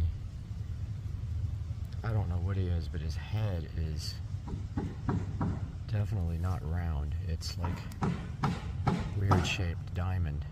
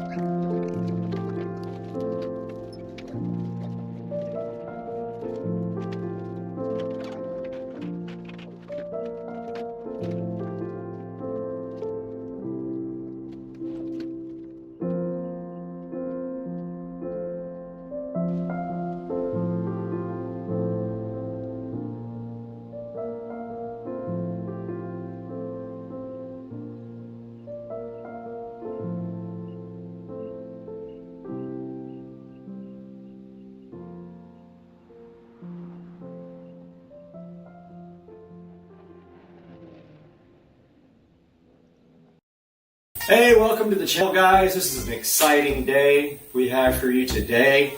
One of the biggest days of the year for me. I have finally in my hands a new phone here. So for the last 2.5 years or so, I have had the Galaxy S20 Ultra 5G. So I've been waiting for the next generation of camera phones to come out, because camera in the phone is what I use it most for. And the S22 Ultra 5G was released a couple of weeks ago, or planned to be released a couple weeks ago, and we have right here in our hands a S22 Ultra 5G. So we are recording this video on an S20 Ultra 5G, and we will move to the S22 in the middle of the video and let you guys see what the comparison is there. So we have it brand new in the box. It's still sealed here. Has not been opened at all. I need a free hand, but I'm going to put my tablet in there as well so we can do some other video. If I can do this with two hands. But yeah, so we got the S22 Ultra right here. We got some closer video here with my tablet. Believe me, guys, I'll get a good camera eventually. But here we go. So first impressions right here. Here is the case, the box for the, not the case, the box for the S22 Ultra 5G. It comes in a really nice black box with a big S on the front. Now this is 45 watt charging. They did not move to the next level of charging, which is super disappointing for me. The only plus on that is the new phones from Samsung do not come with a charger. So in order to reduce costs, they do not give you a charger with these phones. They give you a cable, but no plug for the 45 watt. Now luckily, that's the pro of having the S20 Ultra 5G. It does have like I do have a charger for that guy. So here we go. So I just got the tape off of this guy, and I've got my tablet going right here for a closer look view. And yep, there it is. All right, guys, there's the phone fresh out of the packaging right there. And for those of you guys who like the 4K video better, here is the phone directly in the box, unpackaged from T. And dropped it, of course. I wish I would have broken, because that would have been epic. Funny story, I broke my S20 Ultra the first day I had it while I was putting on my screensaver. It fell off the counter and broke. So that would have been another epic breakage. But I do have the insurance, and no, it did not break. There it is, but that was also good content. Alright, so it does have a screensaver on it. We're going to go ahead and power that guy on now and see what happens. So I'm going to hold down the side button. I'm assuming it's charged a little bit. Let's see. No, if it doesn't come on, maybe it needs to be charged. Let's see what happens. Probably got to hold it for longer than that. So we're waiting for that guy to come on now, and it may be completely dead. Oh, there it goes. We got the Samsung Galaxy on there. Here it comes. Got some good close-up video going here on the tablet. Unfortunately, the tablet's only 1080p. Looking inside the box, while that's going to power up, we've got this little packet right here. And inside we've got some little instructions, like terms and conditions here. And the phone is powered up. It says welcome. We've got the USB Type-C cable inside of the little packaging, and we've got a SIM puller. Now we don't have to take the SIM out of my old phone, is what I understand. This should just work. So if we hit welcome now, we see it's still up at the welcome screen right there. I'll be going back and forth between this and my tablet, or either I'll have the tablet in a little window for you guys. But we hit start. It wants a SIM card, so I'm not sure if we're supposed to switch SIM cards or what we're supposed to do. If we do have to do that, we will be having to move to the other phone, because I was under the impression that this guy came with a SIM card, but let's see. I thought it came with a different SIM card. Okay, it says quick start. It says insert the SIM card. Okay, so this guy did not come with a SIM card, so let's see. No, I don't see one there. There's not one in here that I'm aware of. Yeah, I think I have to take the SIM card out of the other phone and put it in this one, which is annoying. Because I was under the impression it came with a brand new SIM card, guys, but I guess it doesn't. So that's going to put a stop to the 4K part of the video from the S20 Ultra. Once I get this phone up and running, I guess, well, I guess I could still film from that phone without a SIM card. Let me get that SIM card out, and then I will be back with you guys. Alright guys, so I got the SIM card out of the old phone. You would have laughed so hard. The SD card there went flying across the room. And by the way, there is no SD card slot in the new phone. So I got the SIM card tray out here. I got the SIM card right here. I'm about to remove the, first I gotta find it where the SIM card goes in here. Ah, it's on the bottom right there. Go ahead and put the SIM card in here and then I'll update you guys on my progress. Okay guys, here is the SIM card tray right there for the new phone. Much smaller because it doesn't have a, does not have a SD card option. And it is notched out, so you can only put this in one way. So there's a notch in the upper corner. There's absolutely no way you can get this wrong, but it should just like go right in there without a problem. Yep, okay, so I'm gonna need 2 hands to do this. I'm gonna go ahead and do that. I'll be back with you guys. All right guys, so it got the SIM card and it wants to restart. I'm gonna go ahead and do that now. We are back on the S20 Ultra 5G. So the phone is restarting now. Noticeably heavier than the S20 Ultra 5G, but I heard that about it. It does have a big battery, so I was expecting that to be a little bit heavier. So this guy's restarting now with the SIM card from the S20, and then I think we have to transfer all my data. And I don't quite know how yet. I think you can pull it back from Samsung Cloud, but I'm gonna find out right now when this thing comes back and I get all signed in. I'm gonna go ahead and do that now. Okay, I want you guys to actually see this. It rebooted. It had a little Android logo and then it rebooted. So now it's back on the way up. Again, this is being recorded on a S20 Ultra 5G. So it's 4K video that I'm recording. I won't shoot 8K yet because my video card won't render 8K in hardware. It takes forever to render it in software. But here we go, T-Mobile. It's starting up now. You guys are seeing this first with me, so this is the first time. And I think it's probably trying to figure out the network and all that. But yeah, here's the old SD card that is no longer supported. It is a 64 gigabyte SD card. Now this is a 512 gigabyte S22 Ultra. I actually literally have no need for an SD card. I'm not going to fill up 512 gigabytes ever. So it looks like it's booting up now.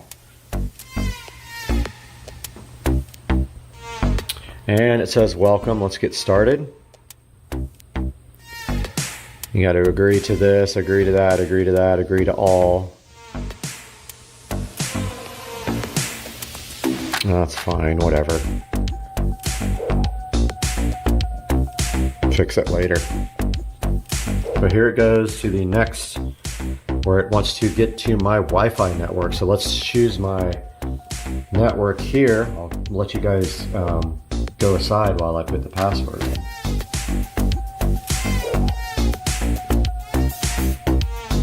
Alright, it says connected.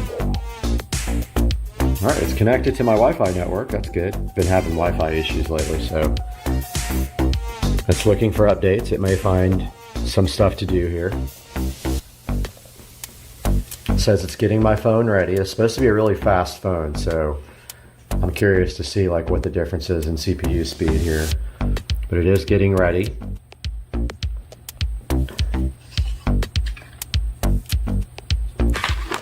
Let's go ahead and get this into a place where you guys can actually see it.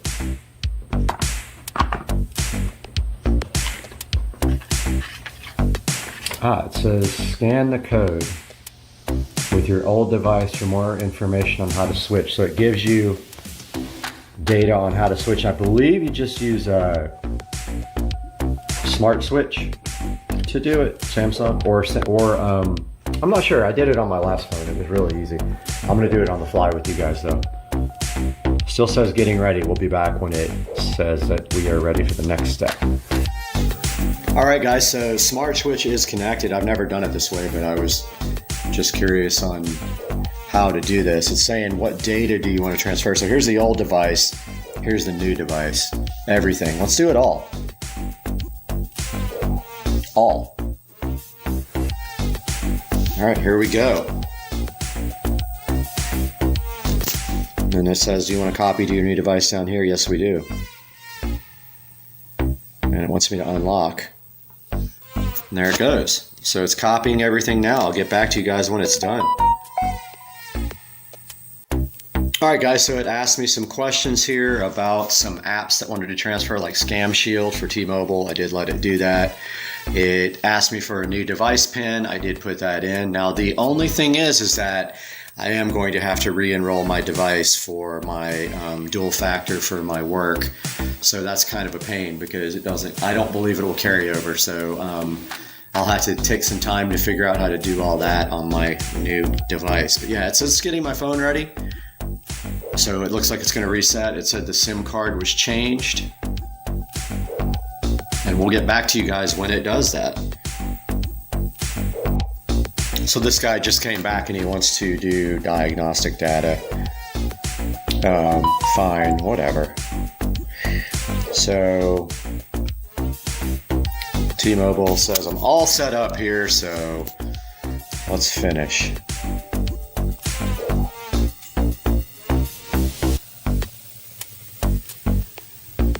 All right, so interesting. This is how it came up.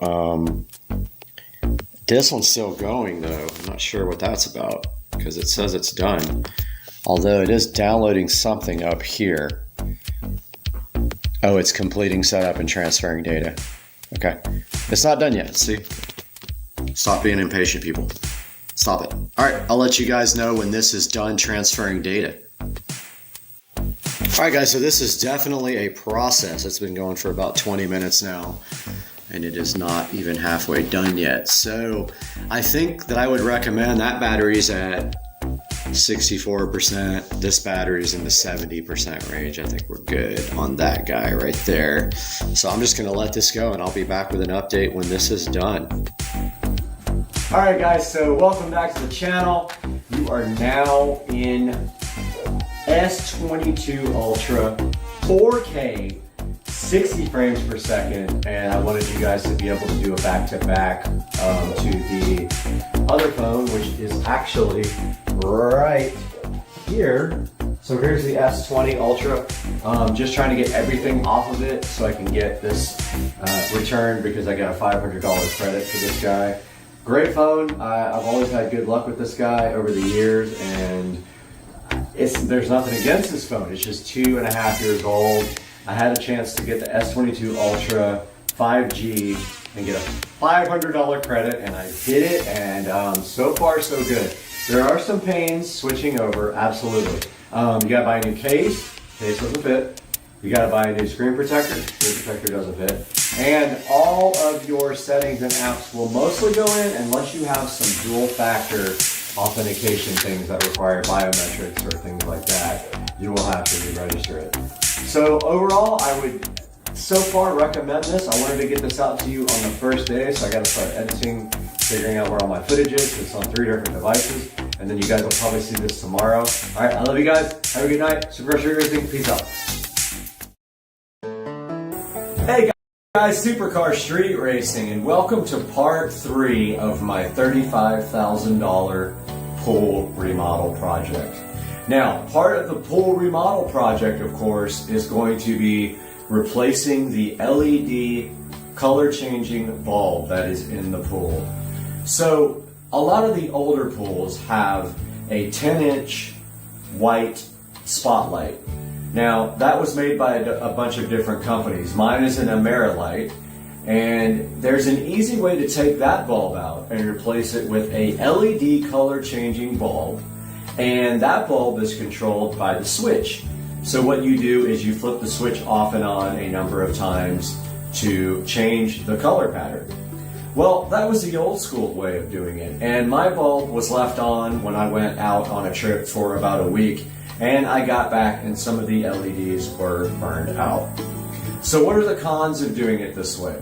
Well, of course, the bulb housing is a metal housing with a rubber gasket around it, and that can leak if you don't install it correctly. So every time you change the bulb in that type of pool light with a metal housing that sits in your niche, you have to buy a new gasket, or it's recommended that you buy a new gasket, and you put that new gasket into the metal housing. I'll show a picture on the screen right now of that. And then you put the housing cover back on, and then you screw that into the pool niche, and that is how you replace a light. Now, it's the same procedure if you're just replacing your light with a white spotlight as you are a bulb that has LED color changing inside of it. So I had that in my pool, and it is in there now, but like I said, I think the blue LEDs are completely burned out in that now.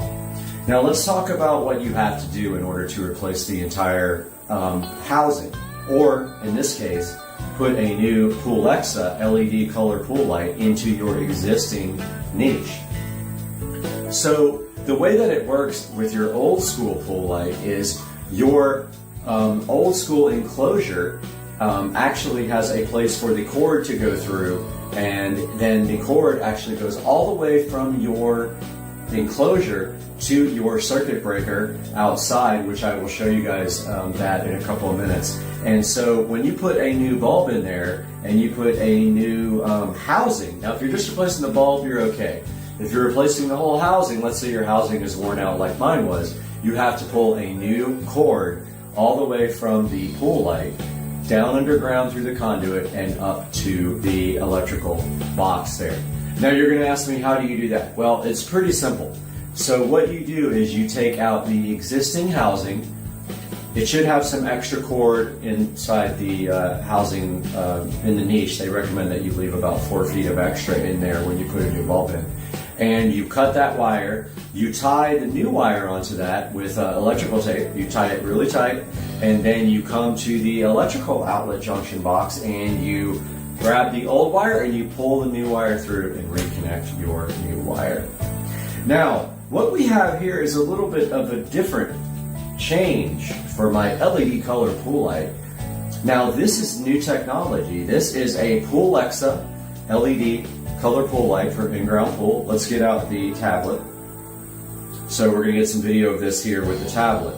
Now, this is exactly how it came out of the box. It kind of came out messed up, and so I want to make sure that I wire it up and that it does work in case I have to return it. But you see here how the box was broken. So what we're seeing now is we are going to do an unboxing of this live with the tablet here as the camera source of the live unboxing. So I already took the plastic thing off. I took it out of the cardboard box, obviously. Now let's get this thing opened up and see what's inside. All right, so this is the Poolexa LED pool light for in-ground pools. All right, so first thing we have here is our instructions, and it looks like the same instructions that I pulled offline. So you can look at that. Here's your instruction manual.